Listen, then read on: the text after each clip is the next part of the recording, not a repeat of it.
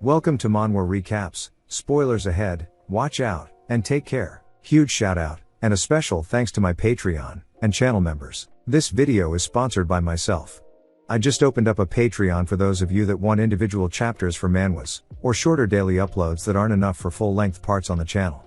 Link will be in the description, and pinned comment. Sorry for the interruption. The manhwa starts with someone banging pots and pans to wake people up at a camp. We see a man in bed that doesn't want to get up, and another man saying there's something in his boot, and that it's a bug. This wakes the other guy up, and we learn his name is Incred. These people are his squad members. He says after causing trouble he was demoted to this position. On the battlefield, we hear the commander say to attack. Incred says he doesn't have any special powers, he got here with endless training. We see him block a hit, then returns with a kick.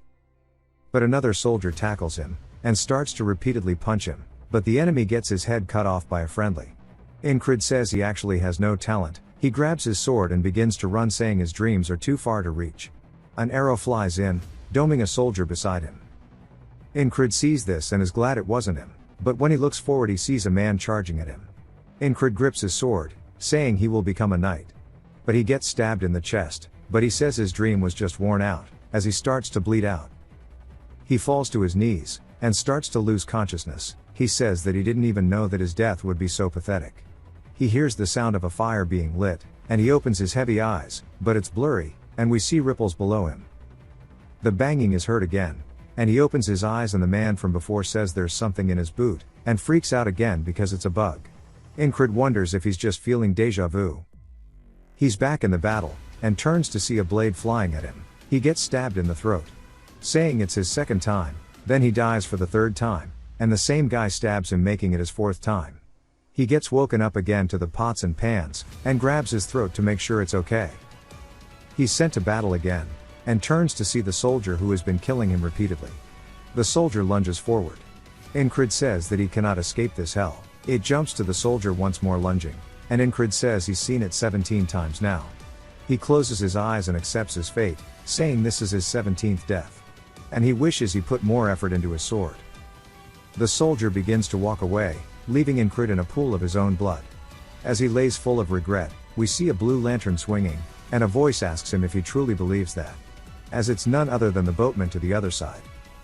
The boatman says to feel it properly, and give up, saying he needs to despair at the wall he cannot cross. But Incred wants no part of that, as his eyes are full of resolve. The familiar pots and pans clang again. The tattooed man says he's surprised Incred woke up so early. We finally learn his name is Rem, and Incred tells him about the bug in his boot. Rem looks inside of it, and dumps the bug out. Then stomps it, asking if he put it in there. He says he watched it crawl in earlier. This is his 18th time seeing that corpse. He wonders how many times he'll have to see it before he can move on from this day. Incred says he's wielded a sword since he was young. He learned swordsmanship from a retired mercenary who came to his village. We see the one-legged mercenary, telling Incred that if he's this good, he might actually become a knight one day. These words heavily influenced Incred, and that helped him dream of becoming a knight who can slay 1,000 people by himself. He began to grin at the thought of it. He thought he was the protagonist of a bard's song. It cuts to a bar, with people laughing, making fun of Incred, asking how he can be a knight when he's scared of a dog. Incred realized that his talent is nothing special, but he refused to give up, as hard work won't betray him. He believed that with enough time and enough effort he would be able to overcome that wall known as talent. We see him stabbing a monster with his blade, and he says he's started to be acknowledged by those around him. He's actually becoming stronger, but that hope was shattered when he was stabbed after a child from the village he was staying in requested a duel, and won. The kid was 12 and had only been learning swordsmanship for 6 months. The man who spent over a decade wielding a sword, lost to a mere child.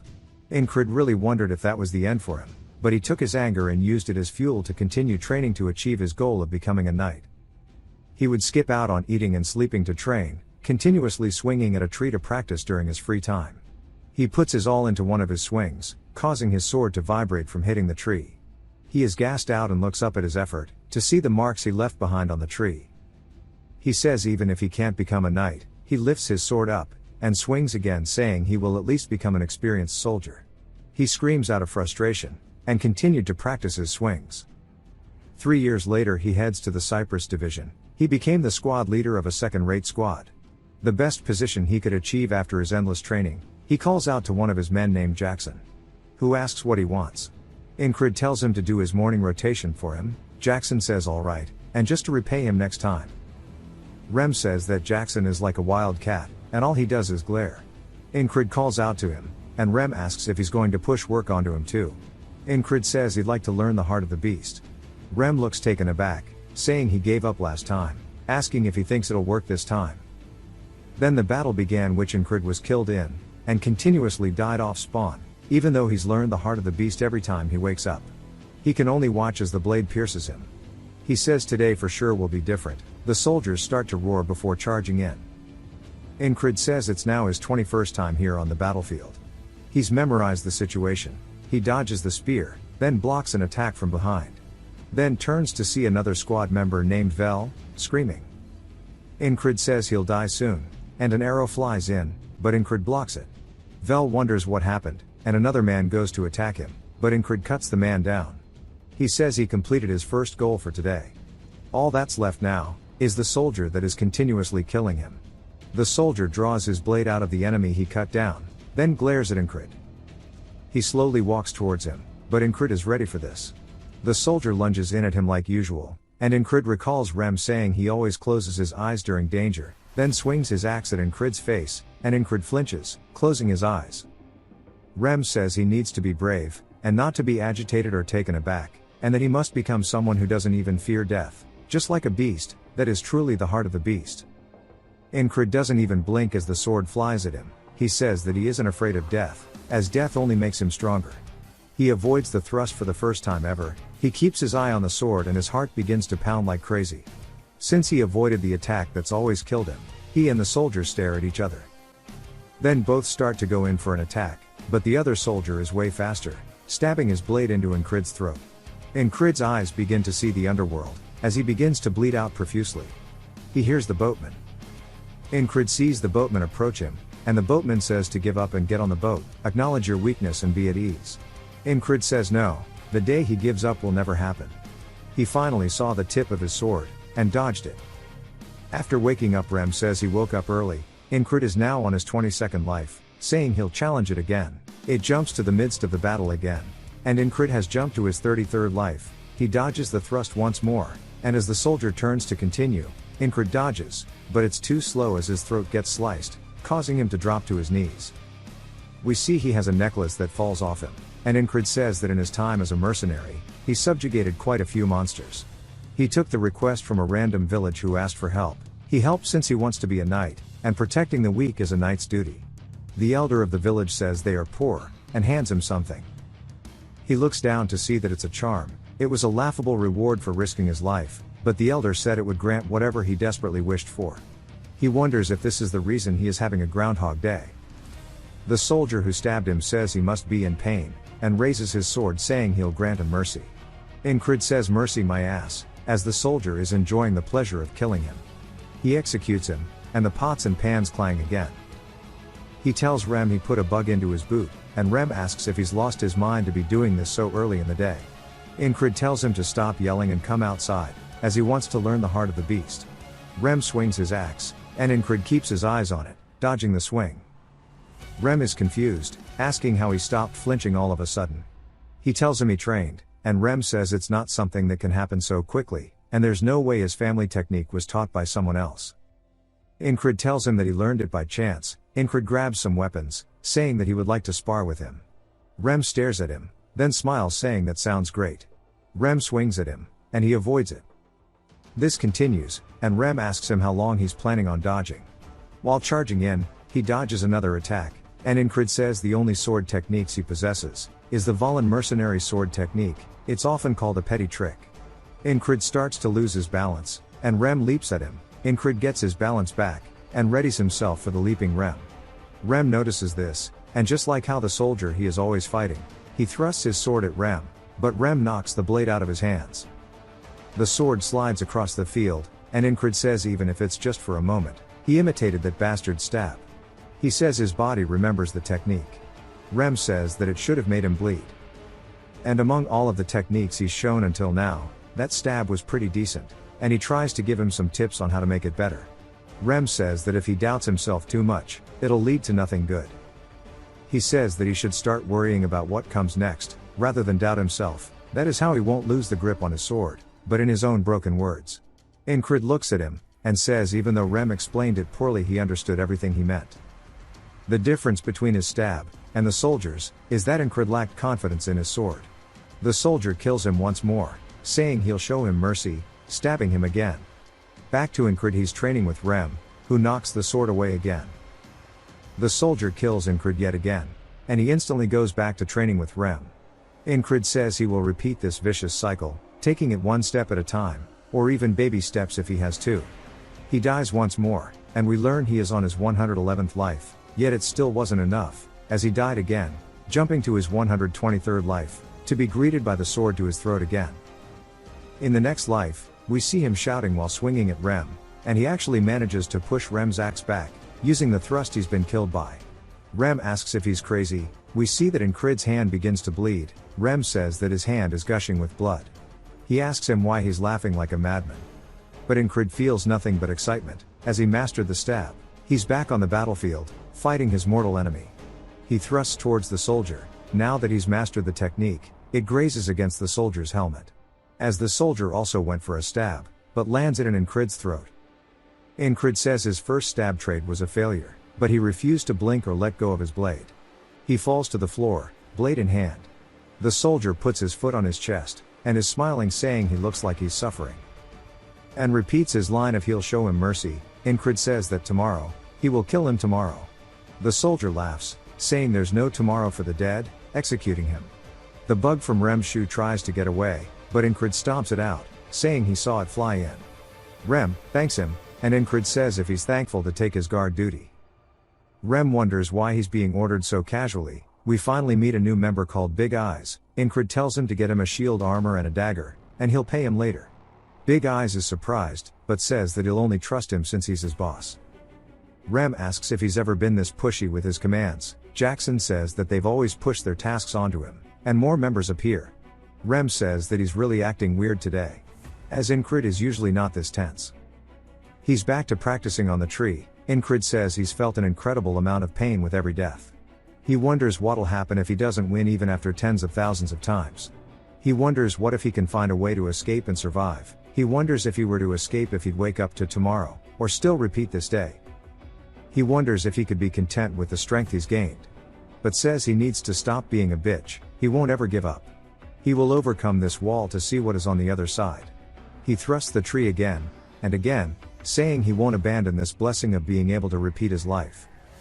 He splits the tree in half. He starts to put on all of his equipment, readying himself for the fight as he truly believes he will win today.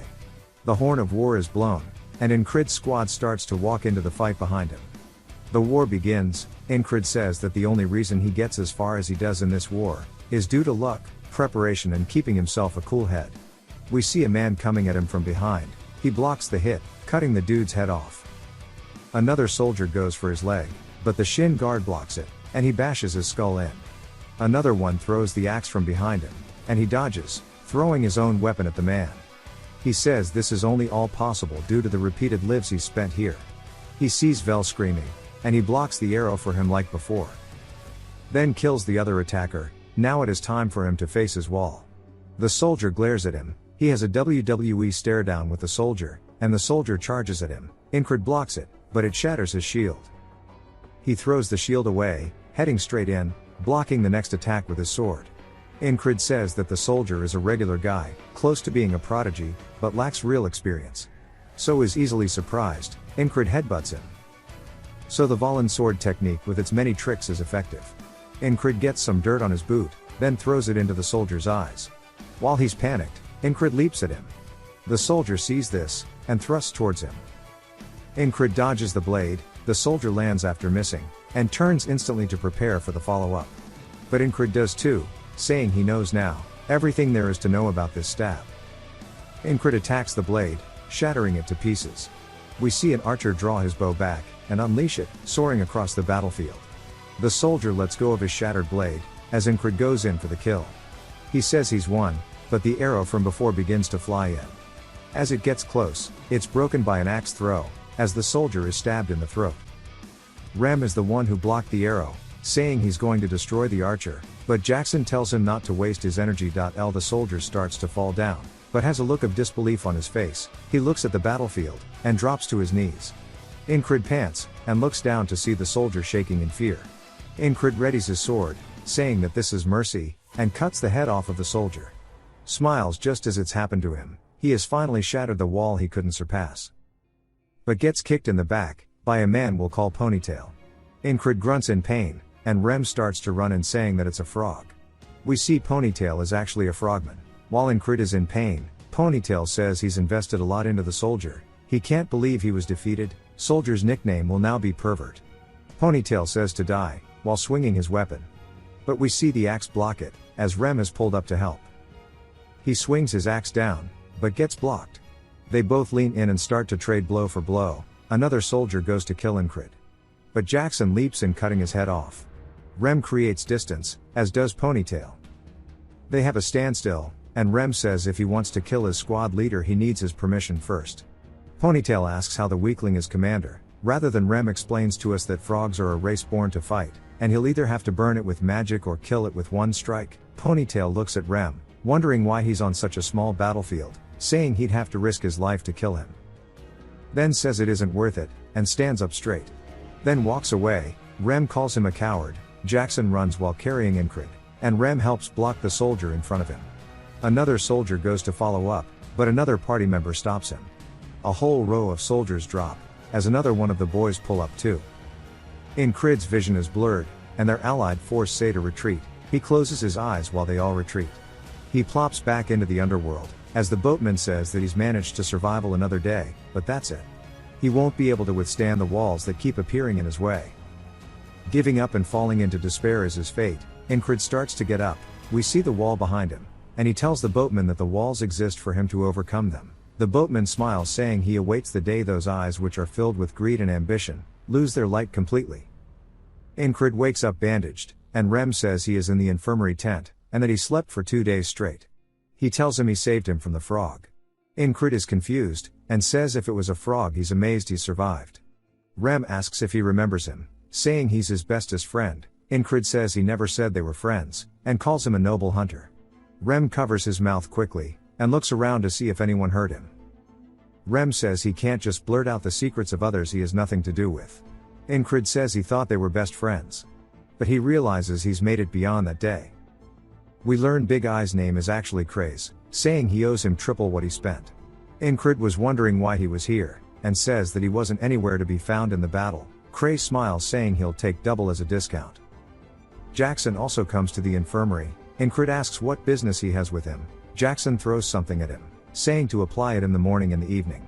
Incrid says that Jackson hates sharing personal items, yet he did it anyway. We learn the tall monk's name is Odon, and he's crying while praying. Incrid tells him he's still alive, and to go. That night he wonders why they are all taking shifts. He wonders if they are worried about him. Then another member comes in. He's surprised to see Incrid, asking why he's in here. His name is Ragna. He quickly leaves, and Incrid says there's no way he's worried, as Ragna is very carefree. Besides him, there are 2 soldiers in the infirmary. One is a platoon commander who always picks fights with him, and the other is a soldier he doesn't know, that just blankly stares into space. Incrid wonders why he's here. Then they hear footsteps outside, and all turn to see a long-haired elf woman entering the tent. She asks who the 444th Squad commander is. Incrid is confused. The other platoon commander calls her a fairy. She asks him what group he is with. He says his name is Vengeance. He is the 3rd platoon commander of the 2nd company. She asks if his company taught him to state others' races when he meets them. He apologizes, and Incrid says she must be the new commander of the 4th company. Incrid says he's the commander she's looking for. She says she's heard he's leading his difficult squad members well. She looks forward to his contributions. He's surprised she came here just to say all of that. As she goes to leave, she asks for the young soldier's name. He says Krang, but says it suspiciously. Incrid wonders if he just made it up, saying his attitude is also bad. He wonders if he's a noble. The commander gives him one last look, then walks away. Incrid wonders what's going on. Later on he says most of the pain is gone, and wonders if he should start training now. Vengeance asks where he's going, and he says the training area. Vengeance calls him an idiot, saying he's trying to act tough when he's the lowest ranking soldier. The nobleman says nothing. Incred says he needs to recall the past battle. He spent a lot of money to learn how to do it when he was young. Incred wonders what if the last attack he did failed, saying it isn't good to put all of his eggs into one basket. He makes some analogy about Rem's attacks all being lethal. Then the noble from the infirmary says he's working hard. Incred is caught off guard, and he says that he doesn't know what he's doing, but his hands kept twitching in the barracks and now he's spacing out. Incred says he was training his grip, and he's currently recalling the battle. The man asks why he's doing that. Incred says so he doesn't get killed. The noble asks if he plans to become something by preserving his life. Incred doesn't want to say it, since people laugh at his dream. He looks up, raises his sword up saying he wishes to become a knight. The nobleman is surprised by this and Incred says it's the first time that someone didn't laugh at his dream. He says he forgot too, and he suddenly remembered something. He understood what he needs to do. Incred watches him leave, and the man says if he becomes a knight to remember his name. Back at the camp, we see a bard playing to soldiers, and they are talking about Cyprus, the hero of the battlefield. Vengeance wonders where his morning rations are, asking if they are planning to serve them nothing. Incred decided to walk instead of heading to the training area, and Jackson asks him how his injuries are. He tells him the medicine worked well, thanking him. Jackson says if he's thankful, to hurry and come back. That night the nobleman tells him good night, and Incred says it back to him. Vengeance wants nothing to do with it. Incred says it was a day of doing nothing. He hears the bard again, and wonders if the bard came this morning too. But Vengeance says the same thing about the morning rations. Then he realizes what this means. He jolts out of bed saying it can't be. But Jackson asks about his injuries again. Incred tells him the same thing as before, only to get the same reply from Jackson. Cementing the fact he's in a loop again, he recalls the boatman telling him about the next wall. He wonders if he died in his sleep without noticing. He says it feels worse than dying in the battlefield, but it makes him more determined, as he was given another challenge. That night again, he wonders who killed him and why, saying the only person capable of getting in would be a knight. He says it must be an assassin, and they have to be among us. He recalls the commander saying that a fairy is light and nimble, perfect for assassinations. He wonders if she came here to figure out the location beforehand. He says he needs to confirm it, and there's only one entrance at the barracks. He can just scream to wake others up when he sees her. So he just needs to wait for the assassin, but a needle goes into his throat. He turns and says he didn't even see them coming in. He starts to grunt due to the pain, and falls out of bed. He says it's a numbing poison. He sees Vengeance also has one in his throat, and someone stands before Krang. He sees the assassin, and they raise their blade in front of Krang, stabbing him in the chest, killing him instantly. Another person stabs their way into the tent. He says it's another assassin. He looks up to see the commander girl, saying it really was her. And that it's the 4th company leader. He wakes up to the sound of the bard again, saying it's his 3rd time now, and he wasn't even able to detect their presence, so it won't be easy. Plus the company leader, even if he stops the assassin, fighting her after is not possible. He says he feels helpless. He felt the same way a few days ago when he fought Pervert. But in the end he was able to overcome it, killing him. So as long as he doesn't give up, he will find a way to win again. He rips the covers off of Vengeance, and he says he's acting crazy. Incred says that he was wrong assuming they were in the base, and he should be wary of outside. Vengeance mocks him, asking if today's training is catching cockroaches. But he says he guesses that's fitting for a lowlife. Incred says he's glad he cares about him so much, annoying Vengeance, who says he was being sarcastic. Incred sighs, saying he was too. Krang asks if they are arguing again, and says maybe he'll come back later.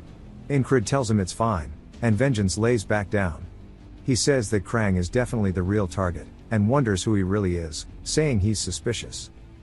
But he doesn't plan to dig into Krang's past, if he doesn't want to talk about it / just like his squad members. But he was involved so he goes for it. He asks him what he is. Krang is taken aback, and Incred wonders if he phrased it wrong. Krang says well that isn't something he can tell him. Incred asks why not, and Krang says it's a long story. Incred waits a second, then says that makes sense. Vengeance starts to flip out, asking why he's accepting such a shitty answer, and if he was going to accept it regardless, why even ask? He says that Krang is definitely not from this country considering his manners, and asks which country's spy he is.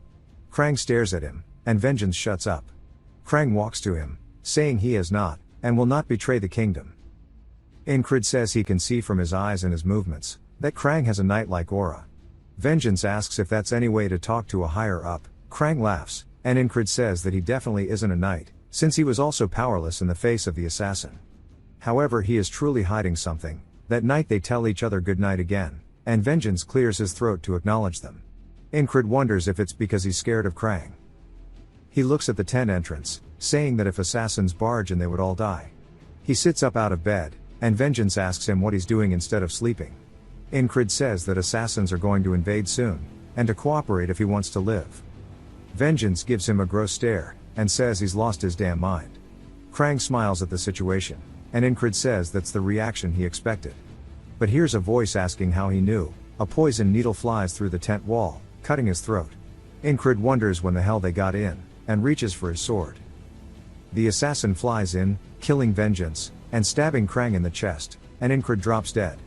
He wakes up, now to the fourth time, saying that since he has no evidence, he can't get their help with the assassins. He decides to tell the higher-ups, and one of them tells him to shut up and leave. Incred decides to predict when they'll enter, and to scream. The wind blows the curtain entrance, and he wonders if it's now or not. He says now, and screams assassin, but gets stabbed in the throat. They pull their blade out, causing him to bleed profusely. They then run through the front door, and it jumps to him saying he has to ambush them before they can do anything. Though how is he meant to fight back against an enemy that he cannot even see? The next life he's standing guard inside the tent again, and they come up from behind and stab his throat again. He realizes he can't do anything if he doesn't avoid their poison needles. He wakes up, now for the 20th loop, and he says he still can't do shit against them. He starts to think, then smirks saying he's only died 20 times. He needs a way to avoid the poison needle first. He sees Jackson sitting down, and walks up to him while he's cleaning his dagger, and says this is the key. He asks Rem why he calls Jackson a perverted wild cat, and Rem says that's because he's a damn pervert. He always stabs people in the back and runs off, saying it's just like a cunning wild cat. Jackson sees Incred, asking if his injuries are okay, and he says that Jackson would surely win against the assassins, but he can't take him with him, since he has no authority, and that it's a wall he must overcome by himself after all. He calls out to Jackson, asking him what he would have to do in order to stop himself from being assassinated. Jackson thinks for a second, and says he's not sure, since nobody has survived any of his ambushes, making Incred realize he's found the right guy to help. He then asks Jackson if someone like him were to stab him in the back, what would he have to do in order to stop it? Jackson thinks about it, saying he's not sure as nobody has ever survived. Incred's face still looks determined. Jackson thinks about it, and then lets out a long sigh, saying that he needs eyes on the back of his head. Incred wonders what that means, and asks him. Jackson says perfect timing, asking if he sees the wagon behind him. Incred asks where, and Jackson says behind the tents. Incred wonders how Jackson noticed something so far away, asking if he really does have eyes on the back of his head. Jackson tells him that it's going to fall apart, and then on cue, we see the will pop off, and it falls over. Incred is surprised, asking him if he's a prophet, but Jackson says he just has spent too much time with that barbarian. Incred tells him to stop kidding around, asking him how he knew. Jackson points to his ear, saying sound. He heard creaking from the wagon's axle. If you can hear what's around you, you can predict what's going to happen next. Incred is surprised that he heard something so quiet as he didn't even hear the wagon itself. Jackson says basically you don't need to see to sense what's around you, and you can keep trying to listen to what's around you to practice, hone his senses, and isolate the sounds. Incred says that was a nice explanation, and before he would be too lazy to even reply to him. Jackson says that's just how he is, but it's better to do this than have him on his heels, and nowadays it seems like he's too determined to give up. That night, we see Incred in bed, saying that he's come across his second wall now in the form of faceless death. He can live if he can sense them. We see him focusing on his ears, and he hears the footsteps of the patrol along with the sound of torches outside. We see the assassin flying in, but Incred has not heard him yet, and wonders where it is. We see the assassin landing, but Incred still has not sensed him. The assassin vanishes, and then a needle quickly goes into Incred's throat. He opens his eyes, saying of course he failed. He wakes up the next morning to the same chant about Cyprus. He says he has not taken a single step forward, but his body remembers everything, such as the experience of loaning, the heart of the beast, and the stab. Jackson tells him that he can gain a lot of information from sound. You can tell the location of something based on the intensity and direction of the sound, and once you're able to hear faint, far away sounds, at that point, your ears might as well be a second pair of eyes. Jackson snaps his finger, explaining how sound is a wave, and the wave rings out in all directions, no matter how silent it is. In the chaos of thousands of sound waves mixed together, he needs to isolate one single wave. Incrid starts to overhear everybody's conversations, thinking about how all the sound is entangled, and that he needs to isolate and categorize them. He says all the flags sound like one large one to him, and tries to remember how many there are, and then starts to focus on the footsteps close to him, and to really feel the sound around him, focusing on the familiar ones first, followed by the unfamiliar ones. We hear Krang say Enchi, and Incrid opens his eyes as Krang asks him what kind of training this is. Incrid asks about the nickname, and Krang says that it should be fine since it's just short for his name. Incrid says he's not a fan, but if that's what he wants to do, that's okay, and then asks what part of this looks like training since he's just sitting here like an idiot. Krang says that he already knows that he is not somebody who wastes time. Back to night, we see a needle flying in, and again, it hits Incrid in the throat. He glances over to see Krang getting stabbed in the stomach. Then the assassin goes in for round 2, causing Krang to spit out blood. We learn that he is now in the 33rd loop of this, and again on the 34th, he did not hear anything as well, which led to another failure as Krang died. This repeated over and over again. We see him sitting there, focusing again on trying to listen to the sounds, and he explains that he does not need more experience to overcome this wall. There's no sudden realization or divine intervention. He just needs to repeatedly do this over and over and over until he can hear the sound of the bird. We see a bird landing atop a flag, he hears it, so it means the assassin's footsteps should be able to be heard as well.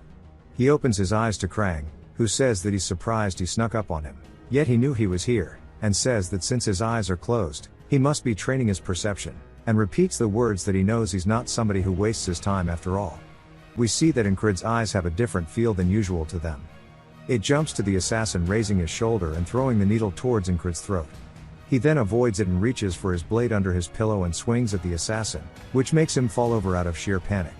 The man begins to sweat nervously, and Incrid smiles, saying that he's no longer a faceless death. The assassin starts to grit his teeth, and attacks back at Incrid, calling him a rat. Incrid realizes that he's not as good in combat as the pervert, so he can easily handle him. He looks over, wondering about the others, and he sees Vengeance has a needle in his throat, but Krang is still okay. The assassin comes in, and Incrid dodges it, saying he shouldn't let his guard down because he's still an experienced assassin. The assassin then throws a dagger towards him. Incrid narrowly dodges, but it still cuts his chest open. The assassin doesn't want to miss the chance, so he runs in towards Incrid. We see the tent get cut open, and Incrid looks over, seeing the ferry company commander, and realizes that if he doesn't stab first, he'll die, so he thrusts towards her. The assassin then yells about him having a guard, and throws out a ton of poison needles towards them all. He turns around, but it's too late to react as they fly towards Krang as well. We see the company commander leap over Incrid's attack, and use her cape to block all of the poison needles from hitting Krang.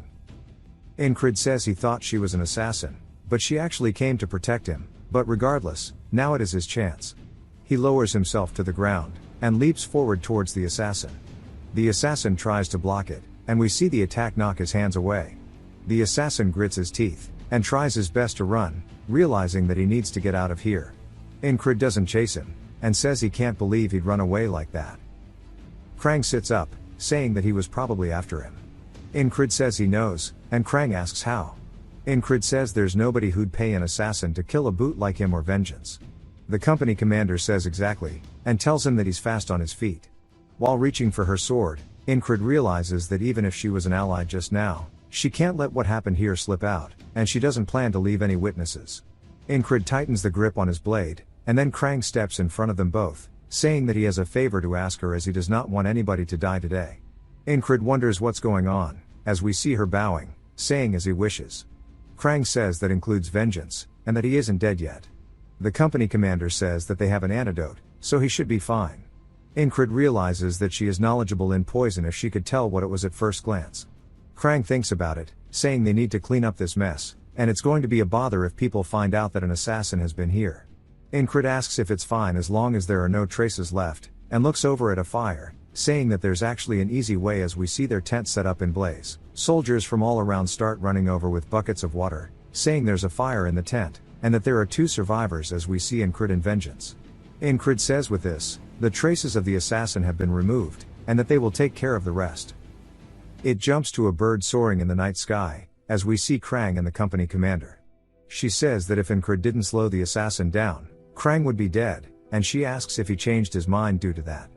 Krang says yes, asking if she agrees that he is interesting, but she does not answer, and just looks away. Krang says he's been trying to avoid it, and he recalls how hard Incred would work in the mornings, and smiles, saying that he has rubbed off on him, and that they'll meet again in their respective roles. We see a scythe as it is coming out of the water, and then it quickly dissolves as he sees the boatman. The boatman tells him that he'll see him again, and Incred says anytime. He says that he survived against the second wall, and woke up the next day. He can sense the presence of most things, yet he could not sense the company commander, and he has a lot to do when he gets back. Incred says thankfully he wasn't hurt, so he can return immediately. Vengeance asks him if he saved him from the fire, and asks him why. Incred wonders why he's giving him shit for saving him, and why he dislikes him so much. He simply tells him it's because they're comrades, and he doesn't need another reason. Vengeance looks off to the side, a bit guilty, and says even after all the shit he's put him through, he's very selfless, and he asks if he's returning to his squad. Incred says yes, and Vengeance says he's shit out of luck as the vibe is going to be horrible out there. Incred asks what's going on, and Vengeance explains that there's a rumor going around that the entire base is cursed. We see somebody from Incred's squad calling out to Rem, calling him an underdeveloped monkey, and shoving him. Rem looks excited, and we see people running away, saying that the squad is fighting again. As we see him lift him into the air, and throw him into the table, breaking their shit. The man attacks back at Rem, but he avoids it, and then returns with a solid right to the face, and pulls out his axes, saying he'll decorate his skull with it. The man pulls his own sword out, saying that he's going to split him in half. Incred finally makes it there, and says he doesn't know about the base being cursed, but these bastards might as well be his curse, and he sighs, telling them all to stop it. We hear them say that they thought he died, and he says that he didn't, but he might go crazy because of them. 4 days have passed since Incred has gone back to his squad. We see him in bed, and he opens his eyes to Jackson standing above him. He said that he was trying to leave quietly, asking if he woke him up. Incred says no, and he's gonna wake up and work out anyway. Jackson says that he only started recently, but he's really good at listening already. Incred tells him that he's been practicing, and Jackson says to keep it up as it'll help him someday. Battles are far and few in between. With winter approaching, the best thing for him to do right now is to solely focus on training his body to the limit. As we see him doing one-armed pull-ups on a tree, we hear a man saying good morning to him, and Incred looks down at a rock, and underneath it is Odon. He asks if he's returning from his morning workout, saying that he is keeping busy. He drops the boulder and says this is good. We see him starting to stand up as he towers above Incred, and he says a well-trained body is a weapon in itself, and he should be able to even withstand a kick from a frog. But that he's too thin, so he needs to continue training. Incred says he's just excessively large, but he'll try it.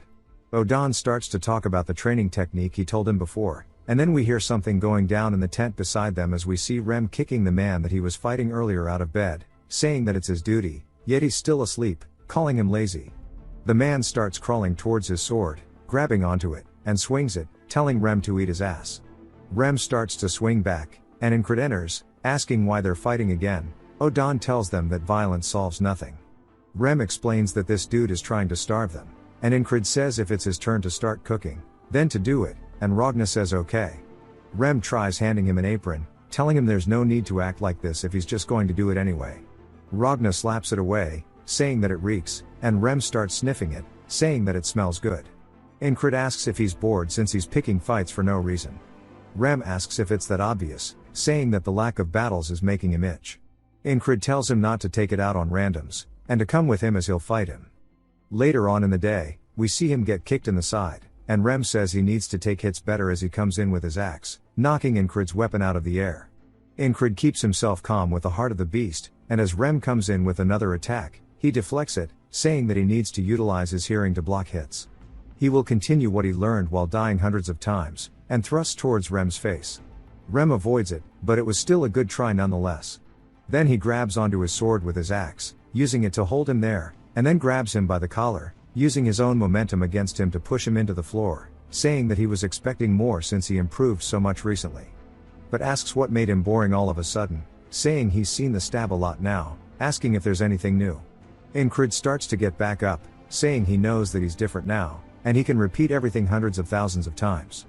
He glares at Rem, saying to try it again, and he'll destroy him this time. Rem starts to think to himself that even if his skills are really bad, he doesn't get sick of seeing how determined his eyes are. He smiles, saying that he can only say that after he's laid a scratch on him. It begins to rain, and they both look up, surprised as it came out of nowhere. Back inside their tents, Incred says that it starts and stops whenever it wants. Rem says that he's gonna start growing mushrooms on his feet at this rate. We see Ragna asleep, and Odan praying. Another man enters, asking how many times he's going to have to cancel his duels because of the rain, and he believes the curse rumors now. Incred asks what he's talking about, and the man asks if he didn't hear. Incred says that now that he thinks about it, Vengeance mentioned something about it. The man says that the weather is weird, and that casualties are increasing, and they keep getting hurt, especially Jack, Bo, and Rotten, as they are all hurt. People are saying that they're cursed due to this, but he's sure they aren't cursed, and that the temperamental weather only added fuel to the rumor. Incred says that the higher-ups won't let something like this go unnoticed, and the man asks why he's doing it in the downpour, and Incred says that's exactly why. Rem asks if he's a stray cat and what purpose this would serve. Jackson tells him that it's a good idea, and to keep it up, and Rem looks at him, scoffs, and starts yelling, asking what he taught him, and when he started caring for the squad leader. As they start yelling, Odan says if he's looking for a way to train in the tent, there's some things he can do even while laying down. Ragna asks if he wants him to look at his stance again. Rem turns around, saying look at all these guys, and they all continue glaring. Jackson glances over while Odan smiles, and Ragna still just keeps staring at the back of Incred, and Rem says that he noticed. As we see Incred still looking outside the tent. It jumps to a war room, and a man is telling all the commanders to keep their soldiers in check. They should send out a scouting party before the winter again, and ask if anybody has suggestions to fill in the gaps. We see the ferry commander suggesting the 444th squad leader. The man instantly says that he's a little dumb, and that he'll probably hold the scouts back. She tries telling him that he could bring about unexpected results, and he asks why she thinks that, and she tells him that it's just a fairy's instinct. The next day, we see Incred talking to her, and he's asking her why he's being sent to the scouts, and she glares at him. It jumps back to the man from earlier asking Incred if he pissed off the company commander, and he asked what he could have done to do that, and he suggests that he did because there's no other reason for her to specifically pick him. He wonders if she's going to kill him now that Krang has left. Rem asked if he's really going, saying that he can help him get out of it while holding his axe. Incred says it's not like he can use that axe on a superior, and that he's not like Rem. Rem says that's not what he was going for, and Incred says that he'd better not do it either as he has a history of being violent. We see Odan praying that they don't take Incred away from them, and he wonders what's wrong with them all. Ragna sits up, saying that he can go in his stead as well. They all kind of stare at him funny because they know he's directionally challenged. Jackson says if he's going to be scouting in tall fields, and that he needs to pay attention to the changes in the grass, noticing disturbances, and that's the first step to overcoming an ambush. Rem starts chirping up, saying that he told Jackson to stop teaching Incred this weird stuff.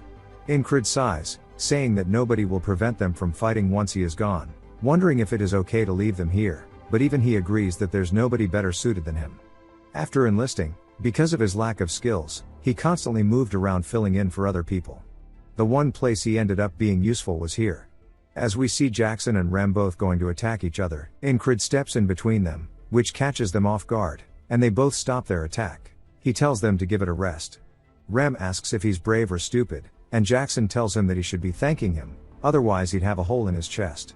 Incred says that they are really skilled, so they can't lose them, and compared to them, he's not much of a loss in combat power. There's no need for this sudden contemplation. He knows where he stands in terms of skills, and that he has a lot of room to improve. We see him walking through the woods with the other scouts as they are heading to the front lines. One of them sees him with his eyes closed and tells him to lock the fuck in, saying that they may both have the same rank, but he's the leader of the scout squad, and if he has a problem, they can fight it out. His name is Andrew Gardner. Somebody else laughs, asking Andrew if he really thought Incred would fight him, saying he's an outcast. Andrew begins to smirk, saying that if he does try, he'll make sure not to hurt him, and then he starts flaming him, saying that a squad is only functional because of its members. He tells everybody to listen up, if they meet the enemy, they'll bash their skulls in. Incred says they are very loud, asking if they don't understand what scouting means, and that Andrew is too green for this. They spot some tracks on the floor, and Andrew says they are new tracks. New is a type of animal, and he says that they'll follow the tracks and have a barbecue tonight. Incred says that new travel in groups of at least 20, and if he's seriously gonna go fight this, wondering what is going on inside his head. Another man starts laughing, saying that's not a gnu but rather a gazelle, and he looks at Incrid, who's glaring at him, and says that Andrew is kind of obnoxious, and his name is Henry. He's previously a hunter and didn't seem to care for the squad lead. He ended up talking to him out of luck, and they became close. Henry talked about the basics of being a hunter, which he thought was very helpful, and Henry talks about how there are usually separate paths for animals in the fields, and he'll tell him more about it tomorrow. At night, we see Andrew saying that it was a gnu for sure, and that he needs results more than anything as Incrid watches. The next day, as the squad heads out to the fields, Andrew says that this is the location that they're supposed to recon. Called Green Pearl, aka the unnecessarily tall grass field, as they all stare at it. Andrew says that they'll cross this field, find the hostile party, and bring them back as prisoners. They say yes, and as they continue, Henry asks if they're really going in here, saying that they're just supposed to scout, and Incrid says that it's the squad lead's command. As they're walking through, Incrid says that it's not that easy, and he thought Andrew would give up soon, but it's not, as this is unexpected. He's not complaining, and he's taking this seriously. Henry notices there aren't many animal droppings, and Incrid asks if that's a problem. Henry says that means that there aren't any animals in a place where food is abundant for them. We see a paw raise into the air and then slam into the ground. Incrid instantly feels a chill on his spine as we see a panther running by him in the grass. He makes eye contact with it and pushes Andrew's head down, telling everybody to stay low. As the panther was running from something else, two people catch strays in the head, and Andrew tells everybody that it's an ambush as we see their ops have pulled up.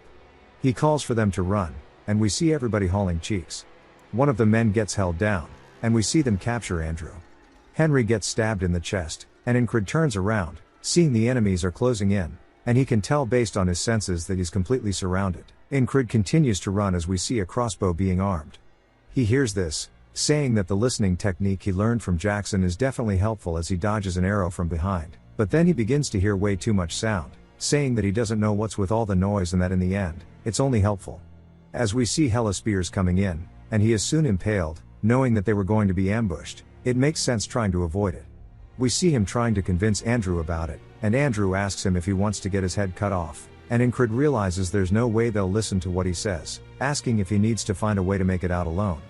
We hear him trying to tell everybody that it's an ambush and to run away, and that he tried using a different path to escape, but he was stopped by the enemies once again, and that Henry was killed too. He says it's okay as he can always find another way, and he has the repeating time loops on his side. We see a firing squad pull up, and he catches a whole lot of arrows to the chest. He got caught by 20 or so crossbowmen from the east, and died after being riddled with arrows. He moved north to avoid them, but met a squad of spearmen.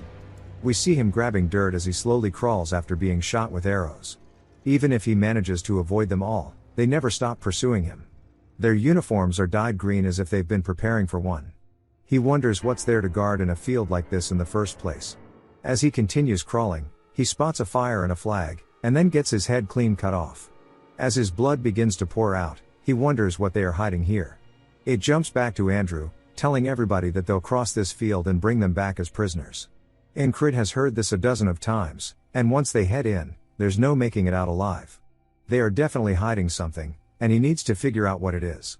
If he gives that up, he won't have to die. Henry calls out to him, seeing that he's lost in thought, and Incrid realizes that if he tries to avoid it, it means that it'll be the end of the loop. But he decides that there is no running away from this wall. Andrew calls out to him, asking what he's waiting for. One of the members tells Incrid that he knows Andrew is an asshole, but just to go along with it, and that he has his own difficulties.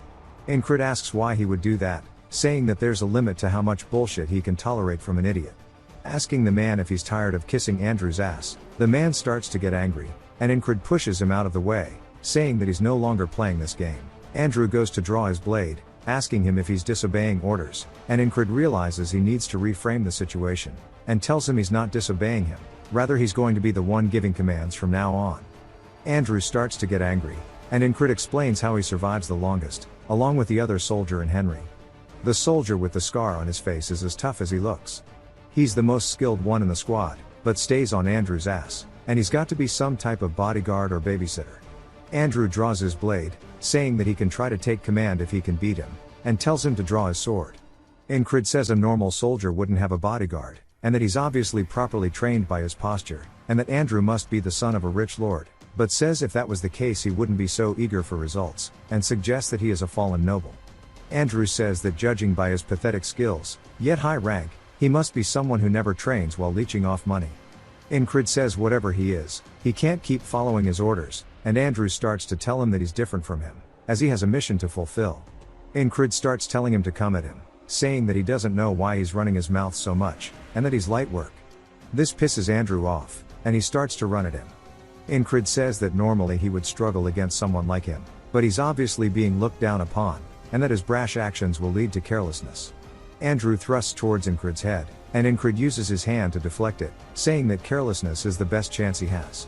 As Andrew's arm is sent flying backward, he realizes that he made a mistake. Incred capitalizes on it by getting in close and punching him in the stomach, causing Andrew to spit up and fall to the floor, coughing. His babysitter and Henry are both surprised that it took one punch, as they thought that Incred was a weakling. Incred says from now on, the squad is under his command, asking if anybody has issues with this. Henry is speechless, and the babysitter starts thinking about it, and looks down at Andrew, who looks disappointed in himself. The man sighs, and Incred says that this is the first step. We see them walking through the forest, and they wonder what Incred is thinking. Incred then asks Henry what his dream is.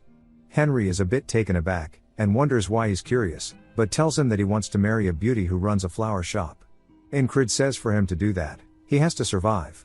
Henry asks another man, and he says that he recently became a father. Incred tells him if he wants to continue being one, he has to survive. This continues, and we learn that one of the soldiers wants to open his own business, and another wants to return home. Incred asks Andrew, and he says that he wants to fulfill his mother's wish, and that his mission is to revive House Gardner. Incred says that since they all have dreams to fulfill them, they have to make sure they get out of here alive. He stops walking, and tells them, rather than trying, they will guaranteed make it out of here alive. Everybody is surprised by this, and Incred says that he needs them to move proactively, as there's nothing more motivating than life itself, and the enemy will soon appear, and he was planning for them to break through. He points towards the grass, telling Henry to shoot an arrow over there, at head height. Henry tries to tell him there's nothing there, but Incred says he's not repeating himself and to shoot. Henry fires his arrow off, and we see it hit one of the men in the face. The enemies then yell that they are being ambushed, which surprises Henry and the others. Incred draws his blade, telling Andrew to stay on his ass. Andrew grits his teeth and runs in, and Incred says that he was wrong, and to fight with the upper hand, they need to find them first and ambush their enemies.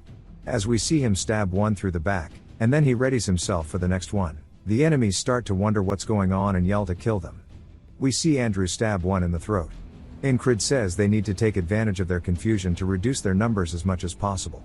The reason he brought Andrew was because his bodyguard will follow. We see one of the men going to attack from behind. He instantly gets his head cut off and then cut into pieces by the babysitter. Incred says this will be the best chance they have. We see Incred cut one of their arms off, saying that the enemy, which originally numbered 12, has been cut down to 8 people. The rest are coming up, and we see the rest of the boys pull up. Incred orders them to kill them all. The boys charge forward, dealing with their enemies. Incred says in a tall grass field like this, the enemy soldiers have a hard time finding their location too. There is one reason they discovered them first. We see the panther running by them. One of the enemies gets jump scared by it and then tries to attack it, but Incred comes out from the side and stabs the man in the stomach. Incred says they were chasing the beast the first time around and coincidentally discovered them. This time they failed to notice their ambush because they were focusing on chasing it. Things are going smoothly, so he won't let it die easily. Henry tells them that they have finished, and we see Andrew is gassed out while his babysitter cleans his sword. Incred tells them they will be moving immediately, while the panther watches him from behind. After one casualty, their unit has 6 people remaining. Even after multiple cycles, it was impossible to save everyone. However, this was the most survivors he had, and he wants to keep pursuing. We see a man watching guard, and he quickly gets his head cut off by Incred. Incred says due to the loops, he knows the quantity and locations of the enemy soldiers. If they keep going straight, they will get annihilated by 30 crossbowmen, so they need to turn right here to avoid them. The spearmen who persistently chase them every loop need to be disposed of quickly, or else they will hamper their movements. To avoid the difficult fights, using hit-and-run ambushes, they escape the enemy's encirclement. We see Andrew killing one of the men. His babysitter says he can tell he is overexerting himself. When it is dark, it will be hard to find the exit. They need to escape while the sun is still up. Incred tells them they need to keep going forward, and he asks him why he is going further inside. Incrid tells him he knows it is the right direction and that he won't accept any disagreements, and to follow him. The babysitter looks pissed. Henry is then surprised as we see him pointing his blade at Incrid, saying that he should act right, and that he has no plans to follow him to his death. Even if he has to kill him now, he is going to find a way to live. Incrid says that he himself should know it is too late to turn back. After the commotion they made, their retreat path will have already been swarmed by the enemy. The man asks if he should really follow him, and Incrid says he wants to make one thing clear, that he wants to survive as well. Andrew thought Incrid would be some useless trash, just like his father who had given up on everything and just wasted the wealth of his house. But that was not the case. In fact, he reminds him of his mother, as we see her telling Andrew that their house may be finished, but even so, she hopes that he becomes somebody who can lead their people. He needs to earn their trust and rebuild their family. Andrew says he has always wanted to be like her. We can tell by Incrid's eyes that he is someone who paves the way, as he says to trust him and that they will survive. Andrew steps up, saying that he does trust him, and calls Incrid captain. His babysitter tries to call out to him, but Andrew says that the captain right now is Incrid, and that a squad follows the orders of its captain. The babysitter is surprised, and Incrid tells them to crouch down until he gives the signal and to stay close. The first step to escape is to take the initiative and ambush the enemy to break out of their encirclement. The second step, as we see them all sneaking through the grass, they hear the sound of rustling. They see enemy soldiers walking by them, and there are quite a few passing by their location. Incrid says the critical point he found out after dozens of loops is that only during this exact time and place can they let the enemy pass by them without trying to start a fight, and that this is the only method they have to actually escape. Everybody sits there nervously waiting. Incrid focuses his best on listening, and once he hears nobody else, the rest nervously anticipate his call. He says that everything has gone according to his plan, and that the final step is after the sun sets and it becomes dark. The reason they always fail to escape this field is clear. Incrid tells them they have arrived, and Henry says no way. One of the men starts to facepalm, saying after trying so hard, they ended up being at the enemy camp. Incrid says that the soldiers of Aspen are killing everybody in the field to silence them because they are hiding something in this field that nobody can know about. We see some kind of shrine in the middle of their camp with flags strung high and bones all over. Incrid wonders what happens when something more important than catching them occurs. He tells the rest it's time to go and that a way for them to escape will definitely appear as they start walking into the camp. The babysitter asks why he's going to set the enemy camp on fire, saying he's out of his mind, and it's not unlikely that they'll get surrounded and killed. Incrid finally asks his name, thank God. And we learn that his name is Mac. Incrid warns him that he will not tolerate disobedience. Mac starts barking, and Andrew tells him to be quiet, and instantly starts following Incrid's movements. Mac says he doesn't need Andrew to tell him, that they won't be able to find their way out with it being so cloudy in the night. They have no choice but to trust the squad leader. We see Incrid cut into a tent, and Mac thinks that they're done for, but as soon as they head inside, it's empty. Mac finds it suspicious, that he seems to know so much about this camp, and thinks that he's too reckless going through the enemy camp, but oddly enough, they haven't seen a single enemy soldier despite this. Looking back, they are definitely in their camp, so how is this possible? Incrid tells them to stop as they finally make it to the shrine, and he tells them all to wait here. Incrid says that he's infiltrated this camp a dozen times. When he first noticed that flag and touched it, the entire base focused their attention on him. He says what the soldiers wanted to hide is that flag, and protecting that flag is their main objective. He wonders what will happen when the base catches fire.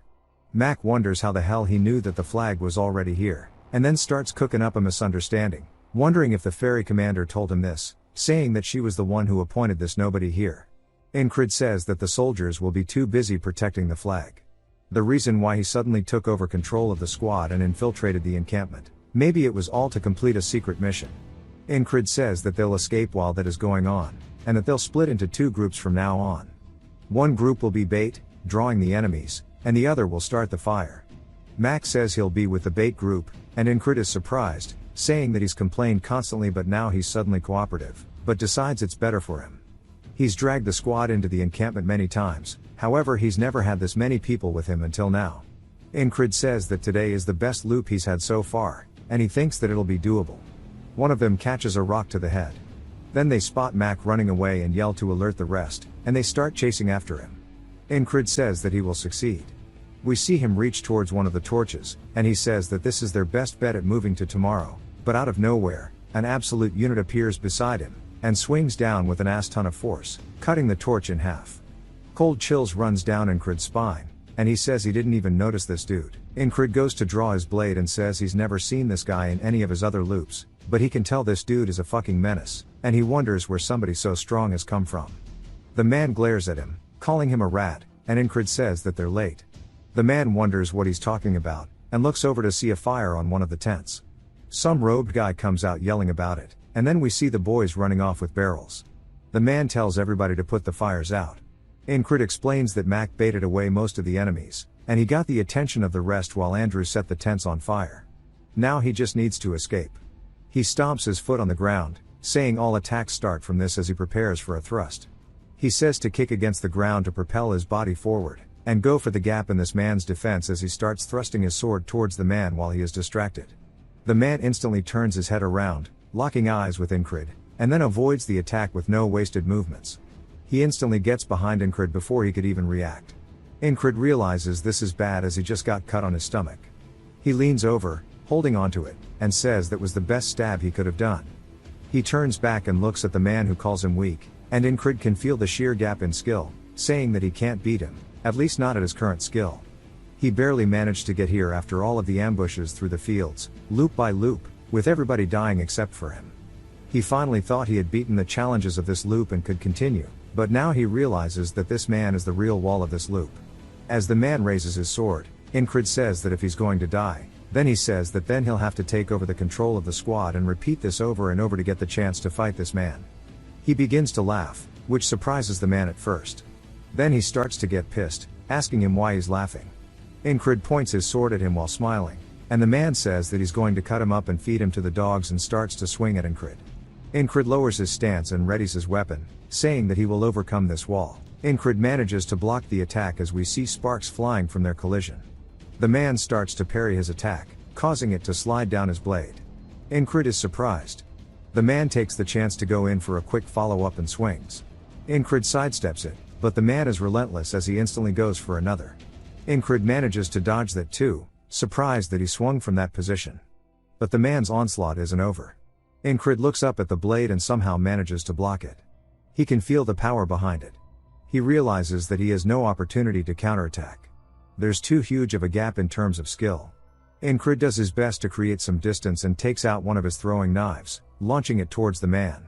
As it gets close, the man simply raises his arm to deflect it with the back of his hand. Incrid didn't expect that. The man instantly closes the gap once more, stabbing straight for Incrid's chest. He hears his men yelling about the fire spreading, and we see the blade go by Incrid's face as the man was distracted. All over the shrine is now on fire, and it is heading towards the flag. The robed man from earlier calls out to his commander, asking if he doesn't understand what's at stake here. The commander realizes that Incrid won't go down without a fight, and that he has no fear in his eyes. He calls out to him, telling him that he will see him again, and begins to walk away. Incrid is surprised that he's backing off so easily, wondering if maybe he was not the true wall, saying that even if he wasn't, he'll need to overcome this loop, and that he can still improve from here. He hears Andrew calling out to him, saying that they need to go now. Incrid turns back to glance at the commander, as Andrew continues yelling. The commander turns, making eye contact with Incrid who wants to fight him, but instead sheathes his blade, realizing that the best call here is to escape with their lives. And he yells to retreat as we see the men doing their best to put out the fire on the shrine. They start to alert everybody for help. As the boys run out, Incrid says, one of the guys who went that way disappeared, and there are only 5 of them left in the squad now.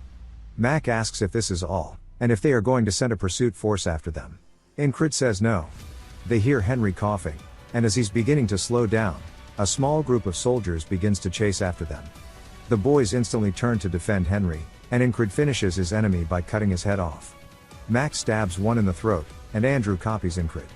Incrid tells the rest not to hesitate and keep running. As we see Andrew grab onto Henry, he says that they won't be able to follow them if they keep running towards the habitat of the field fox and snake. Andrew asks if that will make it harder for them too, and Henry smiles, saying that he knows a safe route, the hunter's path. Incrid tells him that he trusts him to guide them properly. As they get deeper through the field, Incrid says he no longer hears the footsteps of the pursuit party behind them. As we see them running, we see a fox watching over them. Thanks to Andrew and Mac's efforts, they were able to get rid of them pretty easily. If it wasn't for Henry's pathfinding, they wouldn't have been able to lose them quickly either. It took the efforts of every squad member to get this far. The sun begins to rise, and Incred blocks the light with his eyes as he looks up, seeing that he has made it to the next day. They continue running through the fields, making it back to their camp. One of the men asks what happened to them. As we see them all bloodied and gassed out, Henry says he feels like he's about to pass out. Then we hear him slump onto the floor.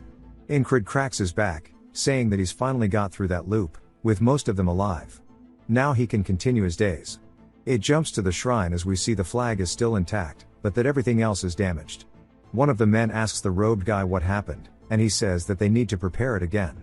He didn't expect the famous Grey Dog to be unable to stop a few small fry. As we see one of the company commanders named Grey Dog, he says he can't understand what happened, as the soldiers stationed here were the best of the best. Yet a few enemy soldiers broke through, set fire, and escaped. The Grey Dog is an independent company, pretty much private contractors. It is derived from the Grey Dog that resides within the Principality of Aspen. Having a persistent temperament, it has a need to connect with whatever target it has decided upon. Whether it be alone or in a war, therefore the company with the name of Grey Dog is also called the Persistent Lovers. Yeah, I don't get what they're doing with this one.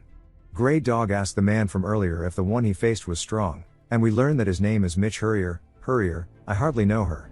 Mitch says if it wasn't for the fire, he would have easily finished him off. Grey Dog says he got lucky then, and that luck is a skill in itself. Mitch tells him that it will not happen again, and we see Incred inside his tent, saying that it bugs him that he faced that wall but couldn't get over it, and that he wanted to keep fighting him.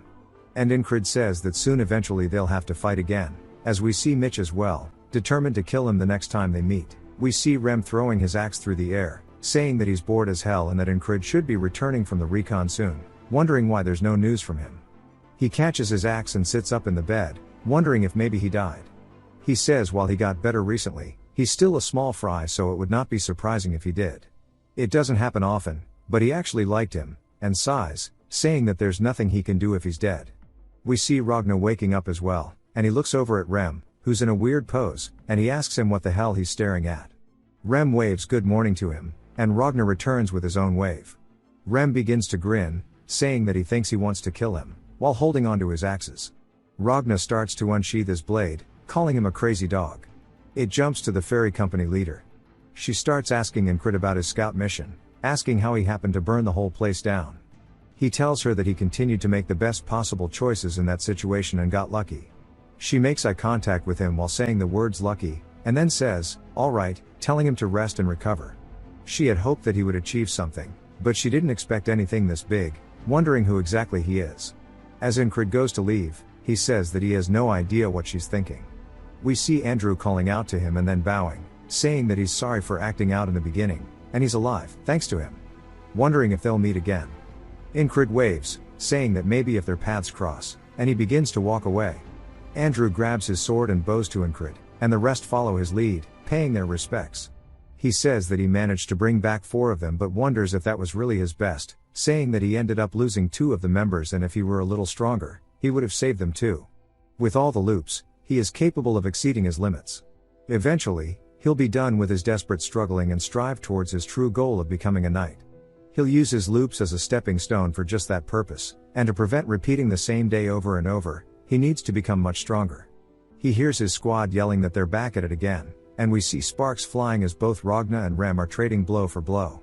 Both of them are making very serious expressions compared to when they usually duel, and Incred says he's never seen this before. He sparred with them countless times yet never seen them make this expression. One of the men says that they aren't even human, calling them animals, and Incred says he guesses that they never needed to go all out against him. So he needs to get his priorities straight, and that he needs to have them make those same faces when he spars them. We see Ragnar blocking Rem's attack, and then he glances over, spotting Incred. Rem tells him that he's got to report back to them if he's home, asking why he's hiding again. He starts yelling at the rest, saying if they're not going to fight him, then to run off. Ragnar comments on Incred being injured, and he tells him that it's just a little scratch. Incred goes to ask about their techniques, but Rem instantly tells him to just go wash up and rest. Incred decides to ask Ragnar about it instead, asking the same thing, and Ragnar asks if he's seriously asking this right now, and Incred asks if it's a bad time. Ragnar turns his head, saying it's nothing, and Incred says it sounds like he has something to say but decides he'll tell him later if he wants to. We see everybody packing up the tents as the battalion commander began to move the entire group closer to the tall grass field. Incrid's wounds healed significantly through the trip, and he constantly reflected on his entrained. We see the red-haired guy asking him if he's training, and saying that they're moving out tomorrow, asking why he doesn't rest. He tells him that he'll just be going out for a little bit. Rem clicks his tongue, saying that if he keeps doing this, he's going to die soon and he needs to rest. The next morning, Ragna wakes up to the sound of somebody swinging their sword and sees Incrid's bed is already made and that he must be training.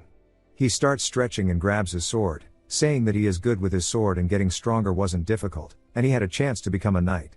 But we see him saying that it was boring and that there's nothing he wanted to do as a knight, asking why he would spend his time and energy on it. That he couldn't find meaning, so he lost his purpose, and that's why he's here in this squad. He begins to watch Incrid swing his sword.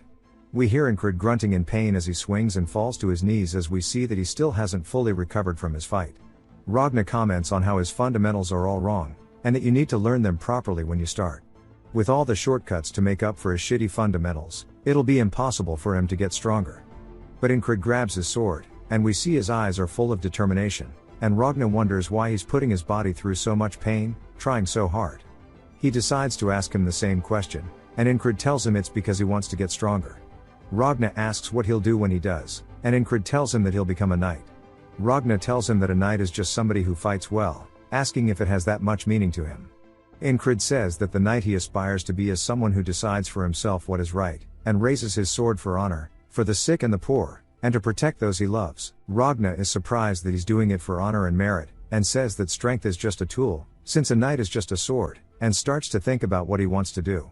He walks forward, saying that he won't know until he figures it out, and he calls out to Incrid, asking him if he would like to learn the sword. Incrid says of course. And then Ragna stares at him blankly, and sighs, saying that he should not have said that, and he's already getting lazy. But still, based on how determined Incrid looks, it might be interesting. He says that Rem already taught him the intestines of the beast or something, right? Incrid corrects him, saying it's called the heart of the beast. Ragna says that he needs to get rid of anything that is not that or his stab. Incrid asked about the Valen mercenary sword technique. And he says, especially that if he doesn't ditch that, even if he learns a new technique, he will revert to his old habits, and in that case, he might as well give up. And he tells him to choose, either ditch everything, and start fresh, or just be complacent. Incrid instantly says that he'll start fresh, and Ragna, surprised by how fast he replied, asking him if he's sure about this. And Incrid asked what he needs to do first. Ragna says that this guy really is not normal. And while he has a good physique, he wields too light of a weapon, and he should find something heavier, and hands him his blade. Incrid asks if he should really be handing his sword over like that. And Ragna says it doesn't matter as it's not special, and tells him how to properly grip the sword by having his right hand above his left. He then notices he's squeezing tightly, asking why. Incrid says so he doesn't lose his blade. And Ragna asks him who taught him this. And he says Rem did. Ragna clicks his tongue, calling him a useless bastard, and tells him to get into his position. He then raises the sword above his head, and swings it down on Incrid. He blocks it, and we can see his hands shaking. And he says that shit hurt, asking why he did that. Ragna says of course it would hurt. And if he stiffens up, it's only going to get worse, and says he's essentially like a branch or a column or something like that. Incrid wonders why everybody in his squad talks like this, asking if that's a metaphor, and what that's even meant to mean. He wonders if it means that he's too stiff because he's clenching the sword too tightly. Incrid says he probably means to say that he needs to stay flexible with the sword to keep his sword from breaking, and he needs his movements to be more malleable. He then loosens his grip, and then we hear Ragna slash his sword a couple more times. And then he kicks Incrid's feet out from under him, telling him to pay attention to his balance. Incrid tries again, and he asks him where his feet are pointed. And then smacks his sword, saying it's too stiff, telling him to try again, asking him if he's trying to break his wrist. We see Incrid go for an attack, and Ragna taunts him, asking if he was trying to dance. This continues on throughout the day until we see Incrid on the ground. Ragna sighs, saying he did not realize it was this shit, and that Incrid has none of the basics down, and that it's not something that can be taught. We see Incrid gassed out, but he tightens the grip on his sword. Ragna stares at him, and then thinks about something. And Incrid asks if they can go again. Ragna sighs, and draws his blade, telling him that they should start with the baby steps. We then hear Rem asking where they have been all day, asking if they are playing picnic here, skipping meals and shit. And he points at Ragna, asking Incrid if he's giving him a hard time, asking if he wants him to take care of him. They start their typical banter, and Incrid asks if there's something going on, because Rem is dressed up. Rem tells him that it's because they're being summoned. As the enemy forces are gathering in the distance, we see everybody preparing for combat. And it jumps to the ferry commander standing on a cliff above all the soldiers, as well as Incrid's entire squad suited up for battle. Ragna wonders if teaching him was a mistake, saying that he's still new to the technique so he probably can't fight all that well. And then he might die because of that today. He puts his sword on his shoulder, saying that he's definitely going to need to babysit him today. Incrid wishes that he had more time to practice. Some of the soldiers start asking why the enemy's formation looks like that. As we see that flag from the camp, and that they are all spread out in a very specific pattern. As the robed man stretches his hand out, saying this is the end. A strong gust of wind suddenly starts to form from where he's standing. And the ferry commander realizes that it's a spell. All the soldiers fight to maintain their posture as a fog envelops everybody. Incrid looks around, saying he can't even see the people next to him. A lot of the soldiers start to panic due to the fog, and Incrid hears something. All the other soldiers hear it too, and wonder what that noise is. They start to panic, and Incrid yells, telling them all that it's arrows. As we see them coming down like rain. They start impaling the soldiers, hitting them all over. The fairy queen starts to deflect them, saying the fog is not normal, and nobody could have expected them to use this tactic. She yells, telling everybody to raise their shields.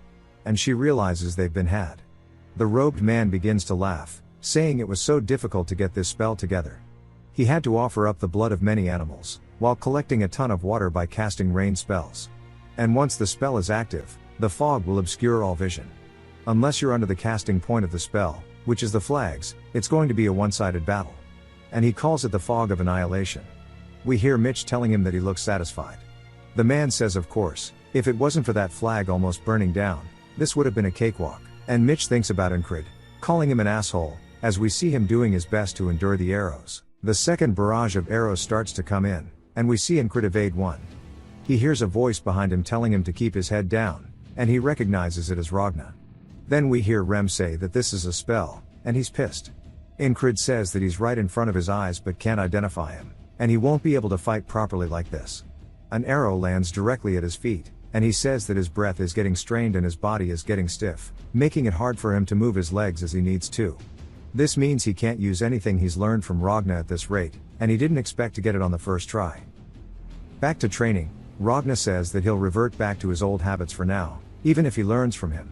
It would be best not to fight until he finishes learning what he's about to teach him. However, unless he fights on the battlefield, he'll die regardless. He realizes that's right and then closes his eyes, relocking in, saying that death to him does not hold the same weight as it does to others. As all the soldiers continue fighting around him, Ragna tells him to get behind him, but he says that he found a way. If he can't do it in one try, he knows what he must do. He charges straight into the fog. Ragna calls out to him, asking if he's crazy. A spearman comes from the fog, thrusting his spear forward and stabbing Incrid directly through the throat. Incrid lets out a groan as we see it impaled into him. He then starts to smile, saying that now he can go back to learning from Ragna. The soldier starts to get scared, calling him crazy. He pulls his spear out of Incrid's throat, causing him to die on the spot. Back at the camp, Ragna is asking him if he really understood what he said. Incrid replies that, to be frank, Ragna is not a great teacher. To a genius like him, it's also obvious that it's hard for him to put what's wrong into words. Ragna says maybe this is what they mean about understanding it but not being able to put it into practice. He just asks him to swing his sword downwards, asking if that's too hard. Incrid says he's not making fun of him, he's genuinely confused and asks where his center of gravity should be. Ragna is surprised but starts to think about it, asking if he means something like this. Incrid confirms that's as he thought. He says that guys like him don't even know how they do what they do. While Ragna's explanations are lacking, it's not that big of a deal, since observing and listening are some of Incrid's strong suits. He'll remember his stance no matter how many times it takes. Back to the barrage of arrows coming in. Incrid raises his blade, deflecting one of them. But his hands start shaking, and he realizes he's still too stiff. Another spear is thrust forward, and Incrid doesn't even dodge it, saying it's okay, so he can just die and continue learning. So he takes it to the throat. Back to training. We see him moving his feet as he dodges underneath Ragna's blade. He says this is now the 31st loop, and he is capable of flexible movement. Ragna tells him that the step he took is pretty good, asking where he learned it, and with that he should be able to start learning the basics already. Ragna explains that the 3 basics with a sword are cutting, stabbing, and slashing. He needs to use the edge of the blade for defense, and if the sword is good quality, he can also use the sides. The shortest distance between the opponent and him is called the line of attack. Using the sword is all about blocking the opponent's line while extending his own. He tells him to draw his opponent in and reach out to him with his sword. Back to the battlefield. The spearman is thrusting forward. Incred watches as it grazes past him and he thinks that his feet are light, so he can easily dodge this. Then 4 more spears are thrust out in front of him, immediately killing him on the spot.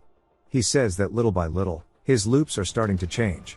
We see him actually parrying Ragna's sword, which surprises Ragna, who asks if he really just parried that. Incred is determined, saying that even though it's only a little bit at a time, he will make sure to continue this cycle. As he does a diagonal slash at Ragna says that it no longer needs work. He seems a little surprised. Incred claims that even though they're baby steps, they're still adding up to be long strides. As he's running forward in the smoke, Ragna calls out to him, asking if he is crazy.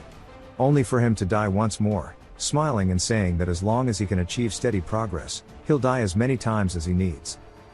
We see Ragna raising his blade as he swings down towards Incred. Incred ducks forward while bringing his blade up, successfully countering Ragna's attack and knocking it away. Incred states that it is now the 100th loop.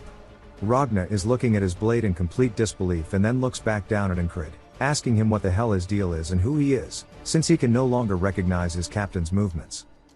Incred says that Ragna no longer looks at him the same, and he thought he couldn't improve much more with his talent. As he's running in, Ragna calls out to him again, but Incred continues marching forward, saying that he has surpassed his previous level. We see him dodge the first spear as he follows it closely. He completely runs past the enemy soldier without killing him, as he has a goal in mind, the road to becoming a knight. As he charges directly into the back line of the spearmen, they thrust forward, impaling him yet again. He starts to smile through death, saying that this is so fun he might actually go insane. Back at the training camp, Ragna calls out to him, asking if he wants to learn the sword once more. Incred replies that he'll do whatever he can to become stronger, smiling and ready to die as many times as it takes to achieve his goal. Ragna says there's no way he'd be this good, as he's confused, asking if he's been fighting like shit on purpose until now. Incred says that's not it, but Ragna continues, saying that he's got all the basics down and it seems like he only needs experience if anything else right now. Back to the battlefield, as the arrows come in, Incred says that he has now been on this loop for 200 attempts. An arrow flies directly towards his head, and we see him firmly plant his heel into the ground as he leans forward, ducking underneath the arrow. Saying that he plans to see how far the techniques he has learned will take him today. The typical spearman thrusts forward, but he ducks under it, retaliating by swinging his blade forward, cutting the man's arms and head off. Incred says he knows where the enemies will pop out from beyond the fog. He pulls out one of his throwing knives, saying that he can get a few of them even if he can't see them, as he throws it forward, killing one of the enemy soldiers. As they begin to panic, we see one of them looking around in the fog, wondering what the hell is going on as he can't see anybody. He then immediately gets his leg lobbed off by Incred. Some of the crossbowmen start to panic, wondering what's going on. One of them raises his crossbow, getting ready to fire. Incred remembers Ragna telling him that he needs to look with his eyes and predict what will happen, and then move with his feet in accordance. As Incred ducks underneath the crossbowman's weapon, piercing him through the chest with his blade, Incred starts to laugh, saying this shit is hitting different and it feels like he's an entirely different person compared to when he didn't even have the basics down. He starts to charge deeper into the enemy lines, saying that he needs more and more people to come at him. He gets a little further until multiple crossbowmen all raise their weapons. As they're setting up the firing squad, one of them says that he's done well infiltrating up to here, asking him how he plans to make it out of this alive. As we see Incred panting, he steps forward, saying that he wants to fight it out with swords like men as he continuously plans on testing himself. They call him crazy and then immediately disrespect his request by unleashing crossbow bolts, killing him on the spot. We then jump back to the boatman as he's calling Incred foolish, saying that he's walked into his own grave, asking if he is all there upstairs, calling his metal cooked. He then wakes up surprised, saying he hasn't seen that in a while, and he wonders if the boatman really came out of nowhere just to shit talk him. Rem then asks what he's doing as he sees that he's blanking out. Incred then remembers something about Rem, saying that he called it a spell when it happened. In the enemy's formation, it looked as if they were guarding the flag back in the grass fields on his last outing. He then asks Rem if he knows anything about spells. Rem asks why he's so curious all of a sudden, and Incrid says that he just thought it might be interesting to tell him what he knows. Rem says sure, asking if he knows the difference between magic and spells. Incrid says that magic is more common, and Rem says that is not wrong, that a spell requires a medium. It's not just that it requires it, but the medium is a whole lot more important, as spells cannot exist without them. Incrid thinks about it, saying that the fog was due to the enemy's spell and that flag must have been the medium. Therefore, if the flag breaks, the fog will leave. Incrid asks him if his tribe also used spells since he knows they originated from the west and that is where Rem is from. Rem smiles, saying that he's seen them, asking if he knew that there aren't many actual spellcasters, as most of them are hex casters. Incrid ignores him, and Rem asks him where he's going. Incrid tells him that he's going to train. Ragna says that it looks like they both have the same training background, asking if he knows what the anicaps sword technique is. We get some lore and we learn about 500 years ago there was 1 in a million prodigy. A child born on a sword farm slayed 12 bandits that attacked the farm with nothing but a fireplace poker. Having lost his parents early, he learned the sword at a young age, and a noble having heard the rumors took him in. That prodigy went by the name of Leonis Unyik. However, as gifted as he was also cursed. He began losing strength as a 10-year-old and became fully paralyzed at 12. And just like that, the Mist Runes prodigy was lost to history. Rem says that at the age of 20, Leonis fully paralyzed and immortalized himself in the history of swordsmanship, completing all the sword techniques in the land and categorizing them into 5 categories: the righteous elaborate sword, the heavy strong sword, the flowing confounding sword, the fast swift sword, and the gentle parrying sword. Leonis rewrote the history of the sword, and with this, the Unyik family became the greatest house in the empire. The after effects of this technique can still be felt, as it is the foundation of all swordsmanship today. Ragna says that there is the northern heavy sword and a bunch of other sword techniques, including some eastern techniques that utilize ki. And among those, the technique he developed branches off of the northern heavy sword. He tries to think about what Rem taught him, asking if it was called the conscience of the beast. Incrid corrects him, saying it's called the heart of the beast. And Ragna says that this will be more useful than that, and it's called concentrate on a single point. He needs to forget everything around him and focus only on his own sword and the enemies, and he'll show him how it works as he starts to get in a stance. Incrid wonders what's about to happen as Ragna thrusts his blade directly towards him, nicking the side of his throat. Incrid is surprised, saying that it was faster than Rem's axe, and he nearly just died. Ragna then asks if he felt anything, and we hear Rem calling him a degenerate, asking if he's really trying to kill the squad leader. Ragna says that people concentrate better in the face of death, and he's just trying to help him out. Rem says that he can't learn anything if he's dead, asking if he even knows how long it took for him to learn the heart of the beast. Ragna says that's only natural for a stupid barbarian teaching him, and they start to argue. Incrid says that both of them are pretty shit at teaching, though. Rem then says that his people are more north than his, saying that truly that means he's more barbaric. Ragna says no, as he knows Rem is from the southern barbarian tribe. As they continue bantering, Incrid tells them that's enough, and they should leave, as he is here for the departure order.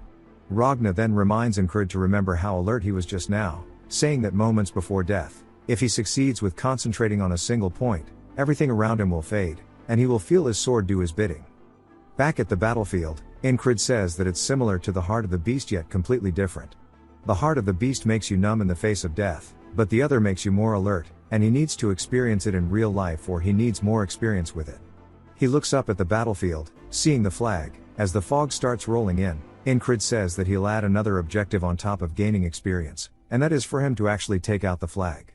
He starts to march forward, decapitating one of the soldiers, saying that it will be easy for him to get there with both Rem and Ragna.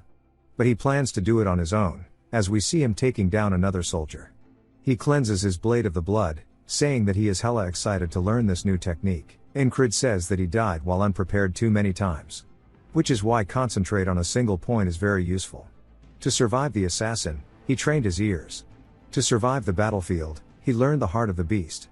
But concentrating on a single point, he does not truly understand. Ragna thrusts his blade forward, directly towards him. It stops just shy of his face, asking if he understands. Saying if he succeeded, he should have felt the tip of the blade slow down or something. Incrid shakes his head no, wondering if maybe the heart of the beast is interfering with it. But he doesn't think that's the case.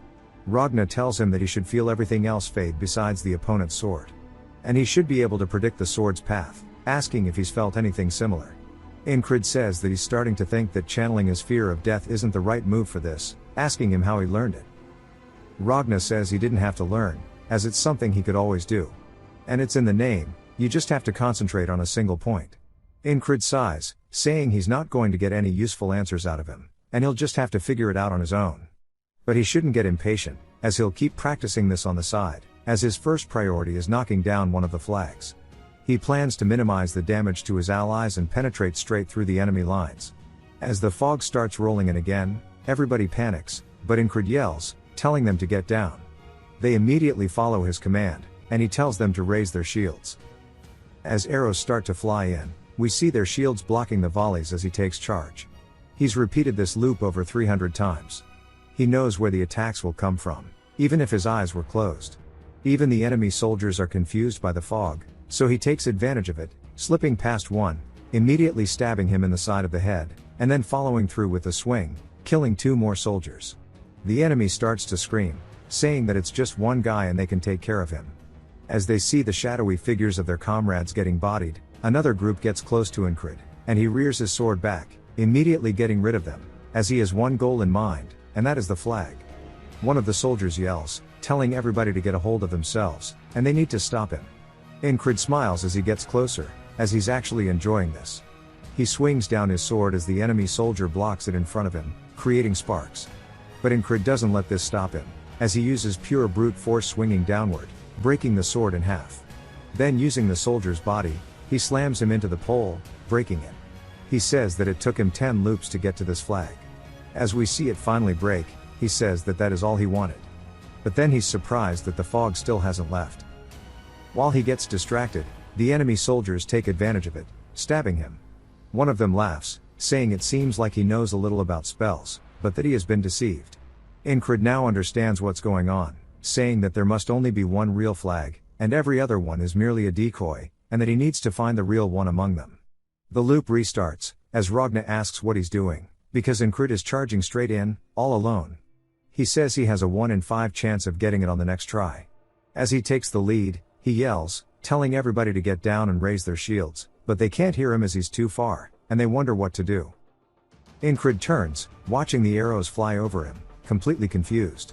As he raises his shield, he blocks the ones in front of him, but all of his soldiers start to get clapped, and he wonders why they didn't listen like they did last time, saying maybe it's the timing, or maybe he needs to give them time to catch their breaths.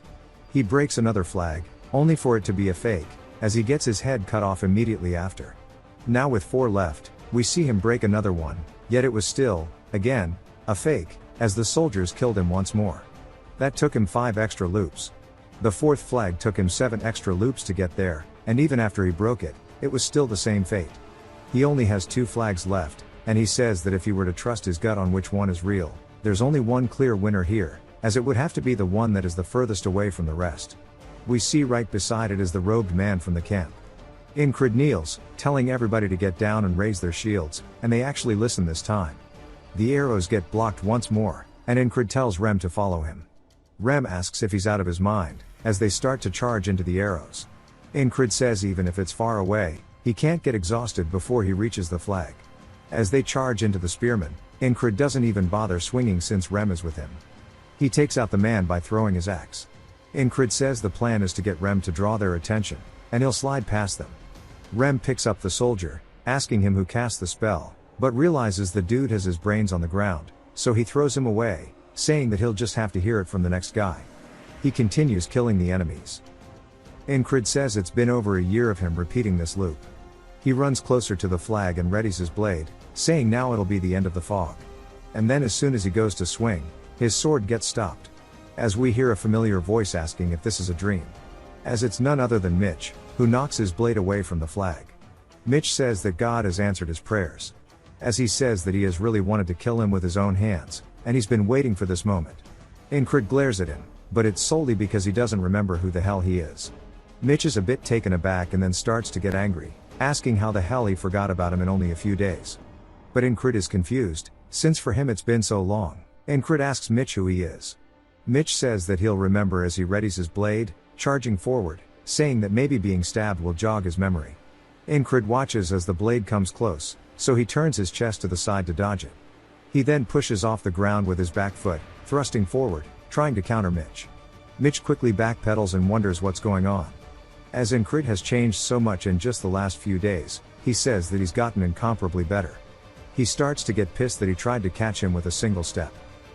While he's lost in thought, Incred charges in, closing the gap. He swings down at Mitch, who blocks it, creating sparks from their blades. Incred says that he is loyal to the basics, using the righteous sword technique, and he's mixing in the flowing sword technique, which deflects attacks. Our boy is learning as he fights. Mitch begins to push him back, but Incred doesn't allow him as he knocks his sword backwards, saying he needs to focus all of his senses in front of him. Mitch raises his blade, thrusting forward. Incred says if he gets distracted for a single moment, the balance will collapse, so he has to make sure to actually lock in. He needs to forget the flag, the outcome, and even sword techniques, as everything else needs to fade around him, leaving only the swords behind.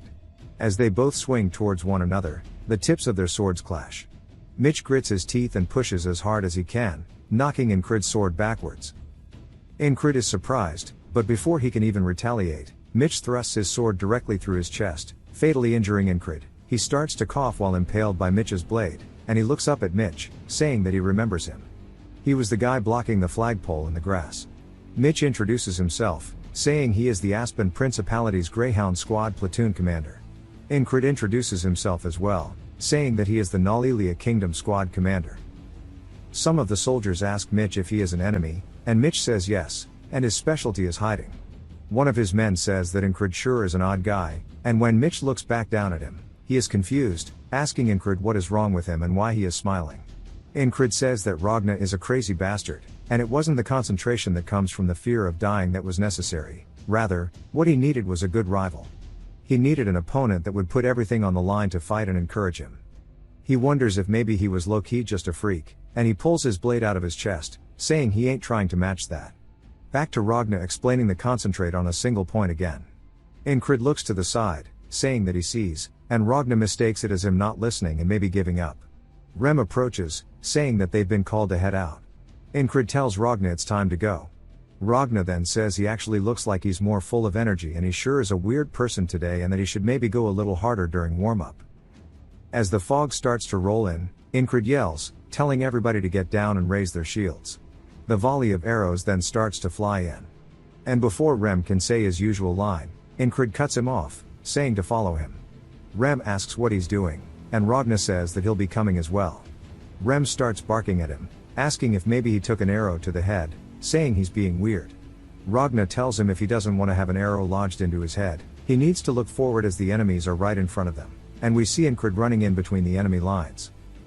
But the same can't be said for Ragna and Rem, as they have to brute force their way forward.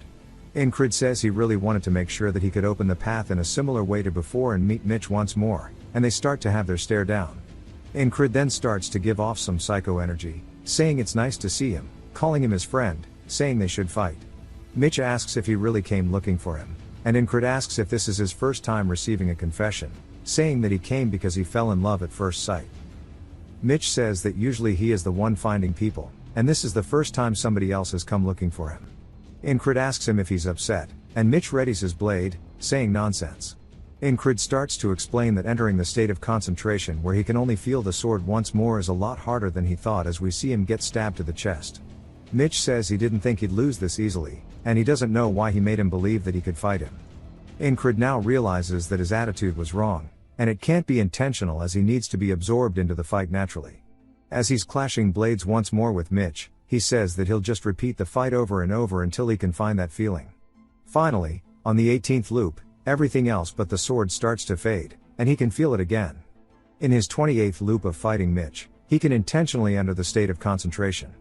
By the 48th loop of meeting Mitch, we see Ragna saying that he'll teach him the tricks as he readies his blade, thrusting forward at Incred like usual, but Incred this time is locked in as he's staring at the blade, solely focusing on it. As he gets closer and closer to his eye, everything else begins to fade, and right when the moment arises, he raises his blade, actually deflecting Ragna's attack, leaving Ragna speechless. Then he asks him if he just deflected his attack by concentrating on a single point, asking how. Incred doesn't say it aloud, but thinks that it's pure concentration that means completely controlling his body and sword. His power and technique have developed to the point where he cannot compare them to before he met Mitch. Ragna asks him where he's going as he starts to leave, then Incrid says it's time to meet the platoon commander. Incrid says it is finally time for him to overcome this loop once and for all. It jumps to the ferry commander asking what he wants. Incrid says that he remembers that he saw something about spells during his reconnaissance. She wonders what he means, and he continues, saying that the Aspen soldiers were calling a weird-looking man the spellcaster. She seems more interested, telling him to elaborate. He says that he told her everything that might be needed to win the battle, and it jumps straight back to the fog rolling in. Incrid commands his men yet again and begins to charge in, leaving Rem and Ragna behind him. He says that he just has to hope that his commander is competent because all he has to do is focus on what's in front of him as we see Mitch by the flag. He says that his goal is to overcome him. Mitch recognizes him, but Incrid then says his name, which surprises Mitch that he knows it. Incrid says that he wanted to fight it out with him from the very start and that today he plans on beating him as he charges straight in. He swings down at Mitch, who sidesteps it. He then rotates his hips, swinging his blade forward. Incrid reacts in time and turns his blade sideways, bracing it with his arm to block Mitch's attack. Mitch is actually surprised by how sturdy he is. Incrid then thrusts forward with his sword. Mitch narrowly blocks it, and he swings forward, knocking Incrid's sword back. They collide once more, creating sparks. Mitch then asks him if maybe he was hiding his skills, and Incrid says yes. Mitch then asks his name, and Incrid tells him. Then they begin trading blow for blow. Mitch tells him that he will remember the name, and Incrid says there is no need as he will remind him if he forgets. He then starts to lock in, focusing solely on Mitch's blade. He notices that Mitch's balance is shifting to his right foot as he is preparing to slash diagonally. Incrid sidesteps it, saying that he has learned this from all of the loops, and the experiences gained through repetition all culminate to allow him to see his movements. They both thrust directly towards each other's necks, barely grazing one another, as we see they both drew blood. Mitch then looks down to see Incrid actually following through with this swing, and he narrowly dodges by ducking underneath. He says that he really thought he would get him in a couple of moves, and he wonders why he is struggling against someone like this. He grits his teeth out of pure anger, saying that his righteous and flowing sword techniques are suited for parrying, so he needs to get a proper attack in. Now Mitch says that he will use his ultimate technique that he has learned to remedy that. He stomps forward and starts to swing his blade diagonally, saying that it is an attack that starts from the bottom and slashes in a huge arc. It is called the will cut. Incrid watches as Mitch prepares this heavy swing, and he starts to see the actual line. He says that he has died to this technique so many times because he couldn't see where and when it started. But now is not the case. As the blade starts to come up, he smiles, saying that he is so glad he gets to see it again. As they collide swords, Incrid actually manages to parry the will cut. Mitch's heart sinks, asking how the hell he saw it and parried it. We learn more about Mitch's family. It is one of the three main houses that reign over the Aspen Kingdom. House Hurrier represented the brute force of the kingdom and recruited any and all people who showed talent in the sword. He was also recruited from a regional house to that end. After adopting the name Hurrier, he proved himself with his skills and fought 2 adult knights at the age of 15. He won against a champion swordsman of a town at 18 and was strong enough to become the champion of an entire city at 22. He became one of the 3 best fighters in the Greyhounds through his skill alone. There were only a few that matched up to his talents. As we see him watching people train, he wonders why they put so much effort into it. Asking why it's so necessary to swing a sword until your hand bleeds, as it only takes a few swings for him to understand things. He was satisfied with the present, and he was emboldened by his skill, which was a mistake on his part from being complacent. Incrid starts to capitalize on the fact that Mitch lost balance and quickly stabs forward, piercing Mitch's shoulder, completely dominating the fight now. Mitch tries to find some way out of it, but Incrid quickly pulls the blade out, readying himself once more. Mitch then starts to lean over and spits up blood. Incrid starts to slowly walk towards him, and Mitch realizes that he underestimated him and thought that his attack would definitely get him. He says that Incrid isn't as good as him in strength or technique, and Incrid says he's right. But in the end, he still beat his ass. Mitch starts to grit his teeth and realizes that he is right. Incrid readies his blade to execute him, telling him that this was fun. Mitch says that if only he tried harder instead of being arrogant and relying solely on his skills. But he hears somebody yelling to protect Mitch.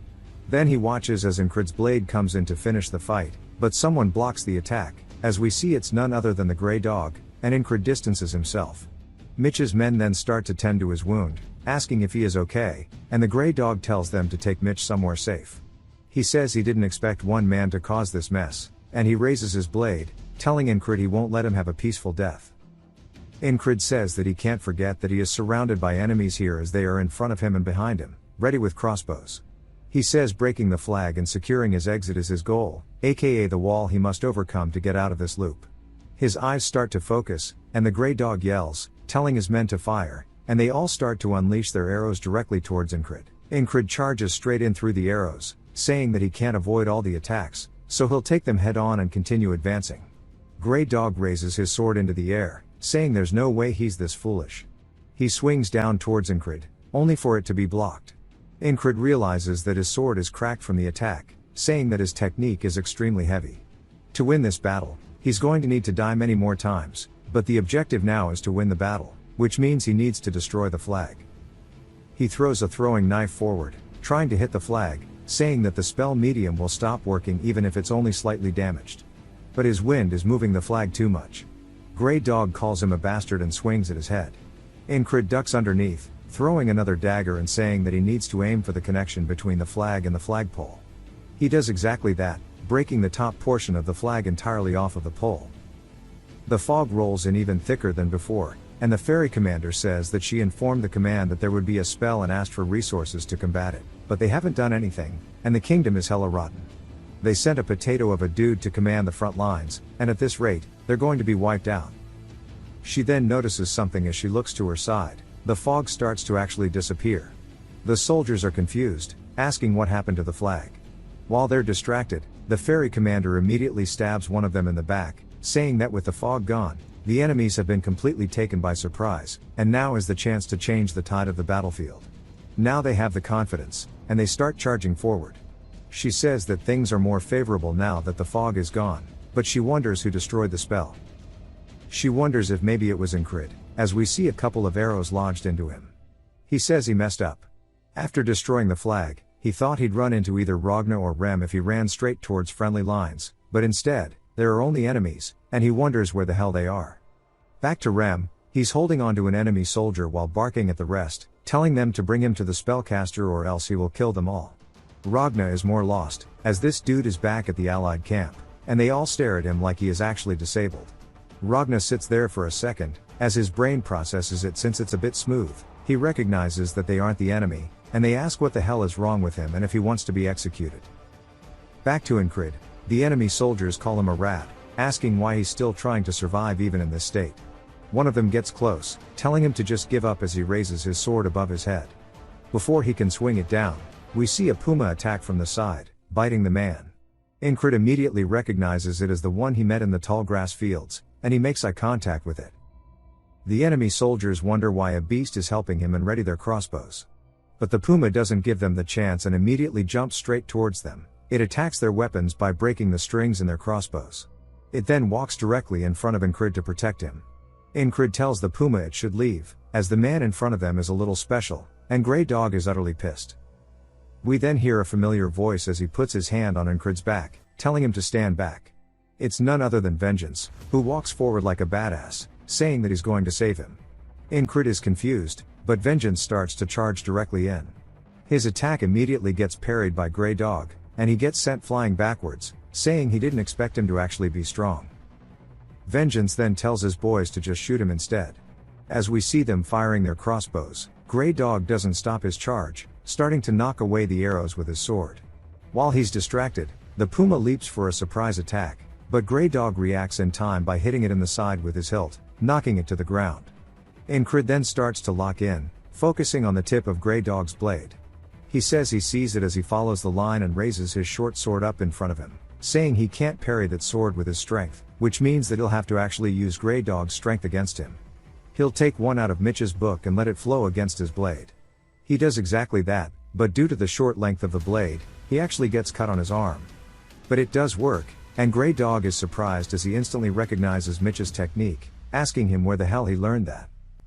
Incrid lifts his blade, saying it seems like his skills will even work against him. Vengeance then comes in with the greatest attack of all time, obviously having no effect. Grey Dog then looks over, seeing all of the reinforcements running in. He clicks his tongue and turns, telling Incrid he won't forget him. Incrid tells him to do what he wants, and Grey Dog orders his men that it's time to retreat. Vengeance runs over, telling him that he doesn't have bandages, so they have to move back to wrap up his shoulder. Incrid says that they need to bring the puma too, and he picks him up. Vengeance calls him crazy, telling him to worry about himself first. As we see he's actually carrying the puma, Vengeance starts carrying him away, telling his men that it's time to head back. Incrid's eyes then start to feel extremely heavy. Vengeance tries to bark at him enough to keep him awake, but he's lost too much blood, so his eyes start to slowly close.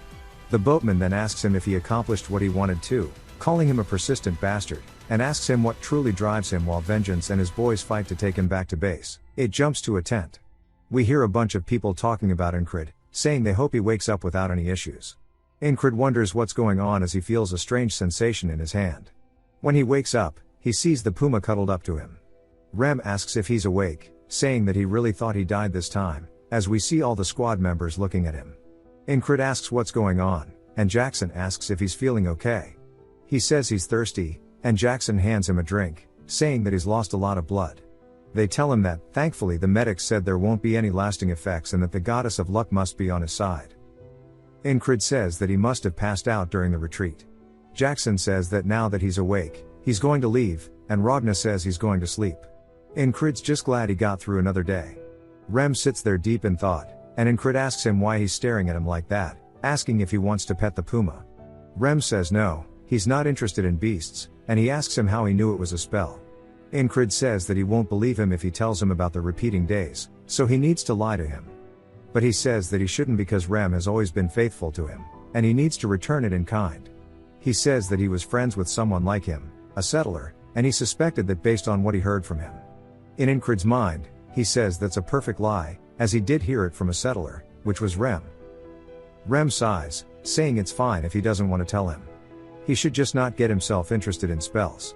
Incrid says he really is really smart despite how he looks, and he asks him what he was doing during the battle. Rem says that he was going to see the asshole who set up the flag, but he didn't like his face, so he sent his head flying. Incrid says he was wondering what happened with the spellcaster since he never saw him. Krace tries to hand the puma some food in return for touching its paws, but the puma hisses. Incrid says it might rip him to shreds, and Krace says it's worth 10,000 krona. And explains that because of its blue eyes, it's actually called a lake panther, and they're supposed to hold the energy of the lake inside them. Each of its claws is worth over 10,000 krona, and they keep growing new ones. Incrid says that a single bronze coin is worth 1 krona, so 10,000 must be worth a gold coin, which is way more than his pay. After he collapsed, they dominated the battle easily since the flag was gone, but the battle itself wasn't conclusive, and since then they haven't gone marching or ventured out. He wonders if he would succeed in the parry that he did last time if he tried doing it again, but he's not sure. Jackson tells him that he's not going to heal if he keeps moving, and Incrid says he's not overdoing it, this much is enough. Ragna tells him that the most he can do right now is stretch and continue resting. Rem asks if he's trying to spread his laziness to him, telling him to stop loitering in the walkway. Ragna goes to find his sword, and Rem asks if he's trying to fight, but Incrid says he has a question regarding the sword, saying that he used a technique that he never practiced before. He asks if it's normal.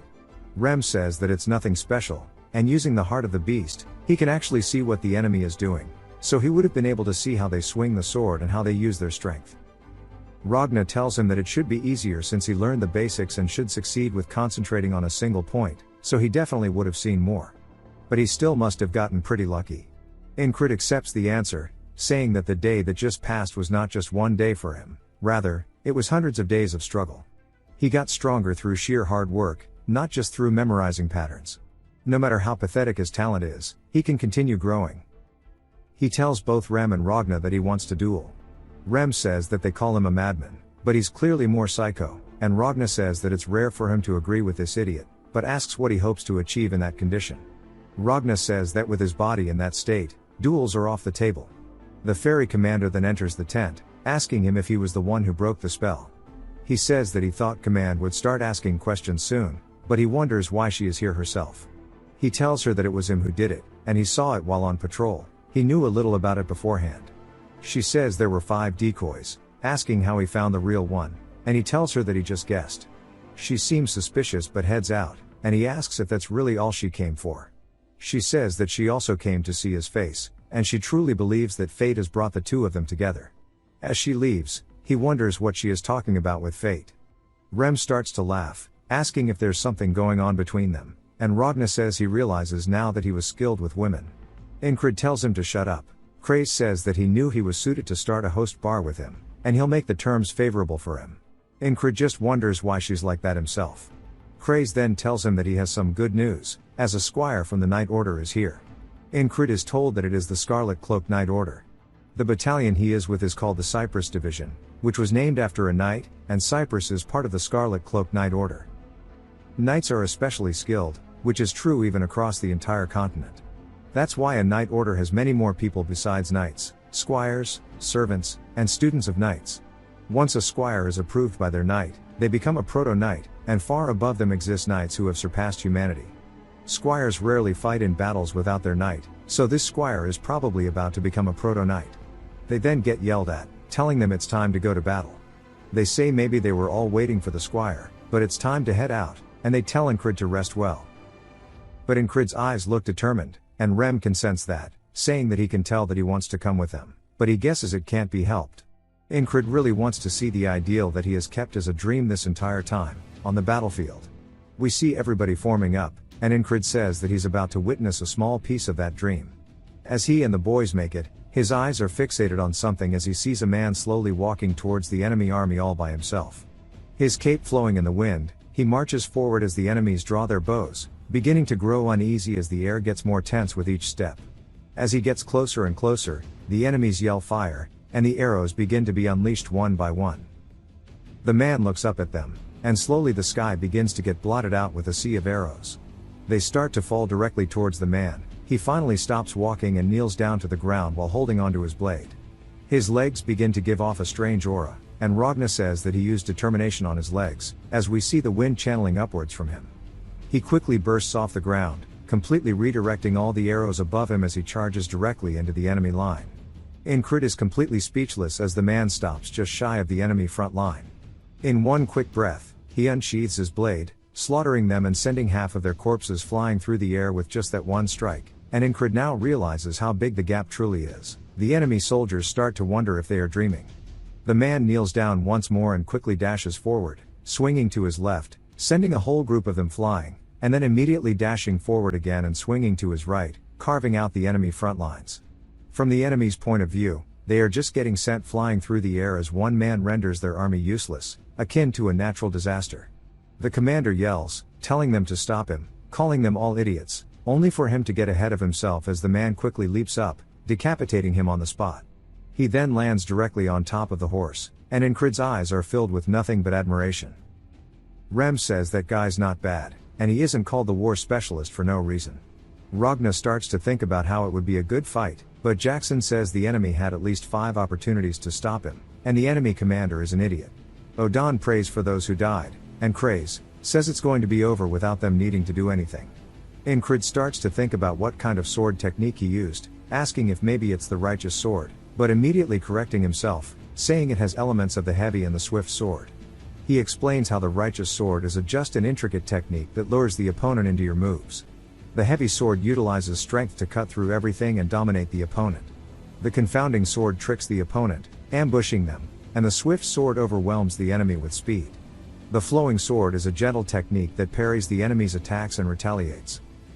Incred says that even though the heavy and swift swords are at opposite ends of the spectrum, he can see both of them in this man. Then he realizes something, saying that they might actually be different in character. But all of these techniques started from one single source, and if one understands the commonality between all 5 and wields the sword like a living object, then maybe that is the secret to having any form of moderate success. He starts to have some form of enlightenment as his eyes start to close slowly. The main army starts to charge in towards the enemies, and both Rem and Ragna look at Incred and realize. Rem smiles and says that the squad leader is about to overcome something, so they shouldn't let anybody disturb him, and they all start to form a wall around him. While Incred is lost in his mind, he says nothing changes despite his understanding, as understanding is nothing. He starts to look up, while in this limbo-like state, he only sees the wall he must overcome, and he says that it exists to show him how much further he has to claw his way up. As the main forces run by him, in his mind, he is still juggling with trying to truly understand the thought that he is having. He is climbing over the wall, saying that he will make sure he sees it all the way to the top. The armies now begin to battle, and Incred starts to see a light on top of the wall. The troops finally start to push the enemies back, As Incrid continues crawling up more and more, the allied troops raise their hands into the air, cheering for victory. Incrid opens his eyes, saying that the war is finally coming to an end, and the following winter and spring are going to be very busy. Back at another kingdom, it is none other than the Principality of Aspen, and we learn that it is controlled by three main families: Aspen the Sovereign, Hurrier the Mighty, and Atkins the Administrator. The Administrator says they use the Frog General as an excuse, and the frogs do require a nightly response, so they have nothing to retort. The king starts to get angry, saying that the Greyhounds will pay for this, and Greyhound tells him that this will not end well for the enemies. So back to the army slowly marching back.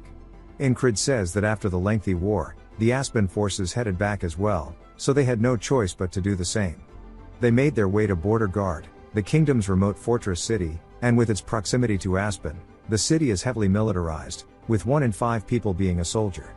The city commander starts yelling, telling everybody that he highly praises the heroes of their empire, specifically the Nalilia heroes who have led them to victory in the war. He calls forth Incrid, saying that for destroying the spells of Aspen, he plans to reward him. Everybody watches him step up onto the stage, asking how some useless squad leader like that really broke the spell, saying that he's actually weak and must just be taking credit for what his squad did. As they keep talking to him, Mac then steps forward, telling them to shut up, as Andrew says that he isn't someone they should be talking down to. Everybody who has been a part of his journey so far smiles watching him receive his reward, saying that he is much more than they'll ever know. As Incrid accepts the reward, he looks down at it, wondering what to do with his money. Craze asks if he wants some recommendations, and Incrid says yes. He wants to go to a good store, specifically, he wants to go to the best blacksmith in the city. As they head there, the dude starts yapping at him, saying there's no way he's going to use all that money to buy a sword, saying that the regular sword isn't bad, and there are also so many swords lying around on the battlefield. Incrid says to become a knight, he needs to prove his strength as well as his skill. As he starts to unsheath his blade, he looks down at it, telling Craze that he is going to take the soldier promotion exam, as his time as a lowly foot soldier is now over. Craze says that he thought he wasn't interested in promotions, and Incrid says that he can't stay at the bottom forever. He guesses it's time to get things set up then. There is a soldier ranking system to increase morale. Those stronger than the existing scale are designated as special, and you're treated according to your rank. To be promoted to a rank, you have to duel 3 soldiers in the rank you're aiming for and win. For the soldiers there to witness it, it is a fun sport involving bets. As we see, Craze is hustling everybody. He asks who wants to bet on Incrid. His opponent walks up, asking why somebody at the lowest rank is going for medium straight away, saying an award shouldn't warrant stupidity, but it must have been his squad who earned it, so that is getting to his head. Incrid says that he must be the first one, and he's skilled even among the medium ranks, hailing from a famous mercenary group. Back to the hustler. Only one person has voted in favor of Incrid, asking which idiot did that. The hustler says that you can't know the results until you see it. Incrid says he only got stronger by dying over and over up until now, but there's no risk of death in this fight, so this is his one and only chance. He needs to look ahead, not let his guard down. While his skills may be pathetic, he will show that hard work is not a foreign concept to him, and most of the guys here he never would have stood a chance against before. But now won't be the case, as he forces himself to focus and fight like his life is on the line. His opponent screams, running in, saying here he comes, and Incrid says that he needs to try to pull off the parry he learned from the last battle, and he can use that to create an opening. He swings his blade, knocking the sword out of his opponent's hand immediately. As it starts to fly away, Incrid notices the guy's fingers are bent in weird directions. The guy starts screaming about how his shit is cooked, and while he's distracted, Incrid charges forward, hitting him in the face with the hilt of his sword. The guy falls to the floor, bleeding out of the mouth, and Incrid wonders why the hell this guy is so weak. Everybody starts to go crazy, saying there's no way that loser just won, and they ask Craze if he was the one who bet on him, saying that surely he knew how strong he was. Of course, he didn't, as even he can't believe how strong he was, saying he just didn't want his bet to be empty. When someone else says he needs to have more faith in his squad leader, Incrid says that maybe the guy let his guard down, but even if that's the case, he wonders if all duels end quickly, and he shouldn't be that weak if he has a medium rank. An older man steps up, telling him not to get cocky, saying it was sheer luck. He readies his spear, saying he'll fight him this time. Incrid recognizes him, saying he's part of the heavy infantry, the strongest in his battalion. The man distracts him by moving the tip of his spear, trying to surprise him. Then immediately thrusts forward, but Incrid's body moves before he can react, cutting the tip of the man's spear off, wondering why he thrust from so far away, saying maybe there's a trick up his sleeve, but immediately realizes that's just a bad thought as the dude looks like he just dropped a brick in his pants. Wondering if it's his turn to strike now, Incrid takes the chance, kicking the dude in the stomach, making him fall to the floor. We see Henry and the crowd watching while everybody's surprised that he won again, realizing it's not a coincidence if he won twice in a row, and at the lowest rank took down 2 medium ranks. Craze start to ask who else wants to fight him, and everybody starts to wonder when so many people arrive, saying it's embarrassing to go out there and lose to him. Vengeance calls them idiots, saying everybody's scared now after looking down on him. His friend tries to say he was the most condescending, but he immediately tells him to shut up. Andrew starts to sit up, saying that after losing last time he trained with Mac every night and wants to ask for a rematch, but Mac tells him not to bother, as he makes him sit back down. He says he's gotten way stronger, and he doesn't think even he could win against him right now, and they both sit there watching intently. Rem nudges somebody, telling him to go up, and the guy wonders who he's talking to, only to get scared after seeing who it is. Rem says that he was just talking about how much he must have kissed the commander's ass to get his promotion, and that he should go up and show off his skills, but the guy says he's not scared. Incrid says it was so normal for him to struggle up until now, so he didn't notice the stabbing pervert in the first loop he went through, the assassin in the next, and even Mitch from the most recent one, as well as the squad members he trained with daily. He just had it hella rough until now, and his old teacher told him to never underestimate his opponent. The yapper finally walks up asking if he is distracted before his fight, and Incrid says no. He thought that advice was irrelevant to him, and he never thought he'd get to look down on another person in a fight. The yapper asks what the hell is with his face then, as we see Incrid looking smug, saying that he's now become strong enough, and he tells him that it's just interesting, as he wants to know what it's like to dominate an enemy. He charges forward, and the yapper freezes up. Incrid smacks his sword into his, and we learn that the Nalilia respects strength as they are called the Kingdom of Knights. Incrid raises his blade and swings down again, cracking the yapper blade. The guy looks up in complete fear as Incrid raises his blade once more, swinging down, stopping just shy of the dude's head. The dude's eyes start to roll to the back of his head, and he foams at the mouth. Incrid says now he has proven himself, as everybody in the crowd is stun-locked, bro straight pissed in his pants. Somebody calls him the Spellbreaker, saying it really was him who destroyed the flag, and that he didn't just ride his squad's achievements. Andrew starts to stand up and screams, calling him the Spellbreaker. Incrid wonders what he's doing. Andrew yells, telling everybody to say it too, saying if it wasn't for him, at least half of them would be dead. They all start to chant, calling him the Spellbreaker, as that is now his new nickname. He decides that it's not that bad, and the hustler runs over, telling him that he is now a medium rank. Incrid says it's too early to get excited, as he has to get to a high rank. Bro is confused, asking if he's going to keep going, and a man stands up in the crowd, saying this is interesting. As he walks forward, people look over to see an eagle patch on his arm, meaning he is part of the border guard, the ones directly serving the crown, which is an elite squad. They wonder why he is here. The man calls out to Incrid respectfully, asking if he would like to duel as well. Incrid and the man begin to have a stare down. Rem stands up, saying that this is going to be difficult. Incrid explains that the border guard is equivalent to Aspen's greyhounds, which means this guy might be as strong as Mitch. He wonders what would happen if he fought someone like him without dying. He points his blade at him, telling the man to come at him. The man finds this amusing, saying he's not scared while going against someone like him in the special forces, and after watching him, he's way more interesting than he thought.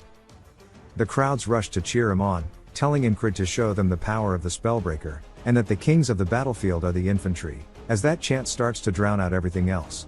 The man asks if they're stupid, saying that they know he's part of the infantry too, and that they are too cocky with their recent victory. He's going to try to humble them as he readies himself and then immediately dashes forward to close the gap with Incrid. Incrid starts to lock in, following the tip of his blade, seeing exactly where the path is going. He leans back slightly, just enough to parry the blade, and the man is surprised, saying that he's wasting as little movement as possible and that surprised him. He then grabs Incrid by the collar and tries to throw him down, but Incrid grabs onto his arm and raises his blade directly above the man. A chill runs down the man's spine as he realizes that if he doesn't dodge, he will die. As Incrid starts to thrust forward, he stabs the ground as the man sidesteps it. The man returns the favor by rearing his fist back and stabbing forward with all of his might directly towards Incrid's chest. Incrid doesn't even try to avoid it and instead grabs the blade directly with his bare hands and then knees the dude straight in the stomach. The guy regains his footing, as the momentum is back to being equal. He starts to charge back in, as does Incrid as he grabs a throwing knife off his vest. They both start stabbing directly at each other's heads, only for the fairy commander to appear, knocking both of their blades away with one strike. She tells them that's enough, any more and they'll kill each other. Incrid is gassed out, and so is the other dude, and Jackson is ready to kill him. Actually, it's not just him but rather all of the boys have pulled up. Rem says, "Look at this lucky bastard." The man tells him not to get too excited as this is only a duel. He says he almost got him when he lost sight of his movements and wonders what would have happened if they went until the end. The man says he didn't expect anything but he can't deny recognizing him, introducing himself as Torres, a platoon commander of the border guards. Incrid introduces himself as they shake hands. The crowd is surprised that he is a platoon commander, meaning he just fought a special rank soldier. That means he is at least a high rank one now, and they start to give him their respect. Incrid glances back at their cheers and raises his hand, brushing it off. Torres says he likes his reaction and that he'll see him again soon, calling him a high rank soldier. Incrid says with this he is one step closer. On the outskirts of the town inside of the barracks, a man tries to tell Incrid to come to his company as he is the first company commander of the heavy armored infantry called the Turtles, and his name is Graham. Incrid says this is his third request, and maybe it's because of his rank or the role he played in breaking the spell. Accepting an offer means he would be a monthly lease in the military. While it's a great offer, he doesn't want it, so he bows apologizing to Graham.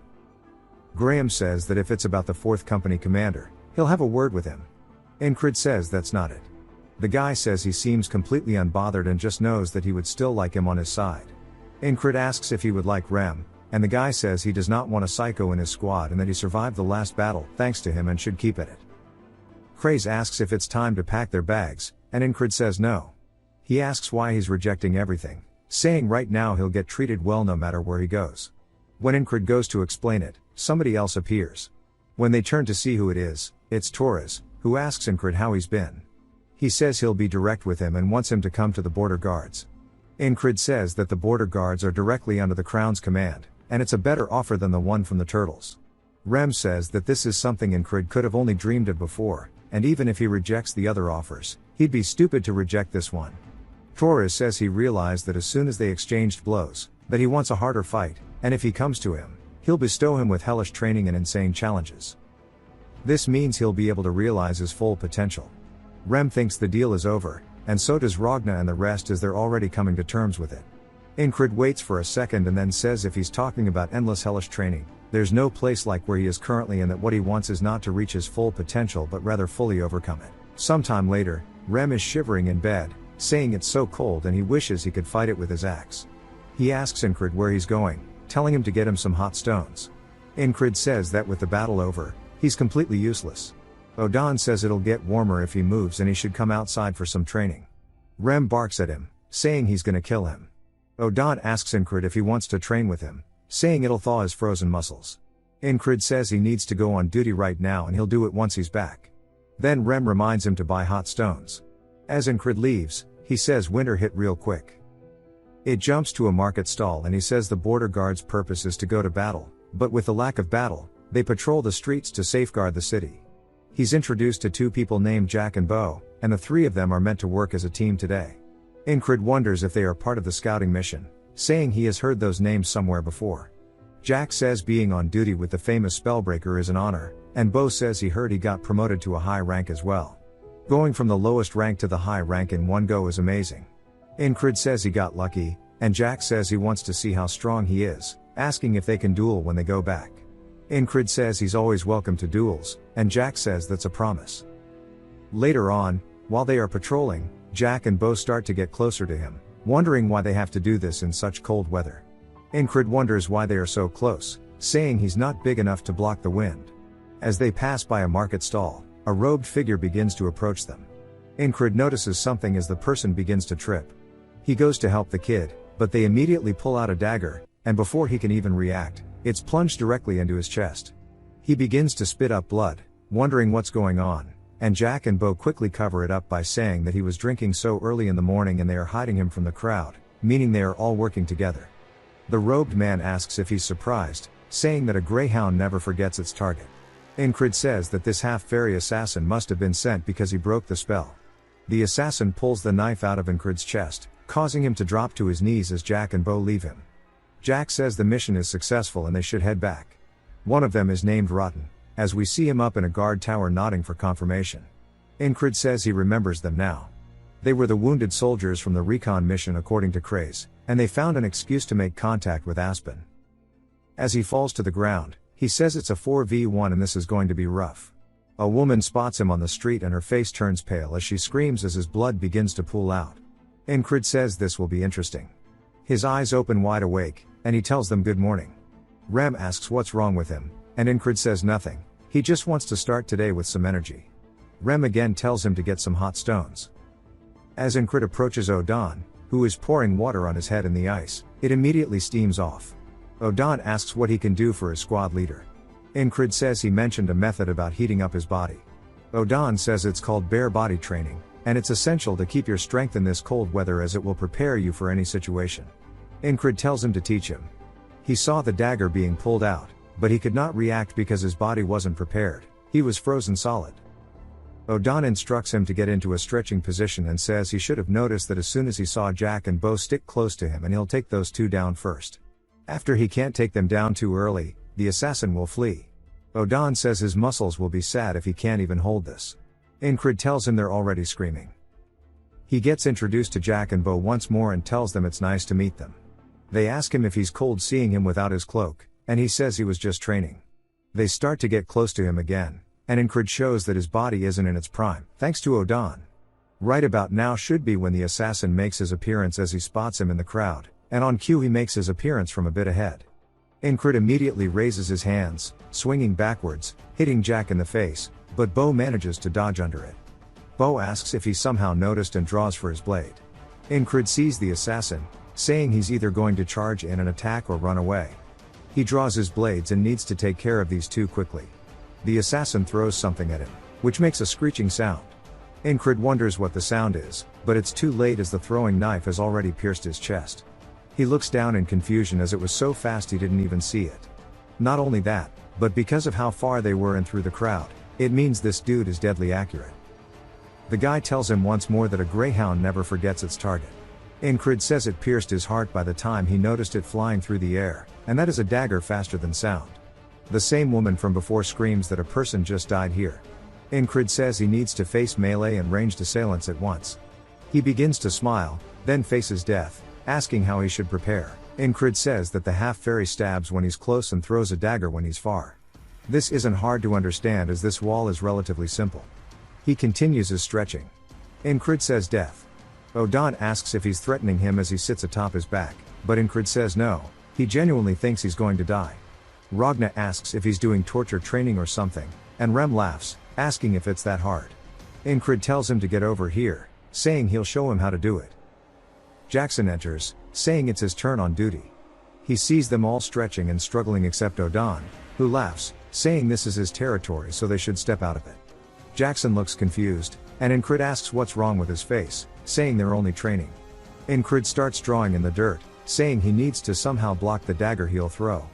He says the accuracy and speed aren't like other daggers, and it's shaped oddly too. Jackson then asks him if that's a whistle dagger. Incrid asks if that's what this is called, and Jackson says it's because of the sound it makes when it's thrown. If handled well, the target will never know what hit them, and it's good to stay far away from things using it. Incrid says he'll remember that, no matter how good he is at throwing daggers, he can't do anything if it's blocked ahead of time. Incrid raises his hands once more, swinging at Jack and Bo. Jack again gets hit, but Bo does not. Bo asks if he noticed, and Incrid grabs him by the robe and uses him as a meat shield, saying that he should take down these idiots and use them to protect himself from the dagger. The whistle sound comes through, but it's too late as Incrid is stabbed in the stomach and Bo is stabbed in the back. Even Jack is stabbed in the throat, and Incrid realizes that he threw 3 in such a short time, and this dude is incredibly skilled. The assassin starts to grin and laughs as everybody begins to run away, screaming murder. Incrid says he'll kill his own people if they get in the way, or maybe he never thought of them as his people. The assassin kneels close to him, saying that was admirable. Incrid glares at him as the man repeats the line, "A greyhound never forgets its target." Incrid says thankfully, and the guy wonders why he's joking at his deathbed. He pulls out his whistled dagger, calling him a funny guy. Incrid admits that he underestimated this whole thing. As the dagger gets pulled out of him and his wound begins to gush out, he says that a wall is still a wall. The boatman asks why he is enjoying this, saying he should laugh while he still can because the despair at the end of that enjoyment is why this is a curse. Incrid wakes back up in bed and heads out, saying no to him. This is solely a blessing. He asks Jackson to tell him about a whistled dagger, and Jackson asks where it came from. Incrid asks if that's important for the explanation, and Jackson says that it's multiple thin blades pressed into one, which causes the whistling sound as it flies. At one point, it was called the dagger that is only heard, and it's really hard to follow with a human eye. Incrid asks what he's meant to do if he wants to see and dodge it, and Jackson says that he can't. Incrid asks what if he has to, and Jackson asks if he needs to, and he says yes, that he does. Jackson says that this guy is being weird again, wondering where he even heard about this. He says there's no point in spotting an already thrown dagger, he has to watch the hand of the thrower. The path it takes is decided at the moment it's thrown. There are ways to hide himself as it's thrown, but it's not hard to spot once you know what it is. Incrid asks if he thinks he can learn the technique, and Jackson says not with the way he throws. Incrid says he's continuously catching strays, and Jackson asks if he wants him to teach him how to throw daggers. Incrid is surprised that he offered to teach him first, and Jackson says that if he's not confident, he doesn't need to do it, but Incrid tells him he'll learn. Back at the market, Jack and Bo are following him once more. Incrid explains that the moment he throws his dagger, he needs to relax his whole body and focus as the blade leaves his hands. Seeing and dodging it is the same. As he stares at where the assassin usually appears, he sees only his feet before drawing his blade, immediately cutting Jack's head off. As Bo goes to reach for his, he turns towards him, slicing him through the stomach. The woman that usually sees him die screams, saying that there's been a murder, and both Jack and Bo have dropped to the floor. The assassin starts to approach, and Incrid says he needs to watch his opponent and switch from relaxed to focused. He can only avoid dying if he protects his heart, and he needs to watch the tip of his hand. The dagger is immediately lodged into his arm, and he didn't even see it. He looks down at it only to catch another one straight to the chest, saying that shit was too fast as it only lasted for a split second, but he saw something for sure at the start. He saw a shine from the assassin's hand, and he's sure of it. The assassin goes to say his line, but Incrid finishes for him, saying that a greyhound never forgets its target. The assassin's surprised and asks how he knew. Incrid smiles, saying that he'll see him again because after a few more loops, he'll know all of his tricks. In the next loop, Incrid quickly draws his blade, piercing Jack in the throat, immediately following it up by killing Bo as well, saying he needs to eliminate these two as fast as possible. Everybody starts to scream about a murder, and he quickly turns his body to the side, looking for the assassin, saying he's no longer someone who only dreams of doing better. He sees the shine in the assassin's hand and says that he can achieve what he wants through hard work. The dagger is immediately thrown as it soars through the air towards him. Incrid uses concentrate on a single point to follow its path and uses metal bracers to block the first one. The assassin begins to spin another one, calling him crazy while sweating nervously. Incrid realizes that it's coming from the front and needs to dodge to the side. But it was none other than a feint, as the assassin is still spinning the whistle dagger on his finger. Incrid realizes this and accepts his fate, as there's nothing he can do when the assassin throws the blade for real this time, piercing him through the chest. He drops to his knees, saying that he can adjust his timing according to his movements, and that this dagger is pretty damn cool as he pulls it out of his chest. He looks down at it, saying that he wants to have this as well. We see him spinning a throwing knife on his finger, and he throws it towards a fruit. He misses, and Jackson asks what he's doing. Incrid says he's practicing with the whistle dagger, and Jackson tells him that's not a whistle dagger. Incrid tells him that he'll have a real one soon. As he is spinning his throwing knife, the string breaks, and it flies right by Jackson's head, leading to an awkward silence. Incrid explains that this is the 8th loop. The whistle dagger comes straight in, and Incrid ducks underneath, saying he won't fall for his delayed attacks again. He then feels a sharp pain in his back as we see an arrow lodged into it, and he forgot that Rotten was up in the tower. On the 9th loop, he's throwing his own dagger, which hits Rotten straight in the throat. The assassin calls him an idiot for looking away and throws his dagger, only for him to die once more. Then we see the fruit he was throwing at earlier get pierced as Jackson was holding it, and it falls to the floor. He looks over at Incrid, surprised, and Incrid says that his arm and hands are for guiding it, and your entire body is used to throw, asking what he is missing here. Jackson says that this should be enough, asking if he learned to throw daggers before. Of course, Jackson taught him, but Incred can't tell him that, so he says that he saw someone throwing one on the battlefield, and he just copied him. Jackson wonders if he is a hidden genius or something and asks if he has heard of the throwing blade technique, saying it was created by a man called Georg, an assassin. The name comes from his weapon, the whistle dagger. Georg strived for a soundless blade made of a very thin single-bladed knife. However, that was too difficult to handle, which led to the whistle dagger as they know it today. Incred says that must have some real history behind it, and Jackson asks if he hasn't heard about it, saying that he thought he would have. Incred asks why he would think that, and Jackson says that it's because his stance fits perfectly with throwing the whistle dagger. Now on his 10th loop, we see Jack asking him where he wants to go, and Incred says that he told him they are patrolling another route today. Jack tries to tell him they were assigned to the market, though, and that they'll be punished for this. Incred barks at him, pulling rank, saying that he ranks the highest, so he'll take responsibility to follow him. Jack and Bo then discuss what to do, and as they get further from the town, we see them up at a hilltop. Incred says the market is a stage that has been perfectly set up by the assassins, but he doesn't plan to play their games. Jack tells him that they should return, and Incred asks them what they earned for betraying them. Jack and Bo realize the jig is up and immediately draw their weapons, running at him. He slices horizontally, cutting Jack open, and immediately impales Bo with his sword, killing them both. Then he glares over as the assassin makes his way up the hill, but Rotten is there as well. Rotten is surprised, and Incred tells them that they're late and to start already. The assassin then throws out 3 whistle daggers at the exact same time. Incred pushes his hand on the ground and lifts his body up over them, saying it doesn't matter how many he throws as long as he sees his hands. Rotten then goes for a crossbow shot on his back, but Incred throws a knife directly at him, piercing his skull. The assassin calls him an idiot, saying he looked away. Incred then blocks it with his bracer, and the assassin starts to have some cold sweats as Incred slowly turns towards him and lowers his arm, giving this dude one hell of a glare. The assassin starts to shake, asking him who the hell he is, and Incred tells him there's no need for him to know as he pulls the dagger out of his forearm.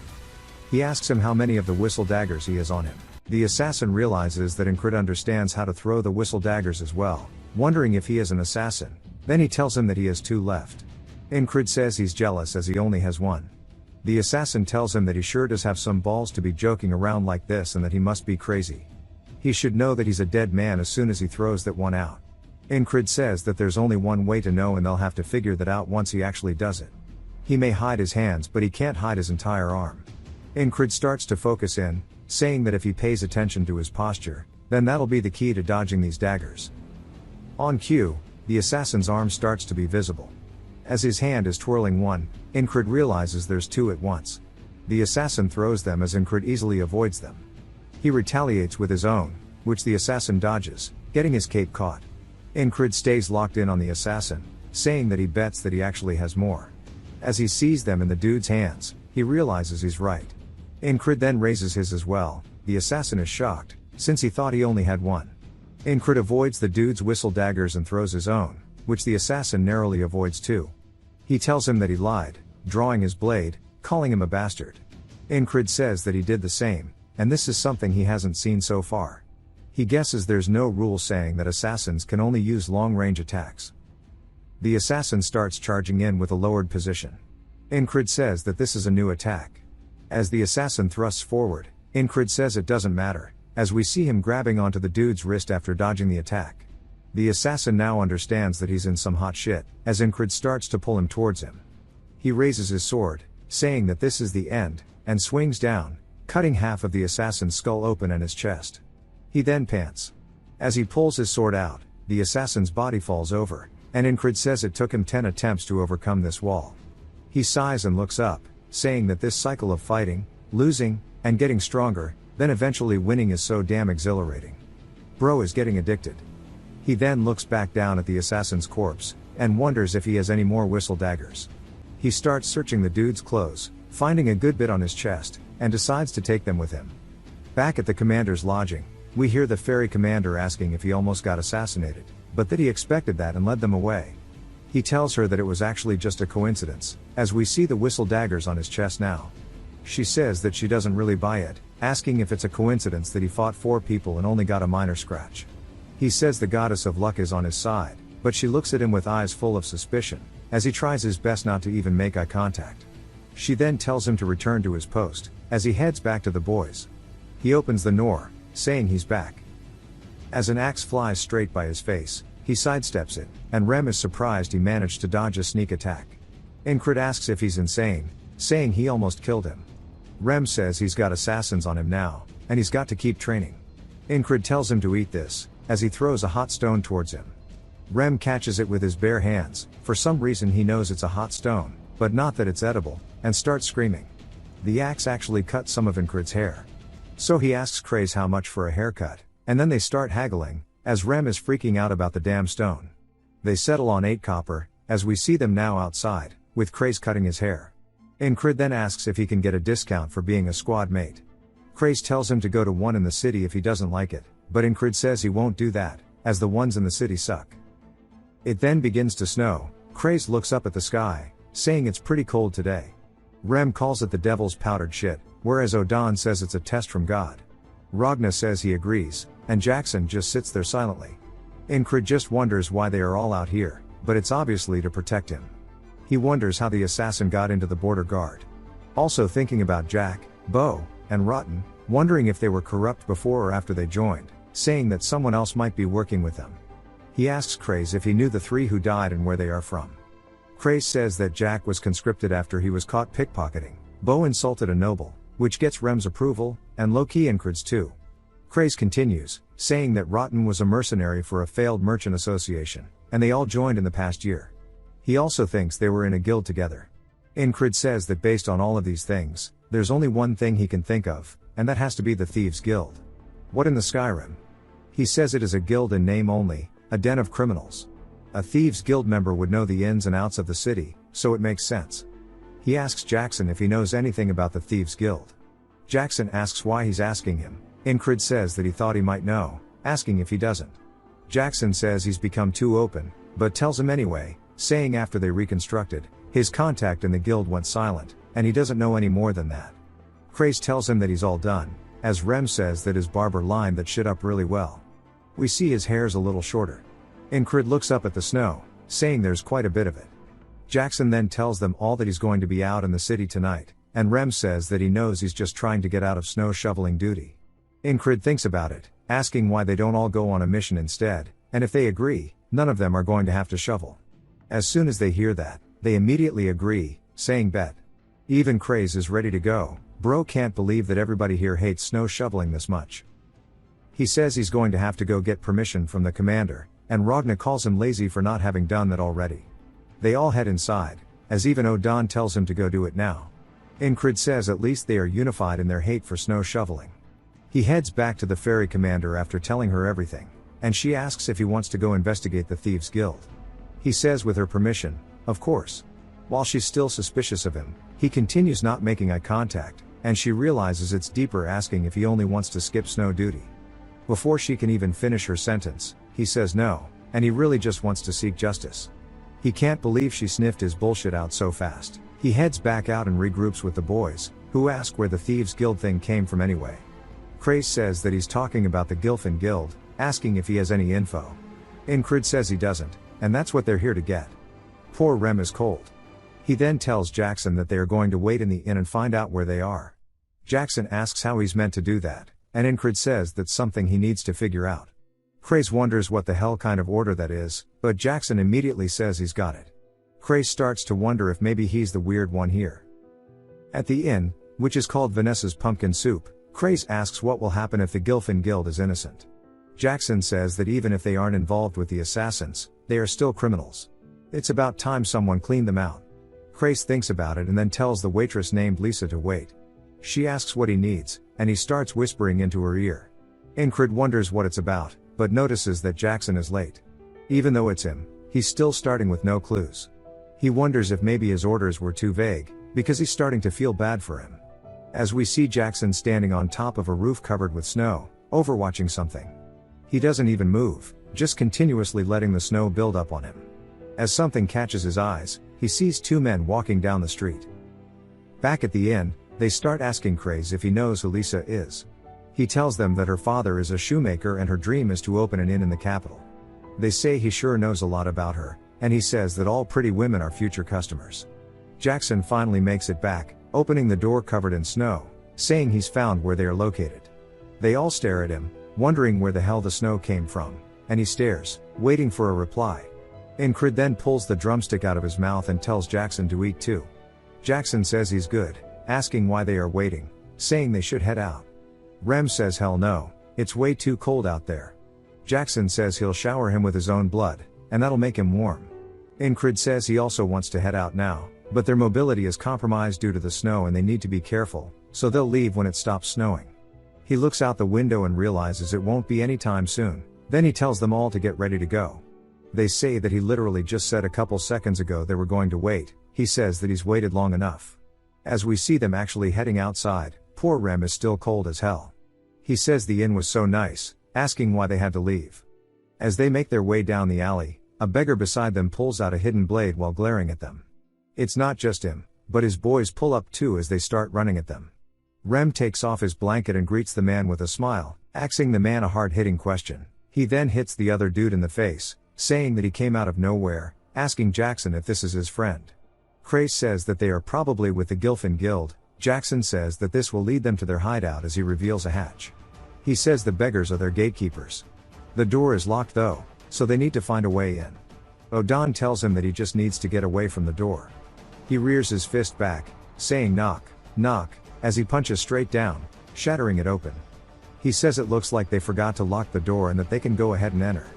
Rem calls him a brute, which is pretty funny from the barbarian. Incrid says he doesn't really care as long as they get the door open.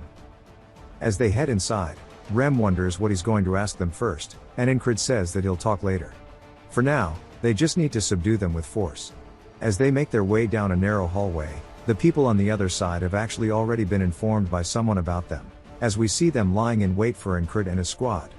The leader of the small group says that reporting their failure would be a pain in the ass, and he guesses they can take care of it themselves. Another dude says he doesn't know if this is going to be okay as his squad mates are coming to him. The leader asks why they should care about a bunch of nobodies. As soon as he says that, the door gets blown off its hinges by Odon, who kicks it down again, saying it looks like they forgot to lock this one too. The leader now realizes that he might have bitten off a little bit more than he can chew. Rem says that now they can kill them, but Incrid says to start with those who have never killed the weak. Those who are willing to go into a cell, those who do not want to die can throw down their weapons and cross this line, as he draws it in the dirt. He says that those who don't comply will die. Rem asks why they're not just killing them, and Incrid says he's changed his mind, but just thinks to himself that he was pretty cool just now. Rem is just confused. The leader says that he's just another grunt, asking if he really thinks he can order them around. Odon says their judgment is clouded by demons, and they will not listen until he forces them to. Incrid readies his blade, saying that they can do that as well, asking who the strongest is among them. The leader smirks, saying this will be fun, and tells their strongest swordsman, Wyvern, to step up. Mullet starts to walk up, following his leader's orders. He starts to wonder if Incrid's even going to be able to block his blade, as he's never been beaten in his life. But before he finishes his own sentence, he charges forward with a surprise attack. Incrid easily deflects Mullet's attack and stabs him straight through his chest. He says that is the Valen mercenary sword technique, stab while talking. And he's pretty used to it. The leader starts to sweat nervously, and Incrid says if that was their strongest, he wanted to see the rest. As Mullet starts screaming on the ground, Incrid says this is their last chance, telling them to surrender or die. Everybody else in the squad just kind of stares at him, wondering if he is really trying to act cool in this situation. They hesitate for a second, but then some of them begin dropping their weapons, saying they surrender. The leader gets pissed, and calls him a coward while swinging his blade directly towards him. The guy turns, looking at it, but before the leader's blade hits him, a whistle dagger gets lodged into his forehead as Incrid threw it to save the guy. The leader falls down to his knees, dead on the floor, while the rest look down at his body. Rem says, damn it, that was actually pretty cool, and it looks like Odon and Craze both share the same sentiment. Jackson too. Ragna's annoyed he didn't get the chance to show off, and Incrid, again, is saying they definitely thought that shit was sick. The rest of the group immediately start getting on their hands and knees, saying they surrender, begging not to die. Rem asks what the plan is, saying it'll be better to kill them now than deal with them again later. They plead, saying that there are people with sick mothers here. Incrid tells them that does not excuse their crimes. Baldy says that if he must kill someone, to kill him, as he is Gilfin. He asks if he means that he's the Gilfin Guild's Gilfin. Asking if he was not the boss of them all while pointing at the dead guy on the floor, Baldy says no, that was him. And Incred says, wouldn't that make him Gilfin? But Baldy says that's him, actually. Incred, confused as hell. Reminds me of Rush Hour. Craze says they named the guilds after random people on purpose. If they start getting chased down by the law, they ditch that person and run. Gilfin says that Bastard was a terrible person, but the rest of them aren't. So if he must kill someone, to kill him instead. They all start crying, saying they aren't gonna let Gilfin take the blame for this. As we learn, he's a pretty chill dude. He's taking care of all of their family members, and he's just a kind dude overall. Rem gets on their side, asking Incred if he's really gonna kill them when they're acting like this, saying that he didn't think he'd be such a cold-hearted devil. Incred says he was the one who suggested killing them. As Gilfin continues, saying that he'll give him the guild's fortune and everything else if he just lets them live. Incred looks back down at him, while Craze smiles. Gilfin continues explaining, saying that most of it is in a safe, but they need to find the key that Bastard had hidden. Luckily for them, they have an expert at opening doors, as O'Don rips the vault door open, revealing all the gold. Gilfin says my fault, OG Incred tells the rest to go ahead, as they all start grabbing different things. Jackson grabs a knife. Rem grabs leather, saying this is super warm, and Ragna asks why he's not grabbing money. Incred also starts looking through it, and spots something that interests him as he finds leather armor that's flexible yet strong, saying that he's gonna take this. Craze calls out to him, saying they should take over this guild. Incred asks if he's wanting him to be a thief. Craze says yes, but not one that kills. Even if they took down this guild, within a month, another one will appear in its place. At this point, it would be better to just use Gilfin as a puppet to run this guild. Incred thinks about it, saying this is all way too convenient, wondering if it was back when Craze was talking to Lisa. He says that he definitely told her something, and they were all gathered here for some reason. Craze laughs, asking if he noticed, saying that it was a plan to get them all together, and if he allows it, he'll get him a monthly payout from this guild, but also gathering information from it. Incred says he doesn't particularly want a lot of money, but it's not like more money can hurt, so he'll allow it. Craze then tells Gilfin that from now on, they are a guild of thieves who don't kill, and they'll sort out the bad apples and send them to prison while they slowly work to reform the organization. Gilfin tells him that if they don't disband, they're all going to die. Craze asks why, as Gilfin continues explaining, saying that the dead boss worked for Aspen and their money. A frog comes every spring and fall to check on the guild. If they realize what happened, that frog is going to kill all of them. Craze tells him that won't be a problem, as they even have worse monsters on there. As he points to the boys, Incred tells them that if they've got what they wanted, they should head back. Rem looks up at him, asking if he really thinks they're done shoveling the snow by now. Incred can't believe he let such a crucial thought pass by. As he looks out the window, seeing it full of snow, Ragna says there's still some unfinished business here, whatever it may be. O'Don starts sitting by the fire, saying that he's going to pray and reflect, and preach the word of God a little more. Jackson also says he has something to do, and he's going to head out until tomorrow morning. Incred says that he didn't know that everybody was so busy, and he decides to join by laying down on the ground, as they prepare to take a group nap session. The next day rolls around, and Incred starts reporting it all to the ferry commander, saying that they have located and destroyed the Thieves' Guild. She asks if he had fun skipping snow duty. He says he has no clue what she's talking about, but can't believe she's so damn smart. She then says that she heard he doesn't turn down a duel. He says that is usually the case. She asks him to spar while pointing her blade at him. He says of course, and he wonders why he's getting a duel instead of punishment, saying he thought she was angry. She then comes in with a sweep to his leg, which he can't even react to as he falls over on the floor. She tells him to get back up, as he reaches for his blade. She comes in with yet another sweep, flipping him over this time. He wonders what's going on, and her first sword has always been this thin, saying it's like a whip. She tells him to get up over and over, as she continuously just makes him fall over. We see him laying there after a bit, gassed out. As she's looking down at him, she says that she's seen him respond instantly like he knew the future, but the way she sees it now, he seems blind. She really doesn't know who he is as a person, but it's still true that he broke the spell and killed 4 assassins. She looks up, saying that it's snowing again, and she'll be watching him. He says he can't believe she was actually angry about the snow, and he calls himself pathetic.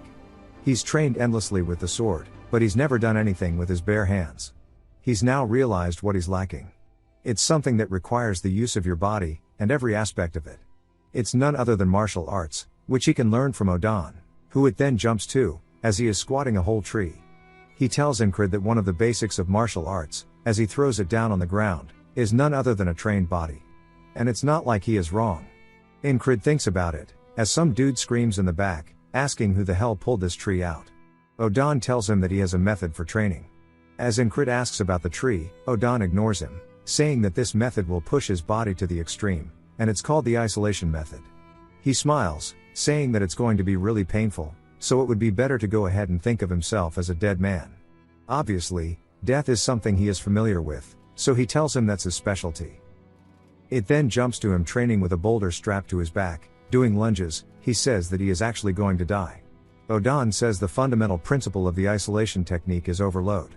His muscles will become stronger as they are torn to shreds. As we see him shaking, Odan says that he needs to stay like this for 10 seconds, and he knows his limits better than he does. Incred wonders how he would even know that, as Odan pushes down on the rock. He smiles, saying that surely he regrets not starting this sooner, and that he needs to grow his body a lot more before he could properly start martial arts training. But Incred cuts him off, saying he doesn't have time to regret. The past is the past, and he is still faithful to the present. If he wasn't, he would have never made it past the first loop. He looks up at Odan, telling him to teach him something else while he is holding this pose. Odan can't believe he is so diligent, and his work ethic is nuts. He smiles, saying that he respects his squad leader, and saying that they can move on to the next thing. As we see even more rocks, he tells Incred he is going to return to the post on all fours today. The leopard watches this homicide in broad daylight. As Odan has him holding up the stones while having his arms extended out, Incred is clearly having a hard time and still doesn't give up, and the leopard continues watching. That night, Incred faceplants into the doorway of their barracks, and Rem asks him if somebody is bullying him, asking why he keeps coming back so worn out. He says that he is just training, as his leopard starts comforting him. Rem asks if he is going to keep it, and if so, that he should name it. He thinks about it, then says that it is warm, so he is going to call it Heater. The leopard starts hissing at him, and then he says that maybe because its eyes are blue, he will call it Blackie Blue. Of course, it hates this name too. Rem says that those names are all basically animal abuse, but Incred says that Blackie Blue sounds cute, but that he will have to think about the name a little more. It starts to cuddle up next to him as he starts to fall asleep. He begins to dream about a field of flowers, and when he opens his eyes, he is startled as he is standing up, walking around. There is an aurora borealis up in the sky above. He says it is weird to have a dream without seeing the boatsman, and that this doesn't really fit his vibe to begin with. As the petals are flowing through the wind, he turns, spotting a woman in a cloak approaching him. As she gets closer, we see her eyes are blue just like the leopard's, and he is surprised by how pretty she is. She then tells him Esther, and that her name is Esther. He looks down, seeing that Esther is now laying in his bed. She starts to sweat nervously. But luckily it's in the dead of night. We see he has his hand wrapped around her.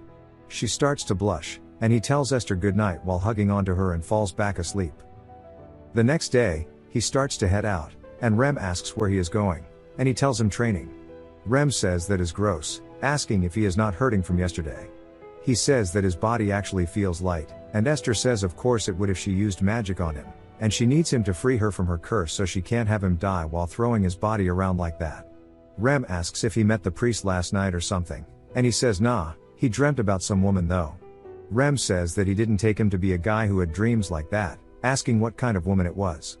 He recalls Esther's face, saying that she was hella pretty. She sighs, saying at least his eyes work well, and it is natural for magicians to endlessly explore magic and mystique, and in her quest for knowledge, she got cursed. Transforming into a beast, least one of you freaks gonna look at your cat sideways, but due to this her powers are also bound. She was wandering the fields one day, led by the scent of a curse, only to find none other than Incred. She continues watching the training, and Odan says that he can't believe it, as it is normally a week for Doms to go away, and that he's already stronger than he was yesterday. Incred finishes his set and stacks the rocks on top of each other, calling out to Blackie Blue. Esther hisses at him. He says my fault, asking her since when she started watching. Esther explains that the world of magic is affected by the power of names. If she gets carelessly called by another name, her powers will be further weakened. She used what little power she had left to tell him her name, and she made a mistake while doing so. As we see, that's why she transformed back into herself at night, which made her really embarrassed, but she's glad he's a dull man. She says he definitely is under some type of curse, but it hasn't fully set in yet. From what she can tell though, it is far more powerful than what she is dealing with. A powerful curse slowly eats away at weaker curses near it. If she stays by his side, it's just a matter of time until she recovers her powers. Later in the day, we see Odan and Incred practicing by sparring now. Odan comes in with a knee, which Incred sidesteps to avoid. Odan expected this, as he stretches his hand out, grabbing onto Incred's face, slamming him straight into the ground. He explains to him that for martial arts, his body needs to be ready just like swordsmanship, and he grabs onto his wrist, saying that this is all meaningless if he is not quick. He tells Incred that he's still as slow as a turtle, yet his body is definitely changing, and he really doesn't know when to quit. That's because our boy is dedicated. It's been a whole month now, and the greens are starting to sprout through the snow. He spent his days occupied with training, as he's even got all of the boys helping. We see him thrust his sword at Rem, who's surprised, saying that he's improved and now he can fight properly while grinning. He then finishes his meal, telling Ragna that they should spar as well, but Ragna tells him he's still eating, so he waits a bit before getting his ass whooped.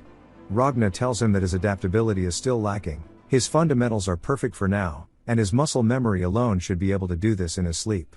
But it's going to continue to require endless repetition. Incred sighs and smiles, telling him that is his specialty.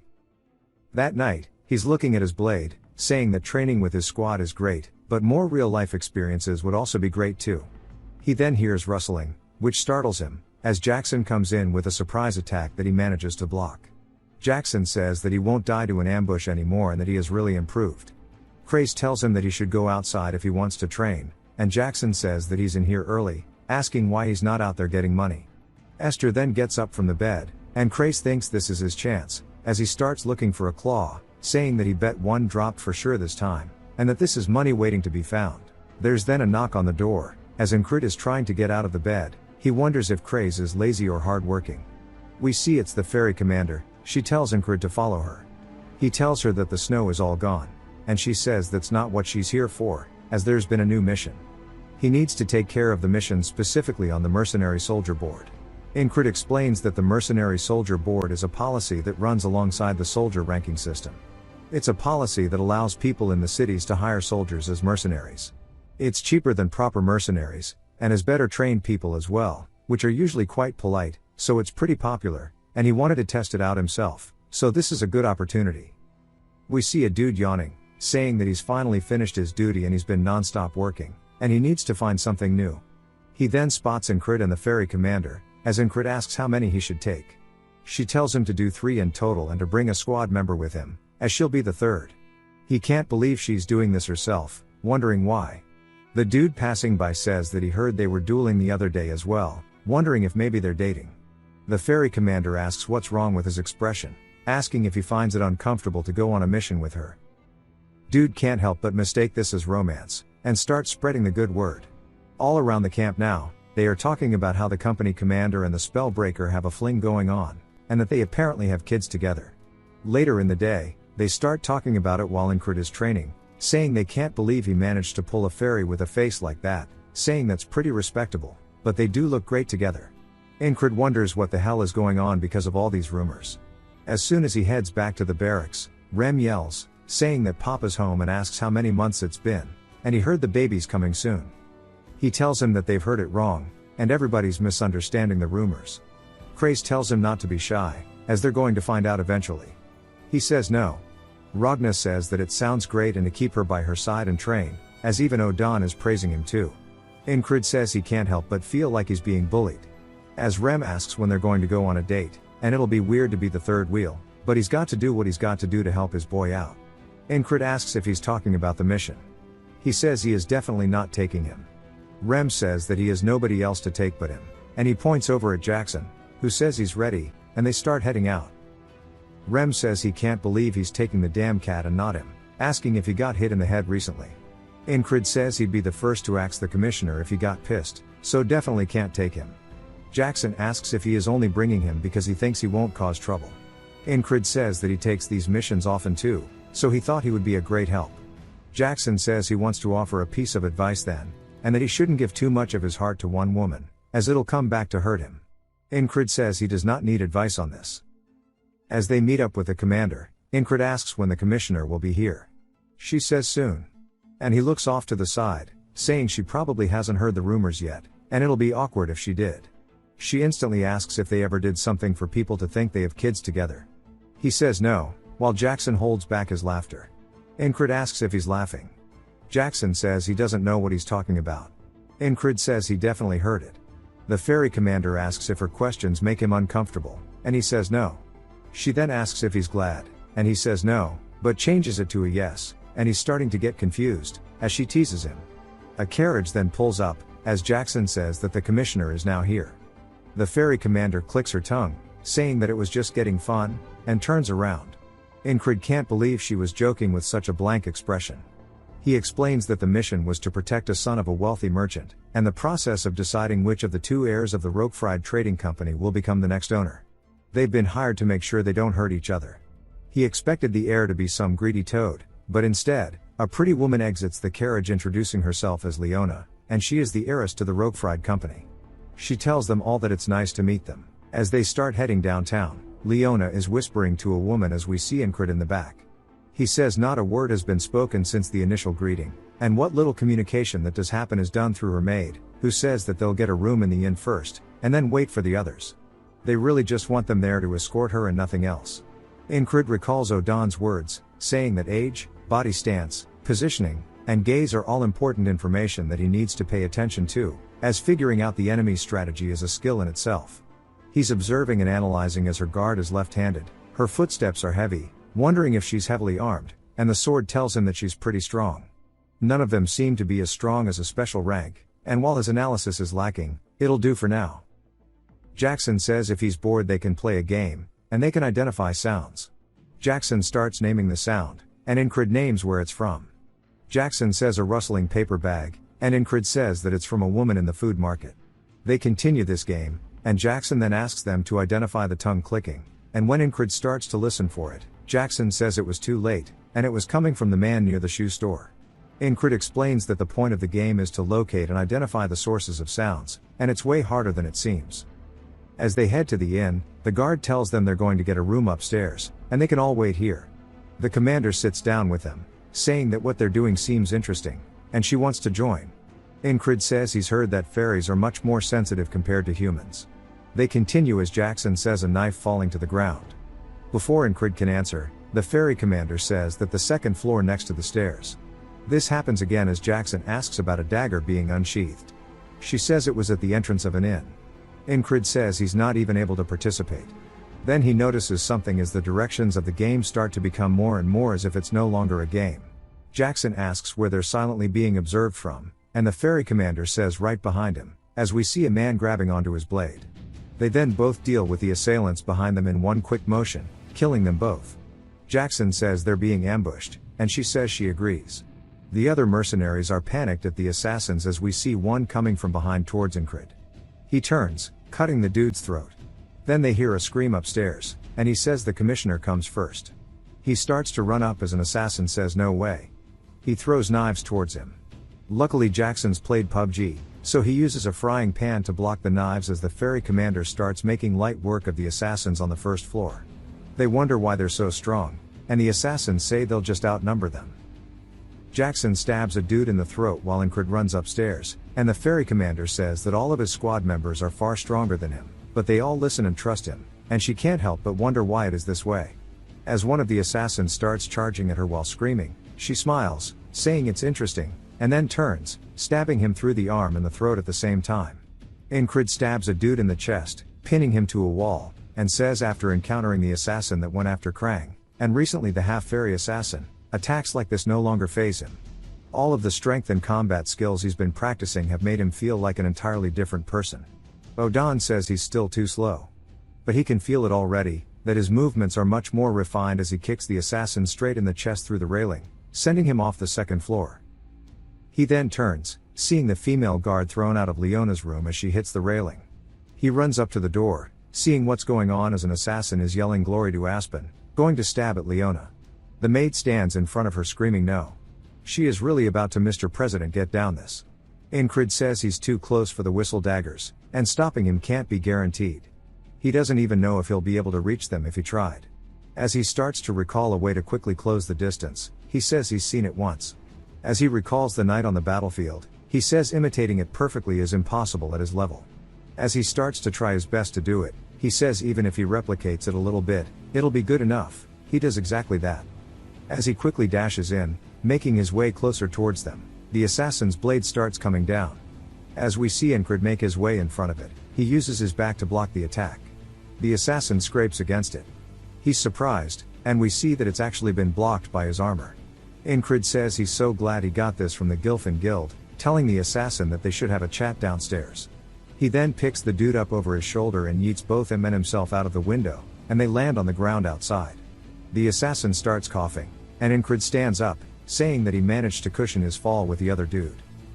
Leona looks out the window, wondering what the hell that was, and Incred says there are no more enemies on the second floor.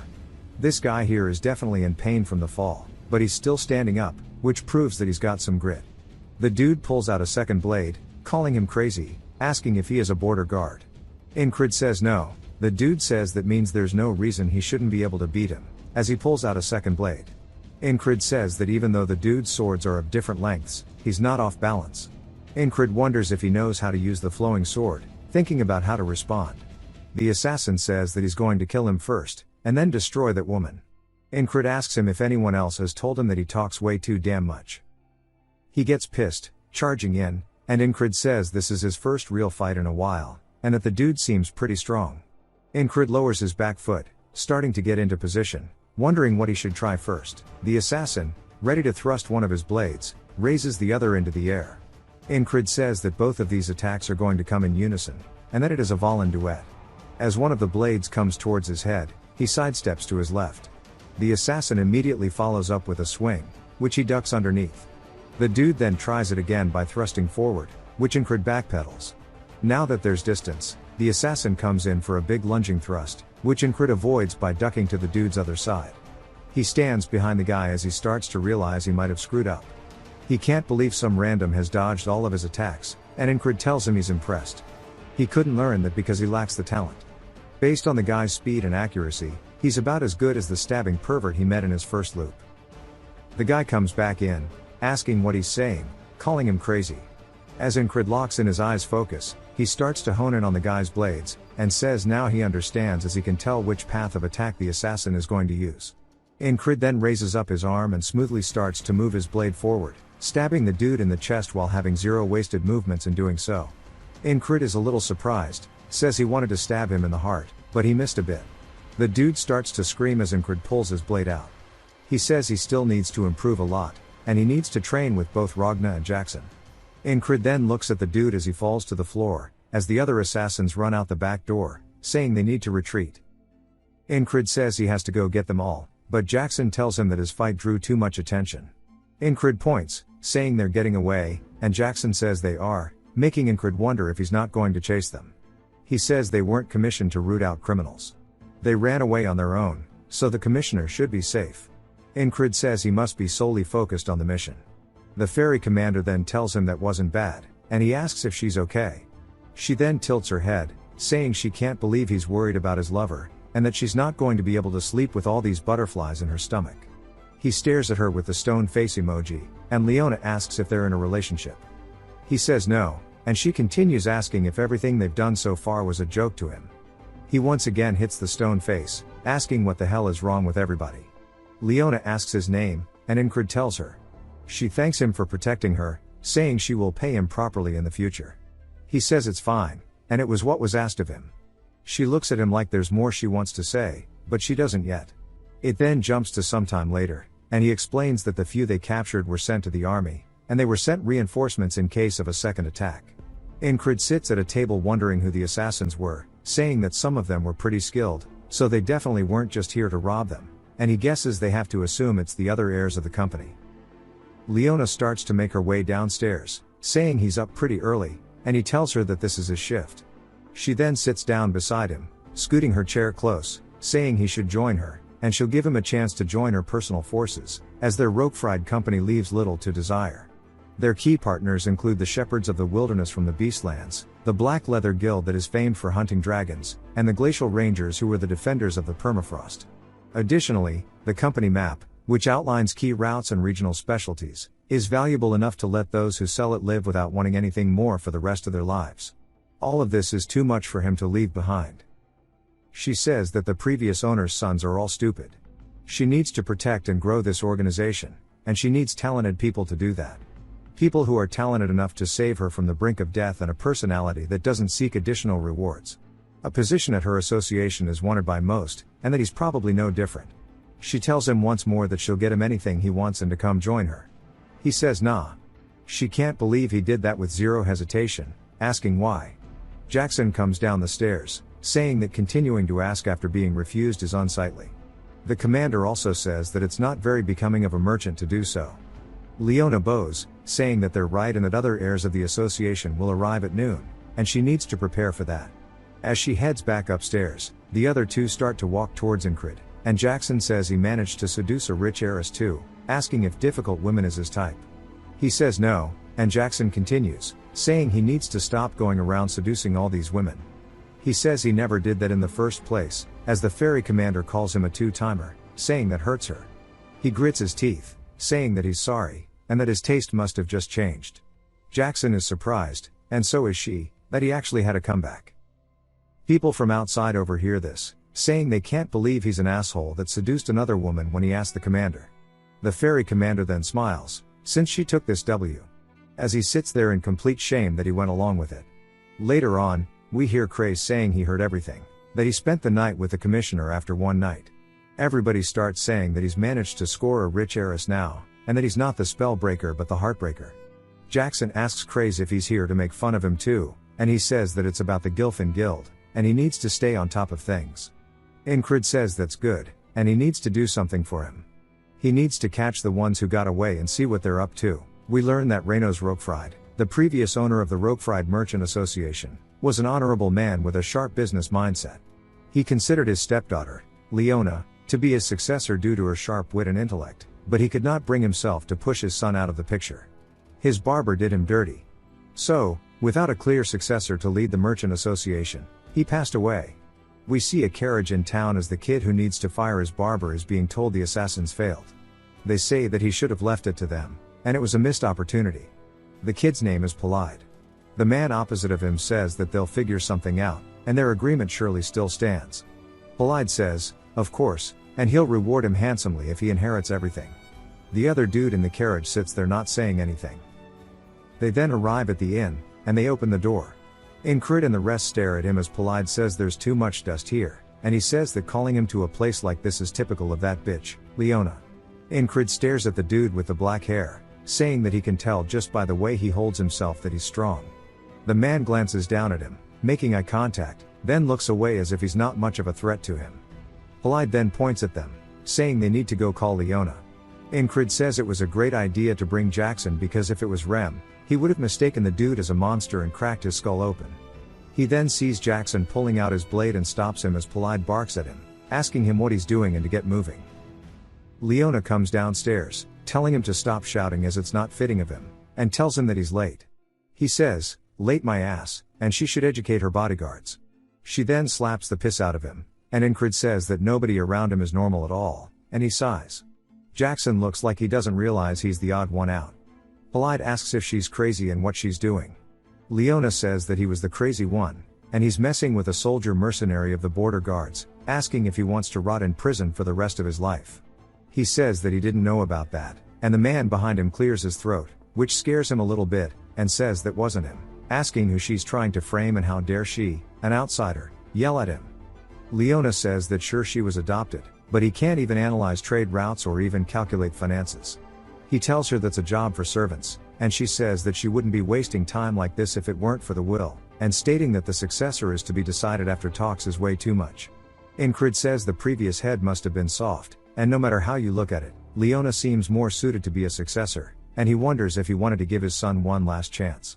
Leona says the only argument he has to support his succession is that he's a blood relative. Polide asks why that's important, and she grabs him by his fat chin, saying that no matter how she looks at it, he's nothing like him, and his ignorance and ugly-ass face make her wonder who he got it from. He grabs onto his blade, hella pissed, as Incred does his as well. He then is startled by something as he sees the dude he was glaring at earlier reach for his too. He then widens his stance as everybody is getting ready for the gang war. Incrid sits there waiting for somebody to make a move, and Polide starts to get scared as his guards block him. Incrid recognizes the stance, saying that the man is going to use the swift sword, but he wonders how fast it will be, saying he wonders if it will be as fast as Rem's axe or a whistle dagger, and tells the dude to show him his sword. As the guy starts to unsheath his blade, Incrid smiles, doing the same as he unsheathes his blade too, but then a man tells everybody to stop. As he enters the room, we see it's none other than Torres, who says that he is part of the border guards who are directly commanded by the crown, and they'll consider them to have committed treason if they don't put their blades away. Polide looks like this wasn't part of his plans, and Incrid also looks a little annoyed and then clicks his tongue. Jackson stares at him, recalling how he was talking about nobody around him being normal, and says that he's the weirdest dude here. As Torres says the assassins hired were foreigners, so they're taking over this case. They confess that they were paid by a merchant association, and surely Polide didn't hire them because of this inheritance dispute. The man puppeteering him asks if any of them confess to have been paid by their specific merchant association, and if not, then there's no evidence to blame them. Torres says he sure does yap a lot, asking if he thinks that they're that stupid. Leona says she would like to make an offer, and they should find more evidence to identify the true perpetrators, and that they can lock both her and Polide up until they find the ones responsible. Polide says that he didn't agree to this, and Incrid finds it strange that the victim is asking to be locked up. Torres says the ones they detained were all grunts who had no information. They just kept repeating that they were told to do so by their boss. Leona says there are still people to interrogate, as people managed to escape from that scene, and one of them might be the boss with the details, and that they should try to find them. Torres says that he wants to know what they should do if they can't find the ones behind it, and she says that's for him to deal with. Although it's not prudent to continue discussing the air matter of the border guards, they will return to their city under the condition that they all return if they were to be summoned. Incrid says that they won't be guarding her if they leave the city, and her bodyguards won't be able to take on Polides, especially the guy with the rapier, so she'll die as soon as she leaves the protection of the border guards. Surely she knows this, wondering what the hell she is thinking. Her maid hands her something, and she says she's a merchant, so she doesn't ask for anything without proper compensation, and she'll give this to whoever catches the ones who got away. As she starts to unsheath it, Jackson is obviously startled by it, which Incrid wonders what's going on, and she says this is the fourth work of the Carmen collection. It's Carmen's stiletto. She says hopefully this is enough to get them to go find them. Jackson steps up, calling out to Incrid, saying that he'll take this one. Incrid wonders what's got him so motivated and why that dagger is so special to him. Polide recognizes it as well, asking if she is insane and if she doesn't know how much that thing is worth. She says the stiletto is hers, so she can do what she pleases with it. Incrid asks if it's that amazing. Jackson says he's surprised he doesn't know about it, and it was made by a legendary weaponsmith named Carmen. Originally a slave, Carmen worked as an assassin out for revenge and used 7 weapons of his own creation. The fourth among them was the stiletto. There are people who would offer up people's lives for the weapons as well. Torres then says that since everybody is present, he's going to hold them all, and nobody is allowed to leave the inn. Incrid tells Jackson not to worry about the stiletto, as he told Craze to get the dudes from earlier, so they should hear from him soon. Polide starts to get pissed while the guy with the rapier looks over, glancing at Incrid, who turns, and they make eye contact once more. Looks like the dude might acknowledge him now as he turns away. Incrid watches him leave. That night Polide says if things lead back to them like this, it's going to be a problem. The puppeteer says they can't do anything against the border guards, and they just need to wait. If the two of them can't sort out who becomes the successor, then the decision will be left up to the investors, which is what they need to use. Polide says that'll be fine, as he already sent word. He already told them he'd reward them if they place him as the successor, and he'll win if just half of them agree. The man with the rapier looks out the window to see Incrid doing planks with stones on his back. He's clearly having a hard time, but of course, bro is dedicated. He finishes his workout, and Torres asks why he's doing all that tedious training. Incrid wonders what Torres wants, and Torres says that surely this is a prime opportunity for some time off. Incrid says he would think that way if their time were equal, but time is valued differently from geniuses and those who are not. And things they can learn in a week, he needs a month or sometimes even a year to learn, and that means he doesn't have any time to waste. He then picks up the rocks again, starting to do curls, saying that he'll make sure to use each and every day to make sure his foundation is better to allow his future to be brighter. One of Torres's men says that he sure is an odd one, or maybe they are the ones that are lazy. Torres thinks about it for a second and then decides to get up, telling Incred to calm down with trying to get stronger, as he's already plenty strong. They only had a draw because he didn't expect that from him, wondering what he thinks the outcome would be now. Incred stares at him and then smiles while nodding, which means that they are about to start fighting.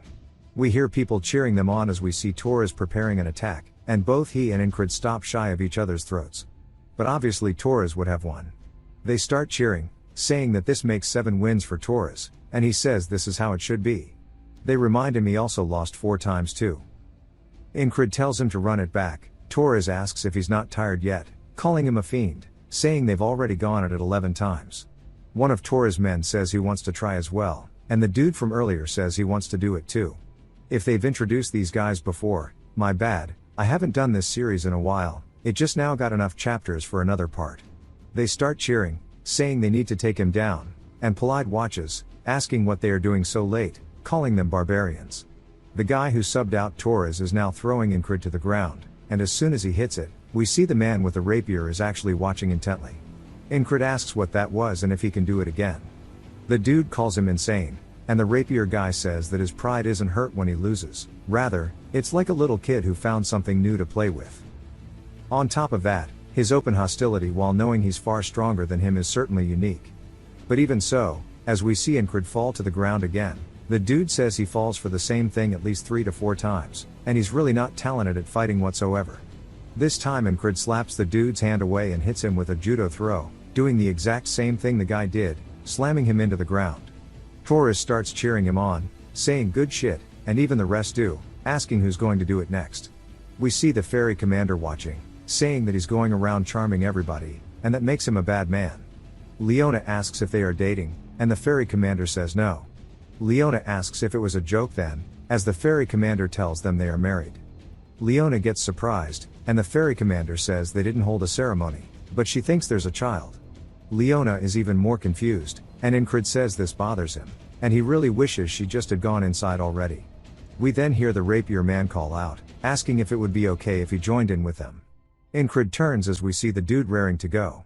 Torres wonders what he's thinking, and the dude says that his talent is by no means worth speaking of, yet he still has a desire to teach him, and he can't hold himself back from doing so.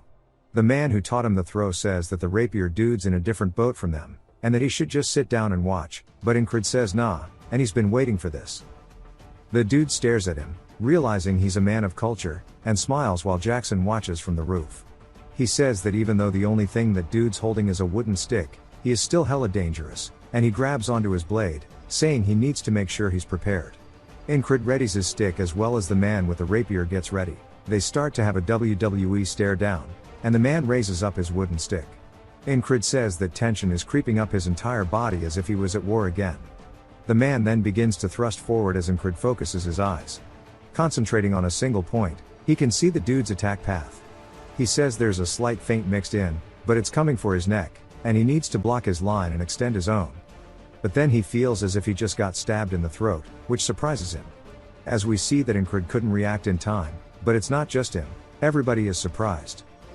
The dude says he read his attack well, but he's slow. Incred says that he lives up to the name of the swift sword, and it's so much faster than he imagined. He thought he'd gotten a lot stronger, but he hasn't. The dude is so inconceivably far, and it's at a height that's so intimidating. As the dude starts to walk away, Incred laughs and tells the dude, "One more." The man smiles, saying that his attitude is exceptional. He continues losing over and over to the point where Torres and the rest fall asleep. We see the ferry commander still watching intently, and she looks like she's really enjoying it. We see Incred losing his balance. The man with the rapier starts speaking, saying that anyone who has ever held a sword knows the despair one feels when meeting someone you can't beat. Incred falls to the floor and begins coughing, and he says that he's shown him this unbridgeable gap between them, but for some reason, he's not giving up. Incred stands back up, and Jackson says that Incred's reaction speed is too slow to be seeing and dodging everything. At this rate, he'll never overcome this wall, and he says he's going to have to teach him something more about his speed. The man says that's enough, and they should get some sleep as Incred is gassed out. We see him sweating hella, and he tells the dude he's amazing and that swift sword is something that he will eventually learn. The dude laughs, saying he's even more impressed by him. It's unfortunate, if only he had the slightest bit more talent. Later on, we hear Craze calling out to both Incred and Torres, saying they've captured the runaway mercenaries as they are beaten up on the floor in front of them. Incrid nods, telling him good job, and Craze says that it was just finding a couple of hidden people, no big deal. Leona says they must be Incrid squad members, thanking him for it again. He still has his armor torn from when he protected her last time. Torres then asks who hired them and asks which people it was. Belide's fat little diabetes heart starts beating really fast, and the mercenary then speaks up, saying that it was Aspen. It was a merchants association from there that wanted to expand across the contested zones, and he doesn't know which specific one. He only received a letter, and the money was promised upon completion. Leona says that might be what he's saying, but what happens next is up to the border guards. Torres says that she seems satisfied by the outcome, asking if she wasn't hoping that the ugly idiot was behind all of this. She says of course she did, enough to offer up the precious stiletto as a reward. Torres says that breaking these bastards is their job, and that all the rogue-fried people are free to go. As everybody starts leaving, Jackson unsheaths the stiletto, and Incrid tells him not to do that in public. He can't believe he's so happy, saying it's almost as if he's a kid sometimes. Craze then tells Incrid not to love Leona, as she's scary. He says he doesn't, asking if he's even listening to him. Craze then says it's weird. No matter how he thinks about it, those guys were hired by Polide. Yet they are saying it was Aspen. He had a little run-in yesterday after they found those guys. We see them in a room with the mercs, and a man enters, asking if he is Craze of the 444th Squad. He says that he's someone who serves Leona, which confused Craze. He continues explaining to Incrid they already had tabs on where they were and knew everything about the Gilfin Guild too. They wanted to pay the military to let those mercs go and told them to say what they did. Incrid wonders why, saying that Leona is going to be disadvantaged now. If Polide is the one who was behind this, it would have been better for her. But on cue, she says it's a relief he wasn't behind it, as it would have left a bad record on the previous leader's accomplishments. He now understands it was out of loyalty to the previous leader. She says surely he's not interested in these kinds of things.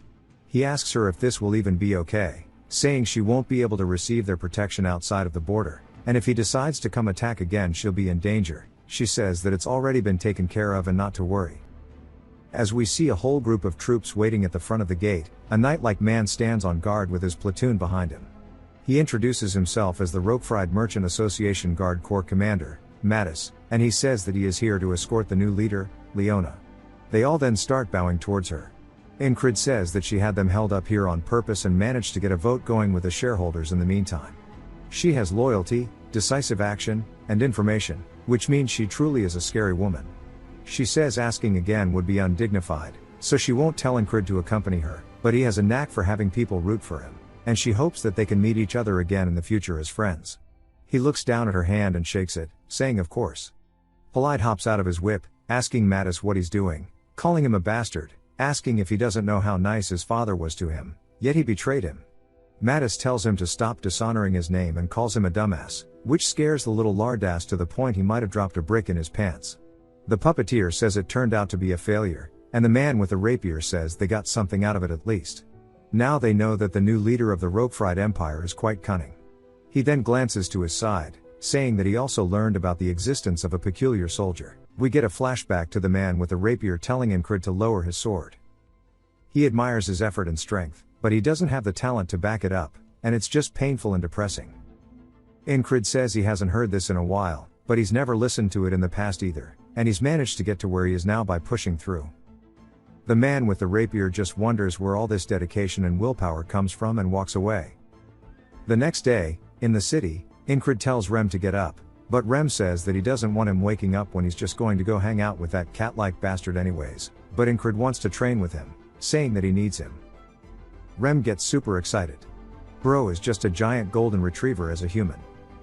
Incrid wants to practice the swift sword, as we see them training, and there you are.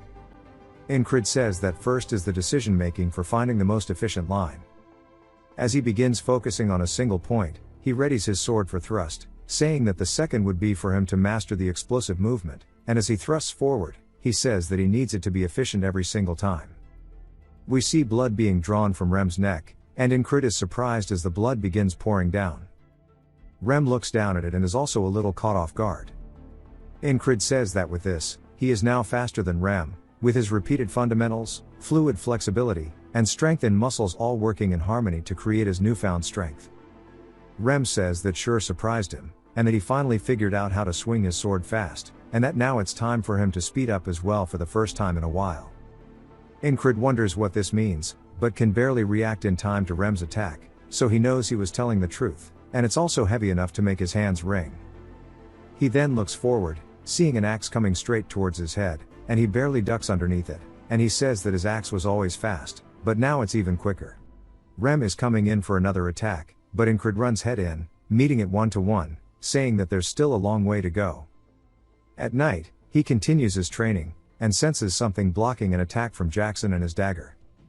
Jackson says that his eyes and ears are both doing great, and he won't need to train those anymore. Incred asks if he came all the way here to say that.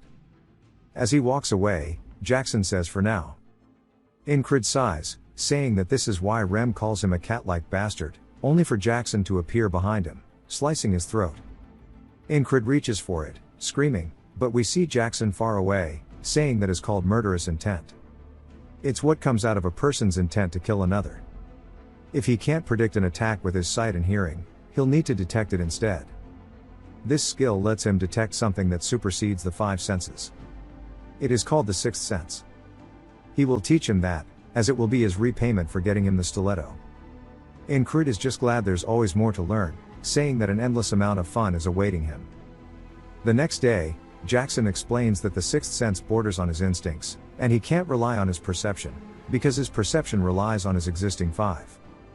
His sense of direction, his ability to move, they're all things that predators use to hunt their prey.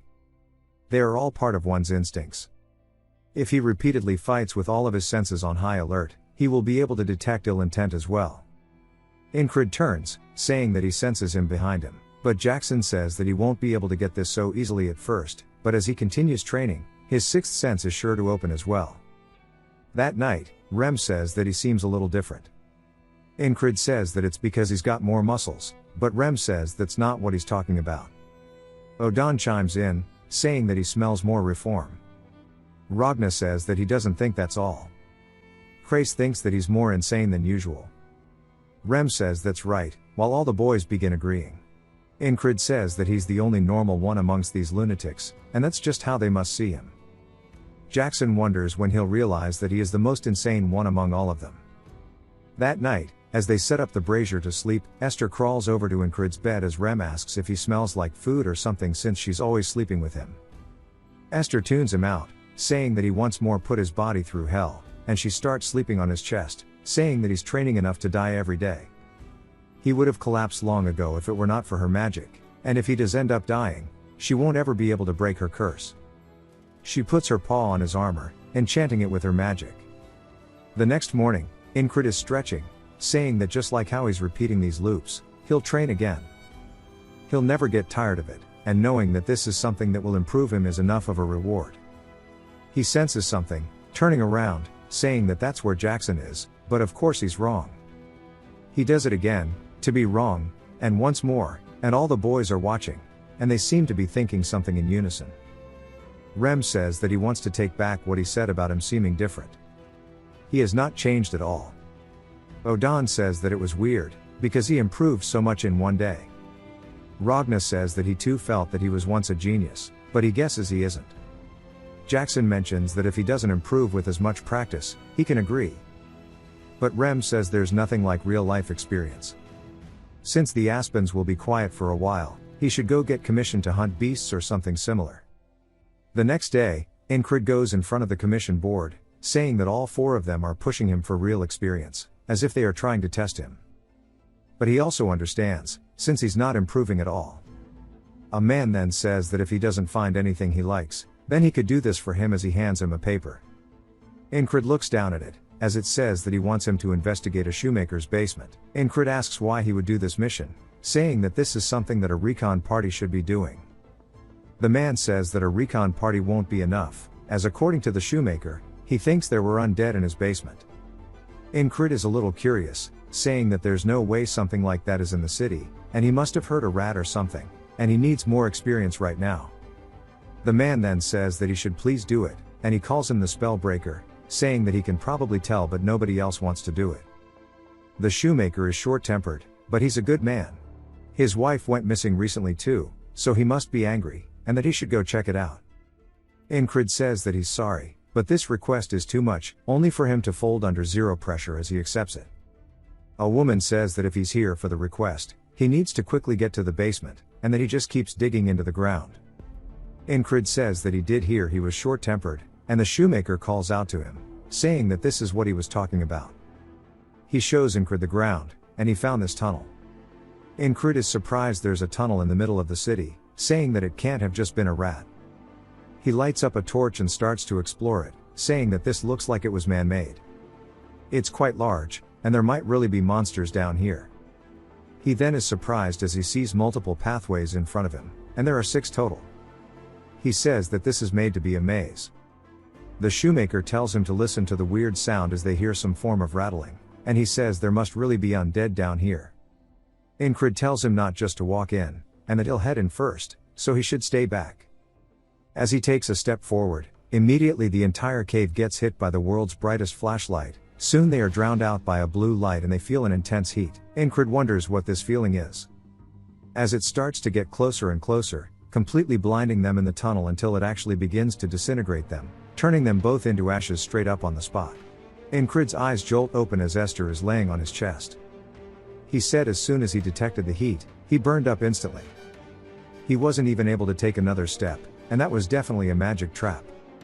It's common sense when you face magicians that you need to run. Rem then says that he and the boys were talking, and that he needs more experience. Incred's lost in thought, saying that you're lucky if you die when facing a magician in combat. If you survive, you'll meet a worse fate. This advice applies to traps that are created by magicians. He wonders what he can do against the traps, saying that he doesn't know what skill he can train to overcome this. The man then tells him that if he doesn't see anything he likes to take care of this one, and it's the shoemaker's request once more. Incred says this needs a magic specialist or support from the higher-ups. It's not like other walls that he's faced, which he could just do head-on, and that the ferry company commander would listen to his request. But before that hot-headed man goes in there alone, he then realizes that he barely made it last time and begins running, and grits his teeth, saying that he can't be late. He runs over to the shoemaker's house, kicking the door open. The daughter is scared. He asks where her father is, and she tells him the basement. He immediately leaps into the hole with zero hesitation, because the father is nowhere in sight, as he took a little longer this time to accept their request. As he begins sliding down the hole, he realizes he's too late, as he sees the shoemaker ahead of him walking down the middle path, and Incred runs over towards him, telling him to stop. The shoemaker turns surprised and confused, but we see his foot was too far into the hole, as that bright blue light begins to appear behind the man, and Incred screams out for him, only for the both of them to once more get deleted, turning into straight ash. In the waters of the afterlife, Incred says that he needs to find a quicker way. He needs to go see him first and tell him to stay out of the basement. The boatman says that it may only be a moment, but he must have felt the pain of his flesh emulating and his entire body turning to ash, yet he still intends on stepping towards that flame. Incred says that it's just as he said, the pain was like a million needles passing through his body in an instant. But that doesn't come close to how bad it hurts for him to watch idly by as an innocent bystander dies, and that is the true way of a knight. I love this guy. He immediately gets up out of bed and starts to head out, as Rem asks where he's going since they need to talk. Incred says that he's going to save an annoying old shoemaker, and Rem wonders if there are leather boot monsters or something, wondering what the hell he's going to a shoemaker for. Incred makes it in time, and he's actually the one digging the hole. He says that he can stop him from digging and make him ignore it, but he can't let something as dangerous as this remain. He tells the shoemaker that he'll go in alone, so he shouldn't follow him. The shoemaker says this is still his house, so he can't let him do that. Incred tells him that this isn't a negotiation, and the dude agrees. He says it would take too long to find a magic specialist, and there's no way they'd even listen to his request. It's a mysterious trap that he has some information on, and someone is bound to die while exploring it. That goes even for him and his squad, so he needs to find as much information about it as possible. One of these paths must be rigged, and he wonders if the only way to find out is by walking through them. He says using the repeating loops is the easy way out, and there must be a better way for him to do this. If he can find a hint or something that tells him there's a trap, he might be able to figure this out. He then wonders how many times he's died and what he felt each time. He wonders what exactly he felt when he felt helpless, or when he felt a blade piercing his throat, when his opponent would kick away his sword, or even when he first met the pervert he could instinctively feel the murderer's intent. Jackson's words echo throughout his head as it's something that wants nothing more than his death. Something begins to shine in the darkness as it goes towards Incred, and we see a Dark Souls trap. Incred actually senses it. As he comes to a complete standstill, he says that he actually did it. He then steps forward, saying that he felt something for sure just now as it cuts him straight down the middle very cleanly. It's so clean that his blood is still flying out the back of his body as he hasn't fallen into two yet. He says that he really felt the trap's murderous intent, and he has one hell of a grin on his face. The next day, he immediately heads back down to the shoemaker's store and says that detecting the murderous intent of the trap is today's wall. As he stands before the entrances, he says that he can't just walk in. Instead, he needs to walk back and forth until he gets a good feel for it. As he slowly walks forward, with each step, he stays locked in, saying that he hasn't set his foot on this path yet, and he doesn't feel anything, wondering if this is the right way. He slowly raises his foot down in front of him, then turning around, saying that this is where the blade came out from. He then steps towards it and sees an image of the blade flying straight towards him. There's nothing coming yet, and he says that he didn't actually detect it. He just remembered what happened. The shoemaker asks why he keeps walking back and forth and if he needs to take a piss. Incred says that he told him to stay up there, and he hasn't been down this path before, so he'll keep going until he detects it. As he continuously steps forward and back until the night comes, the shoemaker asks what the hell he's even doing down there without eating. Incred says that he'll come back tomorrow morning, so he shouldn't go in there since there are traps everywhere. He tells him to please help and take care of this, as he can't even sleep because he's afraid that he'll lose his daughter. Incred asks if he doesn't have any leads that might point towards his missing wife. The shoemaker says that there have been a lot of missing people lately, so they haven't addressed it. He says if he sees a brunette woman with freckles wearing this wedding band, to please let him know. Incred says that he understands. That night back in the barracks, we see him focusing with Esther laying on his lap. He then turns, thinking he senses Jackson, but instead, it's the opposite direction. Rem says that he's like this because he hung out with the stupid shoemaker, telling him to go to bed. Incred says that now that he thinks about it, this is the first time he ended a loop without dying. He wonders what happens if the day just passes like this and if it'll continue into tomorrow, and he guesses he'll find out. He then takes one more step back into the boatman's into the waters of the afterlife and wakes up the next day. Rem then says they were talking yesterday, and they think he needs more experience. Incred realizes that he's come back to the same day and wonders what will happen if he doesn't sleep. As he sits out watching the moon slowly set and the sun begin to rise, his eyes look tired, and he begins to fall asleep until he wakes back up in his bed. He says that he just blinked, but he's back in his room. Rem once again says he needs more experience, and Incred says that he can't get past the loop without facing the wall, but this is fine, as he has no intention of facing it without overcoming this. It goes on for 10 days and then 20. He says that this is different from simple fear. He needs to feel it as he slowly lowers his foot down into the pathway. He says that lingering feeling of death is something he needs to be familiar with. As he continues slowly lowering his foot, it has now been 40 days. He throws the torch aside, and we're 50 days in now. On the 60th, he is getting closer and closer. And on the 70th day, we see a bunch of corpses' hands reaching out from under the ground, tugging all over his clothing, trying to pull him down into the ground. He doesn't continue his step forward, and he smiles as he's got some kind of idea of what it should feel like now. That night, Jackson comes in for a sneak attack, which Incred dodges. He then turns, looking at Jackson, and Jackson asks if he really figured it out in just a few days. It is now the 72nd day, and he's got his whistle daggers and everything ready for war. Then Rem asks if he's going to war at the shoemaker's place, and Incred says that he won't come back until he's slashed through 10 boots. Rem asks what the hell that even means, as Esther watches intently. Incred says that there are 6 paths and only one leads to an exit without traps, was what he thought. But whoever made this tunnel is a true creep, as there are traps in every single path. A safe option does not exist in the first place. But still, there is a path ahead of him. He just has to make sure that he does not step on the traps. On the first path, you instantly burn up into ashes if you take a wrong step. He exhales deeply before raising his foot, slowly marching forward. He senses the trap starting to activate as he stops his foot before it touches the ground. He realizes that this is what he needs to do all the way through, and with his foot still hovering, he slowly starts to move it to the side before he confidently slams it into the ground, and there's not a single hint of the trap activating.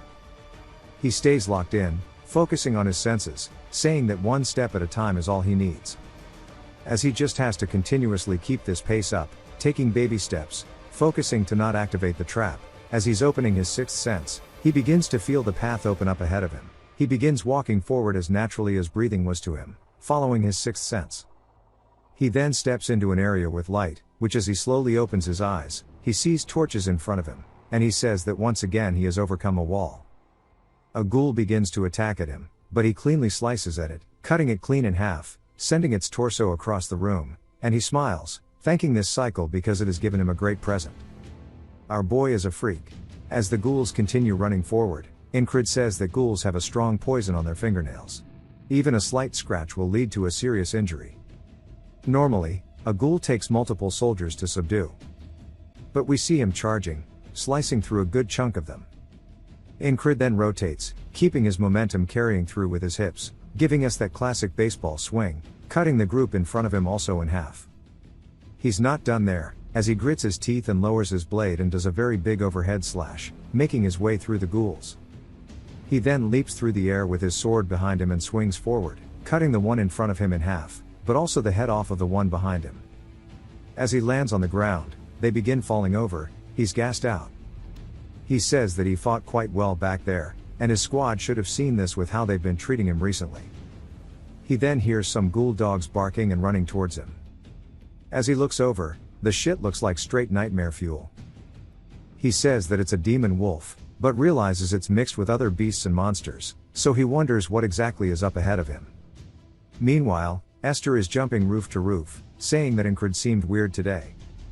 She wonders why he would go to a shoemaker while being so heavily armed, and it'll be very bad if he ends up dying because he's so reckless. She then starts to sense some energy coming from the shoemaker's house, saying that it's the smell of a spell, and she looks very wary about approaching it. Back to Incrid stabbing his sword into one of the wolves. He still stands there, panting. He hears some weird breathing, saying that it's coming from deeper in the cave. It's really faint, as if it's about to stop any second. He wonders if it's another demon, or if it's the one who dug the tunnel. But what he sees ahead shocks him, as there are corpses littered all throughout the section. He begins looking up at the corpses, saying that he spent a lot of time in the battlefield, so he doesn't blink at the sight of a regular corpse. But this is definitely not the same. He begins to hear a woman begging that somebody please grant her peace, and she begs for him to kill her, as he spots the wedding band on her finger. It's the shoemaker's wife. He recalls him saying that she is a brunette with freckles. Incrid starts to feel hella pissed, as a man says that he's been hearing some noise, and it looks like he has fresh new material. He doesn't know how he got here, but all is well, and that he can make a friend for Bamillo. Incrid asks the man if all these corpses are his doing. He asks who else would do it besides him. And the man says that those pieces of trash are failures, and that this child behind him is Bamillo. This is pure art, saying that he'll make something beautiful out of him too. Incrid says that he's a magician, and his instincts are telling him to run, because like he said before, he's lucky if he dies when facing a magician in combat, but if he survives he'll meet a worse fate. Incrid is too far gone, saying that he'll kill him even if it takes him tens of thousands of lives. As he pulls out the whistle daggers, he throws the first one forward, directly towards the man's head, but it bounces off a barrier. Incrid instantly closes the gap with his sword reared behind him, then feels a heavy hit, directly under his armpit, on his torso, sending him flying backwards as if he just got hit with a bullet of air. Incrid lands safely from the attack, but never keeps his eyes off of the mage. In the corner, we see Esther watching this, saying as expected he's fighting a magician. She hasn't managed to gather a lot of power yet, but if she gathers everything she is now, a nobody like that will be meaningless.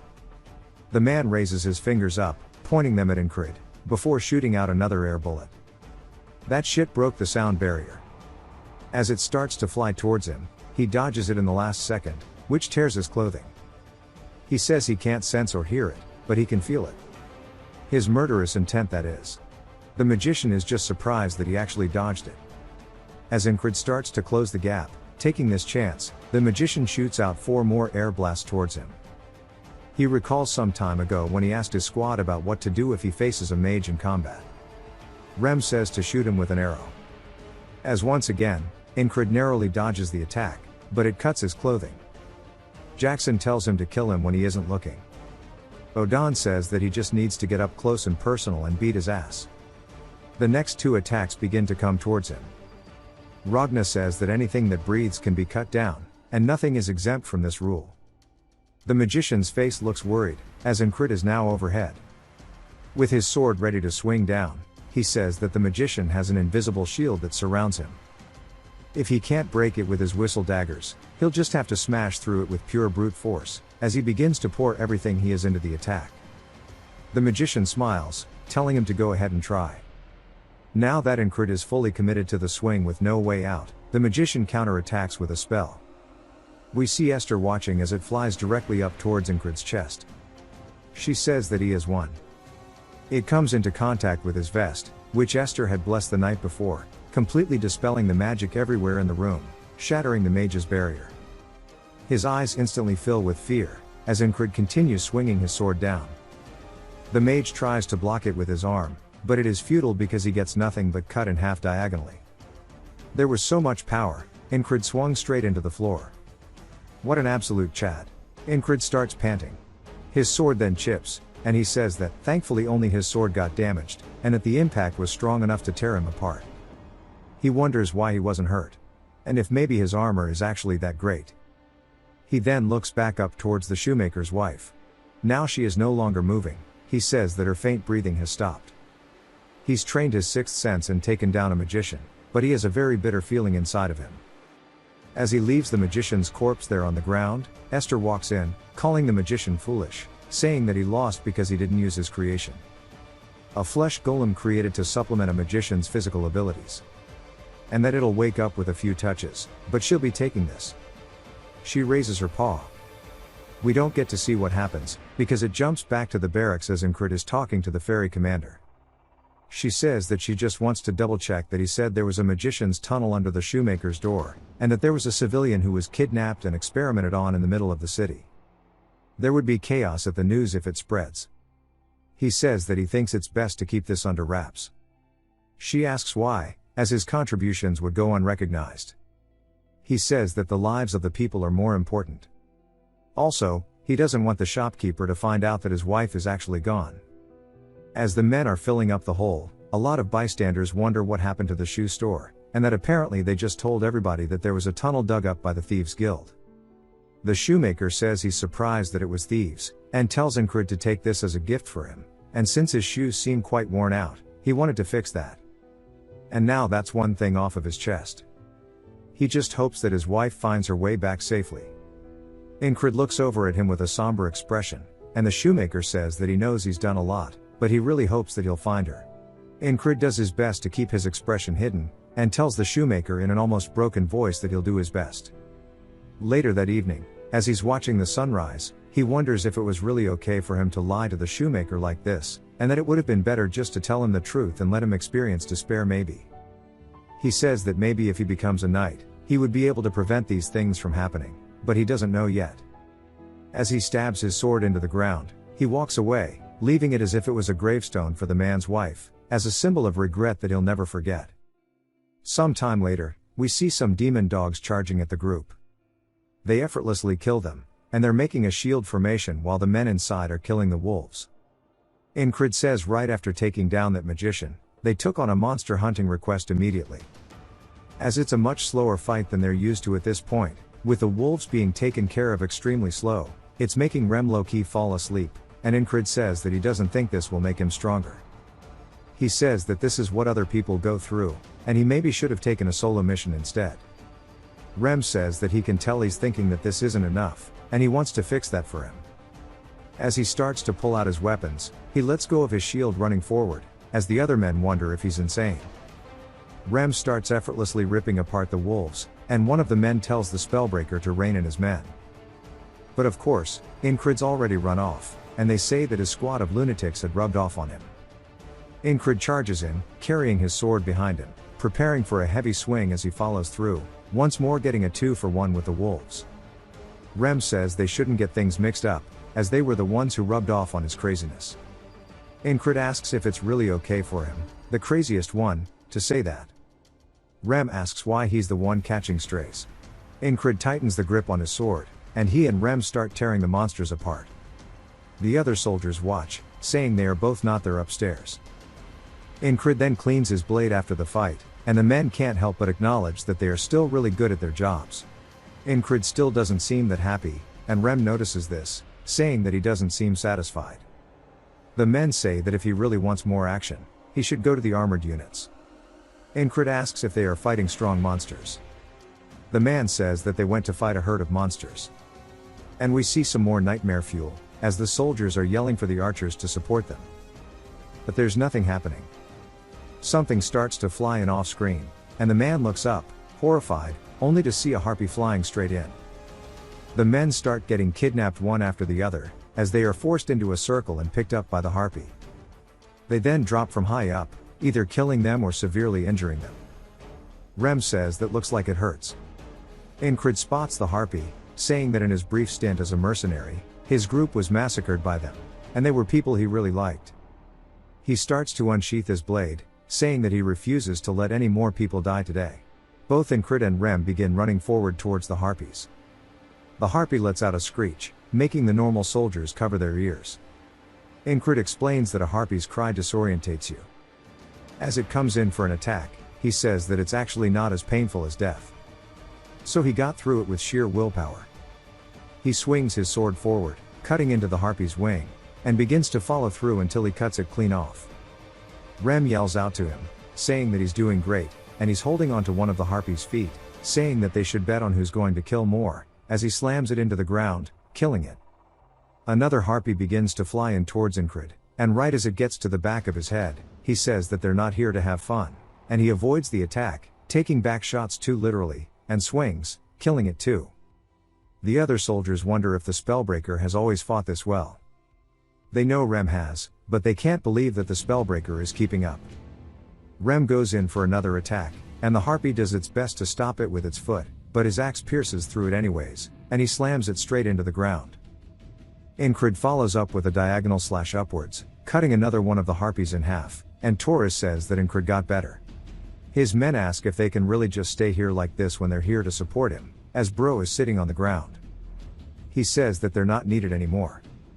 A few of the remaining harpies begin to fly in, and one of them takes Incred's sword, knocking it out of his hand. Now that there's distance between him and his blade, the harpies begin screeching and flying in, thinking they've won. We see a whistle dagger get launched into one of their foreheads. As Incred now only has one more to deal with, it begins to fly in, and he charges forward as well, as it's now a dash if he can get his sword in time before the attack hits. Right as it's in his face, he grabs onto his blade and swings upwards, cleaving the harpy clean in two.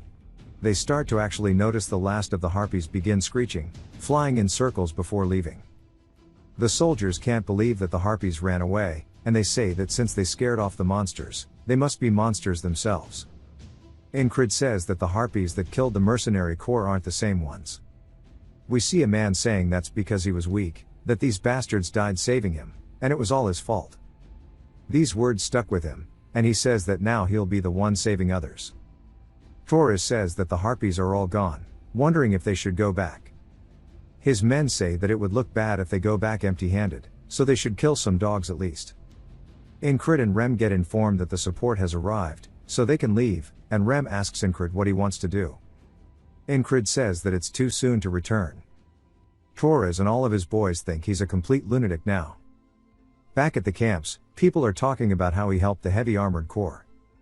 We see him doing his lunging squats, and they're still talking about how he has changed a lot, and that he tries really hard, so they should maybe do it too. Incred takes his request off the board, and the dude says that he thought he did one yesterday. Incred says that he's going to finish it quickly and do another one tonight. The dude asks if he has clones or something. And later that night, Incred is still swinging by training his blade. A man sees this and says that he trains every single day, wondering if it's fun to live like that, and that he should try it too. So he continues to train throughout the night.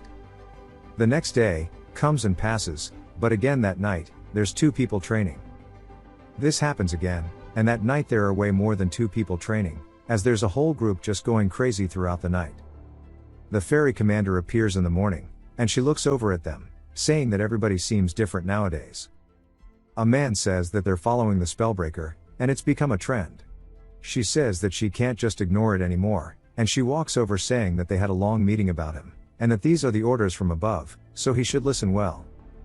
And now his squad, which is the 444th Regiment, will be promoted to an independent platoon operating under the 4th Company. From now on, he is an independent platoon leader. He says that he can only have 5 men under him, so he cannot be a platoon. She says that she'll reassign more men according to his request.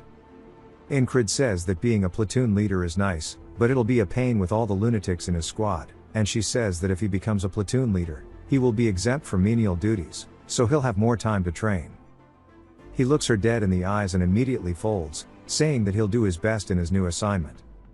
She says it's a shame to let him go like this, asking if he wants to have a duel. She raises up her hands, saying that these will be the weapons, and she wants to go unarmed again. Ingrid says that after he lost with her last time, he's worked his ass off training with Odon. He drops his sword, saying this was great, and it's time to see how much he's progressed as he is ready to show her the equal rights, equal lefts. As they start to square up, he recalls how Odon once said before, that hand-to-hand combat requires him to get up close and personal. Something quick is better than something complicated. The fairy commander dashes forward, swinging in, but he manages to block it. And he says that pretty much what Odon is telling him. As he starts to push her arm back, he says he needs to use his size against her. As he begins to get the momentum, pushing her directly towards the ground, she lands, and he puts his arm on her chest, saying that he thinks he's won. She asks if that's so, saying that a human's proposal is quite aggressive. He can't believe she's at this once again. As she raises her leg, wrapping it around his side, she instantly 180s the situation, getting atop him. She says that analyzing his opponent's weakness and breaking them down with his own advantages sure was a good thing. She tells him that he did a good job, calling him her fiancé, telling him that he should keep it up. He says that he's not her fiancé and that she should get off of him. She does so, and they start dusting off, then she apologizes. He wonders what she's talking about, and she says that she couldn't stop it. Now he's even more confused because he has no idea what she's talking about. As the winter began to leave, the battlefield once again was getting heated up. It was time for an all-out war. The Aspens have begun mobilizing, desperate to wash off the dishonor of defeat. A man slowly walks up to the podium, getting ready to give a speech. Since the Aspens were preparing for war, so did the army of Nalilia. The man introduces himself as the new battalion commander, Marcus. Craze says that since that guy is here, it seems like they'll actually see through to the end of this now. He is Marcus the Warmonger. He is one of the key officers under the Cyprus division. Unlike his predecessor, he's a great tactician, and he's very well experienced. Inside of Marcus's head, he says that the Aspens aren't weak, and their army is filled with nothing but weaklings. And that is the only thing they offer. With the exception of the heavy armored corps and the border guards, among them, the only one who caught his eye was the platoon commander. People call him the Spellbreaker. He's been doing heroic deeds since the last battle, and he wonders if it was luck or skill, saying that it's time for him to prove himself, and that he should prove his usefulness. Later that day, Rem asks if they're really getting sent out to scout along the Penanel River, and if it was directly by the battalion commander. Ingrid says that this is what the ferry commander was talking about. Craze then mentions the area, but a familiar voice cuts him off, as it's none other than Henry who says that it's near the Cross Guard, which is Aspen's fortress city. It was created for military purposes similar to the border guards. I'm glad that Henry managed to join the group. He then continues, saying that if they were to go at this time, and this time Craze finishes his sentence, saying that they're only going to gather intel. Rem says that he shouldn't go, but Ingrid says that he can't refuse an order from the commander. Rem says that he guesses he'll get ready too. Yet another familiar voice, as we hear Andrew saying that the battalion commander has also ordered him all to obey the commands of the new squad leader, and that they should all follow his commands, and we see Mac with him too. Rem approaches him and begins licking the hell out of his blade, but really slowly like a freak, asking why the hell there's an insect in their midst. Andrew starts to get freaked out, saying that he's the new squad leader, and they should all listen to him. Odan says that he can feel him trembling all the way from over here. Ragna asks if that little kid is really their squad leader. Andrew says if they have a problem, they can fight it out. He volunteered for this so that he could fight by Incrid's side, and he's not going to leave. Rem readies his axes, saying that he sure is a feisty insect. Odan also begins cracking his knuckles, saying that he wants to gently loosen up his joints. Jackson says that a finger should do, but Incrid tells them all to go easy on him. Ragna says that he should focus on his own fight, but Mac begs that Incrid stop Andrew from continuing. Incrid says they seem to be getting along well, and if Rem's offering to duel, it means that he likes you. Mac asks if he's really not planning to murder him, saying that he needs to tell him more, and he starts dragging Andrew away from Rem as Andrew is provoking him. Henry asks Incrid if he knows anything about the geography of the Panhandle River. As he warns him, the area is very dangerous, and he can tell him what he knows about before he sets out. Incrid tells him to go for it, and that night outside of the barracks, Incrid begins walking somewhere, and we see him dripped out, killing that shit. Torres asks if he's not going out on duty, as he's been seeing him around often. He also heard about his promotion, congratulating him, saying now they're the same rank. Incrid says that he won't compare himself to the king's finest, but Torres tells him that he should relax because it's not that deep. Then he asks how old he is, and Incrid says he's 30. Torres says that he can't believe he's older than him, wondering why his face is so young. Incrid just wonders why bro is so old. Torres says that he's the only one aging. Incrid says that he told him to relax, so he will, wondering what the mission is about. Torres says that the two of them will cross the Panhandle River first, and he was going to explain the rest once they meet the others. But the boat Swain isn't here, and it can't be helped. They should chill out. Incrid says sure, as he starts to unsheath his blade, instantly starting to train. Torres tells him to rest, but Incrid says this is rest for him. Torres says that he sure is persistent. He trains hard, people acknowledge him, plus he looks young, and he's handsome, and then he is low-key too much. Bro might drown him in the river. Incrid can feel the murderous intent and turns, only to see Torres crying, and he wonders why he's making that face. Torres sighs, asking if the record at the end was 14-6, saying that at least he's better at fighting. Incrid reminds him that was in the past, and Torres says that he's not the only one getting stronger, and Incrid says that he's glad to hear that. We see Torres' sword starting to get swung down as Incrid blocks it and instantly returns, deflecting his. They start trading blow for blow with one another. On the spot, Torres says that he noticed when he was fighting the Harpies, but that Incrid has gotten way stronger than when they fought previously. We see his eyes are full of determination. Torres grits his teeth and pushes down as hard as he can, knocking Incrid's sword towards the ground. He then instantly rears back his fist, coming in for an attack to Incrid's face. Incrid doesn't take his eyes away from it and spots the hidden blade underneath, stepping to his side just barely in time.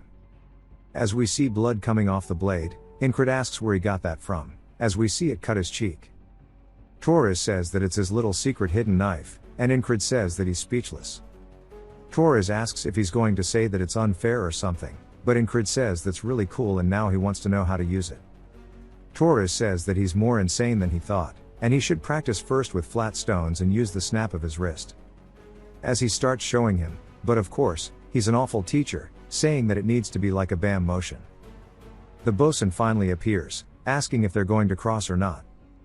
As they begin doing so, Torres teaches him the entire ride. They finally get across, so Incrid asks where exactly the rendezvous is because they're meant to meet the recon platoon here.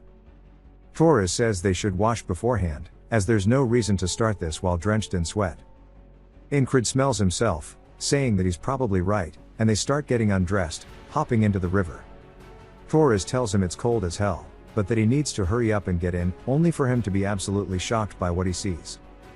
He calls Incrid greedy, saying that he lost his will to compete. Incrid says that he still wants to fight though. Torres says that he's not talking about with their fist, calling him an idiot. A woman then says that they came looking since they were late, but they're wasting their time taking a bath. Incrid's just surprised, wondering how long she's been there because he didn't sense her. She says they need to get near Crossguard by today, so they should hop out. Torres asks how they're meant to do that with her watching, and she says there's nothing to look at in the first place. Ingrid hops out of the water, and she also makes a face full of surprise, and says that she takes back what she said. Torres says that her gaze is too lecherous, so she says that she's only looking at his abs. He says that he also has cool abs, and she introduces herself as Pin, the leader of the recon platoon. She shakes Ingrid's hand as Torres is looking down at himself, getting body dysmorphia. They get dressed, following Pin, and she says that before she explains the mission, she wants to brief them. Their spy in Crossguard is named Kitten, but they also said there was something important to be relayed.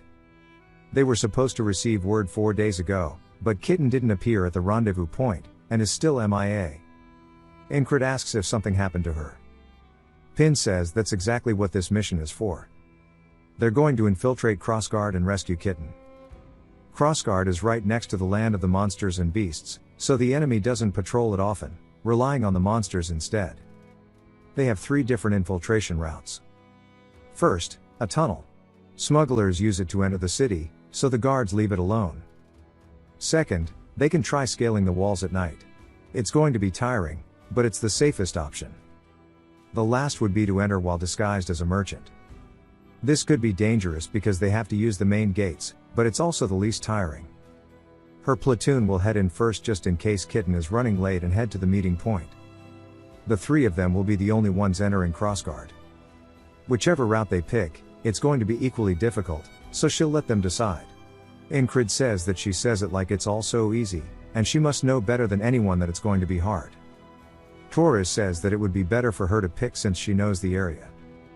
Pin says in that case, they set out tomorrow, and they'll go with the first option, the tunnel.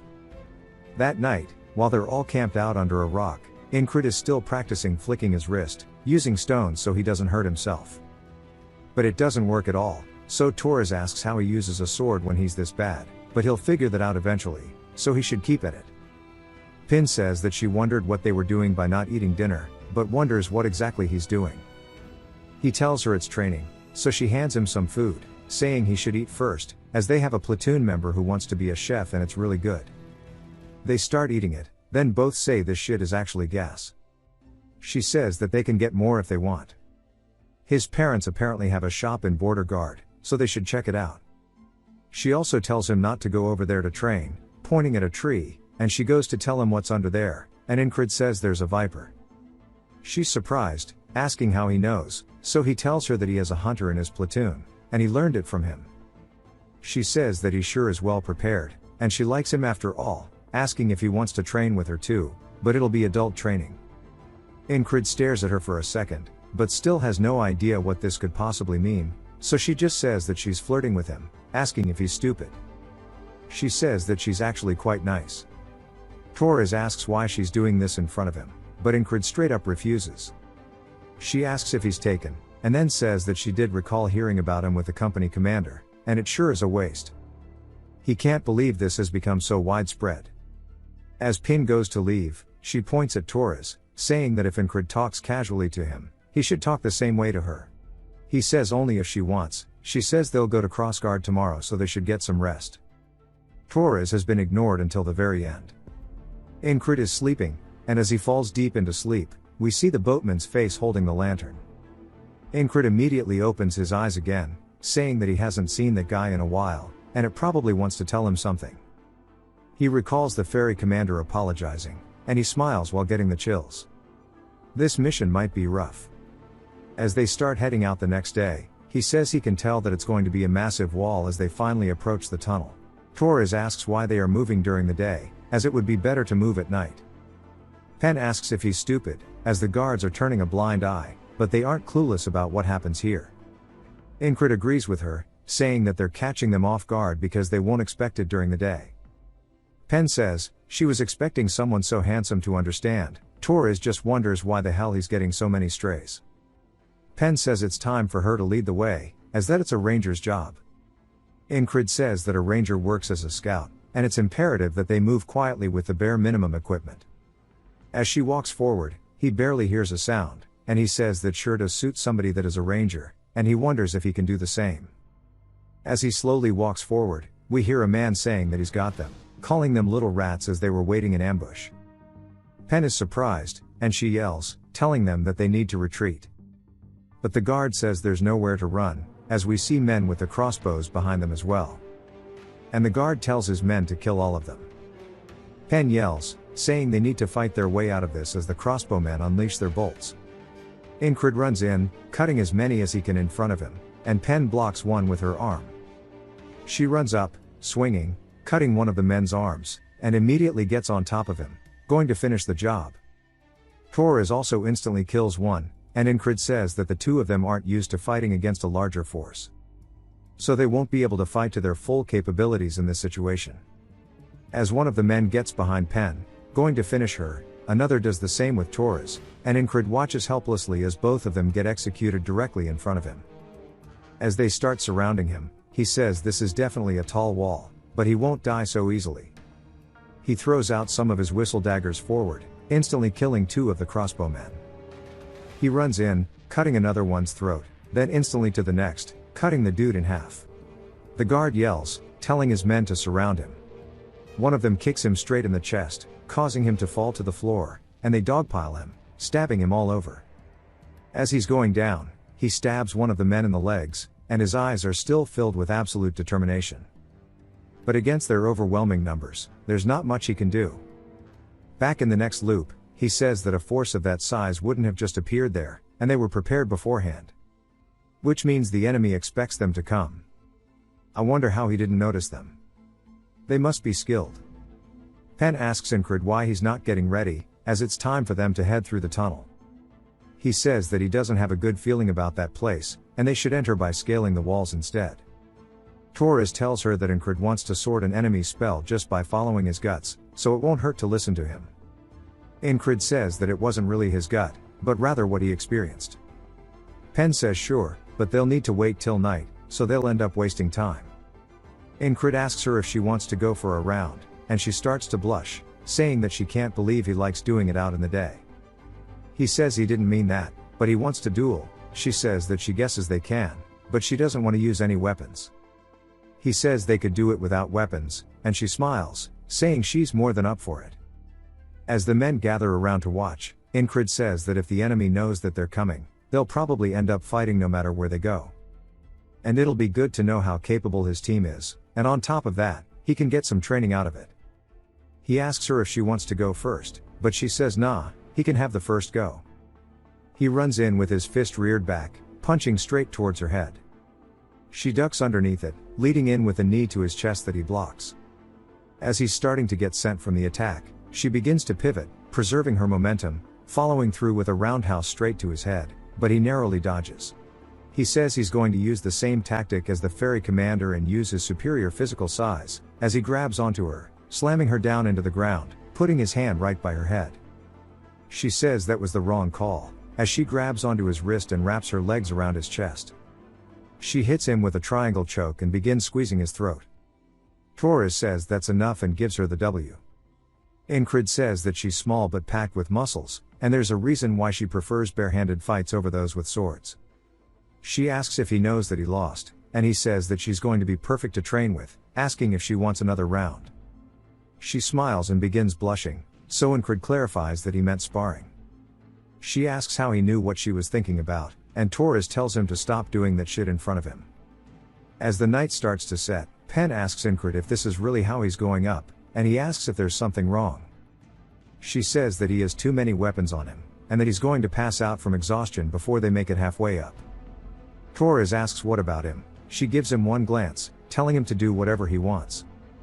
Bro starts crying, saying that his feelings are getting hurt here. Incred says that he thinks he can climb the walls fine with this much gear, and she sighs, saying that he sure is innocent. They aren't just climbing the walls, they need to climb this giant mountain just to get to the walls in the first place. Torres says that's really high up. Incred says that climbing it alone will be a challenge, but none of his walls have been easy to climb thus far.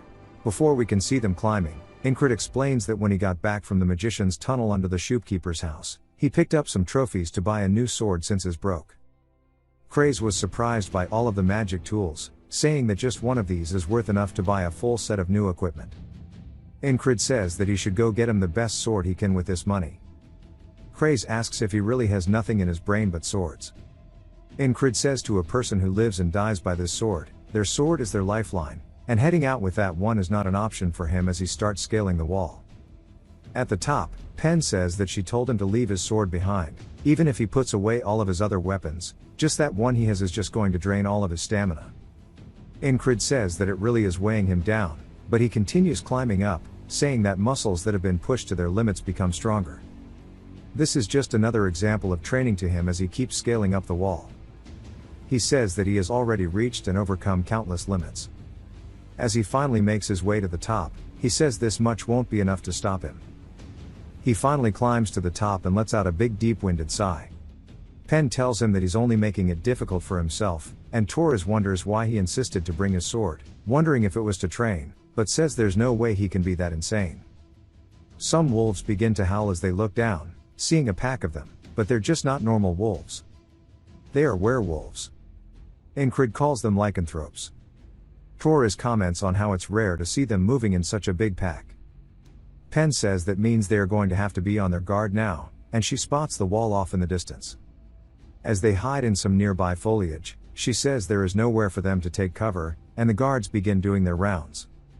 She says that it's actually so bright when 2 full moons are up that the guards don't really pay attention anymore.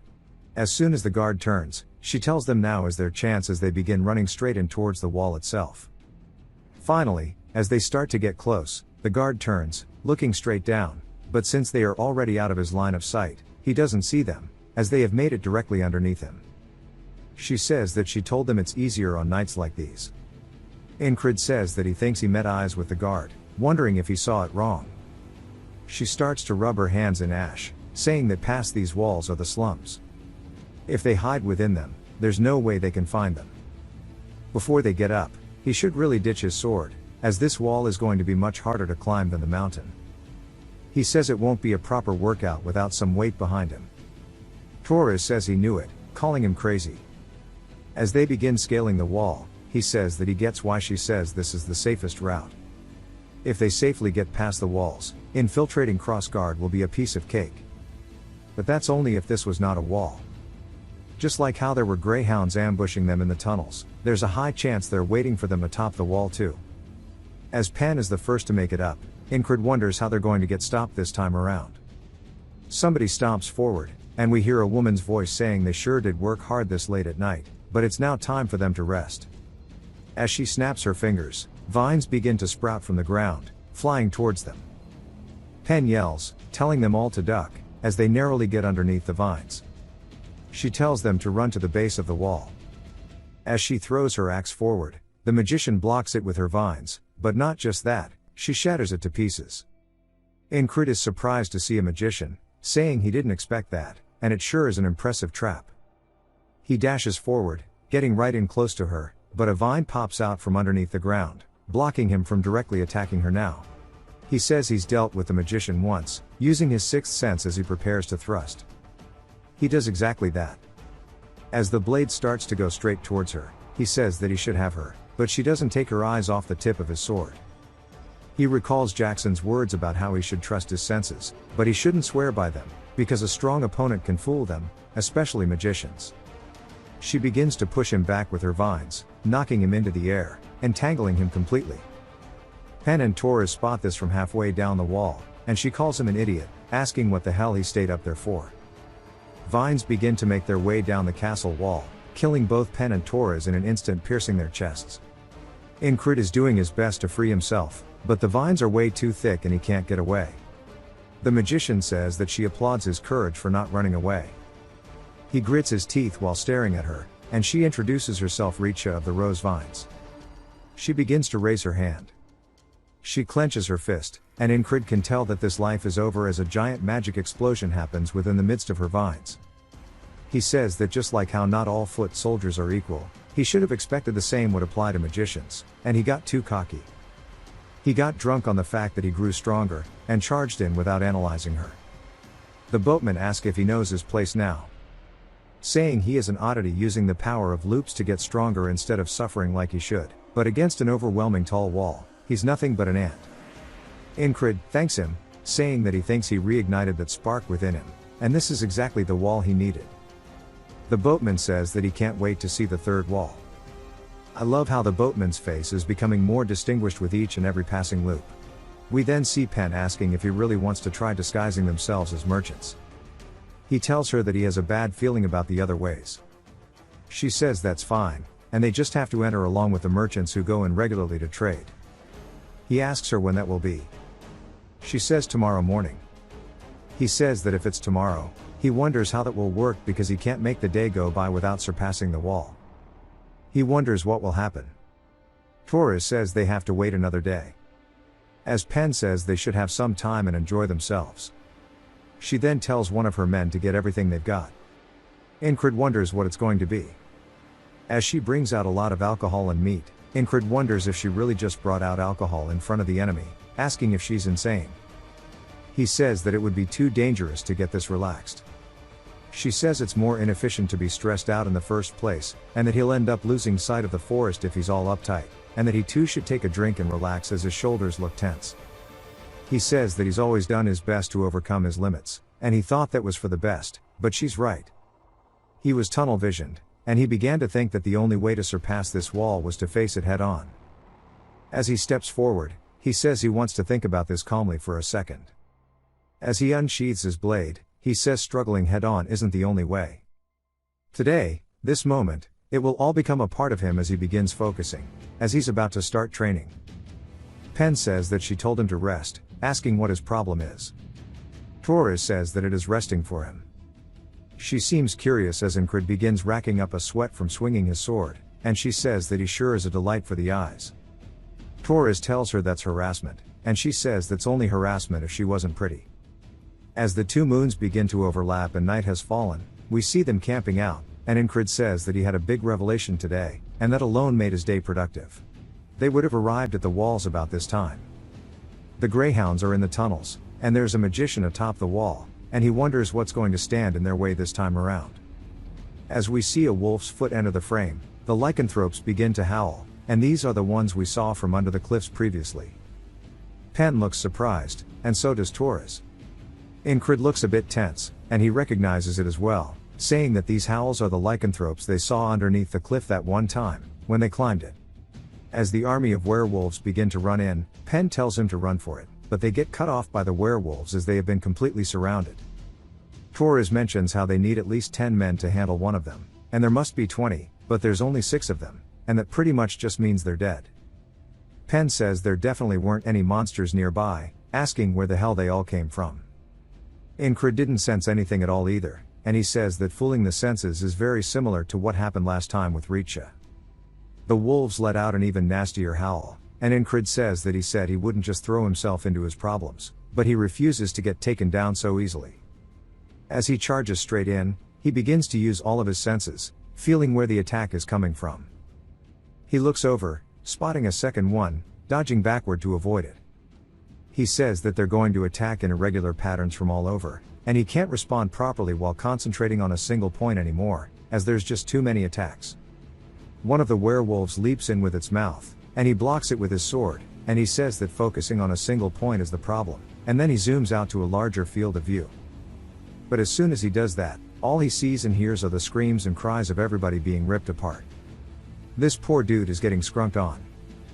Some of the men are being torn into like a pit bull at a daycare, but poor Torres got crazy back shots, and it's not the typical ones that he'd like, dying almost instantly, as Pen had her throat bitten by the werewolf. Ingrid says that he knows that none of this matters once this day loops, but seeing these brutal deaths is still very painful to him. As he manages to push the werewolf back, biting his sword, he swings, cutting its throat, sending blood everywhere. He then raises his sword overhead, changing his grip, piercing down, stabbing another one in its shoulder blade. One of the wolves charges in, and this one has a scar on its head, and we see it hit him straight in the stomach. Ingrid begins to spit up blood, saying that if it's smart enough to throw a punch, this one isn't the same as the others, and this must be the leader of the pack. It instantly goes for his arm, and then uses its large size to easily whip him around, launching him into the air overhead. Ingrid looks down, seeing nothing but a pack of werewolves below him, and takes one more glance at everybody's corpses. He hears the boatman, saying that no matter which wall he picks, they are all hopelessly tall. As long as the loops exist, he will be forced to repeat these situations forever, asking if he still finds this fun. Incrid says this certainly isn't ideal. As Torres and Pen are staring at him, they ask if he's delirious or something. Incrid says there is no reason for him to give up, and that he's fine, and they can continue. No matter how hard these walls may be, it's not like he won't be able to find a way to overcome them, as walls are only a temporary obstacle. But he's come up with nothing so far. Torres and Pen won't lose to the Greyhounds one-on-one, but there's no way out when they're surrounded by that many people in this small area. The best way out of this is to not be surrounded in the first place. If he can figure out where they're hiding using his sixth senses, then that might be a good start. We then hear the guard once more saying that he found him some rats, as they have been surrounded in an instant with the crossbowmen cutting off their exits. Incrid says that he got nothing with his senses, only for him to once more get dogpiled on by the spearmen, dying. He wonders if there is magic here as well, blocking his senses, and he tries to go fight Richa once more.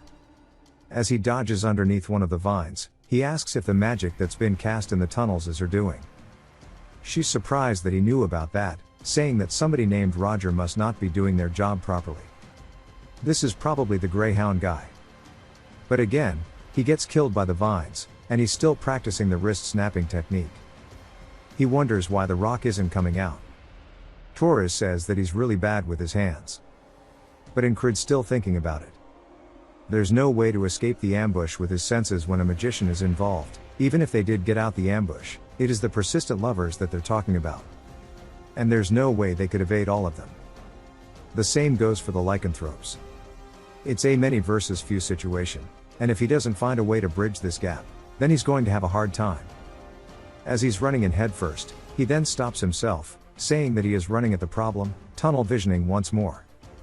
Back to the cave, he swings his sword, deflecting one of the spears, cutting a man's arm off. Then back to the fight with Richa, he says that he can't be hasty. This is a rare opportunity for him to train endlessly once more after all. Back to the lycanthropes, into the spear death. Richa is the only one where it looks like he's making a good bit of progress. I take that back, as we see his sword soaked in blood as he's killing a lycanthrope by grabbing onto its head, slicing it off. He says that he won't waste this precious time, which he can use to become stronger, only for him to immediately get killed. The boatman's lantern begins swaying, and he wonders how much longer he's going to play around. If he doesn't want to stay in this loop forever, he better choose a wall to climb over once and for all. Incrid says after repeating all of them, he could tell each of the 3 walls are excellent, and it's almost a waste to have to choose one of them. Then, in one of the loops, morning arrives, and Torres wakes up, spotting Incrid training in front of him.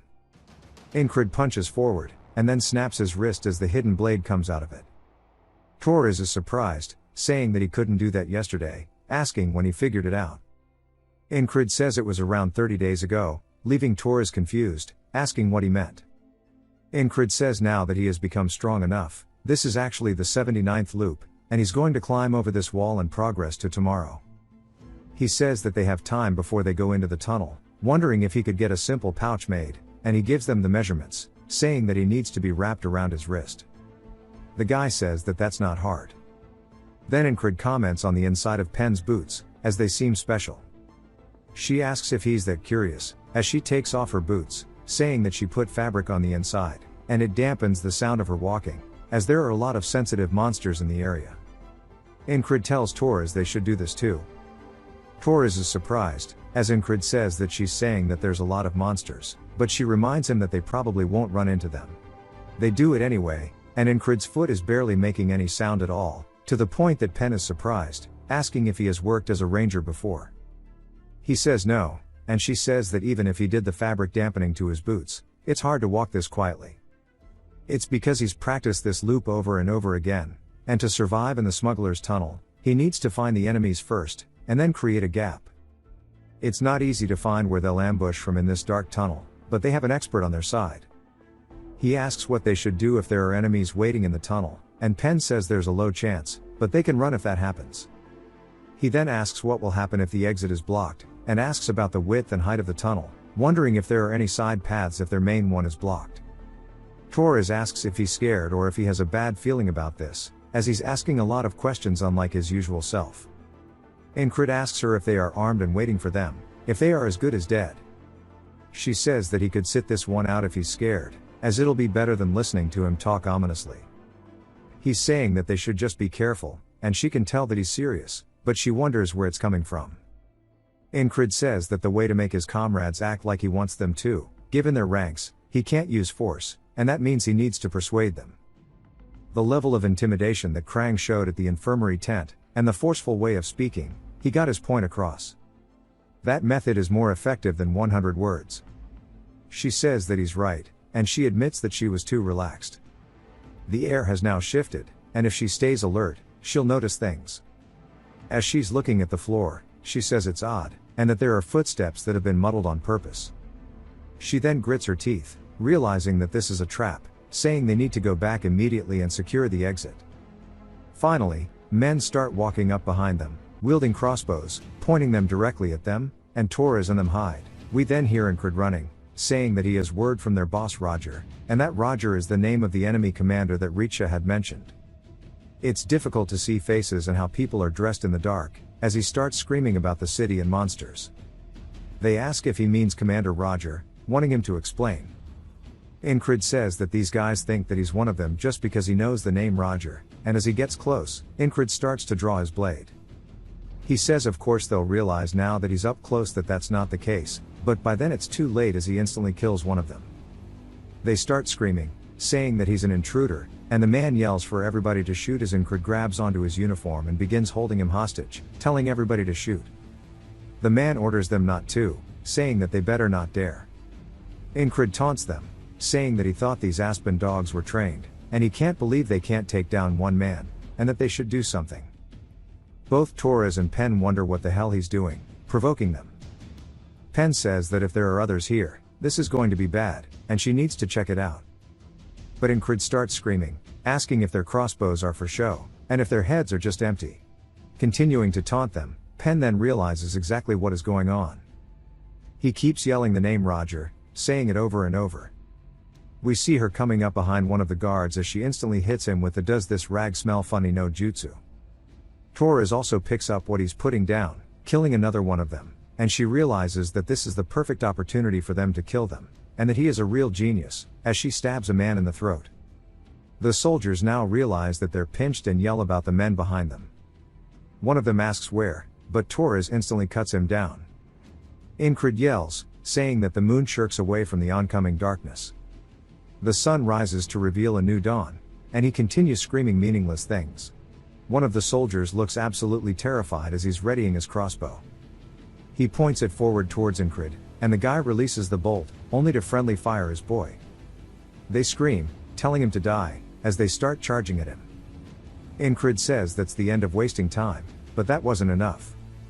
He throws out 2 whistle daggers, hitting 2 men each in their eyes, as Pen yells that they need to get to the exit. They then hear more soldiers marching in, so he turns, spotting the main forces of Roger's greyhounds. "I guess Roger is not this guy, my bad." He yells, saying that he has word from Richa. The captain freezes up, asking how he knows their name, as he yells, saying that they need to run. The guy realizes now that he was being toyed with and yells, telling his men to chase them. As they're about to reach the exit, they finally make it out with the soldiers directly on their asses. Pen asks if they're going to continue chasing them, wondering how to avoid them, saying they need to go to the creek or the cliff. But Incrid says they have to go to camp. She asks why, but he tells her there's no time to explain. She decides to go with it, telling them to follow her.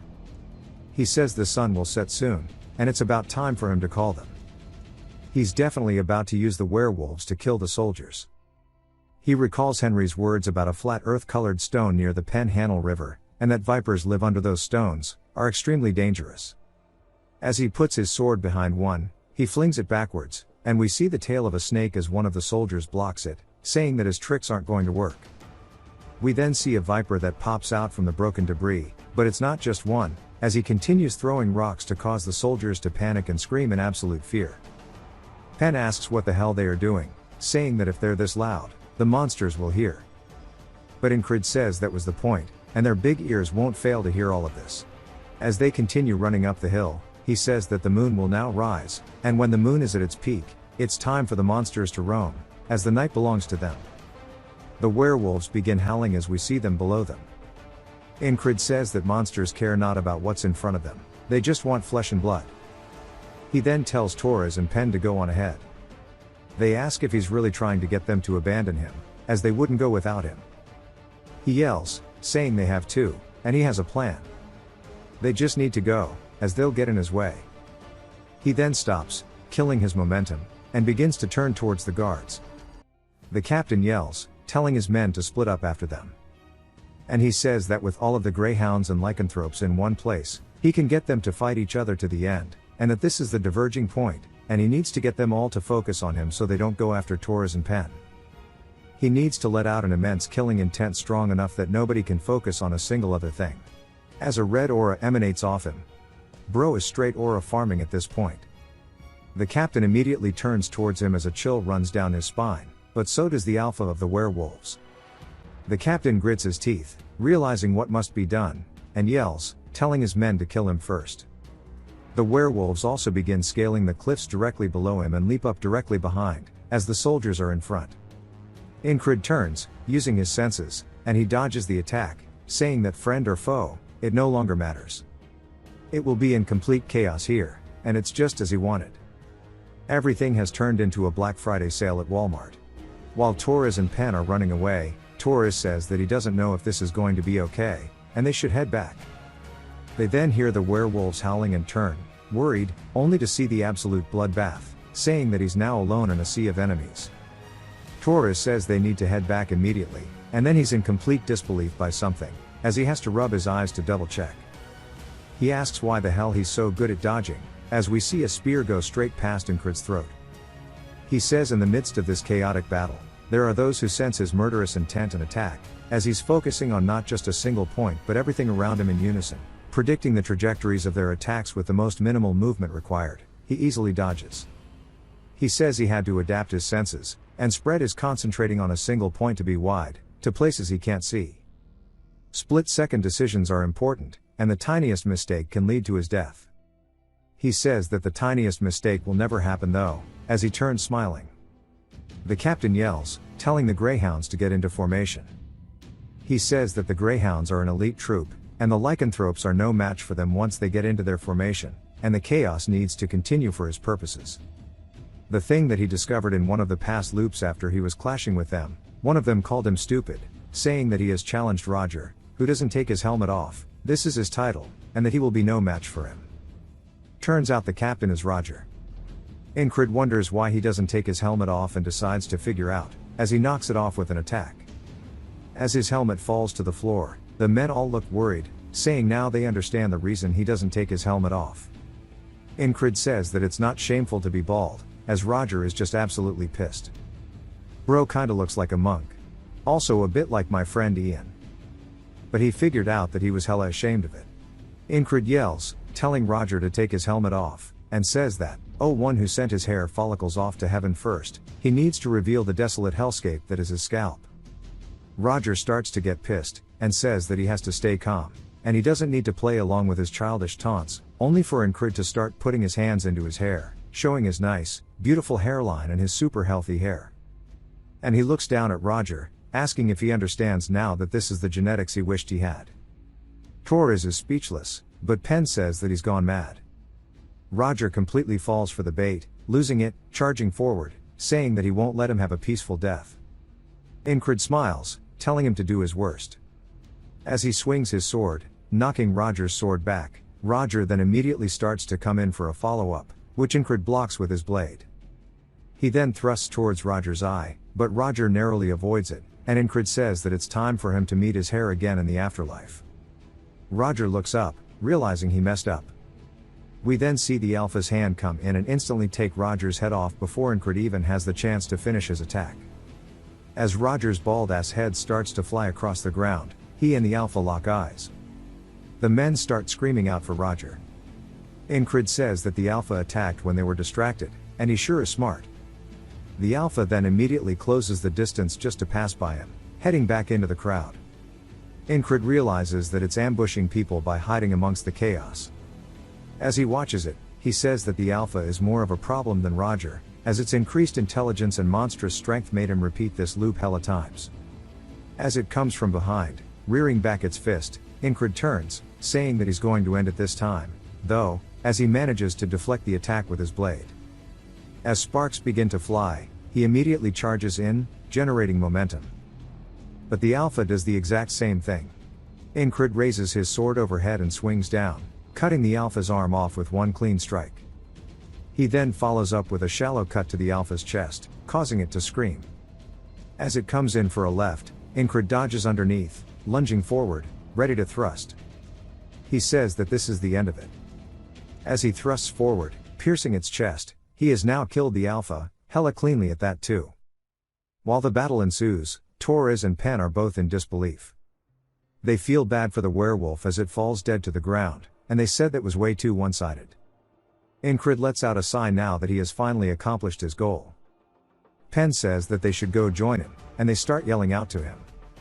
As he looks over, she says that he needs to get out of there. He starts running, as the soldiers yell, telling the rest to catch him. But the werewolves don't allow them to even attempt, as they're getting overrun and toyed with. Pen asks if he planned for all this to happen, and if he knew that the werewolves would be here. He says he got lucky. Torres says regardless of all that, when the hell did he get so strong, and how he knew the enemy leader is named Roger. Incred says it's obvious that they're confused, because they don't know about his loops, but he can't explain it to them, and he'd rather finish. He says there's something more important, as their mission is not over yet.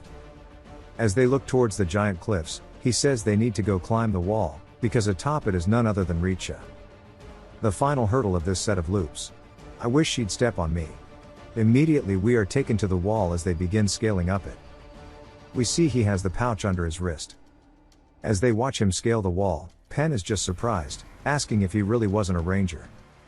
Torres says that he wasn't, and she asks why he's so good.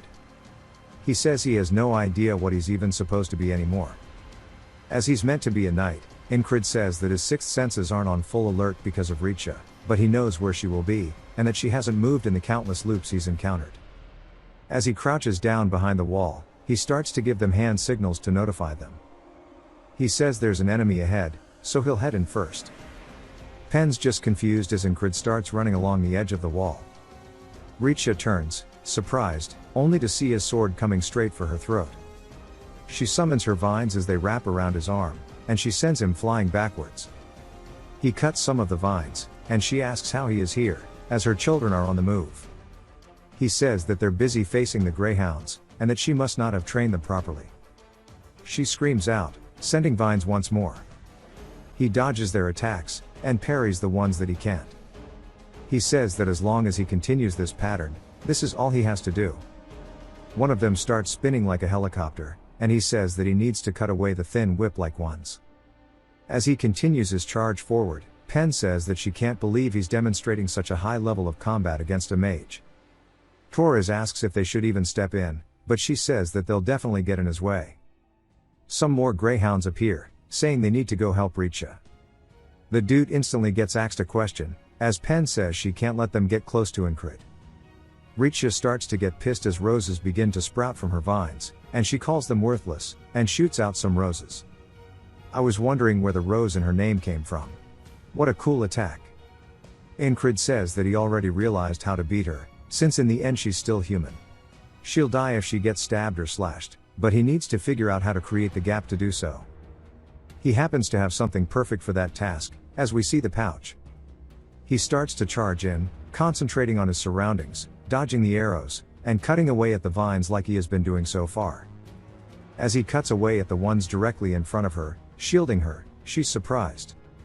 She starts to create a barrier around her, and he puts his fist straight in front of her face, just like he did that one time with his sword. He says that his trump card was repaired with the help of the hidden knife. Back when Craze asked what he wanted to do with these leftover magic devices, and if he wanted them to be sold, he said that he wants to keep them, as they'll have a use for them somewhere. We see that's what's actually inside the pouch, as he flicks his wrist, sending it directly out to her face. He says that these are the magic devices from the cave, as it starts to create a blue blinding light, as if the sun had risen. Both Pen and Torres also have to cover their eyes. As the people in the slums look up, all they see is this very bright light atop the wall. Richa starts screaming in pain. as Incred swings his sword forward, cutting through her vines, but also cutting through her side as well.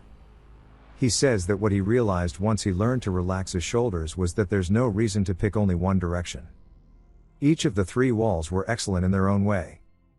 As Richa falls to the floor in the stone with her, he lets out a long-winded sigh, and says that he created his version of today by using all 3 of them, and he smiles. Torres kills one of the soldiers. When Pen goes to ask about what just happened, Torres says before they ask questions, they need to leave before more people flock to the light. She yells, telling them it's time to move. As we see guards patrolling the slums, they're looking around holding torches. He says that they've managed to infiltrate Crossguard, and now if they rescue Kitten and escape as planned, he can end this loop. Pen guides them to a house, saying that this is the last place Kitten stayed at before they went missing. As we see signs of torture, they must have figured out Kitten was a spy. Pen says this makes things certain, and that Kitten must be dead. Incred says that the enemy is on their way here, and the informant they were supposed to see is dead. It means that the entire plan was an aspen trap. The letter from Kitten saying that there was important information to be conveyed was probably made up by the aspens to lure them and kill them. Torres realizes they were played with as the guards ask the other one if he found anything. He says no, but they know they need to search the area. Pen says they should try to make their escape. Torres says that it's a huge gamble to try to do anything with guards everywhere, asking if there's a way to divert their attention. Incred says that he has a method that's proven to work, asking if they want to try it. As we see one of the houses set ablaze, the soldiers begin running over, putting out the fire. Incred says there's nothing better than this to draw attention. Now that he's done this multiple times, he's picked up some techniques, and at this point he might end up as an arsonist and not a knight. So he's going to train with his sword more once he gets back. They finally make it back over the walls, leaving their robes behind. And it's now time for them to return back to border guard. Amongst the rebel of the house, we see a man looking at it from up high, as another man, who I thought was Mitch, but it definitely isn't, tells somebody that the infiltrator escaped after setting a fire. The man says that every trap they set up turned out to be meaningless, and they took a heavy blow, and he can't believe Richa would die so easily. He thought the plan was perfect. They had the perfect opportunity to kill all of their rangers and spies, and to inflict a heavy blow on the morale. But he decides it's fine, as there are still lots of things they can do, and he tells the soldier it's time to go, as it's time to prepare for what's next. And we are introduced to the Aspen's genius strategist, Abner. We see them in the boat heading back. As both Pen and Torres are panting heavily, Incred looks refreshed, saying that he wants to do one more duel after they get off the boat. Torres calls him crazy, saying they've dueled over 10 times on the way here. The boat Swain wonders why they are always covered in sweat. The boat reaches its docking point, and Torres says that their mission is over, so they should rest, and realizes that this is rest for Incred. Incred tells Pen that he wants to go for a round, and she says that his seduction skills aren't enough for her to fall under his spell. As they reach the gate, we see a man begging as he needs to meet the platoon of lunatics. Torres asks what's the Baldy's problem. Incred says that they should go report now that they've returned because he knows this Baldy. We see a familiar face as it's none other than Gilfin. He runs over saying that the Guildmaster Craze is in danger. Incred asks what he means, and Gilfin says that the frogs are here. He recalls that when they took over his guild, the boss was paid by the Aspens, and during spring, the Aspens sent over someone to check on the guild, and they were frogs, and now they are finally here. We get a flashback to 4 days ago as Craze says this should be enough. There's a lot to prepare since they're leaving soon, and it's been about a week since he was at the camp. The higher-ups received goods thanks to him, so this much should be overlooked. We see Gilfin approaching him as he hears a report. The innkeeper is a nervous wreck, saying that she thinks she saw an Aspen spy. Craze says they could send the boys to check it out, and if there is a spy, they can take care of them. As the Gilfin Guild has now volunteered with the Night Guards, they guarantee the safety of the backstreets, which were not covered by the Border Guard reservists. Thanks to that, the Guild's reputation has arisen, improving their income, and every citizen here is his eyes and ears, which is why he has so much more information. If he raises the tax on the people now, he'll be able to further increase the Guild's reach. In 1 year, rather in half a year, he should be able to take over all of the backstreets. We see a man standing guard outside of the door as, on the other side of the hallway, is a man in a robe. He goes to ask him what he is doing, but they already close the distance and send him flying through the door in front of Craze. We can tell from their silhouette that they're not human.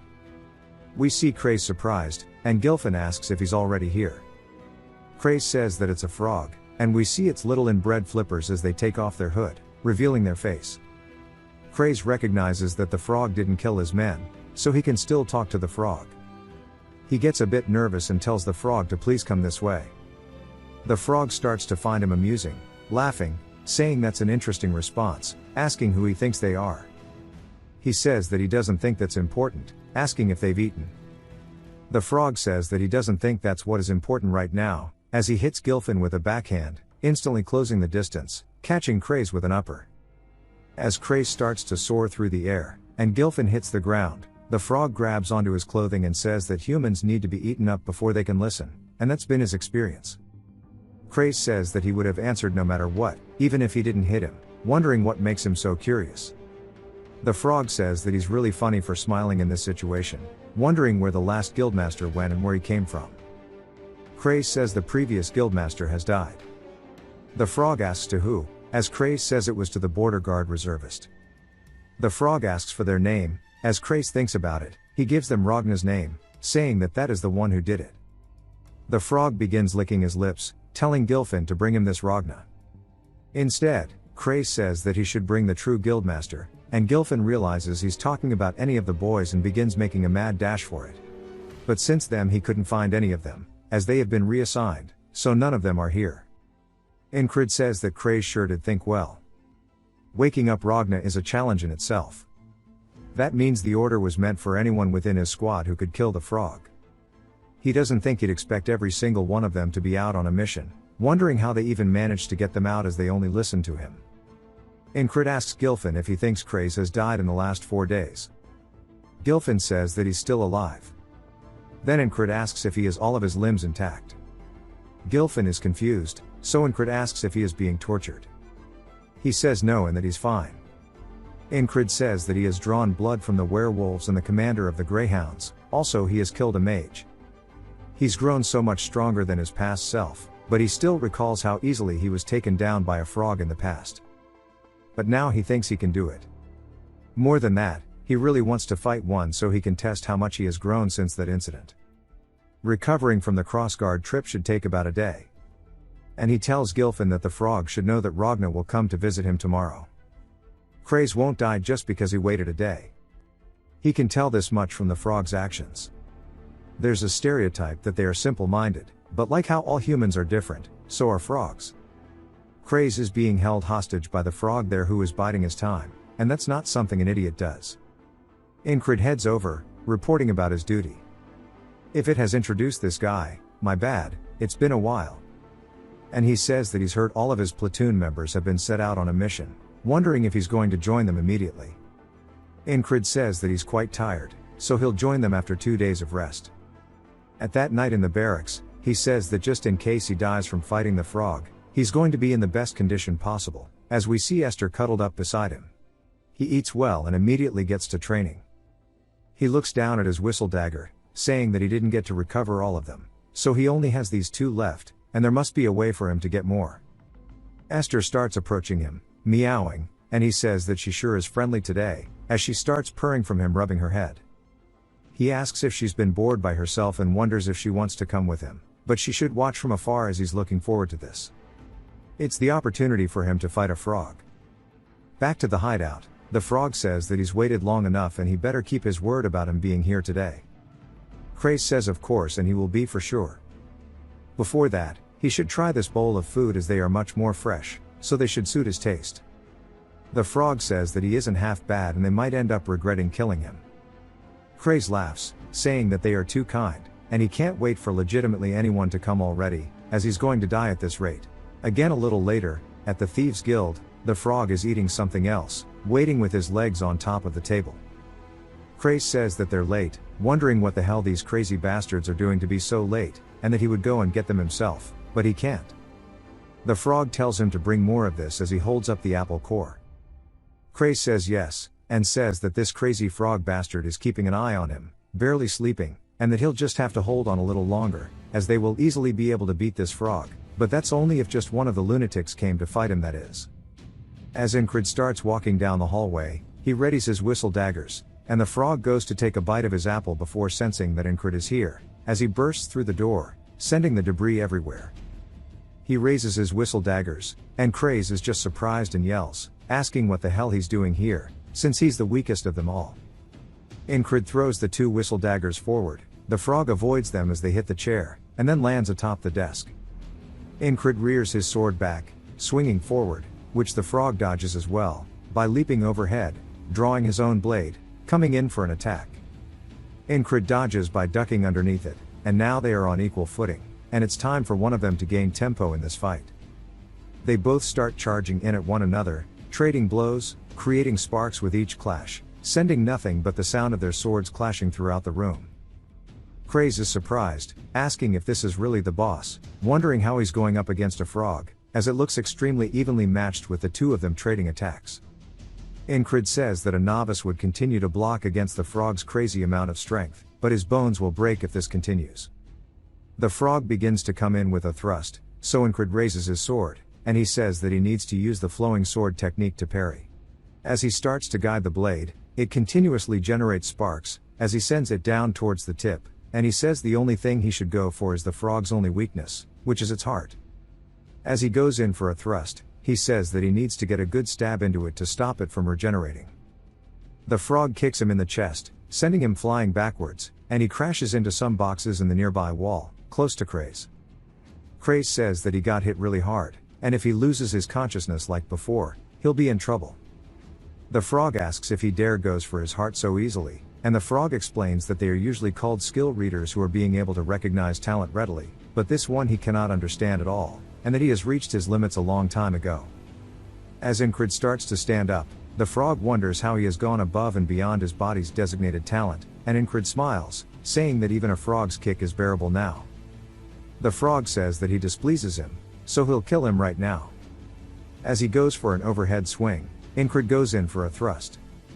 The frog can tell that he's going for his heart again, and as they both continue their attacks, the frog's attack looks a bit closer. Incred says that he needs to stop its heart to stop its regeneration, but it turns out that he also understands that he needs to get the advantage. He swings, cutting its arm off, sending it flying through the air. He immediately begins to follow up, saying that it won't have enough to regenerate its arm in the middle of a fight, and if he goes for his gaps now, it should work. The frog says that he can easily kill the likes of him with just one of his arms, and he continues his follow-through that he was doing earlier. Swinging forward, Incred does his best to try to parry it, as we see his sword flying through the air, because the frog is too damn strong. The frog immediately gets overhead, raising his sword to finish the job, and Incred asks if this is where it ends this time, and that he'll challenge it again in these loops. As the frog goes to follow through to finish Incred, it stops just shy of his head, sending his hair rustling from the wind pressure. As the room falls eerily quiet, the frog begins to ribbit and growl. Incred wonders why it stopped before the killing blow. As the frog turns around, he says that he can feel it, and he can sense an immensely strong spell as Esther is giving him the death glare. He says that it's emanating from the beast, and it must be a warning that his life will be in serious danger if he kills the human in front of him, as Esther begins to slowly walk into the room.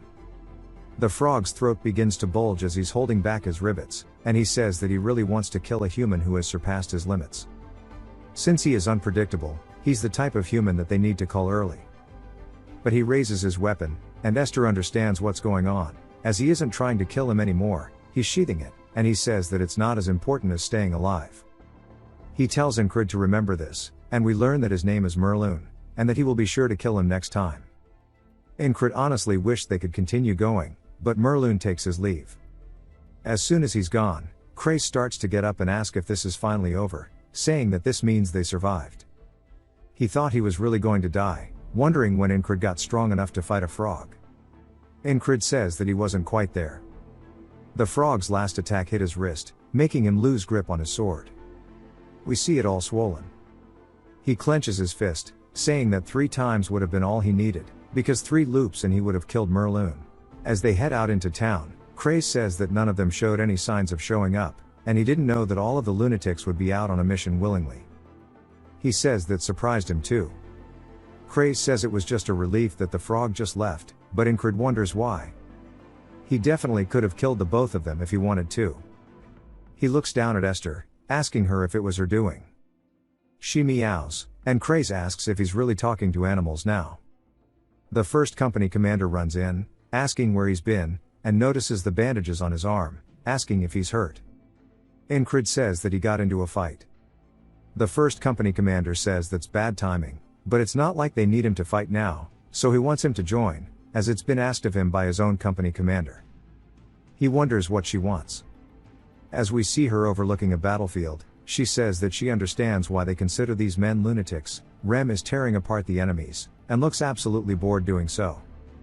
As he only kills 3 men, he leaves, saying that's all for today. A man yells, saying that there are more, but Rem says that's all he agreed to. A bit later, Ragna enters the camp, bloodied, carrying a man's head, and they said that they thought he died, but he's still alive, since he went missing in the last battle. Ragna says that they should have told him if they moved camp, and puts the guy's head in the other guy's hand, saying that he's going to go to sleep. The guy says they never moved the camps. Then he starts freaking out, because he's holding the head of the enemy commander, and they can't believe that he made it into the enemy base and came back out alive. Odan is straight up bullying these dudes, saying that they sure are noisy, and they need to be taught some manners. He grabs one of the man's arms, and just squeezes it, crushing it in an instant. The other soldiers are scared that he broke that shit like a twig. For Jackson, they're unable to get a single hit on him, because he's dodging each and every attack. He also doesn't feel like putting in any effort without Incred. He starts to leave, as the soldier falls to his knees, saying that he needs to hit him instead. The ferry commander is watching all of this. Then later back in the camp, we hear Marcus asking if she really managed to bring those uncontrollable bastards here. She says that bringing them was the easy part. She told them all that she wants them to fill the shoes of their missing leader. Andrew says they'll prepare to set out. Rem says that she took away their squad leader, and now she wants them to fill his place. She says that the blame of the individual falls upon their leaders, asking if they want Incred to pay for their insubordination. Rem glares at her, but doesn't want that, so he says that 3 a day, and he won't kill any more than that, as he and the boys all get ready. She says she's thankful that these lunatics are doing at least this much, but those above them don't see it as a good thing. Marcus says that their forces are the tip of the spear in this war. Their win or loss will decide the course of the rest of this war. She asks if the Aspens are still trying to provoke them into a one-on-one duel. They lost against them in a proper battle, so now they're trying cheap tricks.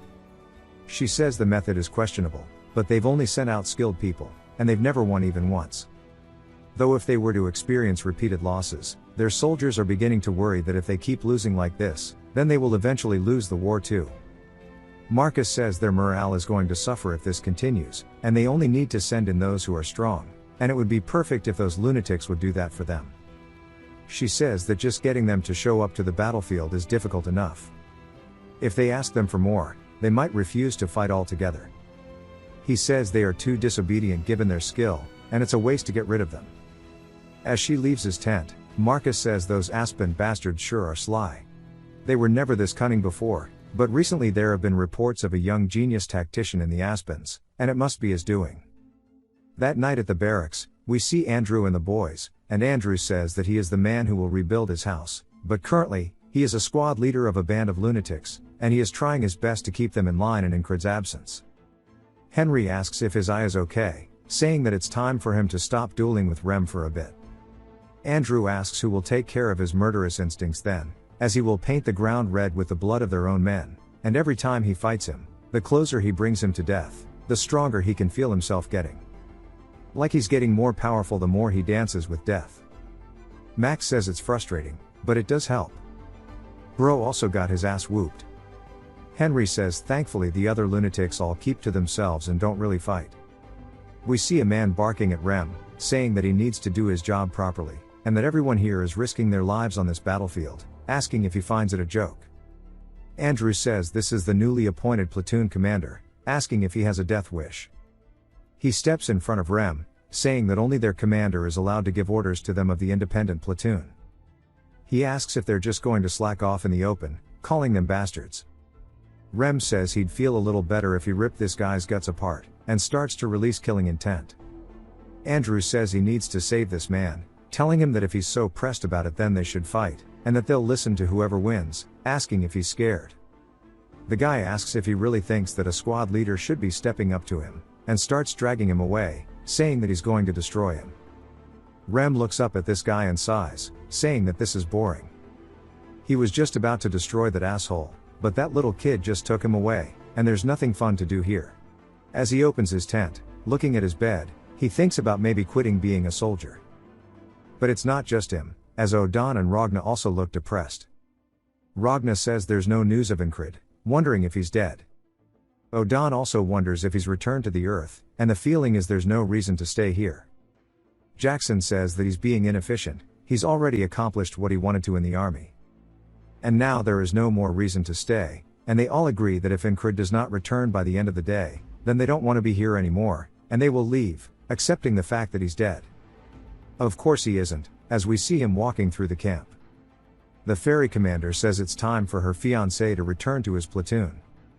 As he is crazed behind him, we see Andrew fighting the platoon leader, and he enters the camp with the boys, telling them that he's all back. Rem goes to call him boss, but Andrew bursts into the tent full of tears, screaming out for him, asking why he's so late, and starts hugging onto his waist, saying that he's waited so much for him, and that he's had to deal with so much bullshit. Rem smiles, and starts to chuckle a little bit, asking Andrew why the hell he's getting ahead of him, and he and the boys start telling Incrid that he's late. And they all call him boss. He says that he was, then they have a wholesome little reunion. Later that night, he says after looking around, it seems the reason why they wanted him here was to take control of these lunatics, and that they should listen to their superior sometimes. Rem says that only if he feels like it, but Incrid says that it's not like he can order them around either. Rem says that's not what's important right now, asking if he got any stronger. Ragna also taps the floor with a sword, saying that he wants to duel. Krace tells them to wait, saying that surely they can see his wrist is hurt. Both Rem and Ragna start butting heads, trying to see who will duel him first. Odan tells them not to fight while laughing, saying that it's been a while, so they should start by warming up their bodies.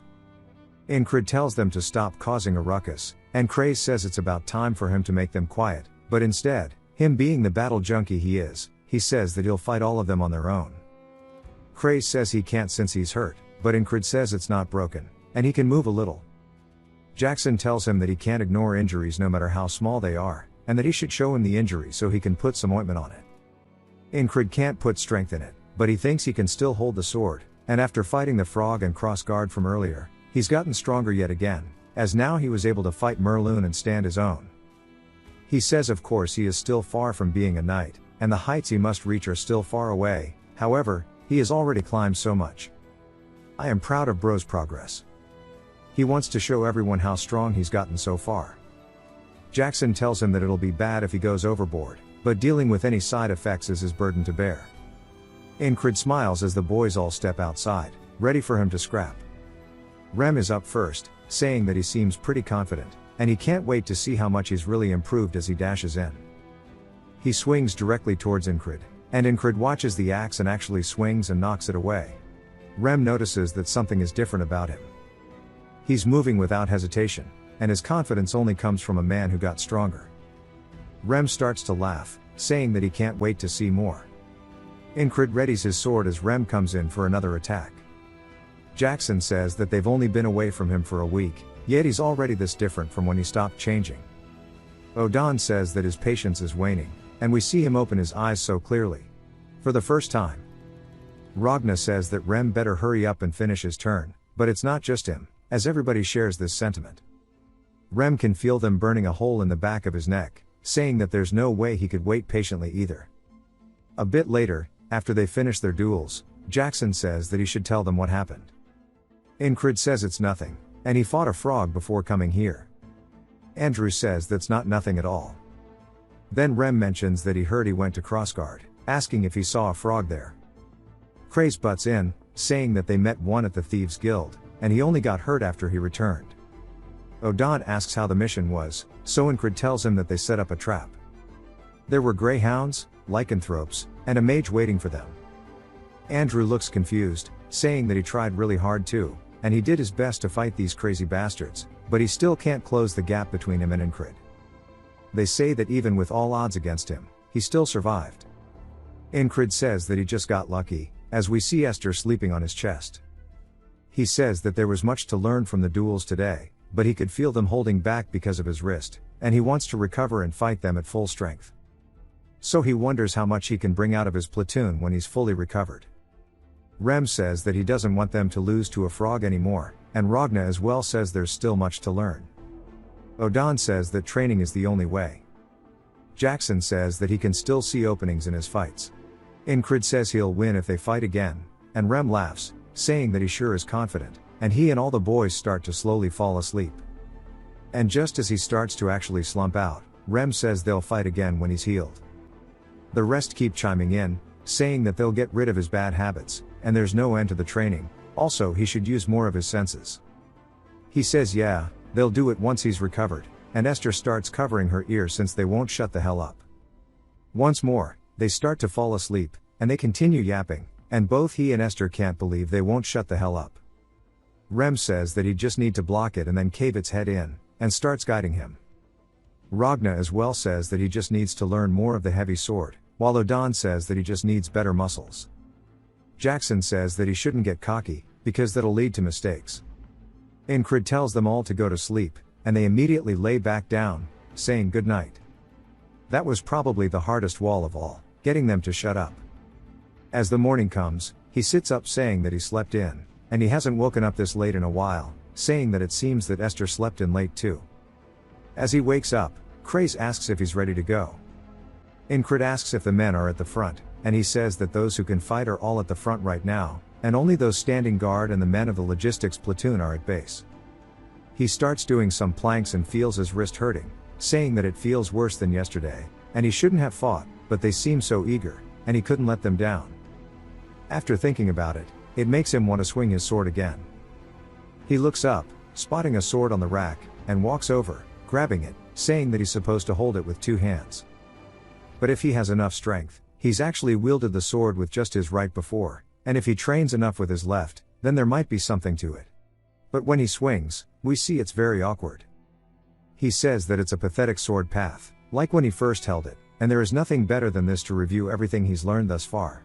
The next morning, Incrid is training with his left hand, saying that starting from scratch is not easy. But, thanks to the isolation technique, he doesn't lack strength. Vengeance watches him, saying that he's apparently injured, but he's still training, saying that he's insane. Incrid says that he thought he went to the front, and Vengeance says that his platoon is in charge of defense.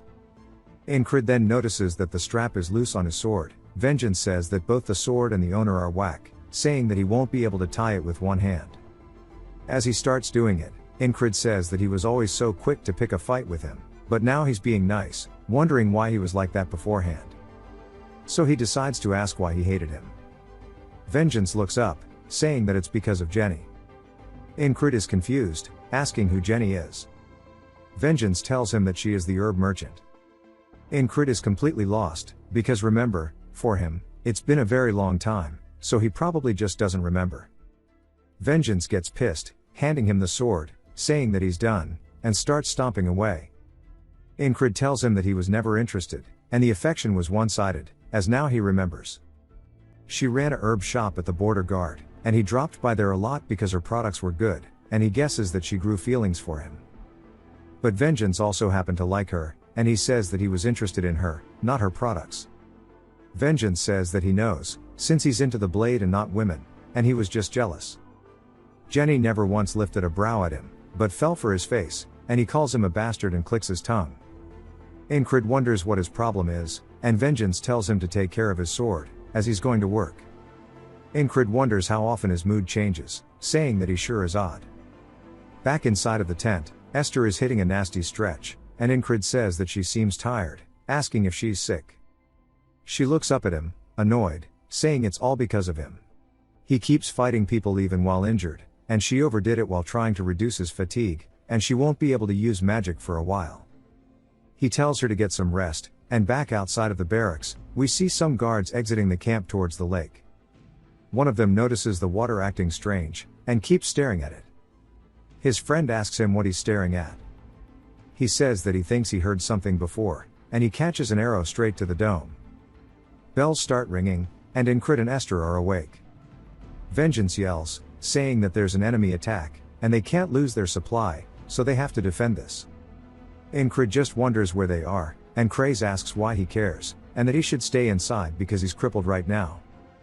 The men start exiting the pond, and Incrid stares, saying that he didn't think he would meet him again here. As we see, it's none other than some Aspen troops, but specifically, it's the Greyhounds being led by none other than Mitch Hurrier. Incrid says he didn't expect to see him, and when Mitch glances over, also spotting him. Realizing that they are now face to face once more, Mitch says that God has heard his prayers, and he's longed to meet him again. Incrid is surprised that he remembered his name, and Mitch says that he realized how prideful he was thanks to him, and now he has reached new heights, and he wants to see his end with his own hands. Incrid yells, telling Craze to take Esther and go. As he starts to draw his blade, he raises it overhead and starts swinging to match Mitch's strike, and when their blades come into contact with one another, due to his injury, Incrid's blade is sent flying backwards because he can't match his strength. Mitch asks if he's injured, saying that's unfortunate, as he raises his sword overhead to finish the job. He starts to swing down, but a blade comes in blocking it, as it's none other than Vengeance who screams. He tells Incrid to run, and charges in, but Incrid tells him to stay back because he's too strong for him, only for him to see Mitch's blade cut straight through Vengeance's skull. Incrid looks horrified as Vengeance's head starts flying through the air and lands beside him on the ground. Incrid looks to his side, spotting it, and Mitch says that the small fry should stay out of this. Esther charges in, and Craze yells, telling her to stop and come back. Incrid says that she can't do this because if she goes that way, she'll die too, as she's leaping directly at Mitch. He swings his blade, cutting through her, also killing her on the spot. Incrid starts running in to save Craze, as Mitch closes the gap, but it's too late.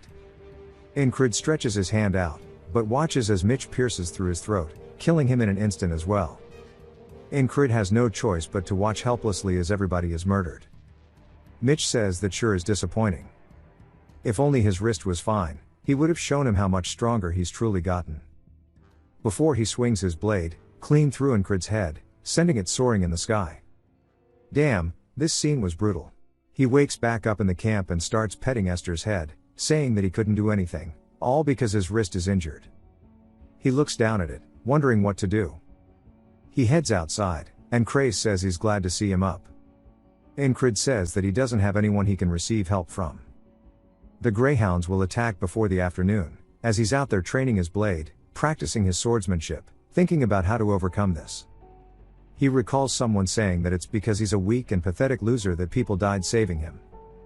As his sweat hits the ground, he wonders if that's really the case right now. Vengeance approaches him, asking if he's training with his left hand because his other is injured. He says that this much training has to be a disease, asking if anything even comes out of it.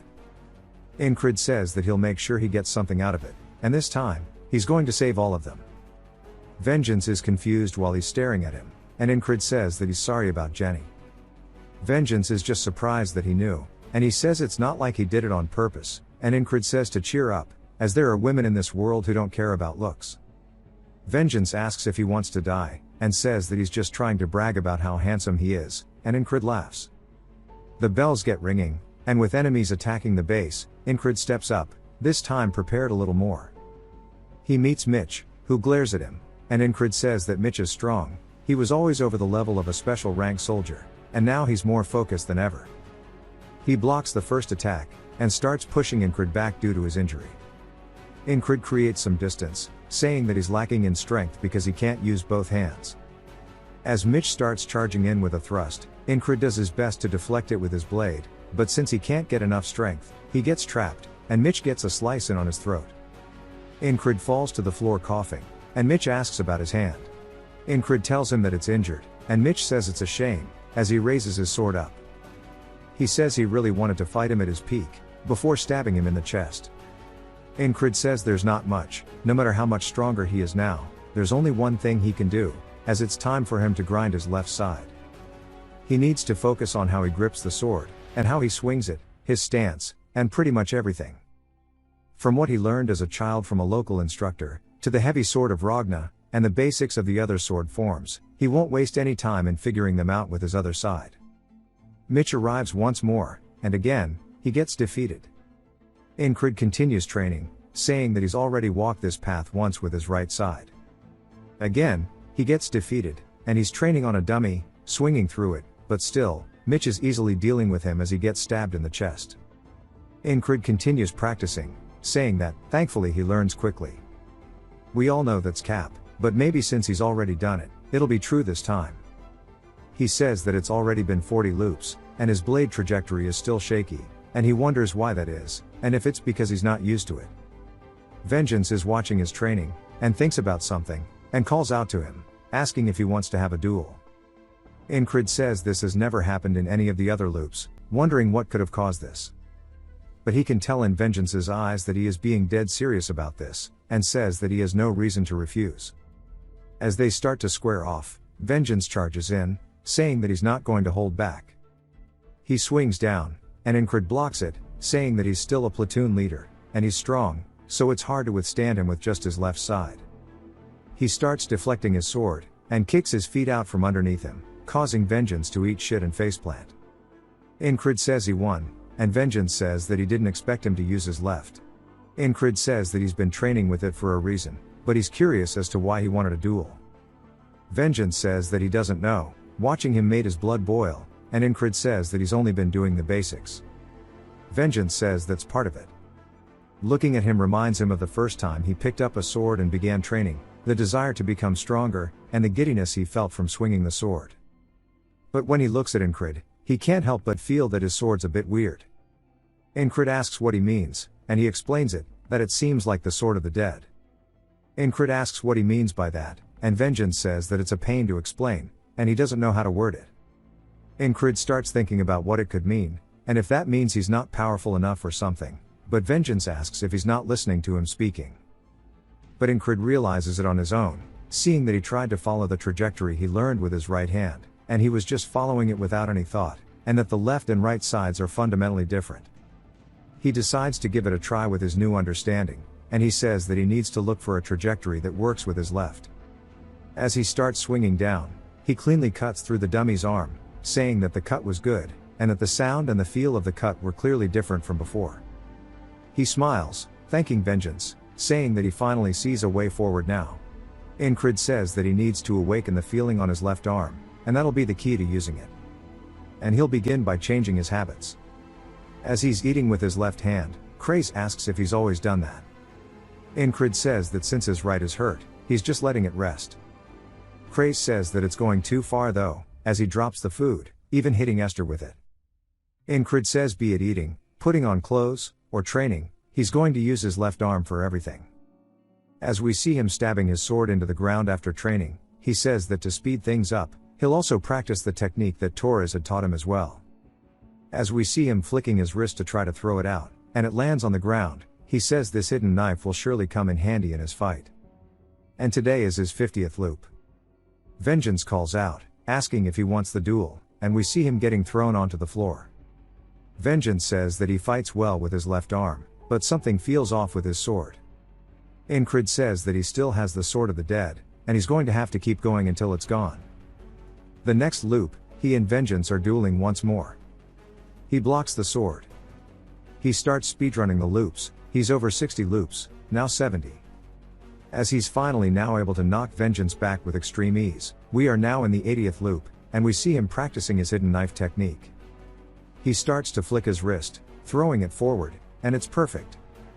He then knocks Vengeance's sword out of his hands, causing it to fly backward into the ground. Vengeance can't believe he fights that well with his left arm, and Incrid wonders what he's thinking so attentively about. Vengeance says once he's out of here, he's going to train way harder than he's ever done before. Incrid says that he doesn't mention the sword of the dead anymore. He tells him to do his best, and he's sure this will make Jenny notice him soon. Vengeance gets pissed.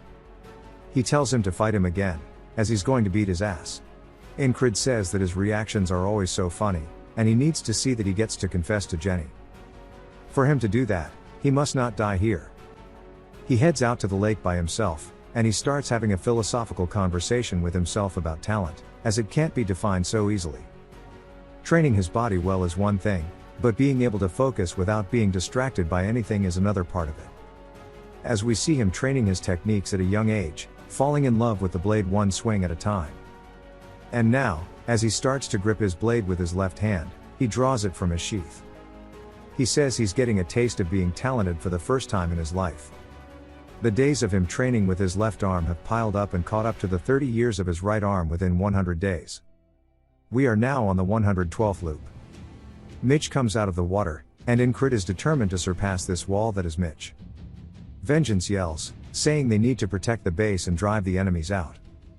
Craze tries to get Incrid to come back, as he's holding on to Esther so she can't run up. But Incrid slowly marches forward, and Mitch thanks him, saying he wanted to meet him once more. Incrid says he did too, and Mitch says he gave him an awakening in his period of stagnation, and he will try his best to destroy him and climb even higher. Incrid says that he low-key feels kind of bad, as he's already seen his best countless times already, and he has realized that he can't win against him in a pure fight of blades. As he charges in, he catches Mitch off guard with the attack, but Mitch manages to block it. And as he starts to slide backwards, he catches his footing and starts pushing back, since he is stronger than Incrid. Incrid grabs onto his hand that's holding the sword and breaks his thumb, causing him to let go of his blade and scream out in pain. He returns with a kick to Incrid's chest. Incrid uses his sword to stop himself from falling over, and with Mitch's sword hitting the ground, he says he can't believe that this bastard is using such cheap tricks. Incrid says that in all of the loops he has repeated, he has only ever used his sword to defeat him, and he would like to reciprocate, but he doesn't think he can improve with his left arm by repeating any more of this loop. This battle of blades against Mitch was fun, but he's going to have to surpass this.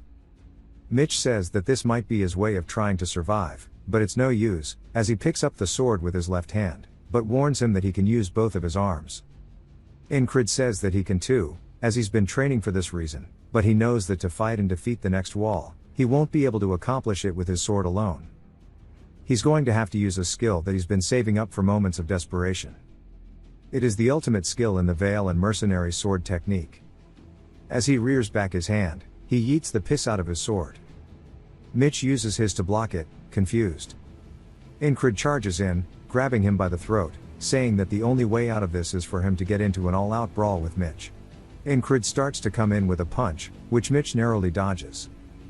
He calls him a bastard as he starts coming with his sword, but Incrid doesn't give him the chance as he grabs onto his waist and tackles him, saying that he just needs to get close no matter what. They both fall to the floor. Incrid puts his knees on his wrist so he can't use the blade, and he says that he needs to win at all costs, and will tear his flesh with his teeth if need be. He raises his hand, now in a mounted position, and starts wailing on Mitch's face. He says he has to use all methods at his disposal to achieve victory. As Mitch is reeling from the punch, Incrid comes in with another, saying that this is the essence of an all-out brawl. Mitch sees the attack coming in and realizes what he must do, as he kicks upwards, causing Incrid to roll overhead. Incrid lands on the ground, and Mitch starts charging in, telling him to fight seriously and to use his sword like a man, as he wants a proper duel. He swings down, and Incrid doesn't even try dodging it, as he catches it with his shoulder. Mitch is surprised, but we see that he came prepared with shoulder plates, and Incrid says he's being extremely serious right now. He then starts to swing in once more, but we recognize it as he's using the hidden blade technique to cut across Mitch's face as he dodges the punch. Mitch's left eye gets caught in the attack, and half of his face is now bleeding hella from the assassin's hidden blade. Mitch starts to let out a primal scream and pushes down as hard as he can, cutting through the shoulder plates into Incrid's shoulder. He then follows through with a swing, getting a very deep cut in. Incrid says that first his wrist and now his shoulder. If this drags on, he's gonna lose, and while his sense of distance is messed up with one of his eyes gone, he needs to use that to his advantage before he gets accustomed to it. Mitch charges in full of rage, and Incrid then flicks his wrist, causing the hidden dagger to get sent flying towards Mitch. Mitch puts his sword up to block it, and it catches him straight in the hand, and Incrid comes back in with another tackle, taking advantage of this. As they both fall to the floor, Mitch's sword flies out of his hand and slides across the ground away from them. Mitch calls him a bastard, and Incrid grabs onto his leg, putting him in an ankle lock and breaks his ankle in an instant. Mitch starts to scream and punches, trying to get him away from him. Incrid then goes to the other ankle, breaking it as well. Mitch, realizing now that he's a cripple, lets out another primal scream at the top of his lungs. This shit is crazy. As he's sitting there howling in pain, everybody wonders what's going on. We learn that Mitch was called the lazy genius. He was a man who was satisfied with what he had despite his talent.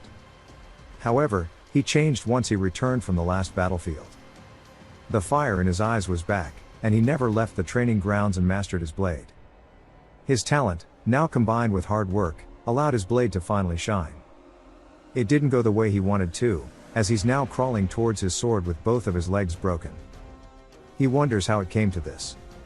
Incred goes to his sword first and stands before it. Mitch looks up, calling out to him, and Incred looks down at him, also not entirely satisfied with this, but says that he was a very high wall, and he gave him a rude awakening both times that they've met. Mitch says that he doesn't want this kind of fight. As the wall begins to crumble down, as Mitch crawls forward, he begins begging him to just have a proper fight. As he just wants a proper clash of blades with him, and stretches out towards Incred. Incred picks up the blade, telling him that while he would have loved that, that's not how it goes, because in the end, they're on a battlefield, and that this is nothing but war, before he slams the sword down through Mitch's neck, killing him and impaling him into the ground. And while Incred says this, he doesn't feel the greatest about it, because he too is a swordsman, and he has an insane amount of respect for Mitch.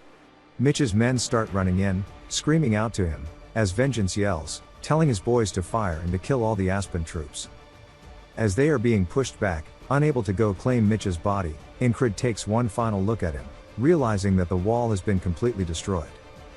He lets out a couple of deep breaths, and we see his eyes ready for the next wall, and he tells Mitch that it was fun, while it didn't go out exactly as he wished it could have. He's going to use him as a stepping stone to climb even further past his own limits.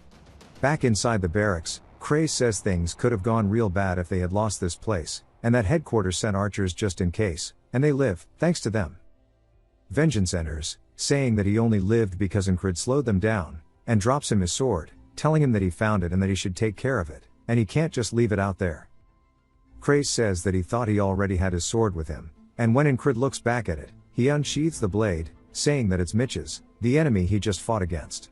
Vengeance says it looks like a good blade, and Craze wants a closer look. And since it glows light blue when light hits it, it must have been made with steel from Demp. Incred asks what that is, and he says that it's a famous iron mine in Aspen. It's much more expensive than the Valerian or Noir steel that he's been using, so if he wants to sell it. But Incred ignores him, asking Vengeance if he's going to the front. Vengeance asks if he's trying to come with him, and Incred says that he can't leave his men for too long. Craze asks if he's going to use that now instead of this blade. Vengeance says that he should use the sword he's used to, but Incred grabs onto it, saying there's no need to use just one, and that he wants to start using both of them. Back to the front lines, we see the boys as Rem is whistling. He says that the boss is ready for the next step now, and he can't believe he started favoring someone from the mainland.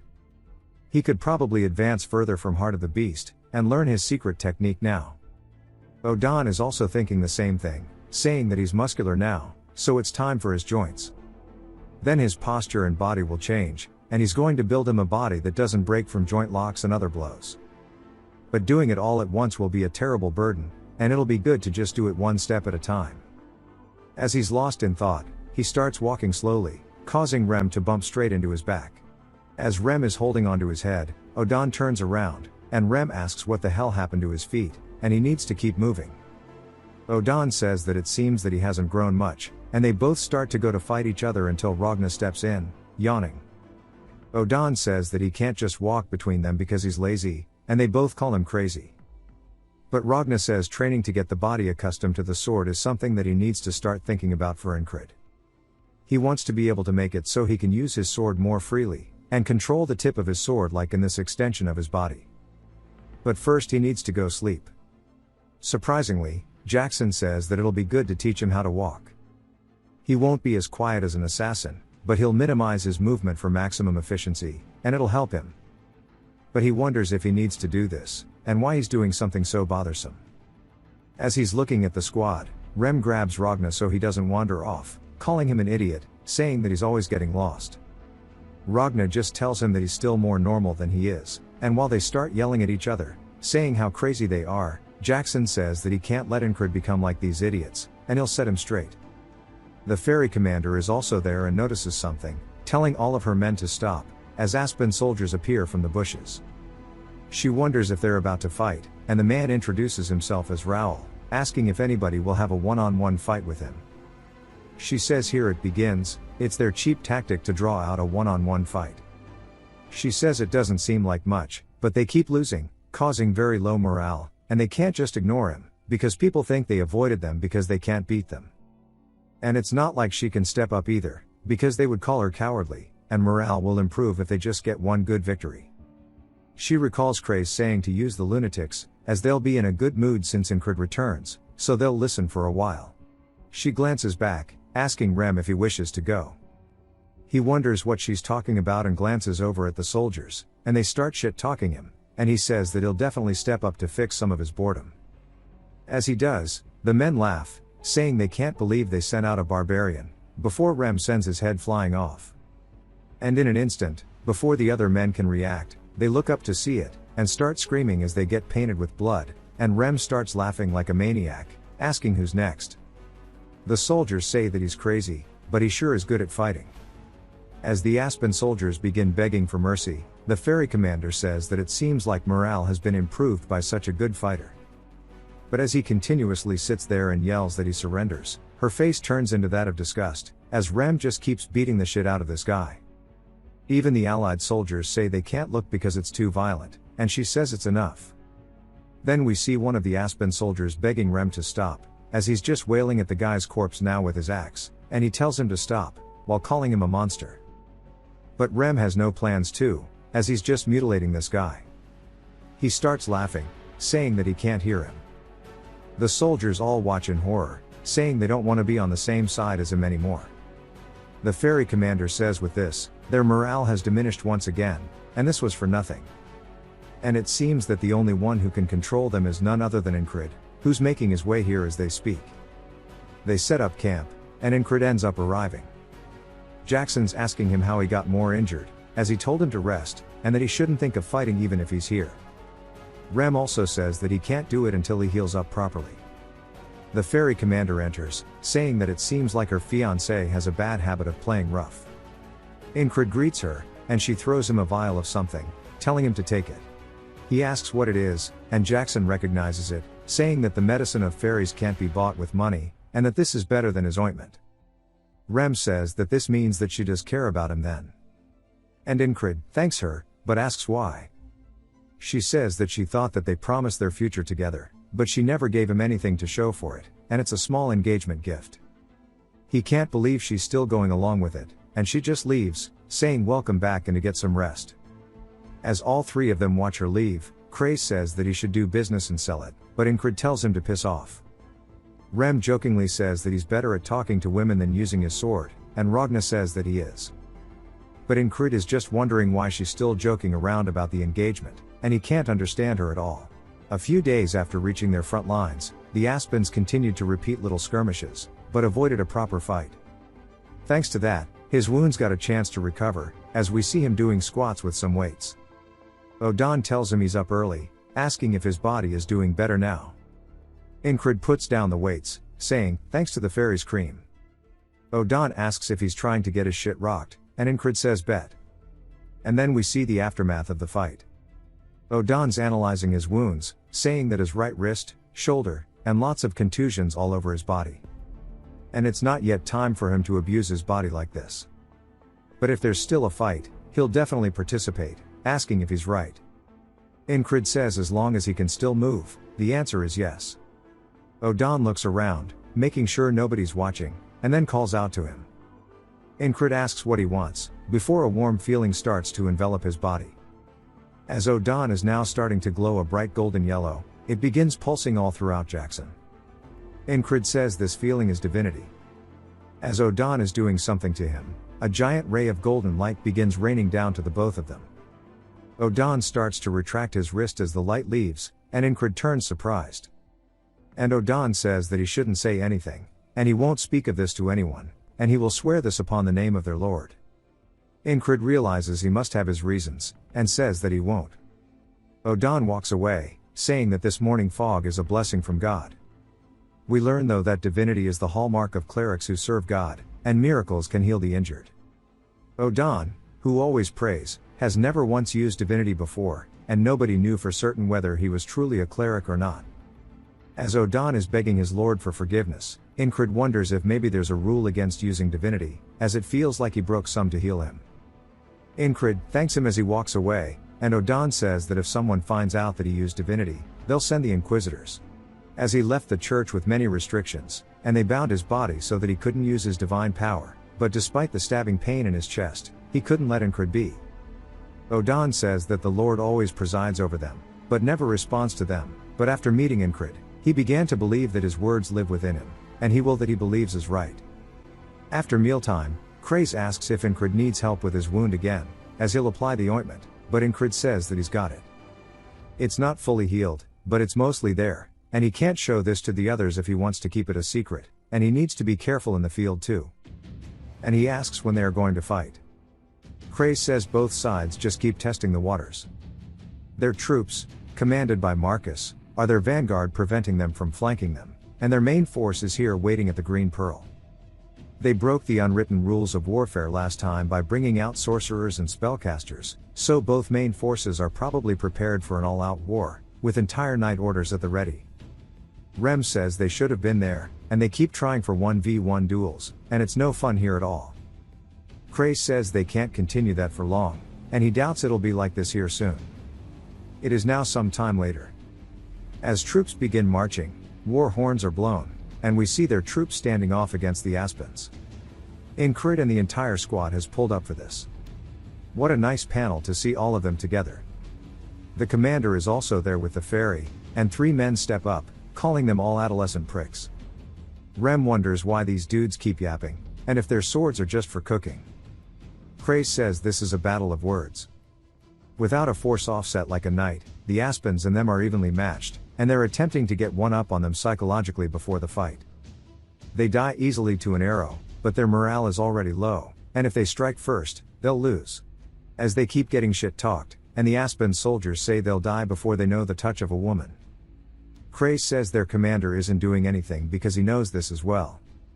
Marcus says he has prepared something, but he can't use it here. Using the lunatics to win the duel only backfired on them, and that they just need one win. Krace also hopes that something happens, just one time to shift the morale. The Aspen soldier continues, calling them a bunch of virgins, and start laughing at them. Incred tells Andrew to relax, saying he'll get his chance to let his rage loose. Andrew is just confused, asking what he means, and Incred tells him it's fine to be a virgin, and to remember this rage, and use this feeling in the battle. Even the other soldiers are confused. Andrew says he's not mad, but Incred tells them now is not the time, so calm down. Both Henry and Max start laughing at him, and even Rem does. Odon says he should walk the saintly path if he's already this far up. Ragna says he'll probably get his chance later. Andrew asks what he did to deserve all this, and the other soldiers wonder what's up with him, and if they fell for the taunt. They wonder how he is a virgin at his age when he looks normal. Andrew tells them all to shut up, as he's not mad.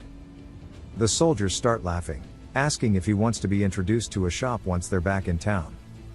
Andrew says he doesn't. Jackson says that him making fun of someone on purpose was mean. Incred says Andrew is young, he might have taken it personally, and just wanted to keep him in line, but Rem finds this hilarious. Krace can't tell if he's joking or being serious, and if this was out of instinct, and he smiles, saying that he sure is an odd man, and that he should go respond to them. Incred says he's got nothing to say, and Krace tells him he'll feed him some lines. Incred says that's not difficult, and steps up. Krace says that with Incred's devil's tongue, he can surely lift the morale, and the changes he will create will spread like a wave. Incred walks up, the other soldiers recognize him, and start yelling, saying that he's stepping up. But Krace says that this will definitely be their path towards victory. Krace told him to show how brave he was and walk within range of their archers and provoke them. Vengeance asks what he's doing coming up here, and Incred says that he's unlucky for being in the vanguard as soon as he gets back. Vengeance tells him to shut up and warns him that they're going to shoot arrows if he walks up fearlessly with the boys. Vengeance asks what he's doing, and the Aspen soldiers say that they can't believe there's another loser walking up. Incred looks at them and recalls Krace teaching him how to provoke them because he doesn't know what to say, and Krace says that he'll think of something when he's there. He's talented in that way of using his tongue. Incred asks what's wrong with him and how come he's got the head of a ghoul. Bro does kind of look like a TikTok scribbling drawing. He starts to get pissed, asking what he's talking about. The other soldiers start laughing, and Vengeance says he did that on purpose, and he knows how handsome he is, and he starts getting PTSD. Incred apologizes, saying that he shouldn't have been so quick to judge, and that he knows his mother must have been a ghoul. The dude gets absolutely furious and starts screaming. Odan says God's going to punish him for this, but Rem can't stop laughing and it's making him cry. Ragna wonders if the dude is even human, since he's ugly as hell. Andrew also laughs, saying that he won't ever be able to use his package with that kind of face, saying there's no way he can taunt others when he looks like this. Max says he must have been bothered by this the whole entire time. Ghoul tells them to get up here and is going to cut his tongue out. Incred says the enemy calling for a fight, having fallen for a taunt, means that he just has to thoroughly beat him. As he goes to draw his blade, Rem stops him with his axe. Even Ragna steps up first, and they say he's not stepping up. Jackson reminds him that his wound hasn't healed. Incred says he can't reveal that Odan healed him, and they share a silent agreement. Rem says that Andrew has to go do it and to go kill him. Andrew says for him, having dedicated his life for his family, nothing mattered, and he had no shame. But being humiliated and called a virgin sure does make his blood boil, as he unsheathes his blade. He says he's going to pay this ugly bastard back for this. Ghoul says that he doesn't want this punk, he wants the one who made fun of his face, asking if he's scared. Andrew tells him to shut up, as he's going to tear open that ugly mouth of his. He lunges forward with a first attack. Ghoul sidesteps, and Marcus says the ones who came in initiating the fight from the Aspens are experienced soldiers capable of shoring most of their men, and they're not easy foes. As Ghoul swings, knocking his sword backwards, Andrew's a little caught off guard, as the guy seems like he has the advantage. But Rem says that Andrew's definitely not going to lose here. Andrew starts screaming, charging back in, and swings, causing the guy to go back on the defensive. He readies himself for another one and starts hyping himself up. He says his full government, that he, Andrew Gardner, no matter the hardships, no matter the difficulties, always stood back up for the sake of his family regardless of what it took, as he thrusts forward, stabbing Ghoul in the throat, killing him, winning the duel.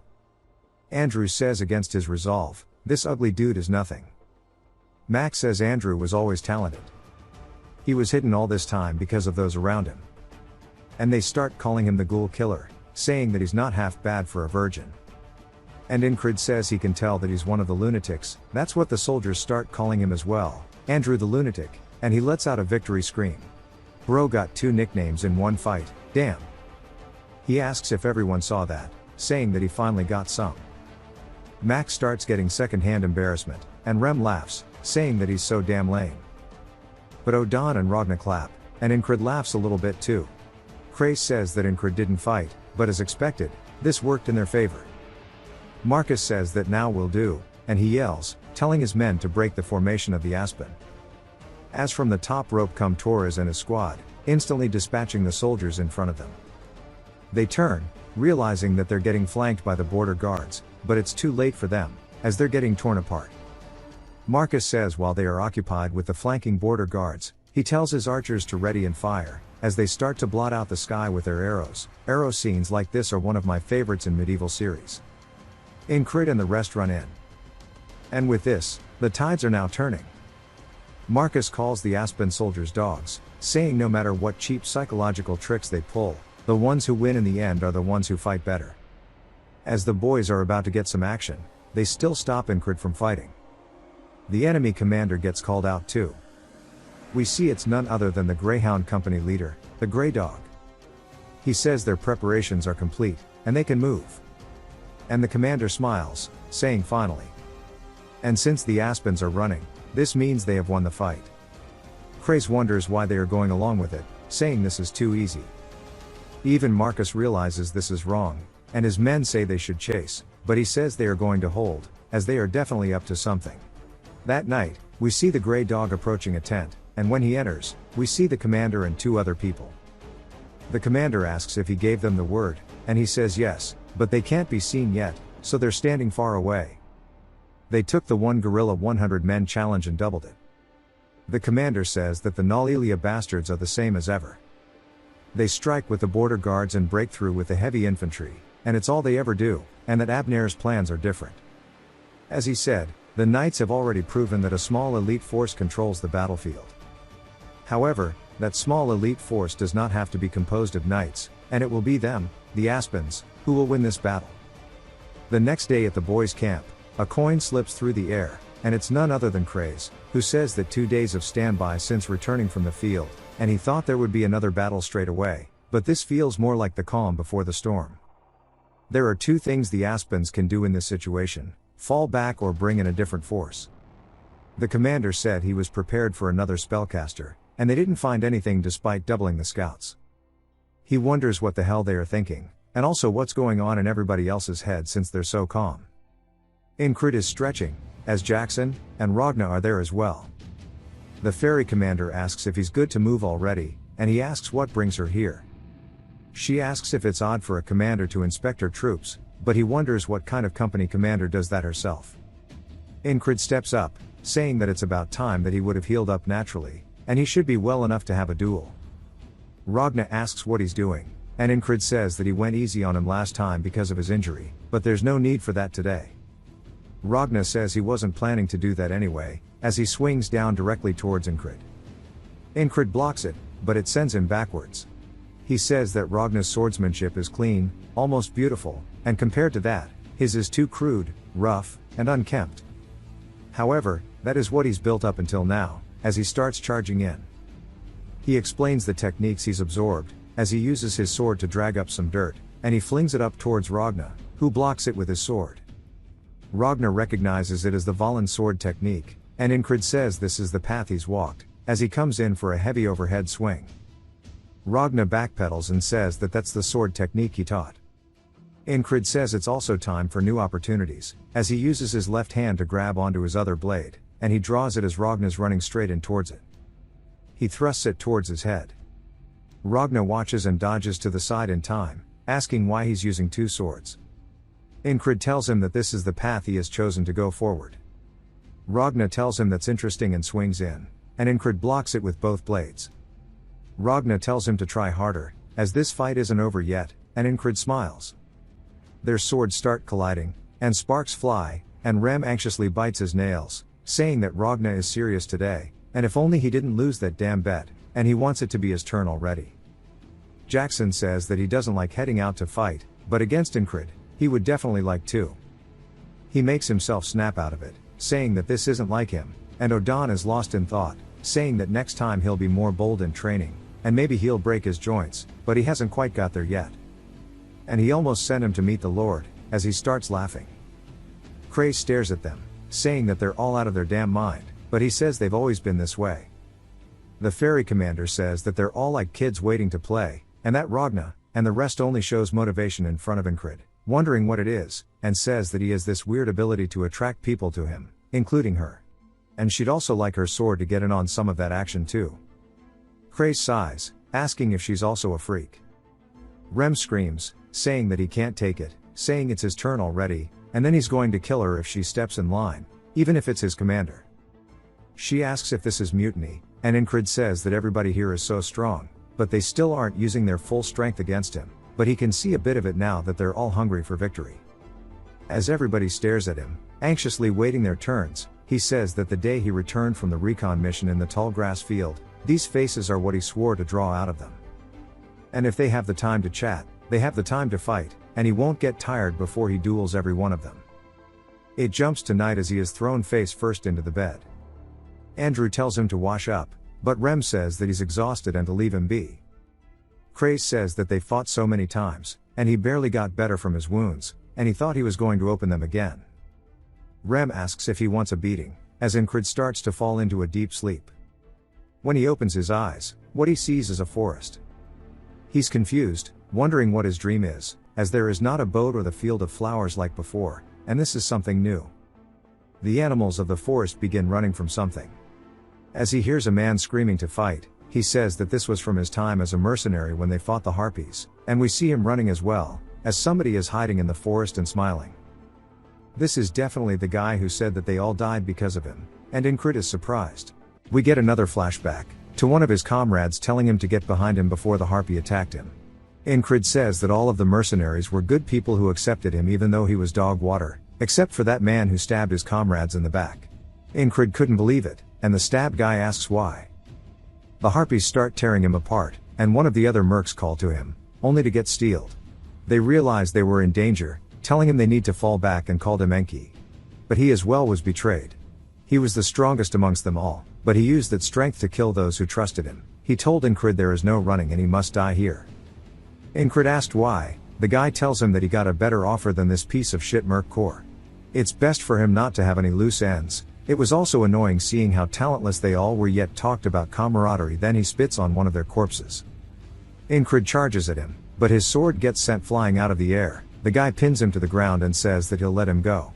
Because he'll never amount to anything anyway. And he taps his cheek calling him pathetic. Incrid says he was strong, but rather he was just too weak. He was helpless to watch as his comrades were murdered, but what troubled him the most was the one who survived thanks to his sympathy was none other than him. That was one of the reasons he dedicated so much of his time to training, because he was toyed with like that, and he continued to strive towards his dream with the loss of his comrades in his heart. But even so, if only he had that power then. The guy yells, asking him if he wants him to kill him this time as well. As he charges directly at him, we hear Esther telling him it's only a nightmare, to slip out of it. As soon as he does, his heartbeat goes calm, and we see her in real life putting her hand on his chest. He starts to snap out of it, and she says that he's such a troublesome man. Back at the rear base, she gave it her all to suck away his fatigue, but she was powerless to help him when he needed it, and she won't repeat that same mistake again. The soldiers start blowing the horn to wake them all up. Incrid asks what's going on, and Rem tells him that the Aspen bastards came crawling back, so they're going to be heading out. All the boys start getting ready to go. Craze says that they're here too early and it's bad for his skin. Incrid looks down at Esther sleeping, saying that the voice at the end of his dream definitely reminded him of her for some reason. He tells her to guard the tin well as he scratches her neck before leaving. They head out to the battlefield, and Rem says they must have prepared something since they made them wait this long, and he feels like today will be fun. Incrid says that he agrees, and wonders what they have prepared for them, and what they have up their sleeves. The ground begins shaking, and the soldiers are immediately terrified, saying they need to fire their arrows now. A giant steps ahead of them. They pull back their bows and release, blotting out the sky like it's from the movie 300, but the arrows don't even pierce the giant and just bounce off. Even Incrid is surprised as it raises its club into the air. It swings forward, deleting anything in its path, sending meat chunks flying. Holy shit, this guy got deleted.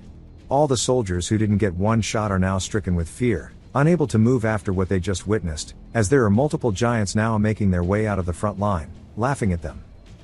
We finally learn more about the creatures of this continent. Frogs live for dreams and desires. Fairies venerate nature. Dwarves are crazy about metal. Half humans prioritize breeding. Half dragons walk alone. Giants get drunk on slaughter. They love the violence inflicted with their bodies, and they are called the beasts of red blood. Jackson tells them they are coming from both sides, as there are enemies on this side as well. We see mercenaries on one side and fairies on the other. Craze says if they don't stop them here, they will be surrounded and killed. Incrid says that they just need to stop them then, and Craze just wonders why he is so calm. The commander appears, saying it's as he says, and it seems that her kin have appeared to the left, so she will head that way. He tells her if that's what she wants to do, and she asks if he will give her a kiss for good luck. He says no, and she calls him cold. He says even now, she's joking in this situation. But he says that since she's going that direction, what remains is the giant ahead and the right flank. Rem says that it's his turn, and he'll show him what's up, and if he watches closely today, this is what he will learn next. Incrid wonders why he seems so happy, and what he's going to do. Rem walks forward saying this is fun, and this feeling is like the first time he ever stood on a battlefield. He readies his axe, saying that even without Hearted the Beast, he never even blinked at axes coming for his head, but the reason why he chose to train in it is because it has its uses. His heart starts beating. He says that he can forcefully make it faster than usual, suddenly blood rushing through his body. The soldiers begin panicking, asking where the retreat order is. As the giant leaps at them, Rem charges forward with his heart still thumping, and it sounds like a war drum. The giant gets closer and swings down. Rem leaps up in front of the soldiers and blocks it with his axe. We see him starting to push back against it, but he's managed to successfully block it as he slides a little bit backwards on the ground. He says that his blood vessels expand, and his muscles get pumped up and become more dense, all due to the heart beating. He says this technique, starting from his heart, energizes his whole body. He starts to scream, telling Incred to burn this into his mind. As he starts pushing back against the giant with each and every step, he yells, saying that this is the heart of the superhuman. He pushes up as hard as he can, but it sends his axe heads flying. It's enough though, as the giant's arm is sent flying back as well. While his axe is flying backwards, we see it was actually a giant shockwave sent throughout the entire area, so much so that it blows off the helmets of some of the soldiers, and one of them is just stun-locked. Rem charges forward with his one good axe. The giant is pissed, and he swings forward, calling him an insect. Rem jumps on his knee up to its head as he grabs onto its mustache and plunges his axe directly into the side of its skull. The giant begins screaming and swings upward. Rem dodges the attack, but it destroys the rest of his axe. He looks down at it, saying that these weapons are so damn weak, the only one he has left is inside of the giant's skull. A spear gets thrown at him, he catches it without even having to turn. He looks back, seeing one of the soldiers telling him that he has to win this. Rem starts to laugh and says that's not bad at all as he charges forward. The men say that they will be victorious, and they should help the lunatic and keep him supplied with weapons as they start throwing their spears directly at the giant. Incred watches, saying that he's fighting the giant on equal, rather with a strength advantage. He's strength unreachable by normal humans. He wonders if that's what he is learning next, and he can't help but smile at it. Ragna tells him that he's seen enough and that he's toying with it now. Krace tells him that the company commander went to the left, and since Rem is dealing with a giant, they just have to deal with the right flank, and then they can defeat the Aspens. Incred says he agrees, and it seems like all the other squad members are off doing their own thing, asking Ragna what he will do. He says that he'll go with him, as watching is boring. Incred says now is not the time for him to be excited about learning a new skill, as he needs to focus on winning this battle first and foremost. We see blood flying and Vengeance is bleeding. His men start apologizing, and Vengeance tells them to shut up and stay back. A man laughs, saying that Shura is touching, and charges forward, asking how long he thinks that he'll last. But Incred instantly closes the gap and swings his blade, sending the guy's attack backwards. He tells Vengeance he looks terrible, and Vengeance says that these are wounds of honor. Incred glares back at him. The guy though recognizes the name and takes off his hood. When Incred stares at him, he instantly realizes who it is. The guy smiles, saying it's been a while, saying surely he hasn't forgotten his friend's name, and calls him Enki. Ragna asks if that's his friend, and Incred says that back when he had to bow to his strength, he wouldn't have been able to refute him calling him a friend, but not anymore. Rather than someone like him who kills his own comrades, he's going to call those who risk their own lives to protect their comrades. Then tells him he remembers his name, asking him if it was Bitch. The guy gets pissed. Incred says that he forgot it was just a nickname, and that his actual name is just piece of shit. The guy gets pissed charging him, saying that he needs to learn his place. Incred easily meets his blade, saying he wasn't able to do this last time they parted ways. Then swings forward, sending his blade flying. The guy is in disbelief, as Incred tells him this is revenge for his friends. He laughs, saying he wondered how his weak ass survived, and this must have been the reason. Kraze runs in asking if he's fighting again. One of the mercs pull up saying he's going to die too, as all of them together wasn't enough to take down their leader. So a mere soldier stands no chance. Ragna says based on their stances and weapons, they've learnt the murderous blades. They have skill built through real-world experience. The leader says he's continued to live his life, while Enki was stuck on revenge. He swings his blade forward, saying that he's been promised a lordship after they win this battle. So he'll climb so high he can't even see his feet. Incred just stares at him, asking if that's all he had to say. This pisses him off, and he leaps forward saying he's always hated that damn gaze he has. He thrusts forward, but it's sidestepped. Incred says that his blade is as sharp as a needle and flexible, calling it the Eastern Key Sword. Incred readies his blade, recalling the man saying he'd be unable to do anything even if he let him live. As he charges in at him, he continues recalling his bad memories of him. He thrusts forward saying he'll kill him this time, calling him by his nickname Enki. His blade starts wiggling. Kraze yells saying he won't be able to predict the path and yells out for Incred. But he charges straight forward, Staring at the blades, we learn that Ragna already taught him how to handle this style. Incred charges under the attack, as Ragna's words echo through his head that he should do his own thing with weight behind his actions. As no matter how strong those who train in the murderous blade are, if they don't prune their actions they are vulnerable. Ragna says he already knows how, as Incred swings forward cutting this dude in half. Blood begins to shoot out of his mouth, and Incred says he'll correct him. He's not important enough for him to make his life goal. As his blade is still swinging all the way through, until he's completely severed the guy, he says he is no longer the Incred who watches his comrades die, nor will he let him haunt his dreams. Incred looks up at the sky, saying he can't hear the answers of the dead. But he hopes his friends enjoy this. Ragna's sheath starts dragging on the ground, and he walks forward taking it off saying that was good. It's his turn now to stretch his legs though. One of the mercs asks who he thinks he is, but his sentence gets ended short as Ragna raises his sword and dashes past him taking his head off in an instant. As it falls to the floor, the other mercs stare at it. Ragna asks if he was saying something. Cray says he can't ask him after beheading him. The rest charge at him. He takes a single step forward, dodging an attack, retaliating by cutting one of their heads off. Then thrusts his blade into the next dude's, in another fluid motion stabbing the next guy in the throat. All of it was in the blink of an eye. Incred says he only took a few steps, and used the most minimal movements needed to finish the job. He's impressed once more by how truly strong his squad is. 3 more mercs charge at him, saying they'll do it all together this time. Ragna tells him to pay attention to this as this is what he needs to learn. He holds his sword up, and lowers his stance. As the men charge at him he exhales. He looks forward at his target, and in one stride he is behind all 3 of the men, having severed their torsos. Incred is speechless, as he just witnessed a wall form before his eyes. Ragna says that he just thought of a name for that technique, and that he will call it scission. Incred just stares at him blankly, asking if that's the best he's got. The war continues, as the Aspens are confident due to the giants on their side. The Nalilia soldiers are scared, before we see Odon towering over behind them. He swings his clubs forward, disrupting their front line. And the Aspens are terrified now, asking why the other side also has a giant. Odon laughs saying that he's just an ordinary human. The Aspen soldiers tell him to stop lying, as he's insanely huge. He says he'll give them some time now to ensure their survival. They ask what he means, as he begins to walk forward, counting from 5, which each second, he gets closer. One of the commanders yell, telling his men to get into formation. They charge forward at him on his 3 count, but he just continues counting until he gets to 1. He stomps the floor, which alone is enough to send the soldiers flying and shattering their weapons. Turns out he actually charged forward with his weapons crossed. As the blood drips off it, he tells them he's called upon the war god today. And he's told the god he will be sending him a few souls. That shit goes hard. The soldiers begin to run in fear, saying they need to kill him. But Odon is coming in with his next attack. He charges forward again, sending the soldiers soaring through the air, killing some instantly.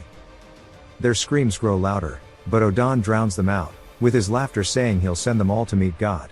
On the left flank we see the commander and her kin. She says that for fairies it's custom to live in secluded forest communities with their families. But times have changed. One of them call out to her.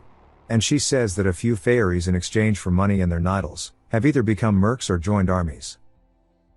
The man raises his nidal, saying that he won't chase after her if she runs. She draws hers, saying it's the same for her too. He says he wants to see whose nidal is the more superior weapon. As a leaf begins floating on the battlefield, they both vanish in an instant, leaving only the sound of their blades clashing to be heard. She pulls her blade back, creating sparks. The man raises his arm, and reverse grips it, before plunging it into the ground where she was standing. He realizes he's cooked now, as she appears behind him saying that no Fey weapon is superior to the others. Because in the end it's all up to the user's ability. He tries to pull his blade out, and he manages to actually meet her, saving his life. He then grabs her by the throat, then tells his men to jump her now. But as he does, we see them all dying in unison. As they fall to the floor, a blade is pulled out of one of their throats, and Jackson begins to clean it. Bro is the Flash of this universe. The man asks how that happened, and the commander says that him trying to distract her and use his men was smart, but it wasn't smart enough.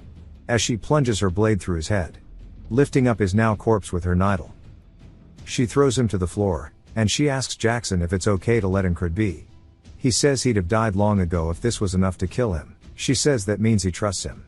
Jackson of course does, but tells her now they have the upper hand. She says that Commander Marcus knows how to fight, unlike the useless commander beforehand. So they won't waste this opportunity. Marcus yells, telling the heavy turtle infantry to march forward. As we see them with their tower shields. The Aspen soldiers recognize them, and get scared as they back up. Andrew runs in saying they ain't going nowhere. They recognize him as Andrew the Virgin, saying they have to run unless they want to meet the same fate as the ghoul. This pisses him off and he leaps at them like Rem would, which even Mac notices, saying that he can see it. The lunatics are rubbing off on him. They say there is mana in springtime air, and it seems as if that air is seeping all throughout the battlefield, drowning everything out. As everyone is regrouping with Incred. Spring breeze is also signaling the beginning of new things to come.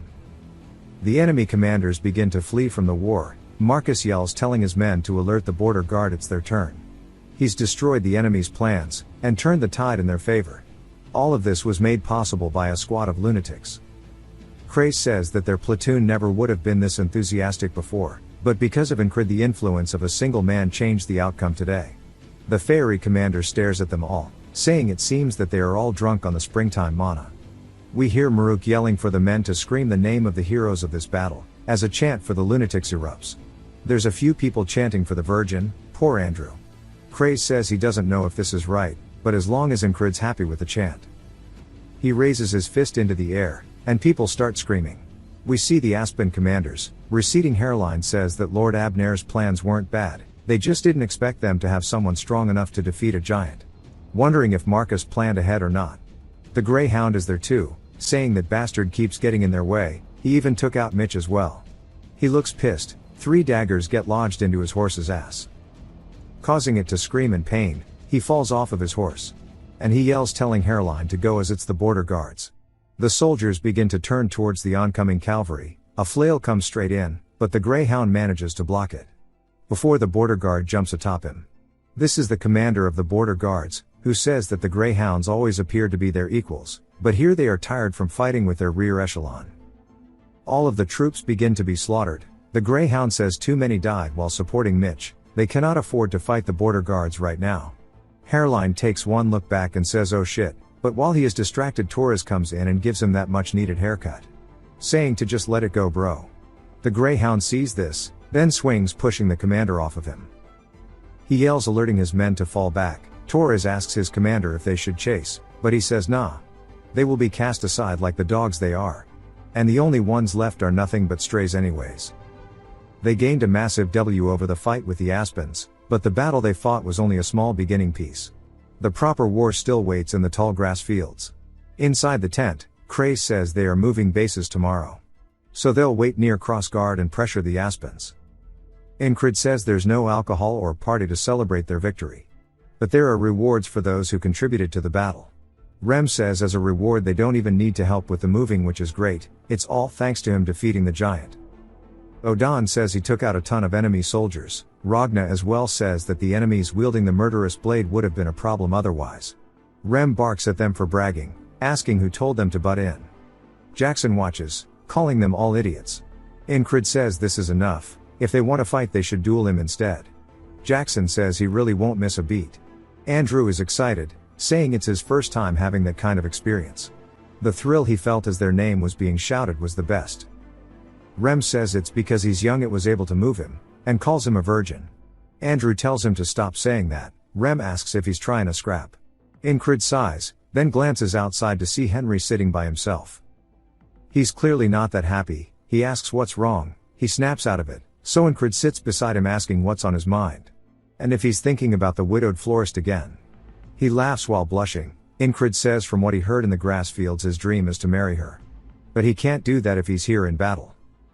Incred asks if he wishes to return. Henry says he'd be lying if he said he didn't, but how can he just leave when everyone else is fighting? Incred says they've avoided death multiple times due to his skill as a hunter. Thanks to him they escaped the grass fields, also due to him telling them about the snakes under the stones. He's also great with a bow. Incred stands up, and starts walking away as Henry calls out to him. Incred says he carries his sword with a dream. Henry himself must live as too. Henry just wonders what that was about. The next morning in the fairy commander's tent, she tells Henry he is being granted a special discharge. So to get on the wagon with the injured, as it's leaving soon. He's confused, asking what she means. She asks if he didn't hear, he is his platoon commander to thank. Henry is speechless, but heads back to pack his things. Rem asks if he's going, Odon grants him some blessings, Ragna says now he can sleep as much as he wants. Craze says he did well among them. Andrew pats his shoulder, telling him to get home safely. Henry nods, and heads outside spotting Incrid in front of him. He calls out to him. Incrid says that unlike Andrew and Mac who integrated well, Henry never quite fit in. He bets it's more so since he doesn't seem suited for battle to begin with. He puts his hand on his shoulder, saying he hopes he wins her over. Henry smiles, then bows thanking him for everything. He hops on the wagon with the injured, and starts to head out. The commander asks Incrid if he saw him off. He thanks her for accepting his request, she says anything for her fiancé. Asking when he wants their betrothal. He says in 10 years. She says that she's fine with that, but she isn't into old men. He says if he's talking about what he's into, he isn't quite into fairies. She stops and stares at him, saying that surely he never thought that those words would hurt others. He says he can tell she is fine though. She clicks her tongue, saying to walk with her before they return. As the commander Marcus is looking for him. As he is walking to meet him, we see Marcus facing away farming some aura. Craze told Incrid to think about this beforehand, that all of his missions thus far including what he did yesterday in the battle, might get him a transfer. Incrid stops before reaching him. Marcus then asks if he likes tea, and if he wants a cup. Incrid says he's alright. Marcus says he must be busy with the move order, and surely he isn't preventing him from working. Incrid says he is free, since he barely has anything to pack. Marcus laughs, saying he didn't think he'd be capable of sucking up. Incrid says he only spoke the truth though. Marcus says he sees, it's also true he has achieved a great deal. Incrid says if he's trying to poach him with his direct superior present, it means he wants him regardless of what it takes. Marcus says he seems unfazed, asking if he knew he took a liking to him. Incrid says he did. Marcus wonders what his answer is. Incrid tells him that he refuses. Marcus says he's heard multiple times about how he's refused the other commanders. But he must know that his offer is fundamentally different. Incrid says that he has a dream. Even though it's a grand dream. Marcus asks what his dream is. Incrid tells him he will become a knight. Marcus says that a man with a dream shines so bright, he was once like that too. The days where he trained to become the sword of the crown. But as years passed, he compromised with reality. Now he lives a boring life taking each day as it comes. A stagnant dreamless life is a chain that prevents others from growing. He has no right to take him under him. He raises his hand to dismiss him.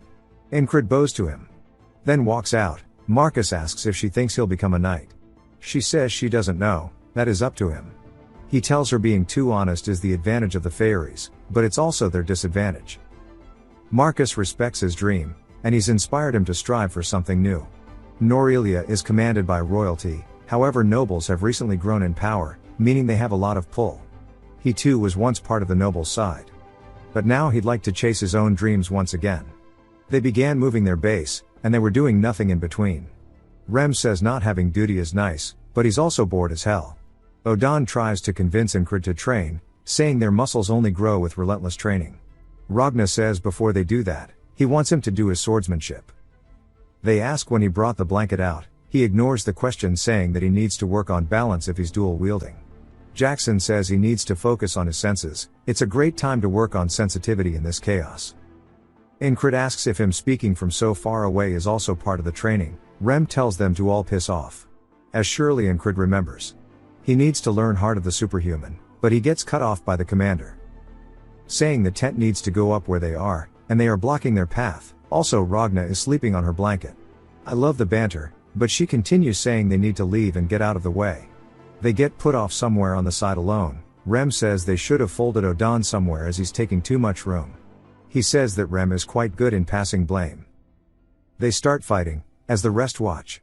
Max says they didn't do anything though. Andrew says he thought Incrid was the only one who could talk to them like that. Max says the commander is something special. Craze says she's just as crazy as the rest of them. Andrew asks if he can say that, but Mac tells him he shouldn't get caught up with the lunatics. Craze says these planes aren't normal, this place must have been used as the enemy base before. He starts inspecting the ground, he says he found it. Incrid asks what he's doing. Craze says that people tend to hide their valuables before they set off to battle. Incrid asks how he knows where they are hidden. Craze says once you think about it, it's obvious. If he was a soldier, where would he hide his things? Somewhere easy to find, even with their base being destroyed. He asks what he thinks is next. Incred says a place that's easily recognizable. He says exactly. The tree root is odd looking, and based on their base. It's got easy access, so something must be here. Incred says he's got a great head on his shoulders. Even in battle, he's looking at the big picture and can predict the flow easily. He said it's an ability born out of his struggle to survive, but he's better than most tacticians. Although his dream is to open a salon for rich women, and he's a money-crazed lunatic. He finds a map for something. He realizes what it is, asking what it's doing here. Rem says he's got himself worked up, and if they are here to take care of Big Eyes. Incred looks up, saying there's time before it gets dark. And they need to kill time while the tents are being built. He asks what he was going to say beforehand. He smiles, saying it's about the heart of the superhuman. Like the name suggests, he created it to let himself surpass his human limits. It puts a great strain on the heart, and he could die while doing it. Incred tells him not to worry, as even death won't stop him. Rem says that he's extremely greedy for that way of thinking, but there's no way he wouldn't put his hopes into him. He puts his hand on his chest, and does the same back. Saying now they can just blow up their hearts together. He begins smiling at Incred, who is excited to learn a new technique. Rem tells him that humans can only draw superhuman strength in a pinch, and that this technique will allow him to control it when he needs it, and his concentration and senses are key here. Rem stares at the boy, saying that he learned from them all, so he should be able to take this, and he tells him that what he needs is faith. He should just try blowing up his heart enough for it not to burst. Incred asks what he means, and then he feels Rem starting to beat. He says that it feels like it's about to jump out of his chest, and he can feel it with just his fingertips, but now he understands what he's talking about. Rem says that he needs to start slowly, about just a quarter of what he's doing now, otherwise his heart will burst and he'll die. Incred says that he just needs to do as he said and try to blow up his heart. Everybody watches, and Rem starts to move his hand around for a bit before he says that his worries were useless, as he's not doing anything. Just like before, he improves like he's a genius, but then he suddenly stops. He asks if he's doing this to mess with them. Odan says that he can't deny what he's saying either, and Jackson and Rajna both agree. Incred asks if it's even possible to control his heart. Rem starts mean mugging him, and he says that he's doing his best. This continues over and over. The next morning Rem asks if he's even trying, and this cycle is just day after day after day. Rem storms into the tent. As Craze asks where the boss is, he says that he's going to go swing his sword apparently, and Jackson says that maybe he's not learning his skill because it's useless, and it's better if he trained him instead. Rem tells him to wait his turn, and Ragna says that if it isn't about motivation, it must be that the teacher's the problem. Rem says there's no way he's worse than him. While they start yapping, he thinks about it. He says it's a technique he's created by modifying the skills of their tribe. You're supposed to get a sense of it with a spell at first and learn to control it by yourself after. No matter how much he tries, he just won't get it, and he guesses even the spellcasters in his village couldn't get it in one try, and even if they did, they almost all died accidentally. And he says that he can't be in a rush, and he knows it himself that even with Heart of the Beast, he took way too long to learn it, and he seems eager, so he just needs to keep at it, and if there's no hope to give up. But it pisses him off, so he tries to sleep it off. That night, Incred's still training, trying to understand how to mimic this feeling of his heartbeat for tomorrow. The next day, they're back at it once again, and Rem sighs, saying that he wants to stop here for the day, as he thinks it's not going to happen yet. Incred grabs his hand, telling him to keep going. Rem says that he gets that he's trying, but there's no point in trying when it's not going to do anything, and Incred tells him to stimulate his heart more. Rem's a bit shocked, and says that he thinks he forgot something, that if his heart is forced, it'll pop, and that he's certainly not asking him to kill him. Incred tells him just to do it, and Rem's just hesitant. He says that going along with this won't make him learn it, and that he'll just die, and even if he doesn't, he'll become a cripple, and it won't be him suffering, but still, he doesn't want to deny his request. He starts to do it, and asks how stupid he could be. He guesses he's asking because he knows that it'll be fine. Rem starts trying, and Incred's heart starts beating extremely fast. His face starts to tense up, and we see his eyes go bloodshot, and he says that this was the right choice. Rem asks what he means, before he feels his heart explode. Blood starts pouring out of his mouth, and Rem realizes he made a mistake. Jackson takes his hand off of him, as Odan pulls Incred back, and Ragna almost cut his arm off. They start yelling at him, asking him what the hell he did to their brother. As his vision fades out, he's back now in the underworld, and the boatman says that he doesn't understand, that this today was not a wall. Incrid says that he chooses his own walls, and the boatman asks what he's thinking. Incrid says that he uses the method he knows best to learn the heart of the superhuman. We get a little flashback to right before he started doing the loops as he's trying to feel his heartbeat. He says that he can feel Rem's effects on his heart, but he just can't. He recalls Rem telling him that he can't force it, and he needs to acknowledge his limits, and give up sometimes. That's not something he wants to do, because giving in means he's satisfied with where he is now, and that might as well mean that he's dead. Right before, there was a method that suits him perfectly, unlike his genius platoon members. Like the skill that allowed him to fight an enemy way stronger than himself, and rather than being petrified in fear, what he needs to do now is to learn part of the superhuman. He says that he knows a very simple place to start, he just needs to control his heart. On the next loop, his heart explodes once more, and everybody starts panicking trying to get him to wake up. Then the boatman asks if this is all he can do, and he continues dying of an exploding heart. Incrid says that heart of the superhuman lets him use superhuman strength, and that he gets during life or death situations at will, so if there is a life or death situation, it should be easier to activate. The boatman says that he's completely lost his mind, asking if he doesn't think of the pain he will suffer while he does so. Incrid says that he can take it as long as it continues letting him walk forward. Next loop, Rem says that it's not happening today as well, and he should just wash up and get some sleep, and not try alone. This is actually the 27th loop.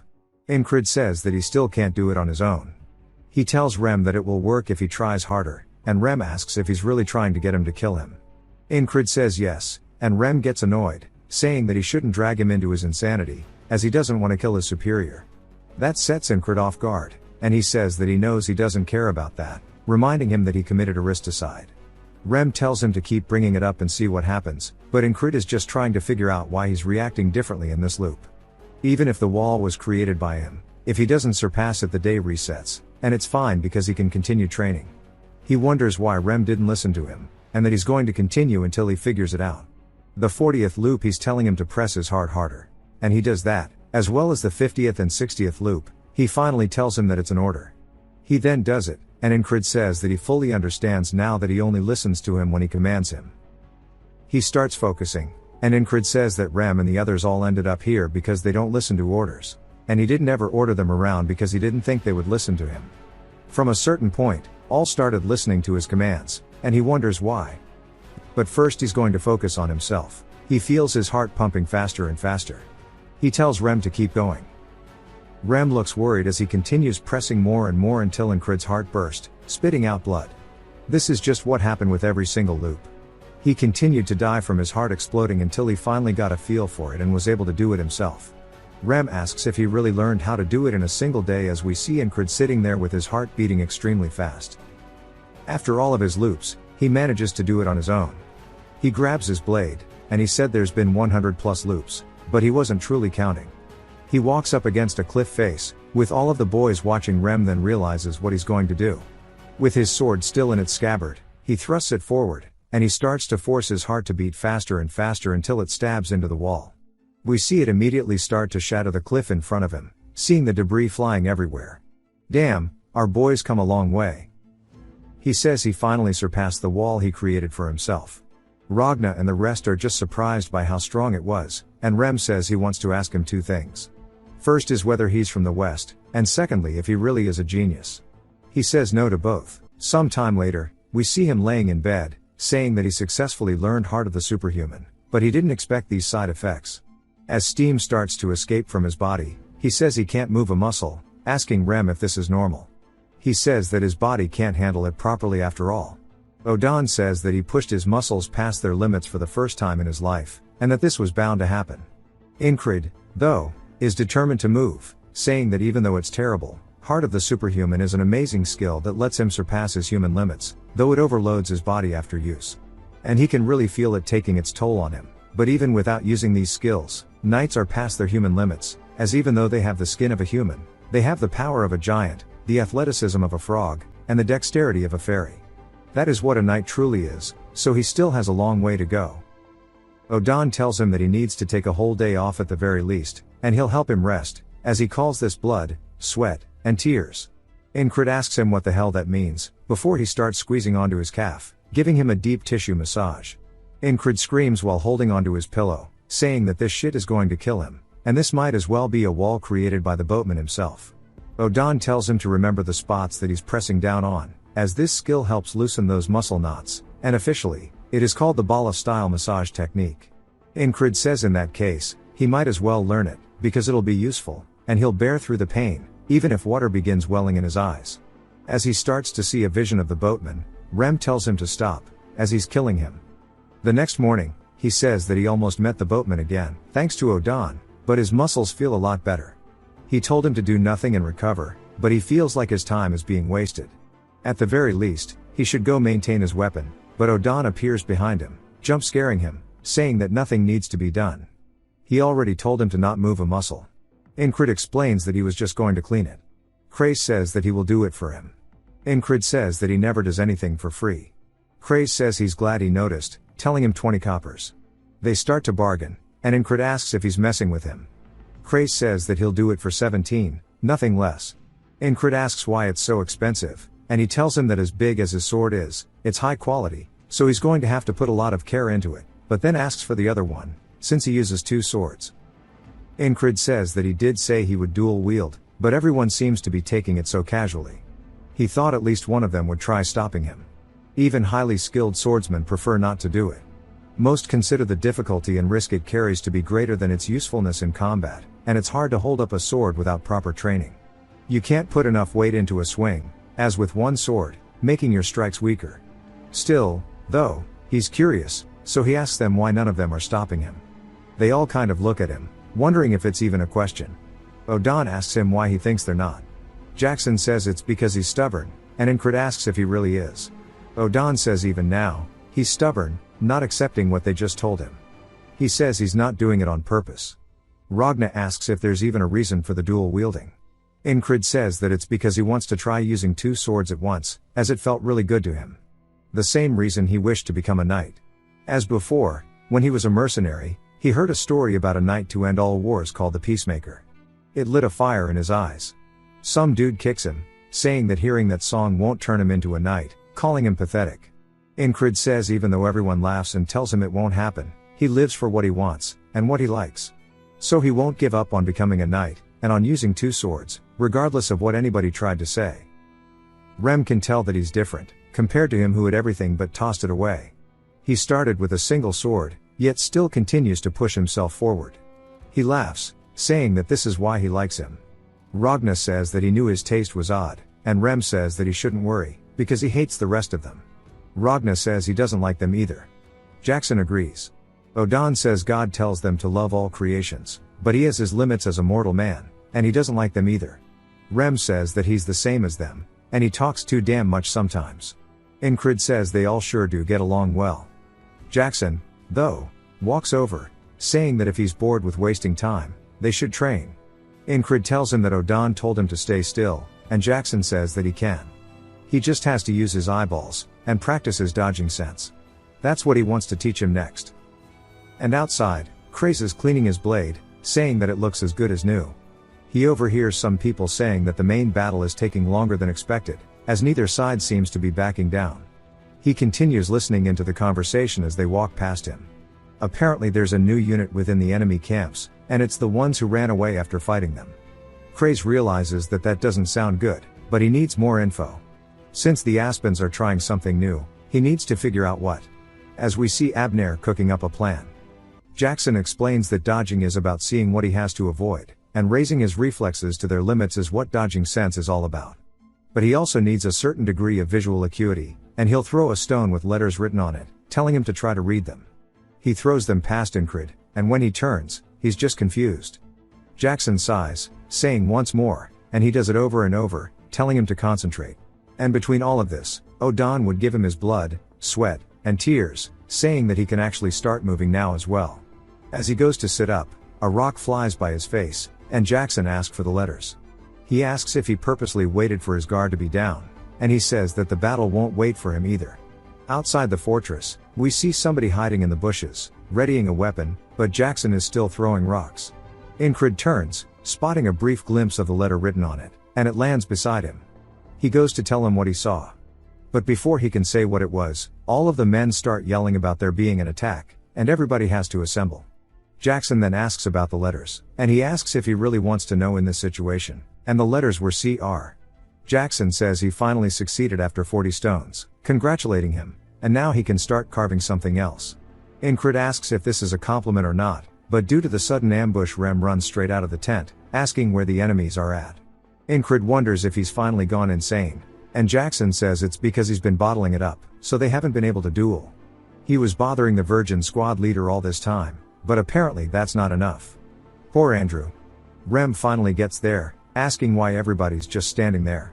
He starts screaming, asking if the enemies aren't coming, as he's looking for giants or something else to play with. Andrew walks over, asking one of the men what's going on, and he says that it looks like they shot a single arrow and then retreated. But the border guard will chase down the one who shot the arrow, so there's nothing for them to do. Rem realizes something, saying that the border guard won't be enough, then points forward, telling him to look at the arrow.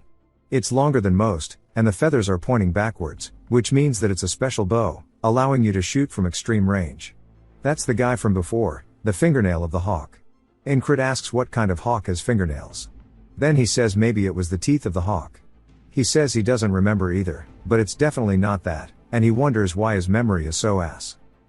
Of course, to them it's only been a few months, but to Incred it's been many years. He reminds him that back when he got knocked out by the frog, that bow-wielding bastard was going crazy on the battlefield back then. Incred says he remembers, a soldier named Bell saved him from getting killed by him, and that it was the claw of the hawk. He heads back to his tent, and Ragna asks if there was really an attack. Incred asks what he was doing not to realize, then sees drool all over the side of his face, and bed marks, saying never mind. Ragna says that he was thinking about his two swords, and he needs to make his body used to swinging the two of them. He asks if there's a way, and he says he'll explain it to him. From now on, he has two girlfriends. Rem asks what his fiancée is going to think, and Incred says that she's not his fiancée. Ragna tells him that he needs to eat, sleep, and shit alongside his swords, and just get used to bringing them around with him all the time. When Esther goes to the bed, she realizes there's no spot for her, but climbs up onto his chest, saying that she can't believe he's training in his sleep, and it's annoying. As they jolt awake to the sound of another ambush, they realize that it was just another hit and run, and they go back to bed. Rem says it's boring. Poor Esther got knocked onto the floor. She then raises her paw to Incred and beats the absolute shit out of him, telling him that he needs to sleep properly.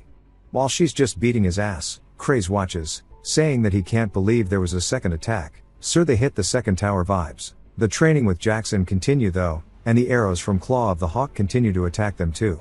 A rock flies by, and he tells him it says bar. Someone else gets caught lacking, but Rem's just pissed. Incred reads the rock that flies by him, and this continues over and over. Esther gets more agitated, and she can't sleep soundly.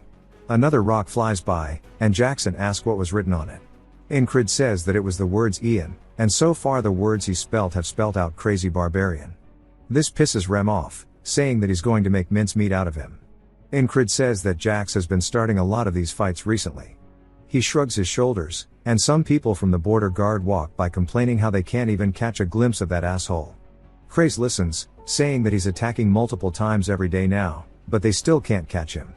The damage might seem minimal, but things are only going to get worse. So why are the superiors just letting this happen? Craze sighs, saying that he didn't want to step up to avoid danger, but he guesses it can't be helped.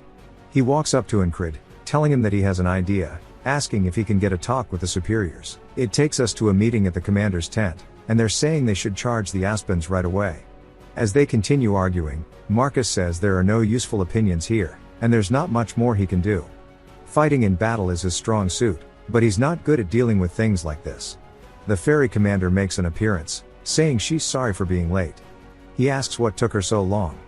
She says that the leader of the lunatics, Incred, asked for temporary operations control while proposing tactics. He asks her if he was the type to come up with anything decent. She says no, it came from one of his men, Craze. The men wonder what the plan was, and she tells them. As she starts explaining it, Marcus says that it's not bad and will go with this, telling all men to prepare to march, and that the lunatics platoon is going to go hawk hunting. We see them off in the mountains, and while everybody's geared up climbing, Rem says that he thought this sounded fun, but he wants to know why they aren't in pursuit and why they're traveling inside enemy lines. Craze tells him that they're not following the claws of the hawk, but instead making him come after them. Incrid explains that their platoon will act as a guerrilla force, and if they keep striking their rear troops, the enemy will similarly send forces to get them. Rem asks if that hawk bastard will be there. Craze says yes, but that's only if it works out. Even if they don't lure him in, they'll do some damage to them. Rem says that's a seriously convoluted plan, but Craze says that he knows he's stupid, but this is for the best. Rem asks him to repeat that again and gets right into his face, scaring him, but Incrid tells him to stop. Rem tells him to consider himself lucky, and Craze says that he almost dropped a log in his pants. Incrid asks if they're still far from their destination, and he's talking to none other than Pen. She says that she thinks she sees it. He explains that the key to this plan is high mobility, allowing them to strike and retreat quickly. For that, an experienced ranger who can find safe paths is a must. He asks for reinforcements from command, and she joined their platoon as a new squad leader. Incrid asks why she had to fully join their platoon, as a temporary assignment surely would have been enough. She says she has her own reasons, and he wonders what they are. She says that he should just know that she's in an awkward spot because she joined them. He thanks her, and she says that he can repay her in the future, and make it good the next time they're alone. He asks if she's really still on that, and Rem says that he has a fiancée, so he should watch himself. Incrid reminds them that he's not with the ferry commander. Some time later, we see them up on a hill looking down upon the enemy forces. She tells them to lower themselves, as their base is just ahead.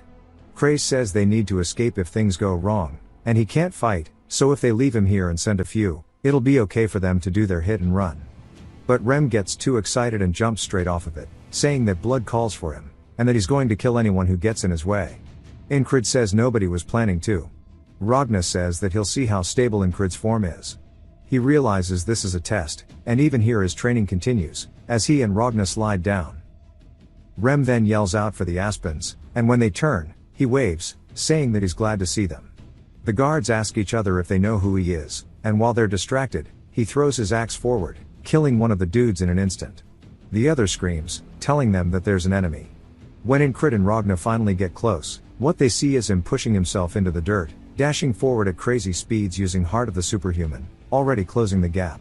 Incrid asks what the hell that was, and he smiles, saying that's the quickest charge he's seen in his life, and Rem still has skills he hasn't shown him, and he starts to get excited. And now he can't wait for the time when he finally learns it. The Aspens are now on alert that the Nalilias are here. Incrid though says they should fall back and leave before the anemones can regroup. Ragna says come on bro, I didn't even get to pull my shit out. He also tells Rem to read the room, as that wasn't his turn. Rem says that if he's not happy, he'll attack him next, then Incrid tells them to stop yapping, since they're still in combat, and there will be more opportunities to fight. A few hours later, Jackson and Odan are with them. The Aspens were ready and throw a dagger, saying that he won't let them get in this time. Incrid says that using his dodging senses, he needs to use his eyes and dodge the trajectory, and he does exactly that. Jackson says it took him 0.4 seconds to see and avoid that, but he needs to lower his reaction to say that he has fully grasped the dodging sense, and that he needs to keep at it. Incrid asks if he was really counting, and Odan says that training is good, but they should focus on the mission at hand, as they are coming. Incrid says this is perfect, and now they can leave. They start chasing them deeper into the woods, as we see Andrew and Mac running as well. Craze is being carried by Odan, and he says that he wondered if these lunatics would carry out the mission, but there is no reason to worry at all. Incrid says they're heading further into the forest here, and Rem asks why they don't just turn around and let these fuckers meet the meat grinder. Incrid says no, and pulls Ragna back off from straying. Even though Ragna tells him that's a shortcut, Incrid says no. Craze says that he low-key didn't think he'd be able to lead them all this well, and that he never knew he had this side to him. Once they finally get to a resting point, Incrid says that since they stopped chasing, they can set up camp here. After realizing that his platoon members follow his orders well from the loop where he learned Heart of the Superhuman, it's gotten a lot easier for him to control them. Rem's charge this morning was something else though. He's been listening to him well these days, and wonders if he would teach him if he ordered him to.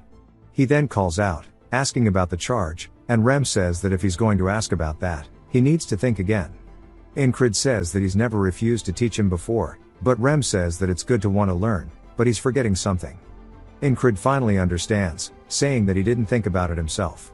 He got too used to giving out commands, and growth that's brought about by others is superficial, so he needs to go back to his roots. Rem smiles, saying that it seems he's understood, and that if he learns himself, It'll be more worthwhile. As Incred sits there, deep in thought, trying to understand the ability. The next day they're back to running, and Andrew is gassed out. He says that with him having kept up the speed for so long, he feels like he's going to pass out at any moment. He knew that the lunatics would be just fine, but to think that even Craze would hold up this well is surprising. But the boss too, he definitely wasn't this strong when he first met him. So how did he improve so much in a short time? He sighs, saying that it's frustrating, but it really pushes him to want to achieve more for himself. Mac can tell that he's motivated, and we learn that ever since he was introduced to him as a friend of his father, he always stayed by his side. In place of his friend who passed away with the fall of House Gardner, he always thought of Andrew as just a child, but now that he sees how much he's grown, he knows that's not the case. And he can already feel what's about to come, and we see him starting to get super sappy because Andrew is actually going to rebuild their house. Incred then tells Rem he figured out how he did his charge. It was Heart of the Superhuman, and he used it to strengthen his leg muscles to explosively move forward. Rem says that this is good. It means he really can figure it out with some thinking, and he should try it. Incred says that he'll try it himself. Pen then tells everybody to stop and to look ahead. This time the base is located between two cliff faces, so their escape route can easily be cut off, but it's also a location that's perfect for an ambush. Incred says that it's definitely a trap. Craze says that it's an obvious one, which means they're hoping they avoid them entirely. To bait them into a different path and kill them once they're caught. But as soon as he mentions Claw of the Hawk, they look more interested. Craze says that he knew they were freaks, but he can't believe they're not even listening. Incred says that he wonders if they should play their game. Ragna says that they should destroy them, as it's too bothersome and he wants to sleep. Incred says that he's leaning towards that as well, but if the trap doesn't work, the Hawk will be here sooner. They have a lot of armed personnel, so they should all go in together. Craze asks if that means him too, but he says no, he can stay behind, with Pen, Andrew, and Mac, as they can be his guards. They agree, and Craze sighs out of relief that he doesn't have to go in. Incred tells the rest to get ready as they start to slide in. Inside, we see a familiar face, as it's the Greyhound himself. This is the last opportunity given to them. He has to help the Claw of the Hawk hunt down the guerrilla forces that are destroying their rear bases. For them, the famed elite troops of Aspen, to back up a single soldier, it's humiliating, but he has to bear with it. It's all in the name of rising back up. His soldiers then yell, saying that the guerrilla forces are here. He says that he can't believe they came into such an obvious trap. He spots Incred, saying that he can't believe he was part of the guerrilla forces. Incred is confused, asking Rem if he knows him. Rem asks why he's asking him. Incred says that he doesn't think he's seen his face before. Rem says that his memory is awful. The Greyhound calls him insolent, saying that it doesn't matter if he remembers or not, as he's going to die here regardless. He will be a stepping stone for the rise of the Greyhounds. He charges in, and as Incred unsheathes one of his blades, he blocks the attack. The Greyhound instantly recognizes it as Mitch's. He says that he remembers him now. He's the one who guarded the flag during the Fog of Annihilation. The Greyhound says that no longer matters, telling him to die, as he goes in for a side swipe. Incred, of course, deflects the attack, sending his arm backwards. He says that he was a strong opponent who he could only run from previously, but now he should be a good opponent for him to test how much he's grown. A man steps forward, saying that it seems that they have some bad blood between them, but they're going to destroy them all anyway. He starts to approach Rem and the rest, and they're just straight up ignoring him. This makes Bro tilt, and he starts to run it down mid. Rem blocks his attack, telling him to be quiet as they're watching something. The Greyhound thrusts straight toward Incred's head. Incred reads the trajectory and dodges to the side before slicing open his back. Jackson says that he dodged in 0.1 seconds after seeing him ready himself, and that's passable but only barely. The Greyhound turns, using his momentum to his advantage, but Incred unsheathes his second sword and blocks it, using both now. Ragna says that he unsheathed his sword and blocked simultaneously, and he is slowly learning how to use both swords at once. Of course, since he's using both, the Greyhound, who has both hands on one, overwhelms him with strength, sending one of his swords flying in the air. Odan says that he's going to be adding another stone to his training, since he didn't have the strength to block it with one hand. Incred manages to catch himself as the Greyhound charges back in, calling him pretentious for using two swords. Incred can't even hear him because of his heart beating crazy fast, and Rem smiles, saying this is what he's been waiting for. It's Heart of the Superhuman. He starts to ramp it up, and he puts his arms in front of himself to block the wind and charges forward just like Rem did, at an insane speed that the Greyhound wasn't expecting. Realizing he can't take advantage of this, he's forced to be on the defensive and raises his sword to block the attack. But as he does so, his blade begins to chip, but while he only has one blade, Incred has two. He readies his second sword and thrusts, stabbing him straight through the throat. The Greyhound falls over backwards, landing to the ground before bleeding out. The soldiers are in disbelief that their commander lost like this, and Rem laughs super loud, saying that he knew that heart of the superhuman suited him perfectly. Ragna and Odan both say that's actually pretty good. Well, of course, Jackson doesn't say a word. Rem then says that it's time for them to clean up, as his axe wants to celebrate by tasting some blood. The soldiers begin running at them, saying that they'll show them what the Greyhounds can do. One of them swings down his iron club, as Odan blocks it with his bare arm. He says to reward his bravery, he'll send him straight to God. He hammers straight down onto the dude's skull, denting in his helmet, killing him instantly. Andrew watches this, saying that he can't believe he blocked that with his bare body, wondering what the hell he's made of. Penn says that he's just her type, and he could definitely get the job done. Rem raises his axe, and swings down towards the hammer of one of the soldiers, but Ragna comes in with a wide swing, causing him to have to dodge it, and he calls him a lazy piece of shit, asking if he was trying to get him too. While he's distracted, the soldier goes to finish the job, and Ragna says it's a bit unlucky that he dodged, but dodges the attack, thrusting straight through the guy's shoulder and throat. And Rem says that he's going to make him pay, but a soldier jumps at him from behind, and he cleaves his arm and head off instantly, saying that he'll do it soon.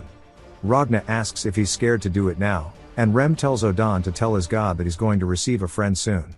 Odan says that God doesn't want him, and Krace tells them that now's not the time for that. The soldiers say that they should surround them while they're distracted, but before they can even react, there's a blade being pulled out of their throats, because Jackson's taken care of 8 men in a flash, and he calls them all idiots.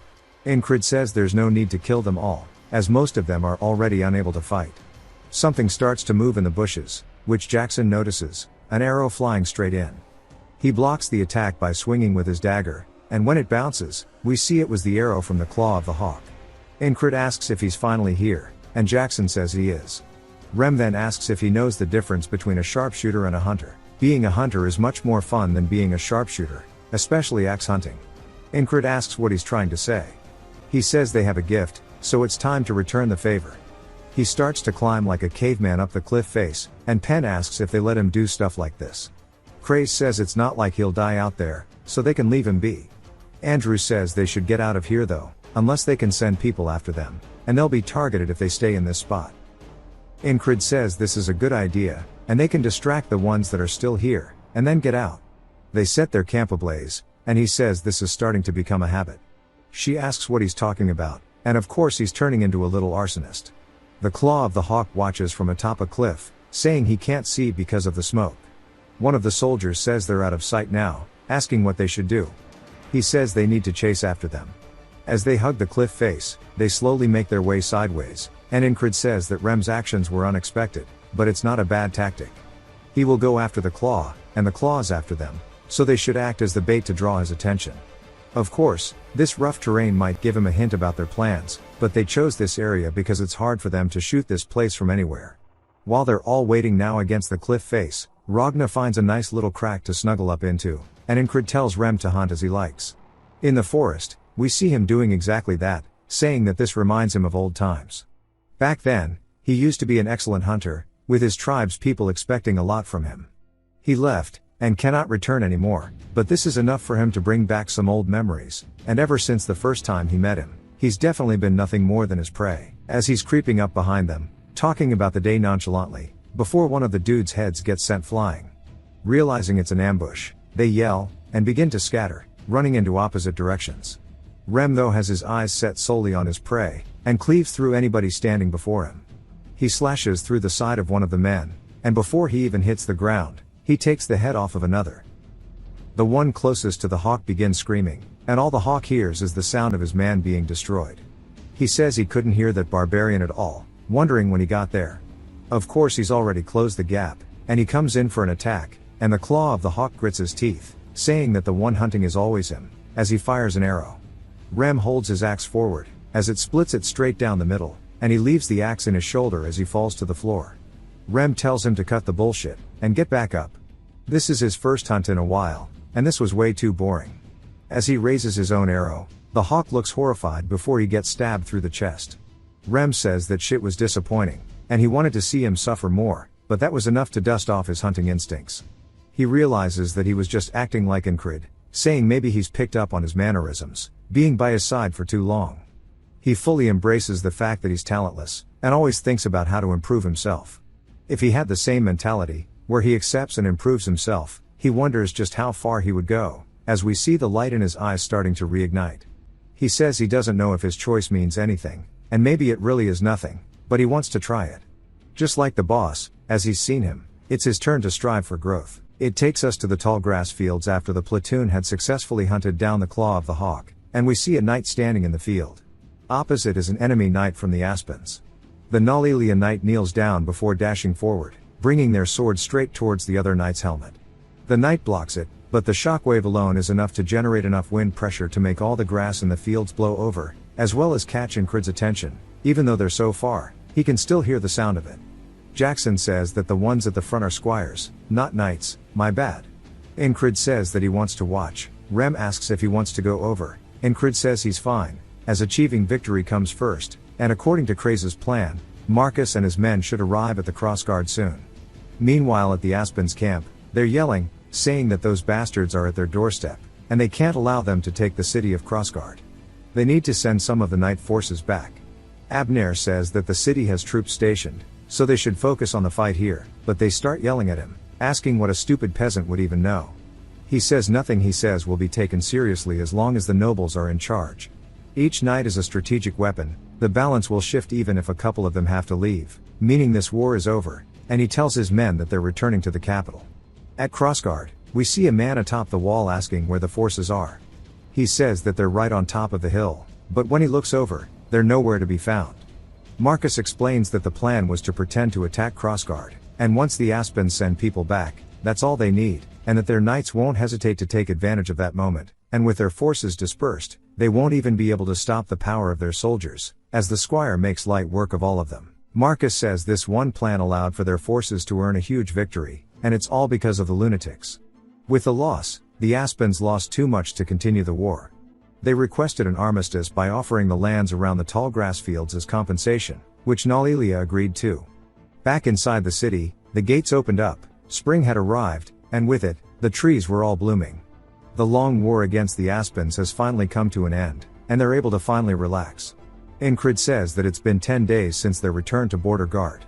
Most soldiers have lost their discipline, only doing their assigned task, but he refuses to be the same. He has many fights to review, and many skills to hone. A man then approaches him, asking if he could teach him, introducing himself as Paul, a low-rank soldier. Incrid recognizes him as one of the soldiers who, like him, continue training. He says he's pretty diligent, and he seems familiar. He asks why him, as he's never taught anyone, and he can't give him any good pointers. Paul says still he would like him to do it, and his eyes are burning with passion. Even Incrid can see it, saying that he can't ignore him because he reminds him of himself, and he tells him that he'll fight against him. While they're training, Ragna's falling asleep on his walk. As Incrid charges in using one sword, the sound of Paul falling over makes Ragna wake up. Incrid tells him that his legs need more strength. Paul asks for it again, and Ragna's just surprised that he's training someone. He should be able to teach decently, because he learned from a good teacher like him, but it looks like he forgot the basics too, so he'll remind him later. As Incrid continues training Paul, he says he remembered something an instructor told him long ago. To improve yourself, you must know where you are currently at. After seeing his platoon, who are all much better than him, he's finally facing someone worse than him, and he understands it, just exactly where he stands, what he needs to work on as well, because he was too focused on flashy skills for a while, and he needs to go back to the basics. As he begins to tighten up his form, Ragna recognizes it, saying that he realized it, and fixed it. Seeing that, he too is starting to feel motivated. Rem asks what he said, and tells Odan that this one's possessed because he keeps mumbling to himself. Odan says that people don't get possessed that easily, and he's probably just praying. Odan asks what God said. Ragna tells him to piss off. Rem says that's harsh words from a god. They start arguing, and Odan tells them to refrain from idiotic violence. Incrid says they're back at it again, and Jackson says they have a lot of eyes on them. Low-key he scared him, because he didn't know he was there, and he says they're quite the rowdy crowd. Jackson asks if he's properly been training his senses. Incrid's confused, and Jackson tells him that the eyes aren't on the idiots, but rather on him. As all of the nearby low-ranked soldiers are jealous of Paul, saying that they feel like shit wasting away without practicing, and that they'll get better if they train, and become just like Incrid. It's time for the announcements, as Marcus is walking up the stage. He says from the squad leader of the losers to the platoon leader of the lunatics, his continued path towards improvement has been established amongst the soldiers as a model to follow, and he's a war hero recognized by all. He says that the reason he summoned the nobles and the soldiers of Border Guard was to recognize the valiant efforts of this war's key contributors, and whose contributions were the most impactful. If he has to spell it out for them, then their head isn't even cut out to be a helmet stand. Some of the nobles are surprised he's speaking so rashly to them, and he says that these ignorant nobles may not understand, but the soldiers here do. Marcus then yells, saying that the man who led them to victory is none other than the lunatic, but he corrects himself, saying that it's platoon leader Incrid. Incrid says he once climbed this stage before, when he destroyed the spell. But unlike back then, where they looked at him with scorn, only silence filled the air. Marcus says he's thought a lot about this, asking what a soldier like him wanted as a reward, so he's prepared this for him, a reward that he's thought about, and placed a lot of effort into. He opens a chest, and Incrid recognizes it as a royal dagger. Marcus says that the royal family's dagger is a ceremonial blade bestowed upon those who have rendered great service to the royal family. It serves as a great proof of honor, and grants its holder the right to be received as a guest of the royal household at any time. Incrid says that it's a blade with many ornamental engravings, but as a weapon, it has little value, and yet he can fully understand now that this is what honor is like, as everybody is chanting his name over and over. He says that a knight who pursues strength alone is no different from a mercenary, and a true knight must build up honor upon skill. He clenches his fist, and raises it into the air, saying that this is what defines all of them. This very moment will become the stepping stone for his knighthood, and a moment he'll never forget. As everybody is cheering him on, Rem says that he did something too, so why is only Incrid being called up? Odan says that it's as if the gods themselves are responding to the call. This continues, and Ragna asks if they can finally head back now. Andrew starts shouting too, saying that he's incredible, and we see him crying. Marcus says that he's glad the reward suits his taste, but he shouldn't be satisfied yet, as he's prepared a personal gift for him, and he can look forward to it. Incrid wonders what it is, as Marcus yells, telling them that they will be having a banquet. He's brought the finest wine, so they can drink until they drop. Nobles say that once more. It seems like his words are harsh, and Incrid can tell that he's just passionate. He says that a banquet doesn't sound that bad, and that night, everybody is getting shit-faced. Rem's having a blast, asking Ragna why he's not drinking. He says that his palate is too refined. Rem throws the beer at him, telling him to stop being picky, and drink. Ragna says that he won't be drinking anything that a filthy barbarian enjoys, until Odan pours a whole keg on the both of them, telling them to behave. Rem tells him to put Ragna in the barrel already, as Ragna is just complaining about how sticky it is. Incrid says that he'd split heads if the wine wasn't good, yet they're having the time of their life. Come to think of it though, he doesn't know where Jackson is, but he's not the type to enjoy this kind of thing. As Esther climbs up onto him, he says that he'd rather be training with his sword than sitting at a feast like this. Penn walks over, asking if he's thinking about training again, and that sometimes he just has to loosen up, and have a drink with her. The ferry commander starts to make an appearance, as she walks straight towards Incrid. She says to think that he'd have another woman making her heart feel like it's being hit, a terrible man. He tells her to go to hell, and everybody's yelling, saying that they can't believe he's so heartless, and that you can see the wounded look in her eyes. As they are sparkly, even Penn says she didn't expect this, and he says he never did anything, and their eyes sparkle by nature. Esther says she sees how it is, while some of them are doing what they can to help someone, he's just sitting here flirting around, calling him pathetic. She then headbutts him, and people are commenting on the fact that even the leopard is jealous, and that his charm crosses the boundary of species. Poor Vengeance says that first Jenny, and now all of this shit, he can't handle it. He'll show him what he's made of. Incrid smiles, and Vengeance realizes that he made an uh-oh. Incrid says that this is what he's been looking for. Vengeance instantly resheathes his sword, saying fuck that, I give up, as the men push him forward, telling him to get out there, and they start cheering on the fight. Craze realizes it's a chance to make money, and starts to walk around gathering bet money. A man then approaches the ferry commander, saying that it seems everyone's gathered here. He says that this is the guy he wanted to introduce to Incrid. He's completely infatuated with her. She says since he's usually stationed on the border, he probably hasn't met many of their battalion's big names, but they've come at the wrong time, as right now, Incrid's got his eyes on nothing but sparring. Everybody starts yelling at Vengeance, saying that they bet on him, to give their money back. Incrid says that if they think it's unfair, to try fighting him, then Incrid says this isn't enough. Once he starts, he just wants to fight more and more. If he's going to spar, he'd rather fight with someone stronger. He looks at the ferry commander, who shakes her head no. He then looks at the guy who walked over, but he's drunk. The other guy is too busy staring at the commander. Incrid asks why nobody wants to duel him. Cray says nobody's as crazy as him, but Mac is asking Andrew if he's really going through with this. He says yes, as this is how he'll prove himself. O'Don and the rest all look over, surprised as who steps up next. None other than Andrew. Incrid doesn't seem a bit displeased, as Andrew draws his blade. He says through him, he has learned what it meant to never give up. He dreamed of reviving his family name, as his mother wished, but knowing his own shortcomings made him anxious and impatient.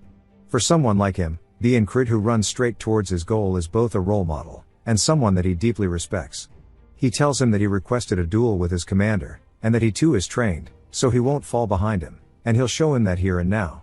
Incrid starts to smell the wind, saying that they say the spring breeze carries mana, and the wind that announces a new beginning is upon them. He looks up at the moon, saying that tonight is truly a perfect night to fight, telling Andrew he accepts his challenge, and he'll face him with everything he's got. Andrew looks a bit anxious, but excited. The first swing comes in from Andrew, as Incrid reminds him about their past. He blocks the attack, reminding him to when he said, "Take my command if you can beat me." Andrew gets embarrassed, asking why he's bringing this up, saying that's all in the past. Incrid says that's true, as he swings forward, knocking his sword into the air. He says that he's different now. Andrew comes back, saying of course, and Rem tells him to stop going easy on him, as the Virgin squad leader is persistent. He swings down, which Incrid blocks. He says that Andrew's youthful arrogance is gone, replaced by cautiousness and experience now. As he readies his sword, he comes in for a thrust, which Incrid ducks underneath. He says he's really quite different, but so is their relationship now, and their skills. As Incrid comes in with an attack, Andrew blocks it. The sheer weight of it alone starts to send him backwards against the ground, until he can't hold it anymore, and he gets sent flying through the air. After rolling over, he sits back up, and Incrid stretches his hand out towards him, waiting for him to grab onto it. Andrew then tells him that he's going to leave. Incrid sits there in silence, and Andrew says that it's time for House Gardner to rise again, and if he comes to the capital someday, he'll let him stay at the manor.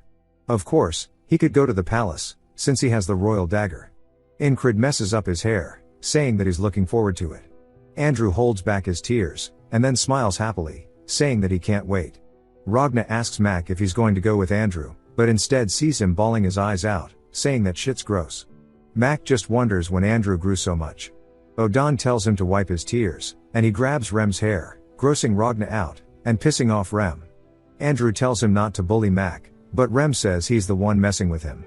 Incrid says that the feast will go on all night, and there will be no more regrets. He tells Andrew and Mac to enjoy themselves, and their last night hanging out with the boys like this. While everybody's kicking it back, relaxing, sunrise came, and both Andrew and Mac boarded a wagon to the capital. They were a mess, having suffered from their entire platoon harassing them all night, and they cried their hearts out, but he will be a patriarch noble the next time they meet, so it wasn't a bad send-off to begin with. Even though they had the feast last night, he won't skip his morning training. It's a promise to himself, and it's only natural in his path to becoming a knight. Marcus says that he really is out here every morning. Incrid greets him, and realizes that what's behind him is none other than a frog, and the squire who was fighting in the forefront. Marcus says that he told him he'd prepare a gift for him, and to please witness, as the squire instantly crouches down into their sprinting start. Incrid realizes what's happening, as the dash comes forward. The squire leaves behind a red aura, and leaps straight at Incrid. Incrid blocks the attack, and the frog begins to analyze the fight. The squire is impressed that he blocked it, and she says that she wants to see what more he can do. As she starts to thrust at extremely rapid speeds towards his head, Incrid realizes that this is nothing more than instant death for him. As countless blades reach out across him, every part of his body is being stabbed, his arms dismembered, and his head decapitated. All the blades are saying the same thing, and that he needs to stand back, and he will live only if he does. If he doesn't, he will die. Of course to Incrid, death is nothing more than a stepping stone, and confidently he says that he'll choose death. He begins to push past. The sensation is telling him to run. But he says he will no longer let his dreams be dreams, even if he dies hundreds or thousands of times. As long as he can take one step closer, that's all that matters. If he can't walk, he'll crawl, as long as he is pursuing his goal. As he gets closer to the squire, we see that she is genuinely surprised. As he's managed to take a whole lunge forward, the frog speaks up, saying this is enough. As she stops the two of them, the squire says she's never seen anything like him before. For him to withstand all of that, even without being able to manipulate it himself. As she takes off her helmet, she says that if he stood there any longer, he really would have died. Incred asks who she is, and she introduces herself as Ija, the proto-knight. She's pretty damn cool. Incred's eyes start to get blurry, before he falls backwards, and passes out into Jackson's arms. And all the boys are ready, and Rem says surely she doesn't think she can get away with this just because she's a proto-knight. Ija just asks who they are, while staring at them. The frog is just as surprised, asking how people like this could be here. The barbarian in the front, the silent one, and the big oaf, they're all insanely talented, especially the swordsman in the back. She says based on the blonde hair and red eyes, he might be from the north, and he looks like he just woke up, but the way he's poised with the sword sure does get her excited, and she starts to rivet. Marcus says that it's not what they think, so to stand down. Ija realizes that these are the lunatics, saying they really are insane. Rem asks what the hell they are saying. Then Marcus asks the frog if she thinks he can become a knight. They're all surprised, and realize now what is going on. The reason Marcus called her and Ija is because frog eyes can determine whether someone is talented or not, and to see if he is what it takes. That much was the present that Marcus prepared for him, but sadly she tells them all that it's impossible, as his limits are quite obvious. It's impressive enough that he's come this far. Rather, she's more curious about Ragna, asking if he's not interested. He says hell no, and she says that she heard these lunatics only follow their leader, and it seems like it's true. She says refusing an offer from the Red Cape Knight Order is crazy. Ija then tells Marcus that she did him a favor, and he thanks her. Ija tells the frog it's time to go, but she says she wants to stay longer. Ija asks why, and Marcus asks if she'll stay. She says that she has a request. Ija though thinks that it must be another offer for that blondie, and that frogs always do whatever interests them. But she's more interested in Incred. He withstood her aura, and even took a step forward. She's never seen anyone do that. She says that he would be a monster if he realizes this power, but if it was so easy, anyone would be able to become a knight. As they take Incred away, Vengeance is creeping on the back low key, and he says that he heard some noise while he stood guard. But what the hell did he just witness? He says that Incred's dreams of becoming a knight is never something that he's hidden, so everyone in the battalion knows, and that's what troubles him. He stood tall no matter what others said, but for someone who reached his dream to say it's impossible, even if it's Incred they're talking about, he needs to go check in on his boy. He walks over to their barracks, and knocks on the door. Rem asks Ugly what he's doing here, and Vengeance asks if he has to call him that. Rem says whatever, asking what's up. Vengeance is then surprised, as he sees the frog sitting beside Incred. She asks what he wants, and he's just sitting there, confused by the fact that everybody's acting normal. The dreams of their boss, who they all follow so much, just got shattered, and that he could be devastated. As Incred starts to wake up, he asks where he is, and the frog says it's about time. Rem then flat out tells him that they said he'd never become a knight, and there's not a single chance, even if hell were to freeze over. Vengeance covers his mouth, telling him to stop, and Incred asks if that's really what happened. Vengeance tells him that he doesn't have to act like he's okay, and he understands what he's saying, but Incred asks what he's talking about. Rem is pissed that he had his hands all over his mouth, and Incred says he's going to head out to train. Rem asks if he really means right now, but Incred says he doesn't have the time. He missed morning training because he had passed out. After the door closes, Ragna wakes up, asking if he really left, saying he's going to get going too. The frog follows, saying that this seems fun, and Vengeance wonders how he's so calm. Rem asks why he thinks that's the case, saying that it's simple, bro is stubborn. Odan says that brother would be the same, even if it weren't a frog, but an actual knight who said the same words. Jackson says that he's stubborn, but says put nicely, he's persistent. Vengeance says that for him to have no despair, or inkling to give up. That's why he could never be talked out of anything, and it makes him feel stupid for worrying in the first place. Rem asks if he's going to get going. Vengeance says that he should go train too, as he doesn't want to lose to Incred. Outside, Incred is doing one-armed push-up, saying that the power of a proto-knight, and the illusion of a flurry of blades was eye-opening to him. It wasn't regular old murderous intent, and that was something else. The frog asks if he's curious about what the powers shown by Ija are. He says that it's intimidation, asking if that's what it's called. Ragna starts to walk forward, asking Incred what separates knights from them.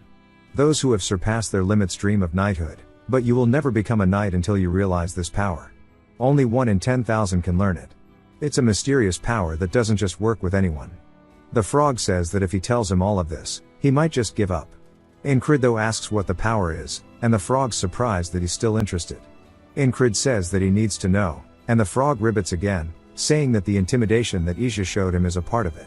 Ragna says that the broad designation of all the powers used by knights to become superhuman has a term, and that it's called will. Ragna says that will is the power of his volition.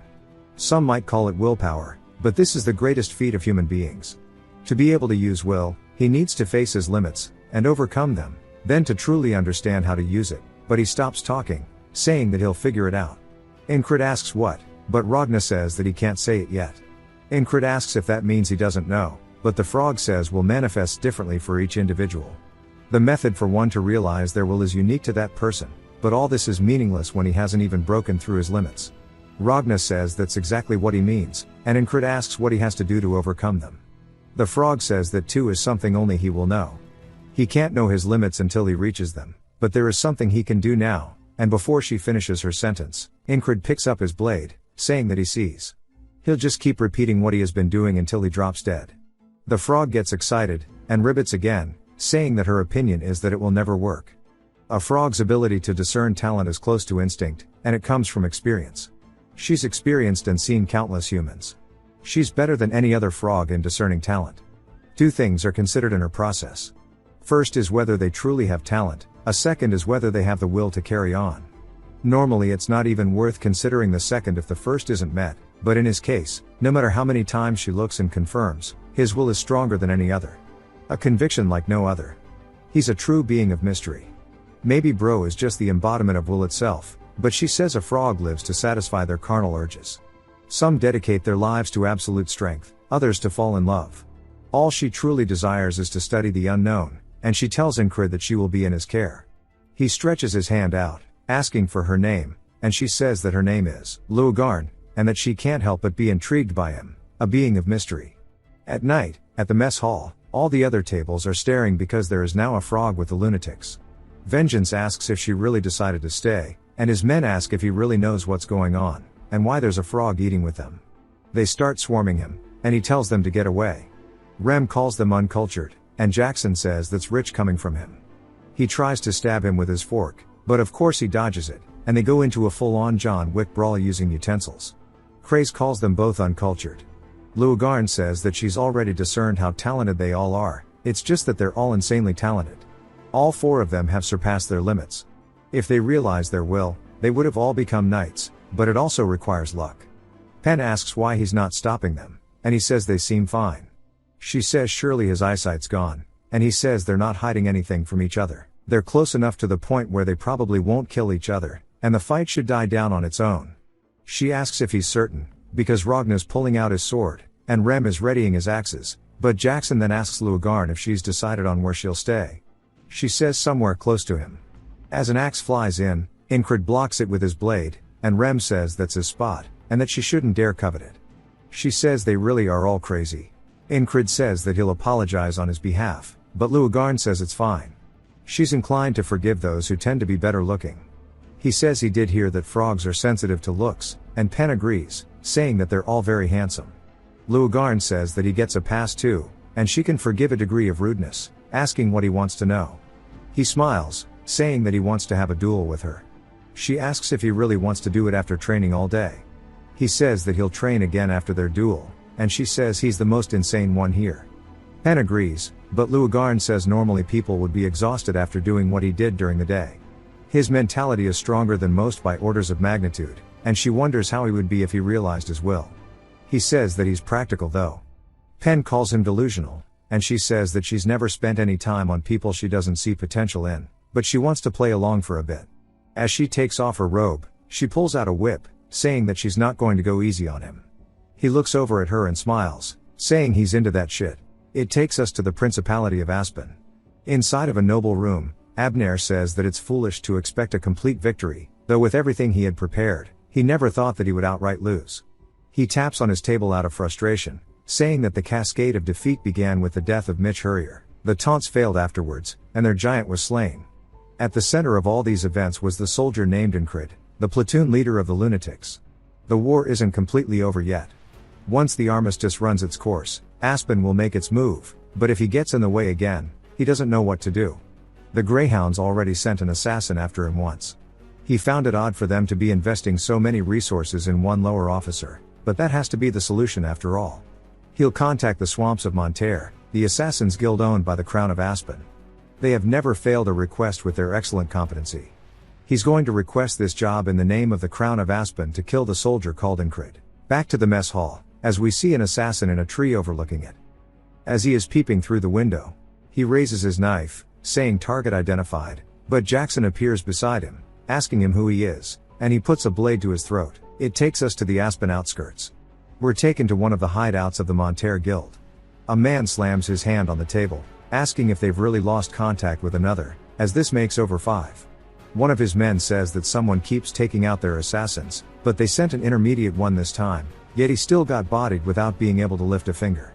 The leader says the request was sent by the Aspen Crown itself, and since they are owned by that same crown, if their guild botched a request from them, the future of their guild would be unclear. But there's only one group who can take this request right now, the best assassins in their guild, the Locks brothers. And they have to complete this mission. The next day out on the town, everybody's greeting Incrid, calling him a hero, asking if he's out on patrol, trying to give him multiple gifts, as a lot of their loved ones were saved by him in the war, but also he ended things quickly, so they didn't have to fight that much. The shoemaker as well asks if he's enjoying the shoes. We see one of the assassins on the ground, another one's up high nearby, while another's on the second floor.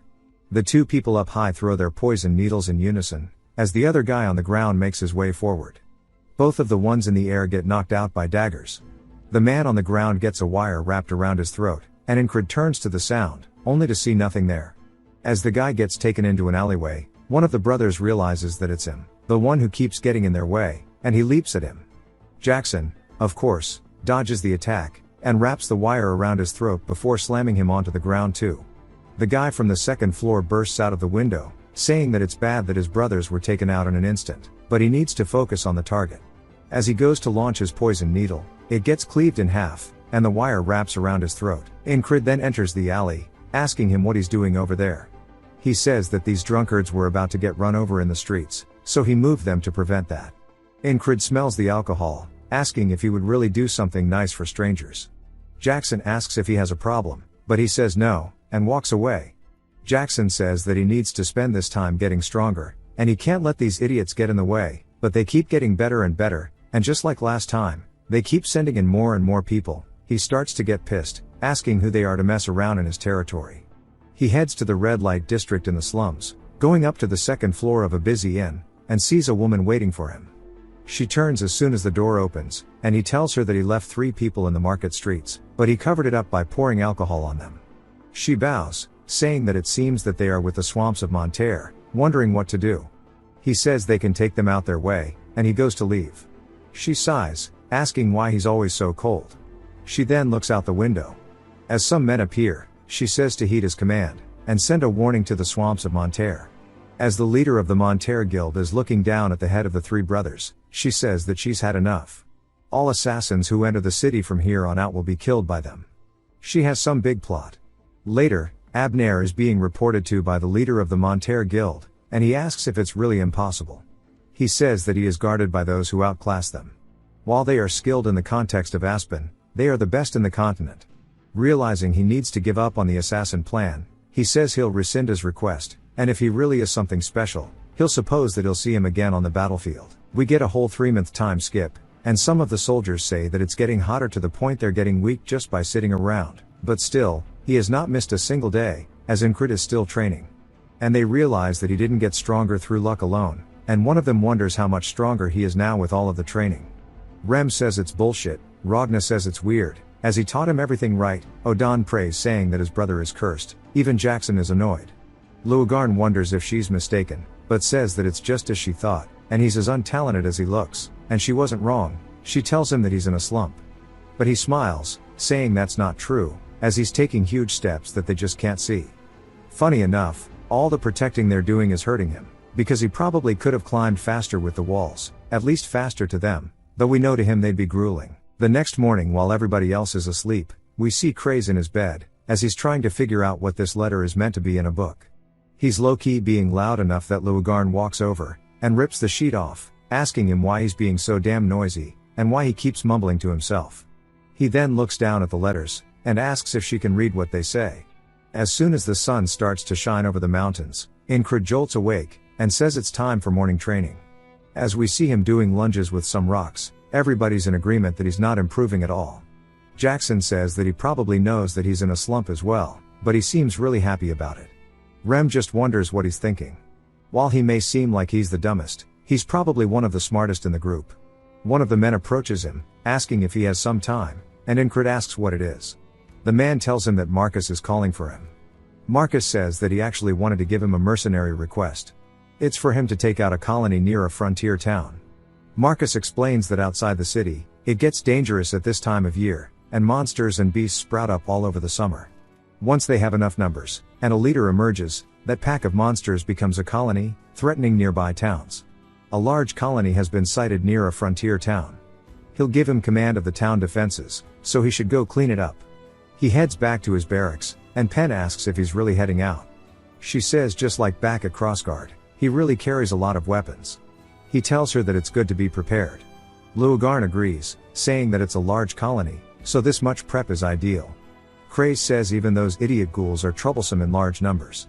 As they look at the request further, Incred says that it would be nice to have the whistle daggers, but there's no way to get more at the moment, and since they are rare, it can't be helped. Jackson stares at him, and then Craze realizes where it is, and yells out for him, saying that he needs to go with him, as his eyes turn into literal money. Incred asks what's up with him, saying to get off, but Craze says it's the chance of a lifetime. There's a hidden treasure right where the frontier town is.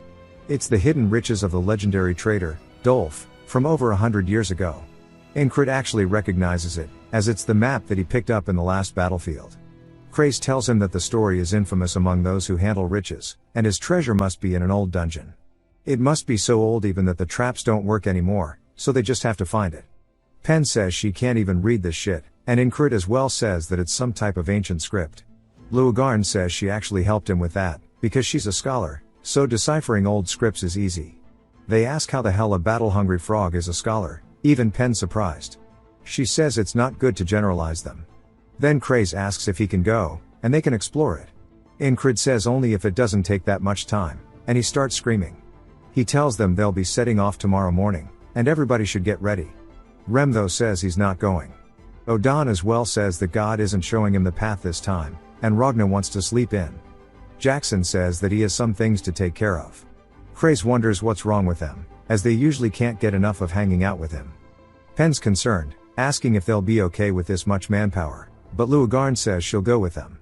There's no reason for her to stay here without him anyways. Esther hits her in the side, and Craze says they should be fine since they have a frog with them, and they should get packing. Incred though is thinking about something, as he looks at everybody staying behind, but he has to set out, because Marcus gave him this mission. It's now the time to go. Lugarn tells him it's time to leave. Craze asks if the panther is really coming with them. She starts growling at him, and he says that she really doesn't like him. As he goes to leave, Jackson tells him to wait, and hands him a package. Incred asks what's in it, and Jackson tells him it's whistle daggers, but also not to ask how he got them, since he has his ways. Incred asks if this is what he was busy with yesterday, and he says that he thinks he's going to need all the help he can get. Rem and the rest just stare at him as he's about to leave. Incred understands now, and he says that he knows why they are doing this, and he smiles, saying that he'll see them all when he's back, and it'll be more fun for them then. Rem can't help but wonder what he's thinking, and even Ragna says that there really is no sign of him getting better. Jackson says still, there were periods where he subtly improved a ton. Odan tells them that he believes in him at least, and they're all in agreement, wondering how he will surprise them this time, and how much stronger he'll become. Rem calls him odd, and picks up his axe, telling Ragna that he wants to fight, and go at least 50%. Ragna agrees, but tells him not to blame him if he dies. Surprisingly, Odan and Jackson want to join along too, and Rem says that it better be fun, just as he said, and they'll too prepare themselves for when he returns. We learn that a colony attracts nearby monsters and beasts, and thanks to that, They expected the journey to town to be difficult. As Incrid kills the monster, Luogarn and Craze are fighting them off too, and we learn there have been over 6 groups since they started. Pen sighs, and says that she was sure this was the right way. Incrid tells her not to worry about it, and they can just keep moving. The night comes up, as they are now in a thorny area. He says that this thorny side path probably doesn't have any monsters, and Pen surely knows the way, but of course, he was mistaken, as monsters start charging straight at them. She asks how this is happening again, and Incrid says they keep meeting the beasts everywhere they go. Luogarn says it's odd. Even with the colony nearby, this isn't Devil's Gate either, so why did they keep coming here? Incrid says that Devil's Gate is the source of monsters and beasts. It's a land unreachable by humans, and is suspected to be the source of all monsters, but he's starting to get a really bad feeling about this. When they make it to the town, they are welcomed by the leader, and his eyes look dead. Incrid says he came for the mercenary request, asking about the colony. A man says that he'll talk to him about the specifics, and the leader tells him to wait, but the man walks past him anyways. Craze seems to recognize something, and the man says it's nice to meet him, introducing himself as the leader of the town's watch, named Dutch Fullman. Incrid goes to introduce himself, but the guy cuts him off, saying to be frank, they've already took care of the colony. The men of the watch here are comprised of well-trained mercenaries, so monsters and beasts are no match for them. Also, the wall is a masterpiece created by an engineer in the town, so no regular monsters or beasts will get through, and there is nothing for him here, and he'll convey that he completed the request, so to leave. Incrid says that he's going to be the one to decide when it's over. Craze then tells them that they're tired from all the traveling, and that they should go get some rest before they return. Fullman says that they'll get lodgings, telling a man named Hugo to handle it. Hugo smiles, saying to leave it to him, but Luogarn senses something off. Craze asks what's wrong, and she says she can't stand to look at him with her eyes, and she just wants to beat him up. Craze tells her to take it easy, but she can tell that his energy is off, like one of them, though she doesn't say what it is. Hugo says he'll guide them to their rooms, and she says it has to be a coincidence. They're taken to their lodgings, and Craze says they seemed openly hostile, but he can see why. Incrid wonders what it is, but Craze tells him that he came here with the right to command, and that Fullman must be feeling like he's going to lose control of his watch. Incrid says that he thinks there's more than that. Pen then asks Luogarn if she thinks it's true that they got rid of the colony, and she says probably not. Based on the number of monsters they saw on the way here, the colony still exists, and this will be difficult without their cooperation. Incrid tells her that it really doesn't matter, as they'll do what they must. They ask how long he's going to work out for, and he says that there's still time left. They then wonder where the hell he got these rocks to begin with, but Pen gets annoyed, saying she's going to go to bed. Craze says same. Luogarn says he's doing the same training over and over because he isn't improving, but even so, she wants to know what drives that expression of him always being happy. We get a flashback to her watching somebody else, and they told her that training is fun, and they look genuinely happy swinging their sword, but she just couldn't understand why. She says that she'll help as long as he needs her to, and that was actually her lover. Incrid drops the rocks onto the floor. Luogarn says back when she had the mental bond that frogs and humans have, those feeling remains unchanged, and only if her lover didn't die to them. She asks him if he thinks training is fun, and he tells her of course. She then starts to get sentimental, thinking of her dead lover. But back at the town, we see the leader calling out to Fullman, saying that they defeated the beastward many times, but there are still so many of them, and they need to accept their help. Fullman, obviously pissed, saying that won't do. This is their town. Everyone here came to escape the corrupt nobles, and they worked day and night to build this from nothing. If they allow those city folk to interfere just because of some monsters again, they'll take control of their town, and he tells the leader not to worry. He reassures him they can handle it on their own, as even now, his trusted men are watching from the walls. The leader asks if Hugo is working there, and Fullman says he is. He might be new, but he's trustworthy, and good at what he does. Hugo is not actually on top of the tower yet, but he's walking over to the watch, asking if there's any issues. They say they're all set, and he smiles, telling them there's no need to act anymore, and to begin what they had planned. Morning starts to roll around, and outside of the city, we see tons of eyes, as the monster horde has finally made it. The bell for the city gets ringing, and they alert everybody to the monster colony, as a pack of gnolls are on their way straight to them. Luogarn says that what she sensed was right, and that the bastards here are cultists, and Hugo says everything is for their god, stuck in the Devil's Gate. We get a flashback to a little before, and the chaos just came so abruptly. Everybody was doing their day-to-day lives, not thinking anything of it.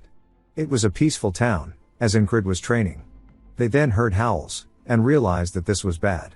Instantly, the entire town was filled with a stench of blood.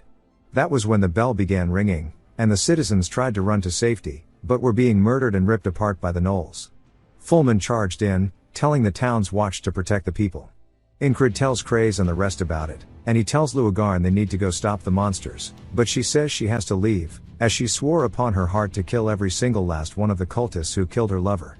She bursts through the actual wall itself of the house, as one of the gnolls comes in for Incrid. It is well burst through, with a group of 3, and even more behind them. Incrid tells Pen to go check the status on the wall, and orders both Craze and Esther to stay by his side. As they start to get closer, he takes a step forward and thrusts, stabbing one of the gnolls through the chest, then uses it to push all the way through. Knocking the rest out behind it, he says that he needs to clear a path.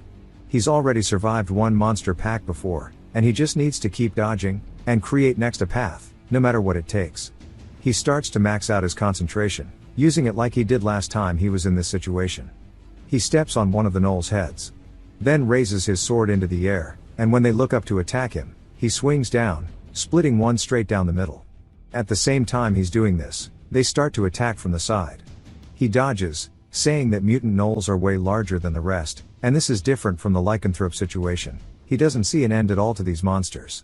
As the town watches being shredded, he says that everything is filled with fear and screams. Fullman is desperate as well, trying to protect a child, but his weapon is already broken. Though he continues to fight. He pushes the kid aside, allowing him a chance to run, and runs into the horde by himself. And the town that was once built upon life and its hope was mercilessly destroyed by monsters in just mere moments. One of the mutants charges straight at Incrid, and he tightens the grip on his sword, and uses Heart of the Superhuman to cleave through it, but also to dash past and kill multiple other gnolls. And Esther says there is no way to use a spell to destroy such a big horde without first returning to her human form. Craze gets stabbed in the back of the throat. She turns, seeing this, saying that if only it wasn't for her curse. She climbs atop a nearby roof, saying there's no other way. She'll only be killed if they keep fighting, and she has to leave this behind, so she promises to avenge Incrid. Hugo puts on a robe, and starts to leave, saying that everything went according to plan, and he needs to escape through the back. Of course, Luagarn greets him by Kool-Aid Manning straight through the wall. And as she goes to punch him, a purple barrier protects him, and she says that it really was a cultist in the end. Hugo points his finger at her, as a dark purple orb starts to form onto it. She stares straight at it as it flies into her face. But back to Incrid, he's getting bitten on the back. Though he's continuing forward, and cuts the arm off of the one biting him, he kills another in front of him. He says his entire body is a mess, and he can't even raise his arm anymore. He hears a child crying, and looks over, seeing it hiding under its mother. The kid is holding his breath, absolutely horrified, and Incrid realizes that he needs to somehow protect this child, but all of the gnolls start stomping their feet in unison, and create a path. As the leader of the colony starts to make his way down, the kid stops holding his mouth, and just forgets to breathe out of fear. Incrid tells it to come at him already, and it charges straight for him. It thrusts at him, but Incrid dodges to the side, and tries to counter. He raises his sword up to go to swing down, and when he does, it sidesteps the attack. He turns to follow up for the next move, but it's too late, as the leader of the colony readies its blade. It thrusts straight towards his face. Thanks to all of his eye training though, he narrowly dodges the attack, as it grazes his face.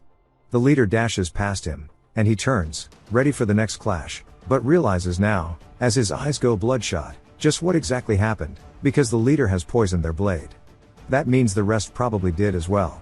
As it starts to grin ear to ear, they continue stomping their feet, while Incrid begins to vomit blood profusely. The village continues to burn down in the background as he's fallen onto the floor choking on his own blood.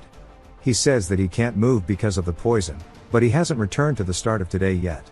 As he continues throwing up blood, he tries to crawl forward, and he says that the leader of the colony is enjoying watching him in pain, and is not finishing him off.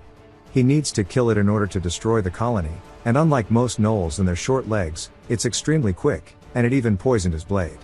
So next time he can't even let him so much as grace him, and he wonders how he's meant to deal with that. And while he's having this thought, he passes over to the boatman's realm, as he tells him that he wonders what a single human can do in the face of an overwhelming enemy force. He wakes back up in his bed and grabs onto his blade. He says he told Craze to stay behind him, but he couldn't sense him towards the end, which means that he probably died.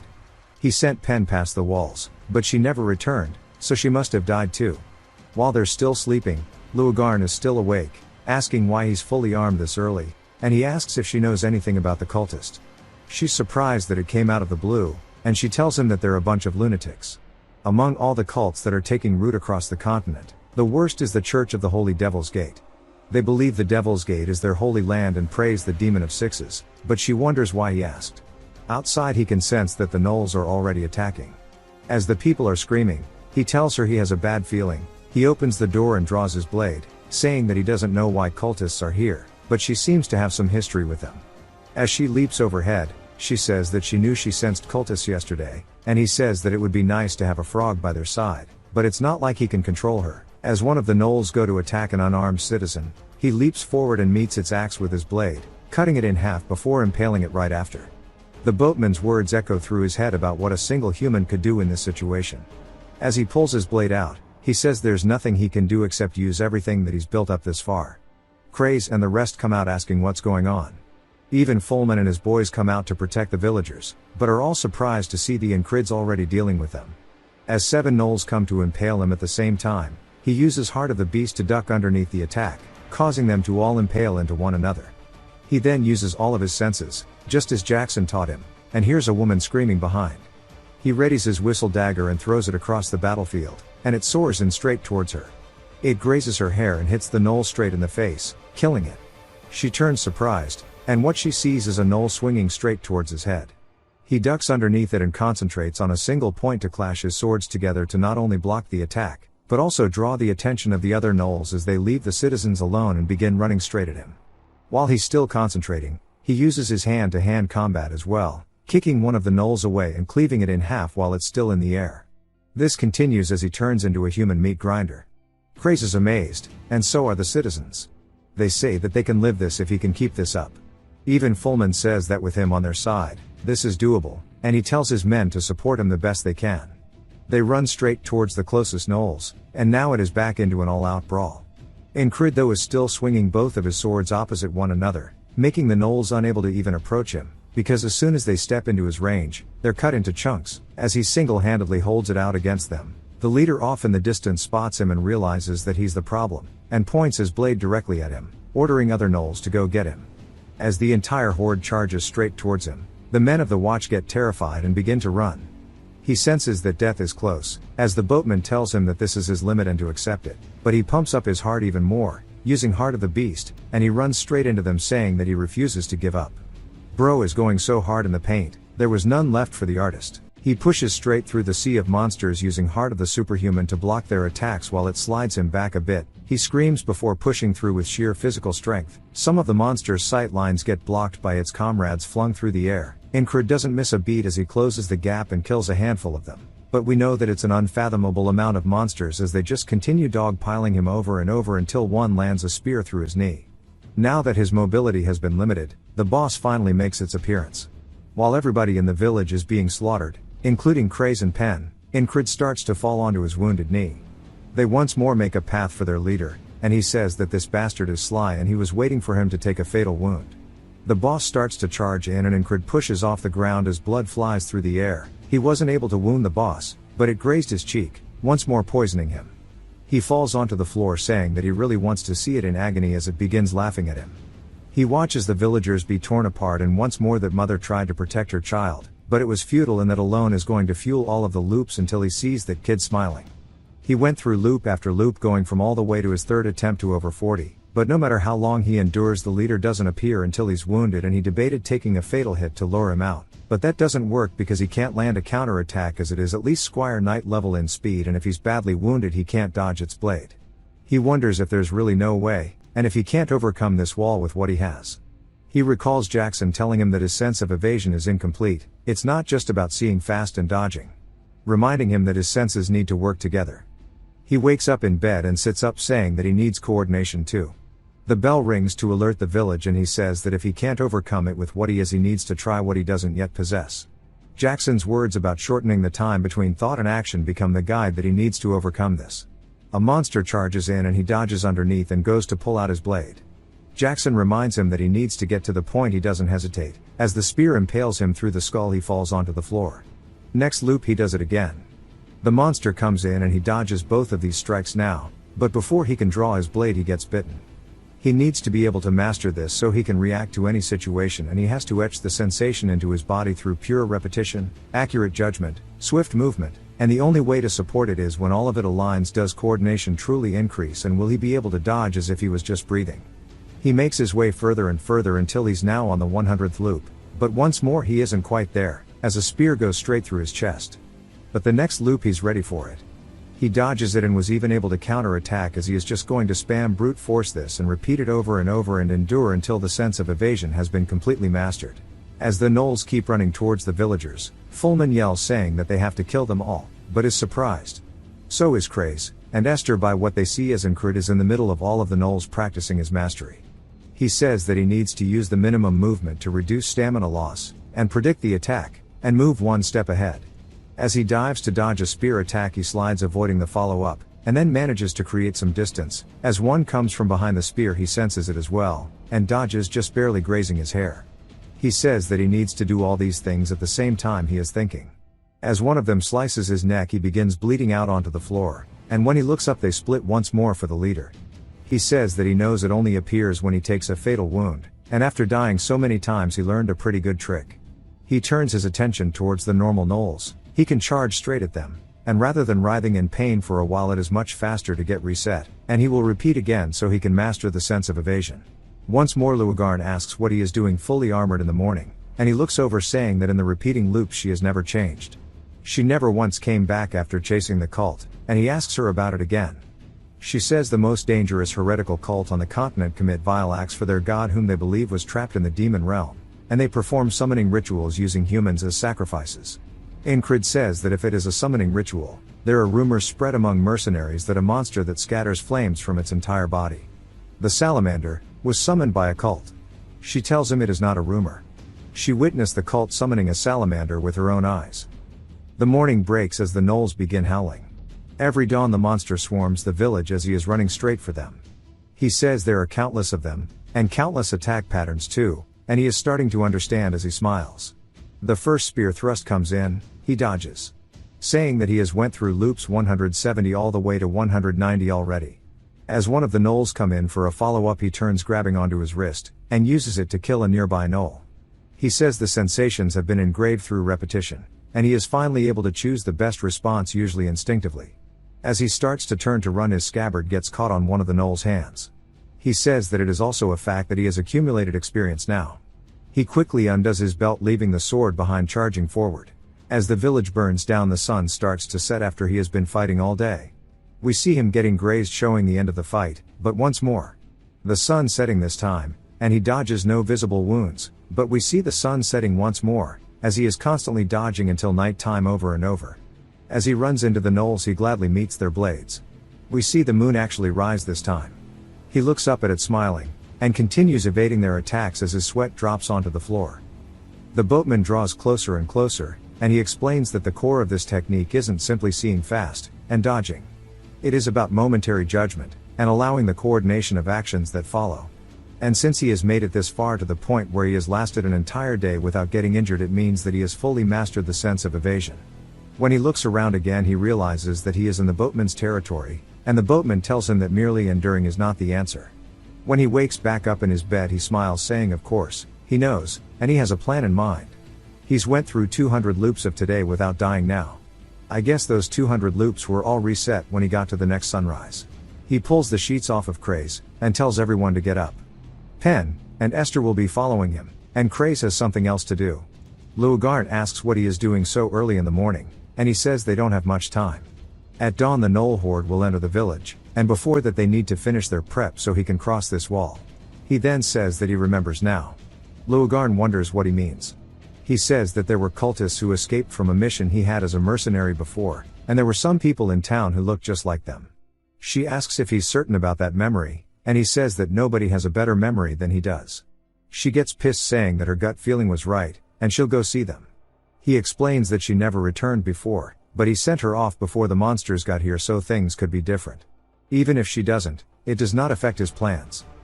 He tells Craze to bring him Fullman. Craze just wonders if they'll even listen to him. Incrid says that he needs to bring him here somehow, and even take them to the mayor hostage if he has to. Craze asks if he's sure about that. He just ignores him as Craze asks for him to clarify. But he tells Pen and Esther to get ready, as they need to take the town walls. They start running over, and he explains that the monsters who come to the town need to get through that wall to make it into it.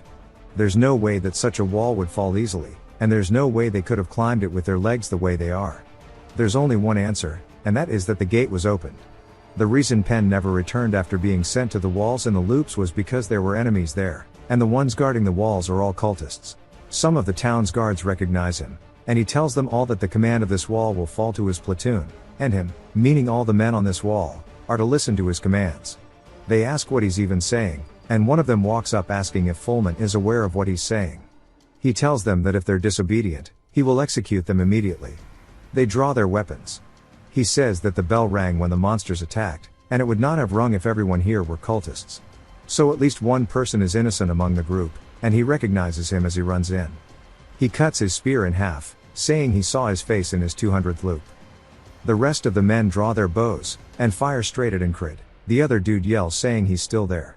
Incrid steps up saving him, by cleaving the arrows. Esther begins climbing the walls, and so does Pen as they begin to take down the cultists. Incrid says that the sun is now rising, meaning that the gnolls are going to be swarming them soon. He asks the guard that he saved if the gate is secure.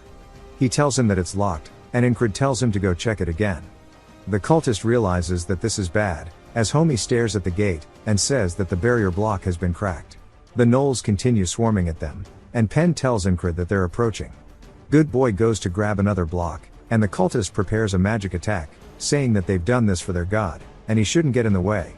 Another cultist is preparing the same spell on Esther, and Incrid yells, telling Esther and Pen to throw them over the wall.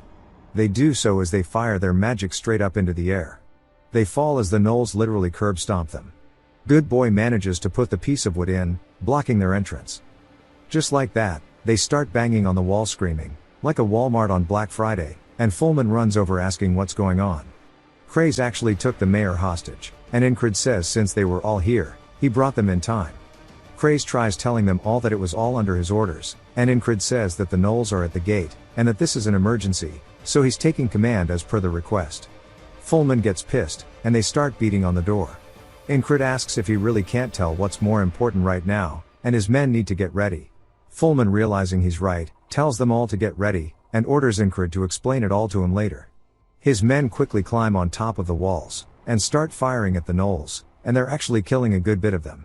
Incrid says even if the gate stopped them from entering, as long as the colony exists, this loop won't end. He asks the Good Boy from earlier if that's the side entrance in front of them, and he says that it is. Incrid asks for him to open that door slightly, and the dude looks surprised, asking if he means right now. Incrid ignores him, and tells Esther that he needs help, and she leaps off the wall straight towards one of the gnolls, and begins mauling it.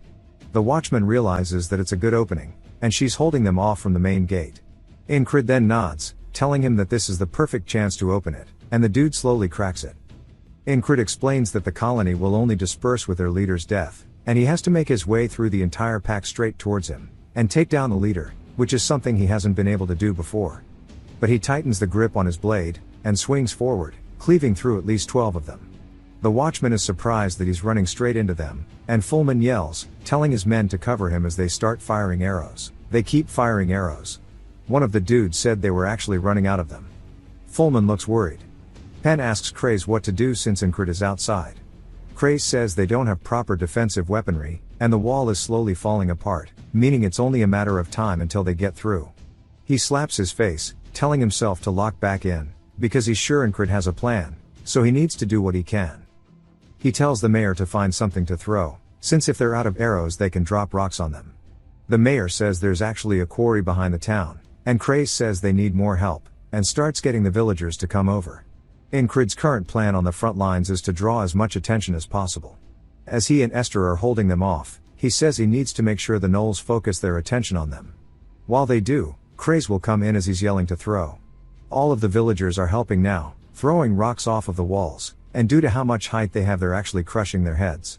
Incrid starts to concentrate on the battlefield, saying that the slightest opening is becoming easy to exploit. He sees the exact path he has to follow, telling Esther to take care of the rest that are here. He resheathes his blade, and starts running and avoiding the gnolls, and when one of them looks at him she leaps, and takes it down, causing the other two that are close to Incrid to look at her instead. As soon as they swing at her she runs back up the wall doing a hit and run tactic. Craze is surprised to see her, asking where Incrid is. Meanwhile he's off crawling through some thorns. He says that he hid his presence by covering himself in gnoll blood, and he'll use the terrain to hide and advance to minimize injuries, and conserve his energy. The original intent of this wall was for him to kill the leader while dodging the poison blade, all while being critically wounded, with his dodging sense that is possible. But then he'll lose all of the villagers in this town, and his platoon members who came with him in the guards. And that's not something he wants to do or see again. He raises a whistle dagger, and starts to run up on the side of the boss, and he says the only reason he's come all the way up here was for this. As he throws it forward it starts to whistle as it soars through the air. The boss looks up, and Incrid gets behind it saying that he needs to kill the leader now that he is completely unwounded. It turns just in time to dodge under his attack, and the other gnolls see it, and begin to alert the rest. The boss glares down at them pissed, and they start to get a little scared. Incrid says it's just as he thought. The leader only appeared when he was wounded, as if to flaunt its power by killing him in front of everyone. And that's also what it wants to do now. He swings towards its face, and it evades the attack by sidestepping. When he goes to follow up it dodges again, and gets behind him, but this time it thrusts towards his head. Incrid ducks underneath though it grazes across his back, cutting his armor. He says that he knows at the moment that it would damage its reputation as the leader if the others helped him, so he needs to abuse the fact that it has pride. The boss prepares both of its blades this time, and goes in for a double thrust.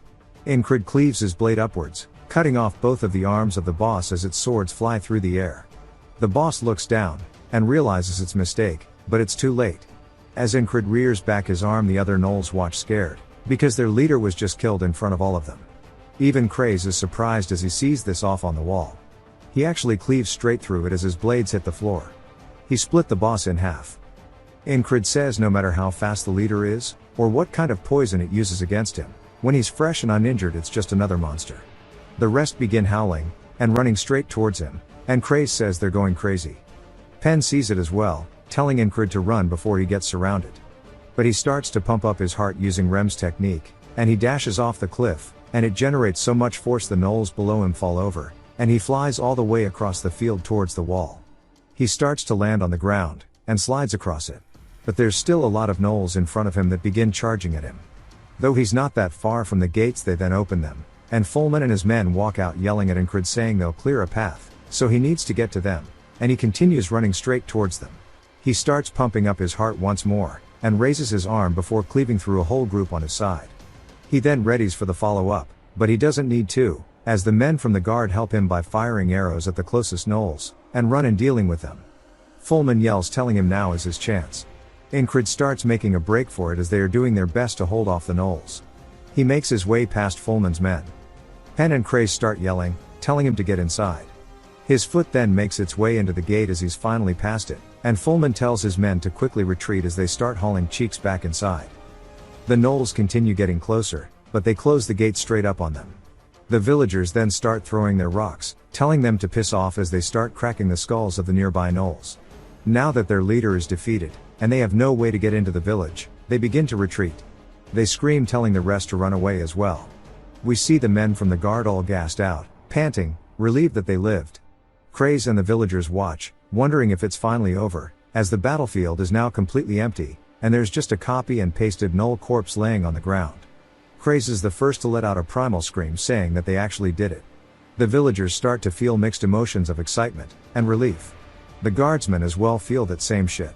Fulman looks over at Incrid saying that it all happened in a flash, but he knows that their town was almost wiped out, and that he was the one who stopped that from happening. He was only sitting here temporarily, yet he did so much for their town that has nothing to do with them. Incrid sighs saying that he wanted answers, so he'll give them to him, but Fulman tells him instead that he'll call a doctor, so he should take care of himself in the meantime. The sun starts to set, and back at their little barracks. Fulman asks if there were really cultists among his men. Craze says that it finally makes sense, as a colony of that size was unnatural. Large colonies number a few hundred at best, but that was almost 1,000 strong, and all of them were armed. It only makes sense that cultists were involved. The mayor asks what they would have against their town. Craze says that he shouldn't expect any logic from cultists, as they only strive to expand the Hell Gates. Maybe they wanted a Knoll kingdom by devastating their town. The mayor starts to think about it, and says that would have been awful. Fullman is worried though, asking if they think it'll be the end of them since they got rid of them. Incrid says that he can't know for sure yet. With the death of the leader he escaped the loops, but he knows that the cultists that Lugarn was chasing are still at large. Fullman asks if there were more cultists besides those at the gates. The mayor says that now that he thinks about it they haven't seen Hugo in a while. Incrid says that he seemed like the leader who planned all of this, and Penn says that if they don't capture him then their town is still in danger. Incrid says that a frog is still after him, so they should just trust Lugarn, and wait. Then we see her chasing him down in a field. He turns, shooting a magic attack at her telling her to give up. She dodges to the side, and quickly dashes in, closing the gap, grabbing onto his arm. He then starts to turn into some kind of mist to evade it, and she asks if he's really doing that shit again. Lugarn explains that it's called the authorities of the cultists, and the reason why these lunatics continuously get new followers is because they can easily receive powers, and change their lives. He reappears behind her, and starts to make a break for it again. She says seeing as how he has so many authorities at his disposal he's been a cultist for a long time. He's used his powers to escape her for so long, but she doesn't plan to let him continue. As she starts cracking the whip it wraps around Hugo, and she says that he must be running out of power to use his authorities. She comes in with a punch, and as it comes straight into his face she hears the Knoll screaming. For some reason she doesn't actually follow through, and turns instead, only for him to kick her away, and make another break for it. We see he's actually controlling the Knolls, as their eyes are purple like his. She realizes this is bad, as he now has an army on his side, and she's surrounded. Back at the camp, Incrid's training while Penn and Craze just sit there waiting. Lugarn actually makes it back, and he asks what happened with the cultist. She says that she actually lost him. Penn is surprised since she's a frog, and he was just a human. Craze says the same shit, and Cucumber tells him to stop being a parrot. She then points out that his men are too insubordinate, and he says that she's just a frog in name only, and she says she understands where they get it now. She says that it's all because a Knoll pack appeared near the end, and he used his authorities to become the leader, and escaped. He says that cultists are persistent, so he'll come back for this town. Penn asks if they have to fight more Knolls, and Incrid says that it's not a bad thing. A dispersed colony is still dangerous, so they can't just leave them be. But this means they can take out the cultist along with the remnants. Penn asks how he's going to take out 1,000 Knolls with a cultist at the helm no less. Craze says it's even better, because they can't know what monsters are thinking, but they can anticipate what a human would do. Incrid says it's time for them to get planning. It seems that they have informed the watchman and the mayor, and Incrid says by the time the sun rises they will have finished their preparations. But it looks like the cultist has too. We see a bird flying away with a message tied around its leg. The villagers are now being alerted that there's another pack arriving, and they're scared because of the fact that cultists have ties to demons, and they say that there's no way they'd survive another one. The mayor says they asked for reinforcements from the nearest settlements, which is Viscount Ventra. Fullman grits his teeth saying they have to do their best to try. Craze says it might not take a week, as long as their plan works that is. Fullman asks what their plan is, and Incrid says that since they've built this place up to be their home, he won't let a bunch of Knolls destroy it. The sun breaks, and the bell begins ringing as Incrid and Lugarn step out in front of the gates.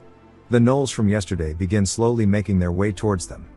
Penn and the rest are instantly surprised as they realize that the Knolls actually have siege ladders, and they're bringing them with them this time. Lugarn is surprised that he taught them the concept of a ladder in a single day, and Incrid says that he's more fit to be a teacher than a cultist. Craze tells them to stop chatting, because if those things get on their walls it's over. Incrid draws his blade, and calls it to Lugarn, and she says she already knows it. As long as she has a clear target, it'll be fine, and it's time to begin their plan. He agrees, as he gets both of his blades ready.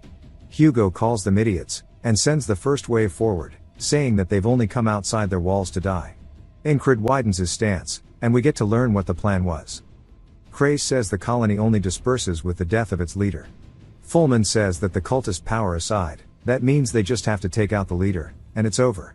Craze says that it means they will just scatter near the town, becoming a future threat. Finding each pocket of those Knolls, and taking them out will be a challenge, so they will start by calling their numbers. Incrid comes in with a cleave, as he swings through the first group. It doesn't look like the attack did much at first, but soon after we see that it did massive damage as they start falling into literal meat chunks. One of the Knolls carrying a ladder closes the gap, and leaps directly at him with his swords raised high.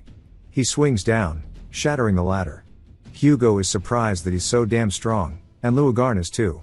She says yesterday when she went to chase after the cultist, she heard that he was the one who took out and killed the leader, but she didn't believe it.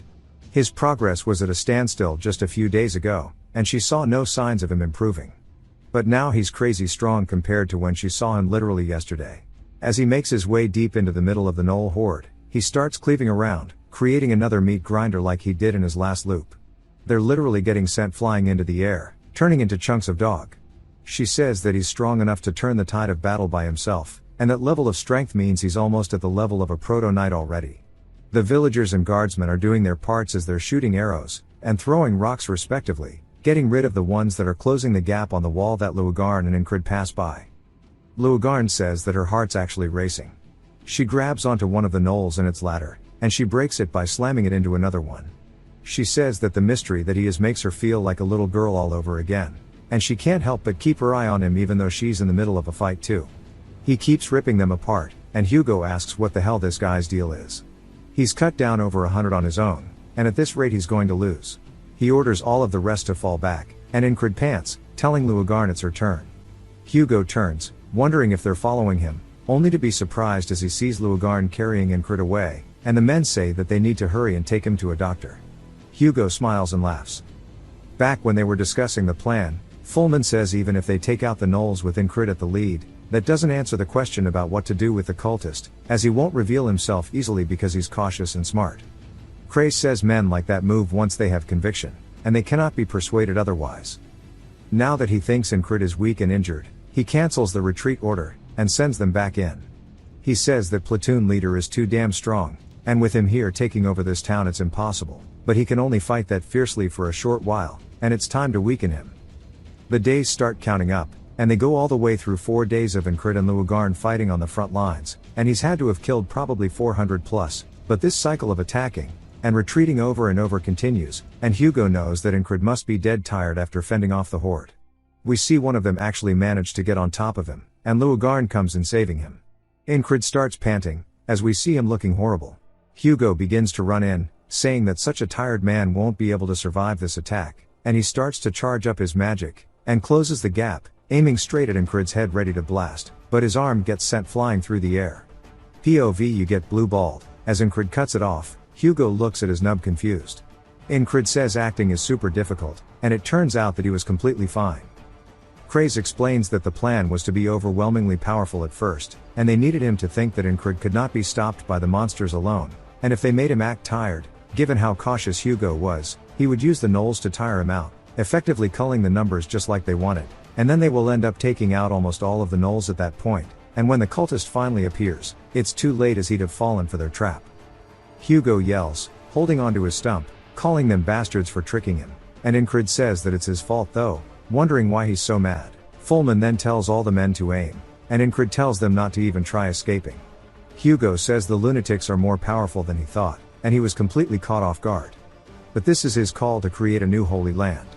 Purple aura starts to appear, and he says this is not over yet, as he's going to sacrifice his life to fulfill his purpose for the Devil's Gate. As a mist begins to swirl around him, Incrid asks what that is, and Luogarn tells him to be careful, as this is a summon. A giant wolf-like beast appears behind him. Hugo orders it to go tear him apart, calling it the Dog of Warren. It begins to run in straight at them, but it bites at Luogarn first, and she backsteps the attack. She raises her weapon, screams, and slices its head clean in half, but it instantly regenerates. She says visible, yet with a body that passes through everything, the cultist summons evil spirits. Physical strikes don't work on them, as she starts to imbue her whip with a blue aura. Incrid asks if that's a magic tool. She explains that she's been chasing cultists for a very long time, and she's prepared for situations like these. As she wraps her whip around its arm, she rips it off. This time it looks like it does meaningful damage, because it doesn't regenerate, and it instead makes the Huaran spirit scream into the air. Hugo says that she needs to go wild, because it's only meant to distract, as the real threat lies with this next summon. As he begins to sacrifice his arm to summon the next being, he explains that it strikes, and disappears, and always splits the heart open. It's called the Arm of the Warrior, and it looks like some shit out of Dark Souls or Silent Hill. He begins to vomit blood, saying that he overdid it. His body can't handle 2 summons at once, but his eyes are completely red with rage, and he says that this is well worth it. The arm appears behind Incrid, and he turns as Luagarn yells for him to dodge. Hugo says it's too late, as the spirit will pass through all things to hit its target, and as long as he kills him, he wins. The arm's blade turns to a dark purple as it flies into Incrid. Incrid goes to meet it, swaying, and Esther watches as her eyes begin to glow blue. Incrid's strike actually gets a purple tinge to it, and it cleaves through the summon in a single attack. Hugo is speechless, and so is Luagarn. Incrid's just as confused at the mana coming off his blade, and he wonders where it came from, and Esther says that he always does stupid things, so she thought he'd be in danger while fighting that cultist. So last night, she imbued some mana onto his sword, and this is her gift to him. Hugo yells, asking what's the deal with that sword, and Incrid looks down at it before telling him that he has no fucking clue. Hugo gets pissed, asking why he had such a dramatic pause just for him not to know. The backlash is too severe, and he falls to his knees. He begins to spit up more blood, and he feels his heart racing. He says the effect of destroying the spell is taking a toll on his heart, and he straight up dies from the Fent overdose, and falls over on the spot. Incrid is confused, and Luagarn watches as the dog of Huaran starts to disappear as well. She says that since it disappeared so suddenly, this means that it's over, and Incrid says that they definitely don't need to fight anymore, since Hugo has stopped breathing. Now that the gnolls no longer have mind control on them, they all begin running away, and Fulman yells, telling them that this is the end, and they need to kill all of the gnolls so that they never threaten their town again, and they start chasing them away. Fulman approaches Incrid, and tells him that he's grateful that he protected the town, and he's sorry for being rude when they first met.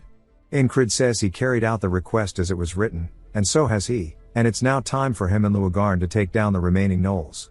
Fulman is surprised he has no disdain towards him, and the mayor appears saying they really survived. Fulman warns him that there are still monsters, but he says that they are no threat to them, and he looks back towards the wall that is covered in scratches, and he says that it took a rough beating. Fulman says the wooden wall is just a stopgap. They need to build a proper wall to grow as a city. The mayor agrees, and amidst the final remnants of the fight, he says the new wall that's yet to be built will be named after Incrid. As Incrid starts finishing off the gnolls, Fulman says that's great, and he can think of no better name. The mayor asks if he thinks the town folk will agree, and Fulman says they will. The mayor says that this means the wall will be named after the hero who protected this town. He and Fulman smile, looking off at him. As Incrid raises his sword into the air, they say that they shall name the wall to their city Incrid's Wall. That night they start celebrating as everybody's having some drinks, and Penn says they were supposed to throw the feast for them, but they're over there enjoying it as well. Incrid says that's part of it, and he's already been greeted by pretty much everybody in the town. Kraze asks what's with all the food on his table, and he says that each person brought something saying that theirs was the best, and apparently the apple drink is precious, and they only have 2 bottles themselves. Kraze takes a sip, and says that this shit is gas, and that they would make a fortune if they sold it. Esther starts pawing at Incrid because she wants to try some too, and he pours it into her mouth, and he says that he's thankful for what they did, but he's afraid they're making their town run out of food. Luagarn asks why he cares, as they were doing this to thank him, and he should enjoy it a little bit.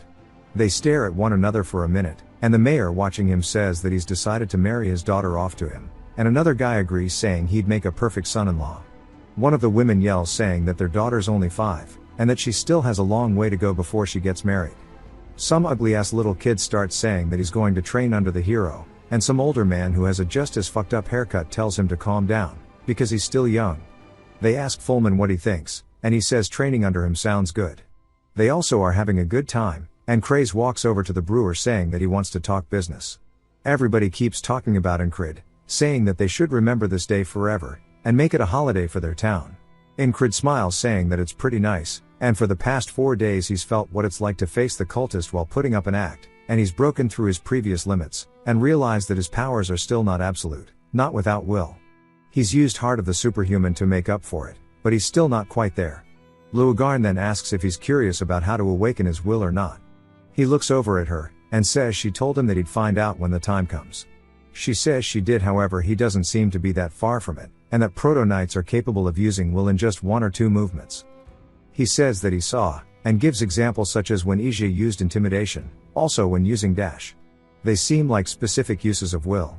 She explains that proto-knights are those who use will, and that they are capable of using will in just 1 or 2 movements.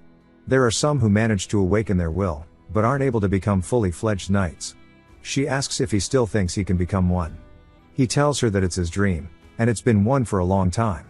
As the party continues, she looks over at him, and he tells her that he will definitely become a knight no matter what. As he's looking up at the sky, her heart starts racing, and she says that it looks like he's speaking casually, but she can sense it. She says that he truly means what he's saying, and that his passion must be what captivates all of those around him. She says once they leave this town she's going to go her own way, as there is a covenant that all frogs have to fulfill above their desires, so she can't stay for too long. He says this will be a goodbye then, but she stayed longer than he expected. The party continues. She says that he doesn't need to be so polite with her. He says okay, but asks why, and she tells him that she doesn't like being treated this way by someone she likes, and if he does become a knight she will fall for him. She explains that to a frog the mental love that forms is mutually exclusive of reproduction, and is a means to convey a deep fondness. It doesn't matter if the target of that love has another partner of their own, rather they make themselves known, and excuse their relationship. It is rare and special for a human to be loved by a frog, but he tells her to go ahead. She laughs, asking if he even realizes what she just said, and she says that she's beginning to grow fond of how dense he is. As they continue drinking throughout the night, eventually day comes, and some men start arriving to the town. They say that they were messaged about a large gnoll colony, and it's the men of the Viscount. Meanwhile, all the men are digging. They say that they're going to name this new wall after Incrid. Fulman is saying that the blood and flesh of monsters make for great fertilizer, and they've almost finished burying them, so to keep it up. The Viscount men are surprised, since they were meant to have been attacked recently, and one of them says that he doesn't know about an attack, but it looks like they're using monster carcasses to farm. The mayor runs over asking if they're the Viscount's men, and says that they've made them come for nothing. They already took care of it. He asks how they managed to do that, and he says that it was a colony of previously unseen scale brought on by a cultist, and they thought they were all dead. But a hero took down 500 on his own, and killed the cultists, saving their town. One of the men asks if his name is Incrid, because he keeps hearing the villagers sing about him. They ask if he's a free knight of legend or a mercenary king type figure. The mayor is confused, saying that he's just the platoon leader of the border guard. They're surprised. The Viscount's men say that they wish to meet him. The mayor says that he already left, and he said that taking care of the colony was his mission. The Viscount's men are annoyed, but says that's typical. Since it's safe, they start to return. One of the men asks the leader if he thinks what they said is true about taking down 500 on his own. He says that it's most definitely an exaggeration, and the town folks are the only ones who can prove his deeds. However, people's memories are fickle, and particularly unreliable when they're in a state of panic. They can't tell for sure since they've already buried the bodies, but he's sure they're making a huge fuss over at least 50 gnolls. The other guy says that it makes sense since it was a number created by a mere platoon leader. The Viscount's man says he's sure he did it to save this town from ruin, but he's sure he's a bastard for trying to inflate his reputation. If they come across him, they'll definitely have to teach him some manners. As the group is still walking to their goat, for now Luagarn is still with them, and Craze says they finally did it, and it's time to be paid for their efforts. Pen wonders what the treasure will be. Incrid asks Luagarn if she's about to leave here. She says there's no reason to delay it, since she's already decided to leave. Craze's eyes start to light up since she's going to leave, but she says since she helped them with reading the map she thought she would see the treasure too. He gets annoyed, saying that he thought they finally gained more since the split was less, and Pen asks what's wrong with him. Luagarn says that he said the treasure is a day's worth of walking from the town, and even if the traps were old and non-functioning, it would be troublesome if any of them are still working. Craze says this is the problem with newbie treasure hunters. Incrid says that he's new to this too. He says to just trust, and follow, as he'll show them some proper techniques. Craze explains that it's been 100 years since the treasure dungeon was made, and for 100 years, hunters have thought about it since they all wanted to get rich without effort. Incrid says that it's pretty materialistic, and Craze says according to the map, they have to just slide this rock over, and when they do, they see stairs that lead downwards. There's no way you can actually go down those. It's like when you fuck up your stairs on Minecraft. Craze then walks away, and Pen asks where he's going, as she thought this was the entrance. He walks away, and starts tapping the ground, telling her this is a technique born from treasure hunters. You guess the room's location from the entrance, and go straight there, which is called backdoor digging. And it just skips all of the traps. As he starts digging away, Incrid tells him that's just a trick, and Craze says an easy one. Incrid says it doesn't look easy, and they start taking turns digging. Even Esther is helping, and Pen says that he's making trouble for himself, and Incrid says tricks work sometimes. Luagarn tells him that it's getting dark, and it'd be better to spend the night below. They actually manage to dig through the ceiling, and there's tons of gold waiting for them. Craze gets excited, and Pen ties a rope to a tree, saying that she will go scout first. She hops down, and off in the distance she sees a sword on a pedestal, and when she approaches it seems fine for now, and she tells them all that it's safe, so come down. Craze runs over asking about traps, and she says there is no sign of any, and that a ranger can detect most traps by basic skill, but if she can't notice it, it would need magic involved. Luogarn says that's too much for just one ancient rich guy to set up, but Esther seems to notice something. Craze starts to crack open the chest. Incrid says he already has plenty of money, but he's collecting them like crazy. Craze says that he's still far from having enough, as his salon will go beyond being the best in the capital, and he's aiming for branches across the continent. Incrid asks if he's that desperate, and he says that he is, since a salon is the best place to gather money, and it's the only way to save a life. Esther says that something is strange, because she can sense a faint smell, and she sees mana start to come out from the chest. As Craze is opening it, she instinctively realizes that this is bad, because it has a spell on it. She hisses, telling him to get away from it, but it startles him, and he lifts the chest, and the spell starts to activate as a giant barrier starts to expand from the chest. Esther does her best to outrun it, while everyone else has already been caught. She's almost out, but it slowly catches up until she hits the edge of it, and bounces backwards. Incrid catches her, and says that Pen said there were no traps. She then tells him it's a magic trap, so how would she know? Luogarn says it's bad, because they're completely trapped. Esther says it's her mistake, because if the smell wasn't so faded, she would have noticed it. Incrid asks if she's okay, but she's trying to get rid of the barrier, and says that while it's not that troublesome, it'll take her at least 2 days to gather the mana for it. Craze is crying because the chest is empty. Incrid says even now of all times he's still obsessed with money. Pen notices that it's not actually empty, as there's a note. It says only the one who obtains the treasure may leave, and if they came in by backdigging, this is the only trap here. Luogarn starts mocking him, and Pen says that the technique was useless after all. Craze says the chest is empty, so what treasure are they supposed to get, calling the guy who made this place a bastard. Incrid says there is still one left though, and points to the sword. Craze says the thing looks old as fuck, and Incrid says that the edge is worn after 100 years, but the core is still strong, meaning it's a good sword. Craze says no matter how he looks at it, it's junk, and if it's the only treasure here anyways, as he grabs onto it he gets transported to a different area. He looks around confused, trying to wonder where he is before an enemy leaps at him, lunging for the attack. He screams, and starts to fall backwards, but in reality we see that he's completely okay, he just hits his head on the chest. Pen asks what's wrong, and he says some crazy bastard chased him with a sword. Pen asks what he means, saying that he just grabbed the blade, and then when she does the same thing happens, and she gets scared too. Luogarn says that she'll try holding it. But when she goes to try to pull out the blade, it slips right off. She instinctively realizes this isn't going to work, and Incrid says that frog skin has a unique slickness, so frog weapons have rings on the handles, but the sword doesn't have even a pommel, so it's hard for her to get. But she eventually sees the guy with the sword too, saying it might be a cursed sword with an evil spirit. According to the note, you have to defeat the spirit, and pull out the sword to lift the trap. Craze asks if they can just ignore it, and pull out the blade, but she tells him that he'll get his head split in half before then. Incrid thinks about it, saying that physical attacks don't work on spirits, and you need holy power, and magic to defeat them. As there's a random dude in the image of the spirit being cut. He grabs onto it, entering the same place they all did, and he says during the fight with the cultist, the sword shone with a light that he didn't understand, and drove off a spirit, but later returned to being a normal sword, and he can't rely on power that he doesn't understand. To defeat this, he has to wonder about one method to use. The attack comes in, and he instinctively unsheathes his blade, blocking its sword, but realizes that physical force is working when it's not meant to. This is the section for my personal thoughts. There's a timestamp in the description, or YouTube chapter to skip it if you want to comment the word at the end of the video. Or feel free to turn it off as there's no more recapping. My thoughts are still the same as the previous part, we'll update them when more chapters come out. Before diving into my personal thoughts, just remember, to us in Incrid, his journey is long and grueling, but to everyone else, it's happening almost instantly. He wakes up, and suddenly, he's a different person. It's easy to forget that while enjoying it.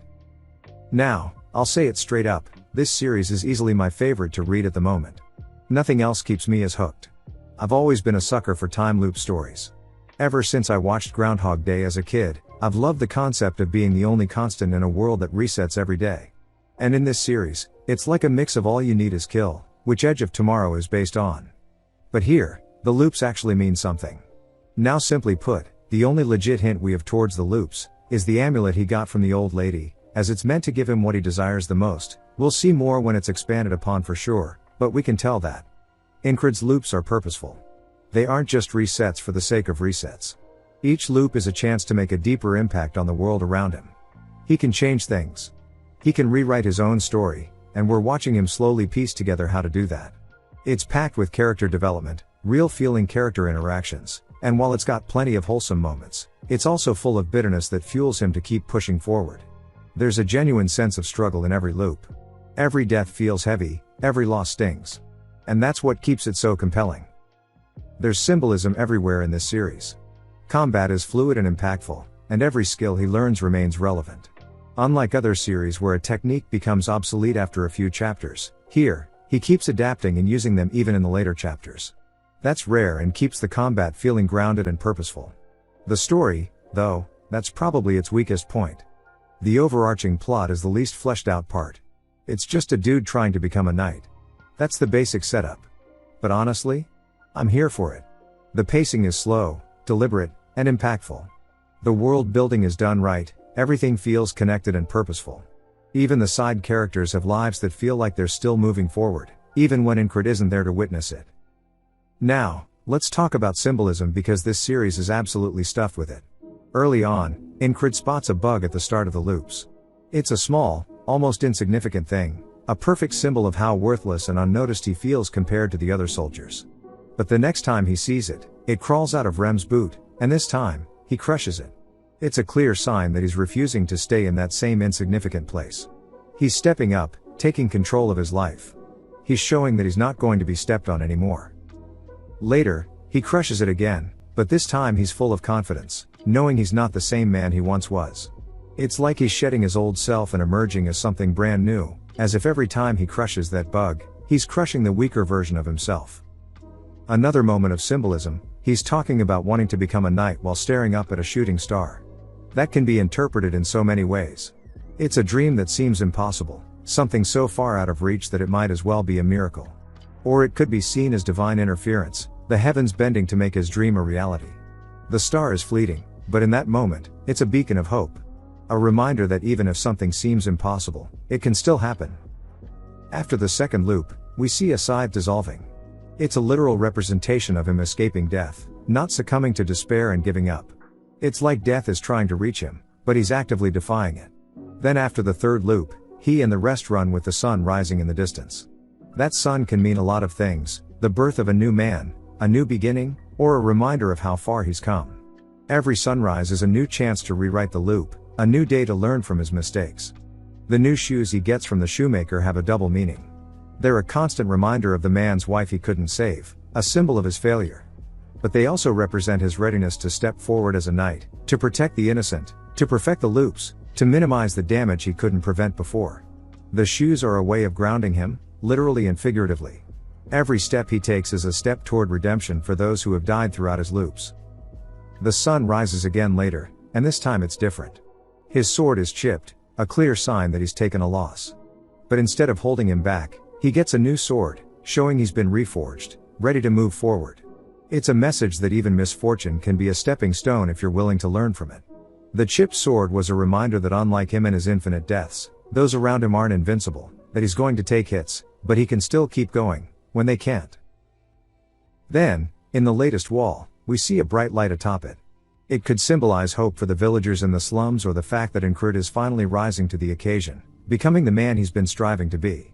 Or it could even be a sign that a new challenge is waiting for him, a light that he has to reach, a goal that seems so close but is still just out of reach. And that's just the ones I've spotted. If you've noticed more examples of symbolism that I haven't mentioned, drop them in the comments. I'd love to hear your thoughts. Now, let's talk about the walls, because that's the core of this series. Each wall is a brutal lesson wrapped in a test that pushes Incred to his absolute limit. Imagine being stuck in a loop, over and over, facing the same challenges endlessly. That's Incred's life right now, a series of walls, each one pushing him to his absolute limit, exposing every gap in his training. But these walls? They aren't just obstacles. They're brutal lessons, each one designed to teach him something he can't ignore. The first wall is a slap in the face. It's the harsh reality that experience alone isn't enough to take down those with raw, inherent talent. Despite years of grinding, Incrit is completely outclassed by people who just have that natural edge. This wall is a direct hit to his ego, a harsh reminder that all the effort in the world means nothing if he doesn't have the skill to back it up. It strips away his illusions that sheer persistence can guarantee success and forces him to confront the fact that he's still lacking something fundamental. And it's not just about strength, it's about the fact that no matter how many times he fights, he just doesn't have the raw talent to make it through without getting absolutely wrecked. So he begins to learn and adapt to overcome it. The second wall? It's a wake-up call to the consequences of blind repetition. Incrit has been so obsessed with training, he's dulled his own senses. Everything he's been drilling into his body has become routine, mindless, and when faced with unexpected threats, he can't react the way he needs to. This wall is all about stagnation. It's a reminder that training without adaptation is just as dangerous as not training at all. It's not enough to just keep going through the motions, he has to actually be aware, actually be present, or he's just going to keep hitting that same wall. He's become so consumed by his own methods that he's lost his edge, it is forcing him to reclaim his lost senses. The third wall is the culmination of the previous two, placing Incrit in a scenario where he must face multiple enemies without any support or allies. This wall isolates him completely, exposing the inherent weakness in his solitary approach to combat. It not only reinforces the concept of isolation but also illustrates the crushing weight of facing insurmountable odds alone. The wall is a manifestation of his internal conflict, as he must come to terms with the fact that he cannot rely solely on his own strength. It suggests that true power is not just about physical capability but also about forming connections and seeking help when necessary. Which he does, by taking lead of the squad, making them follow behind him into battle, but also relying on them while he's busy with Mitch, who is a firm reminder that he has so much to learn. The fourth wall throws Incrit into a fog-covered battlefield. He can't see anything clearly, and it forces him to slow down and really focus. There's a hidden flag he has to destroy to break the spell, but there are decoys everywhere, designed to waste his time and mess with his focus. And standing guard over the real flag, none other than Mitch, who Incrit has already faced before, a guy who pushed him to his limit during the third wall. Now, the fog isn't just a random obstacle. It's a test. It strips away all the things Incrit usually relies on, his sight, his surroundings, even his instincts. He's left with nothing but his basics. It's not about brute force. It's about precision. Staying calm. Finding the real target amidst all the noise. The fog forces him to slow down and focus, forcing him to stop trying to overpower everything and instead, hit the right target with absolute clarity. And the decoys? They're not just there to annoy him. They're distractions, pulling his attention away from what really matters. It's a reminder that not every threat needs to be taken down. Some are just noise. The real challenge is learning to ignore the fake threats and stay locked onto the real objective. And then there's the Mitch, whose sole purpose is to be that dude who is strong enough to remind Incrit that he still has a long way to go. This guy doesn't move. He stands his ground, a sentinel, daring Incrit to try and take that flag. This isn't a quick battle. It drags on for over a year and a half total, and in that time, Incrit isn't learning new skills. He's sharpening what he already knows. Honing his basics until they're deadly. Because in a fight like this, the basics done right can hit harder than any fancy move. The fifth wall is packed with a lot of layers, but at its core, it's all about adaptation and preparation. Incrit starts out getting betrayed by some of their own and killed by an assassin, a member of the Greyhounds, Mitch's group. This assassination hits hard, not just because he was taken out by a dagger, but because he wasn't ready for it. His body was too cold to move properly, and his strategies weren't dialed in. He seeks help from Odan to warm his body up, and even tries to take down those closest to him, but the assassins keep getting the drop on him. This wall is a turning point for Incrit. It's no longer about brute force or perfecting the basics, it's about learning to anticipate and prepare. And that's what the wall symbolizes, the need to think ahead, to read the battlefield before the battle even begins. He's not just fighting assassins, he's fighting his own lack of foresight. But Incrit isn't just sitting around, throwing shit at the wall to see what sticks. He gets smarter. He talks to Jackson, learns more about the daggers, and starts to dissect his enemy's tactics. He fails, again and again, each time gathering a little more information until he's ready to take them down. And when he finally does, it's not because he got stronger. It's because he got smarter. He changes the battleground, predicts their moves, and uses his preparation to win. It's a statement that he's not just surviving anymore, he's actively taking control of the fight. Then he gains the daggers, another reminder that he can turn even his enemy's strengths into his own. So what's the fifth wall really about? It's not just betrayal. It's not just preparation. It's the idea that the best way to win is to already know what's coming, to be prepared not just for the obvious threats but for the ones hiding in the shadows. And when he can do that, he can control the fight as he wishes. The sixth wall drops Incred into a deadly game of cat and mouse. The area is littered with traps, the kind that kill instantly and without warning. Incred is forced to learn how to sense murderous intent, a skill that goes beyond sight, sound, or touch. It's a sixth sense, one that could save his life, but not the shoemaker's wife. Incred arrives too late to save her, even after sharpening his instincts and heightening his awareness. It's a harsh reminder that even with new skills, he's still not fast enough to stop every tragedy. The traps are relentless, a constant reminder that he can't see everything, can't react to everything, not yet. But Incred does manage to kill the mage who was performing experiments. He was stronger, but the gap in power was still there. Esther's blessing blocked a deadly attack, giving him the opening he needed to take the mage down. It's not a victory. It's just another sign of how wide the gap in power really is. The mage is a reminder that Incred's still not there yet, but he is slowly getting there. If he was stronger he could have saved her, but he wasn't there yet. So what's the sixth wall really about? It's not just about sensing murderous intent. It's about realizing that having a sixth sense means nothing if you're too late to act on it. It's about understanding that even when you see the threat coming, sometimes, you still can't save everyone. Now, the seventh wall, this one's a different beast entirely. It's the first time Incred tries so many different paths, and every single one is a disaster. But instead of getting discouraged, he starts piecing things together. This wall is all about trial and error. Every death is a new piece of the puzzle. First attempt, he gets ambushed in the cave. Incred tries to fight it out, but Pen and Torres? They can't handle multiple enemies like he can. They get overwhelmed, and it's game over. Next, he tries scaling the wall. Runs straight into Richa, a mage who toys with his senses and kills them instantly. Brutal reminder that relying on just his senses isn't gonna cut it. So then, he tries waiting out the night, hoping to avoid conflict. But then the lycanthropes show up, beasts so strong it takes 10 soldiers to bring one down. The group gets absolutely wrecked. And that's when it hits Incred, his real problem isn't strength or skill. It's tunnel vision. He's so locked in on one strategy at a time, he's missing the bigger picture. But each failure is a lesson. In the cave ambush, he learns how to gather intel, using it to take out a number of soldiers. Against Richa, he figures out that he can't rely on his senses alone, he needs a strategy. And with the lycanthropes, he drills his basics over and over, until he realizes that his focus is too narrow. He's targeting a single point when he should be taking in the entire battlefield. On the final attempt, he ties it all together. First, he tricks the soldiers, taking the of them down with Pen and Torres. Then, he lures them out of the cave, straight into the lycanthropes. And then he does something unexpected, he uses his murderous intent to pull all eyes on him. Dodging, weaving, creating chaos without even looking. And right in the middle of it all, he takes down Roger, one of the Greyhounds, and the werewolf Alpha in the same clash, showing Pen and Torres that he's on a completely different level now. Then, he scales the wall again to face Richa.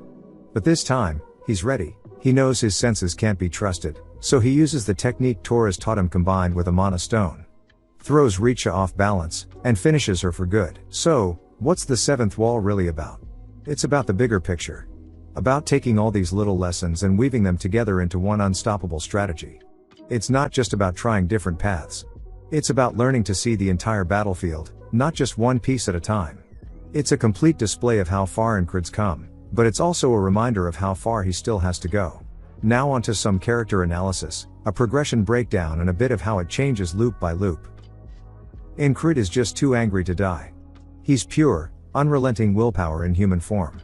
Every loop he goes through, he takes something from his opponents, their moves, their techniques, anything he can use. At first, it's just his body imitating what he's seen, copying what he knows works. But it's not enough. Even Rem points it out, saying it all lacks confidence. And Incred realizes it too. He's not there yet. There's this one moment where he actually considers escaping. It's brief, but it's there. But then he shakes it off because he's not built like that. He's pure will. He's the guy who took 124 loops to finally break through his first wall.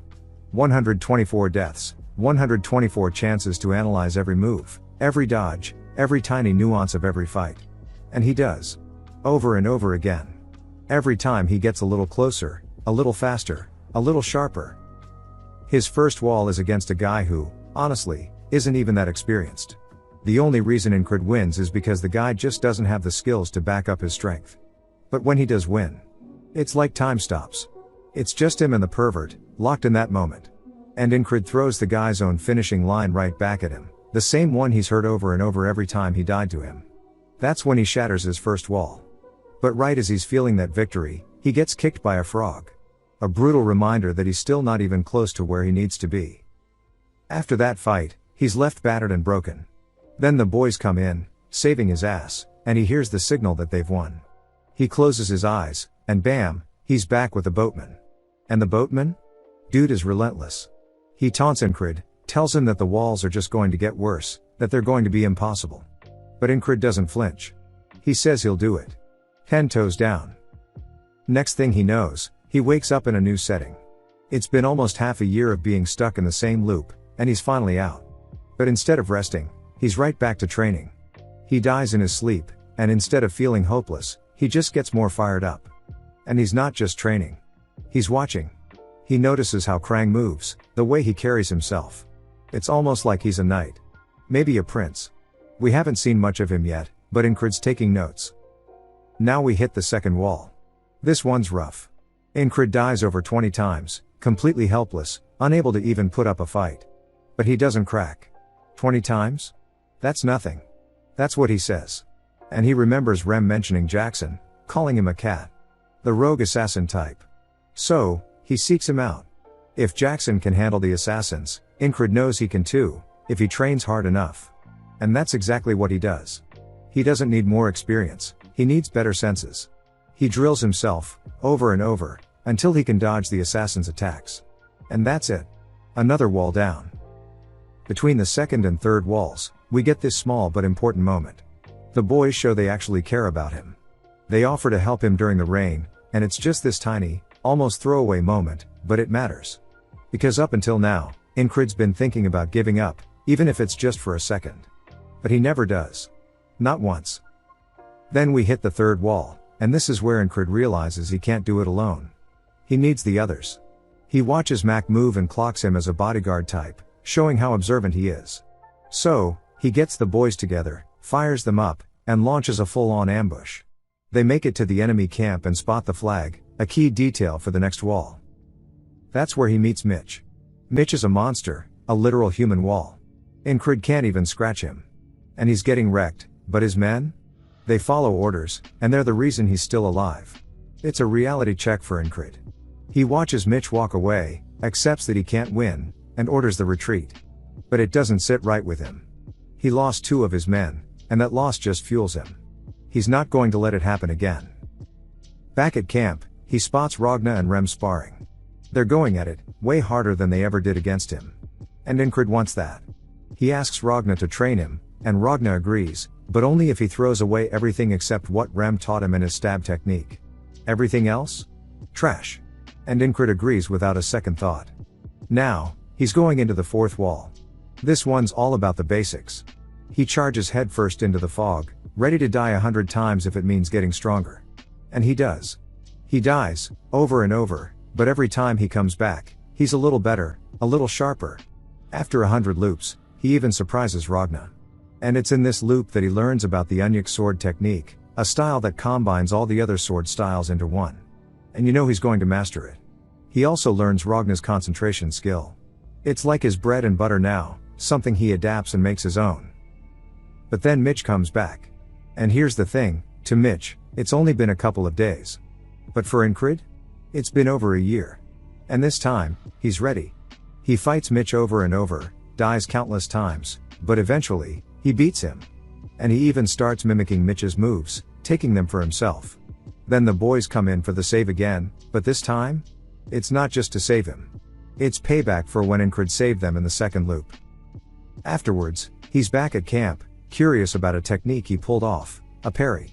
He asks the guys, and they tell him it's something any fighter should be able to do after 100 real fights. And Incrid? He's already done that. They don't even realize how much he's grown. We get to see another moment where Incrid realizes just how much further he has to go. The squire is walking alone towards thousands of enemies, without his knight. And that's when Incrid realizes, that's the level he needs to be before he can even dream of reaching his goal, a baby step towards becoming a real knight. And while he's watching the squire, the boys are watching with him. They're all having their own moments, but Incrid's just locked in, eyes glued to the squire. And it's not just a reminder of how far he still has to go, it's also a moment that helps him see the commonality between all sword styles, something that'll play a huge part in his future development. He has a little eureka moment, that the boys protect him during too, which is wholesome. After that, he gets rewarded with a new weapon, one that actually suits him now, one that fits his level of growth. And he doesn't just get it, he uses it for his promotion exam. He takes on his first opponent with it and crushes him, then does it again with the second guy. Everyone around is watching, and for the first time, Incrid actually feels that confidence. He's finally feeling the strength he has gained thus far. And that's when the chants start, with Andrew yelling Spellbreaker. That's the title that's going to follow him for a long time, something that'll stick with him all the way to the later chapters. He and Torres have a brief fight, but is stopped by the ferry commander, also his boys. Torres is impressed. So much so that he even offers Incrid a spot in the guard, saying he could reach his full potential there. But Incrid? He's not interested.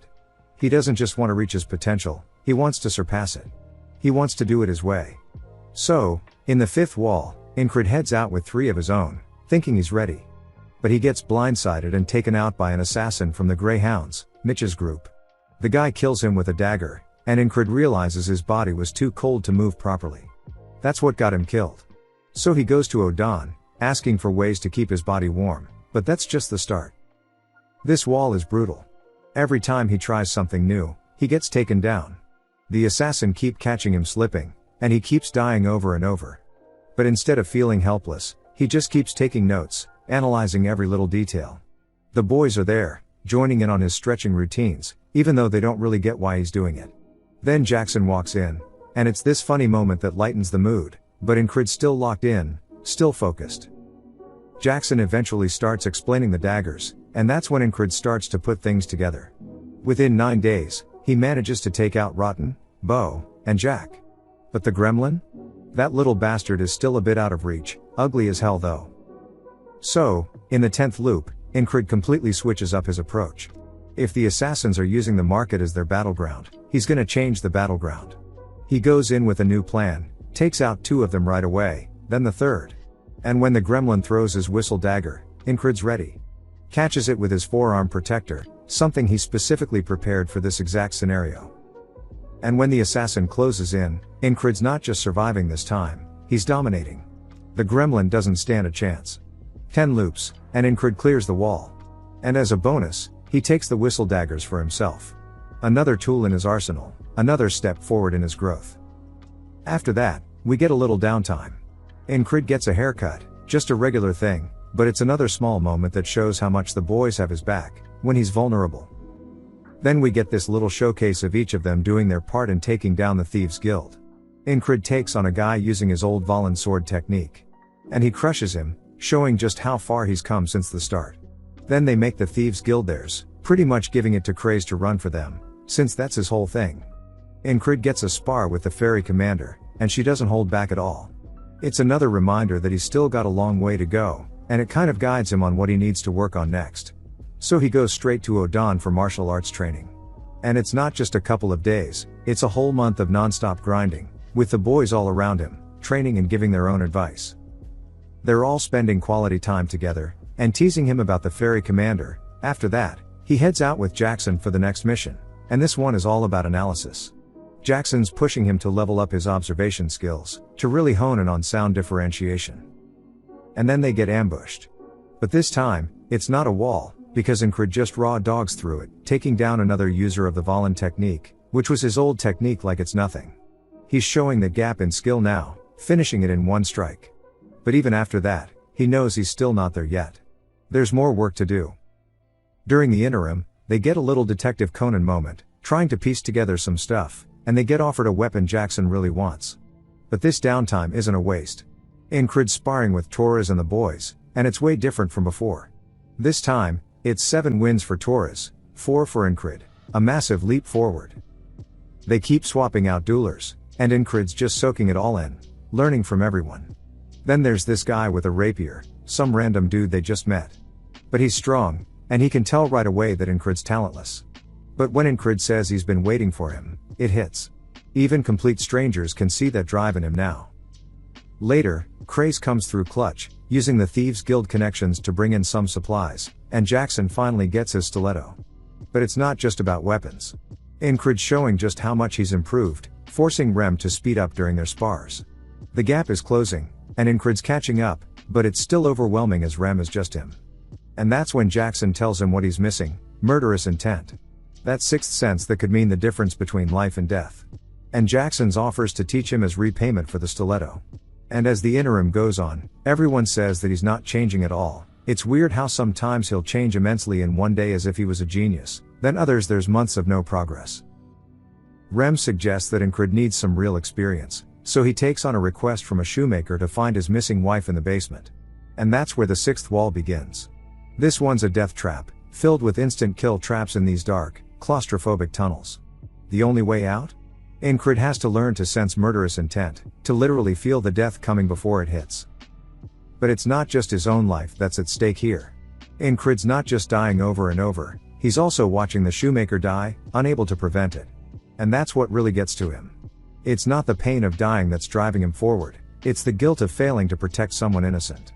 That's what really fuels him to keep pushing. But he manages to do it.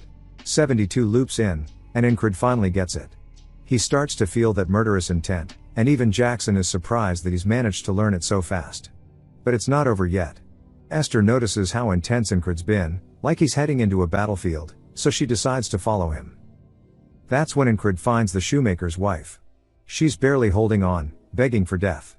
And then the maid shows up, the one who's been experimenting on her. The boy's advice is ringing in his head: it's still a human. It can still be cut down. He just needs to close the gap. Incrid rushes in, using everything he's learned. But the mage is just way stronger. He only survives because Esther blessed his armor, and he uses that moment to finish the fight.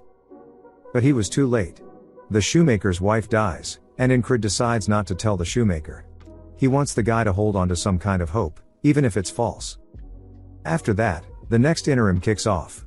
Incrid's still carrying that loss with him, and it drives him to take on another mission, this time, taking out harpies. These are the same things that wiped out his old mercenary group, and now he's doing it for the ones who couldn't fight back. It's a small step, but it shows how much his sense of responsibility is growing. Later, back at camp, the other soldiers are starting to notice how hard Incrid's pushing himself. They see him training non-stop, and it starts to inspire them too. The ferry commander steps in and tells him he's been upgraded to lead his own platoon. And, of course, she wants another spar, but this time, it's barehanded. And this time, Incrid absolutely dominates. Using everything he's learned from Odan, he just destroys her. It's another solid reminder of how much he's grown. After that, the war officially kicks off. Henry's in his platoon now, along with Andrew and Mac, and that leads to some fun interactions between the guys. Then Incrid heads out with Torres for the next wall. I won't yap too much about it, since it was the most recent wall. This loop is all about Torres' hidden blade skill. Incrid's focused, using everything he's learned, every move he's picked up, and he completely dominates this wall. It's the first time he's done that, and it shows just how far he's come. And right after that, he runs into a frog. And man, the difference is night and day. The sheer power he's packing now compared to where he started? It's so enjoyable to see the progress. In the end, he's just a guy who refuses to quit, who keeps getting back up, stronger every single time. Bro has gotten really strong. His sheer dedication is a testament of who he is as a character. I love it. Let's talk about the boatman, or Karen. We don't know too much about him yet, but what we do know is that he's Incrid's biggest hater. Dude just stays hating. Every time Incrid dies, the boatman's there to belittle him, telling him he'll never make it, that he'll always stay stuck at the bottom of the walls, never able to climb. But honestly, that just fuels Incrid even more. Every time the boatman runs his mouth, Incrid gets that much more determined to prove him wrong. What's interesting, though, is how we keep getting more and more detail on the boatman's face as the story progresses. Every time Incred meets him, we see a little bit more, like his features are becoming more defined with each loop. Back to the hating, is it intentional? Maybe, because for a guy who talks so much shit, it almost feels like he's doing it to keep Incred from stagnating. Maybe he knows that pushing Incred's buttons is exactly what's going to keep him moving forward. Or maybe he just genuinely thinks Incred is crazy for not giving up yet. Either way, it's going to be interesting to see how much more we learn about him as the story progresses. Now with the boys, some of you may wonder why they are all so loyal. It's simple. They followed him before his loops because he started with no skills, no experience, barely a personality, and within months he was able to get on the same level as them, although he cheated by dying a million times. They see him as a battle-crazy training maniac who is even more obsessed with mastering his skills than they are. Plus, he always gets them into interesting and fun situations where they almost lose their lives. Also, they haven't failed a single mission since he became their leader. Now let's get into Rem. At first, Rem just straight up thought Incred was a coward. Rem kept that opinion for a while, until he started noticing just how much progress Incred was making. The day Incred finally broke through a wall, Rem saw something in him. He saw how intense he was acting, how determined he was, and that was enough to make him step in and save him. And that's saying something because Rem? Dude is lazy as hell. If he's going out of his way to help you, he's got to see something special. We also got a real glimpse of Rem's strength during the frog fight. Frogs are known to be strong, a race born for fighting, but it could tell just from a single glance that Rem was the real deal. Rem knew exactly how to kill it too, showing that he's not just strong, he's knowledgeable about different races and their weaknesses. We still don't know much about his backstory, but after that frog fight, we did learn that he's a noble hunter. And that's definitely going to come back around later. What keeps Rem sticking around Incred is that sheer determination he sees in his eyes. That's what pulls him in. And when it was time for the third wall, all the men, including Rem, were there, reminding Incred to stay safe, dropping little tips. After the third loop, he was genuinely worried that maybe Incred had died, saying he might have improved but he's still weak as hell. And the dynamic between Rem and Ragna is pure comedy. They're always arguing, always fighting, but as soon as Incred shows up, Rem calms down immediately. And later, he even tells Incred he should rest, showing that he does actually care about him, even if he doesn't always say it outright. During the fourth loop, we see just how much of a beast Rem really is, soloing platoons, taking down spellcasters, just doing his thing. And when Incred wakes up, Rem instantly notices that he's hiding something, that he doesn't want to talk about the spell. Rem tells him he shouldn't get too interested in spells and lets him know that he took care of the spellcaster himself. That's Rem, a lazy guy on the surface, but when it comes down to it, he's like a loyal dog, always watching, always ready to step in when it counts. Now let's talk about Jackson. From the start, Jackson just came off as that cool, laid-back guy, but he's also insanely loyal. When Incred was down and out, Jackson didn't just stand there, he picked him up and ran with him, literally saved his life. Then he even gave Incred some medicine while he was recovering. Rem called him a cat, and honestly, that fits. Dude's got that cat energy, laid back but always lurking, always watching. He's also super stingy with his stuff, and Incred pointed that out when he got the medicine, that Jackson hates sharing, but he still did it. Also, he's still throwing Incred bits of info when it matters. Like during the fifth wall, he points out the whistle daggers, and later on, he even offers to teach Incred how to throw them. That caught Incred off guard. Jackson doesn't really offer to teach people stuff. But after 9 loops, Jackson was confused if he was a genius or not. Jackson's also there when Incred is fighting the rapier guy, ready to jump in if things go sideways. And when he sees Incred hitting a wall with his progress, he doesn't just let him struggle. He thinks about how to help him, saying he can teach him to speed up. Jackson's always watching, always ready to step in, definitely giving off those cat vibes, cool, distant, but loyal too. Let's talk about Odon. First time we see him, he's just sitting there praying. But right away, we get that he's a good guy when he steps up to protect Jackson, who's carrying Incred. And when he shows up later while Incred's recovering and just straight up sobs.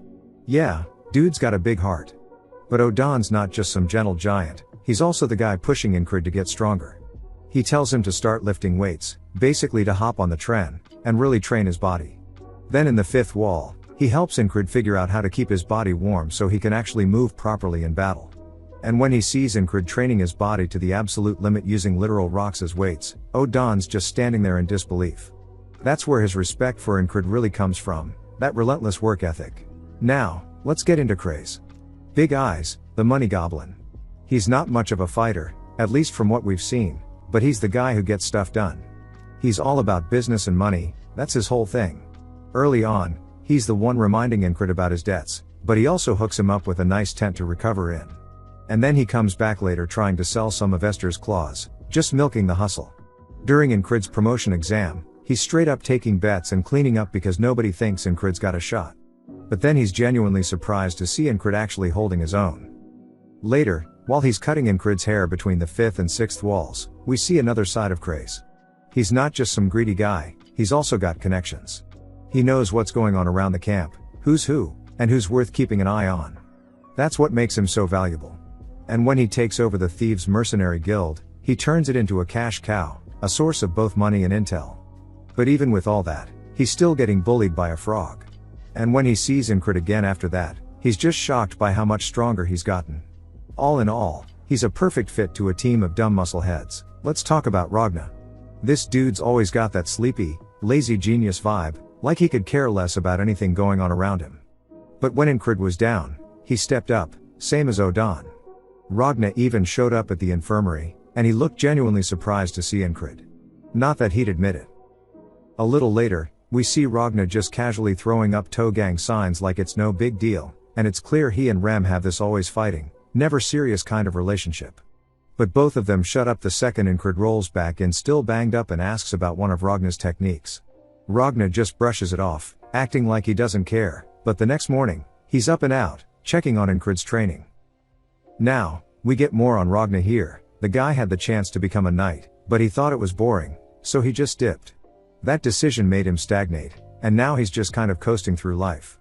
But when he spots Incred training, hurting himself, pushing himself way past his limits, he can't help but wonder why. He points out how Incred's basics are absolute garbage and that he's trying to use advanced techniques with a weak foundation. It's like trying to build a skyscraper on sand. So, he asks Incred why he's even bothering. And when Incred tells him that being a knight isn't just about being strong, it's about wielding your sword for others, for honor and dignity, that hits Ragna. So, Ragna agrees to teach him. Instantly regrets it because he's lazy as hell, but there's something about that fire in Incred's eyes that keeps him going. He tells Incred to throw away everything he knows except for 2 things, and Incred just folds instantly, no questions asked. That's when their training really begins, right as the next wall starts. Ragna babysits him, keeping an eye on Incred during the loops, watching him die over and over again. Incred's basically bug exploiting the loops to learn, and Ragna's just there, watching, getting more and more impressed with each reset. What's crazy, though, is that Ragna's so naturally talented he can't actually explain how he does things. He just does them. It's a common thing with his members, except Odan. Eventually, he teaches Incred to concentrate on a single point technique, a skill that becomes a staple for Incred throughout the rest of the series. And as the loops go on, Ragna starts seeing Incred's progress. By the time he meets Mitch again, Incred's focus is so sharp that Ragna is genuinely impressed. But man, this dude is just always lost. During the 4th wall, he straight up wanders back into their own camp like he's Zoro from One Piece. Total goofball. Now let's talk about the fairy commander. We don't know much about her yet, but what we do know is that she's a total goofball. She started out as someone who was ready to kill Incred just to keep Krang's identity a secret, but he convinced her not to. And from that moment, she started finding him interesting. At first, she suggests Incred to the commander, saying it was just her instincts. Incred thought she was punishing him, but he didn't seem to care that much later. After he comes back from her recommended mission, she's shocked. She half expected him to fail but didn't expect him to come back with such a major W, and now she's even more interested in him. Things really kick off after the 4th wall. She shows up at his tent, talking about how she thinks fate brought them together, which is where all the misunderstanding with the army starts. They think she's into him, and she leans right into it because she thinks it's hilarious. Then, after the 5th wall, Incred reports to her about the betrayal, saying it was just luck that he survived. But she doesn't buy it for a second. She knows he's holding back. There are some funny moments after that with Incred trying to dodge snow shoveling duty. Eventually, they spar, and she absolutely dominates him with pure technique. She's also the one who starts to notice that sometimes he acts like he knows the future, and other times he's just clueless. And she doesn't let it go unnoticed. Later, she visits him late at night, telling him about his next mission and that she'll be going with him. A soldier overhears and assumes they're dating, which just makes the misunderstanding spread even more. And the ferry commander? She leans right into it, even in public, because she finds it all way too funny. On the mission, Incred plays along, jokingly leaning into the misunderstanding too, and she smiles. Meanwhile, the other soldiers are just standing there calling him an asshole. But she's loving it. Then, during their next spar, she loses to Incred and says, "Your proposal was a bit rough." And then, in front of everyone, she calls him her fiancé and even apologizes for what's to come in his future. This woman is straight up chaotic, and she knows it. Now let's talk about Esther. We first meet her in the third loop when she's just a small panther.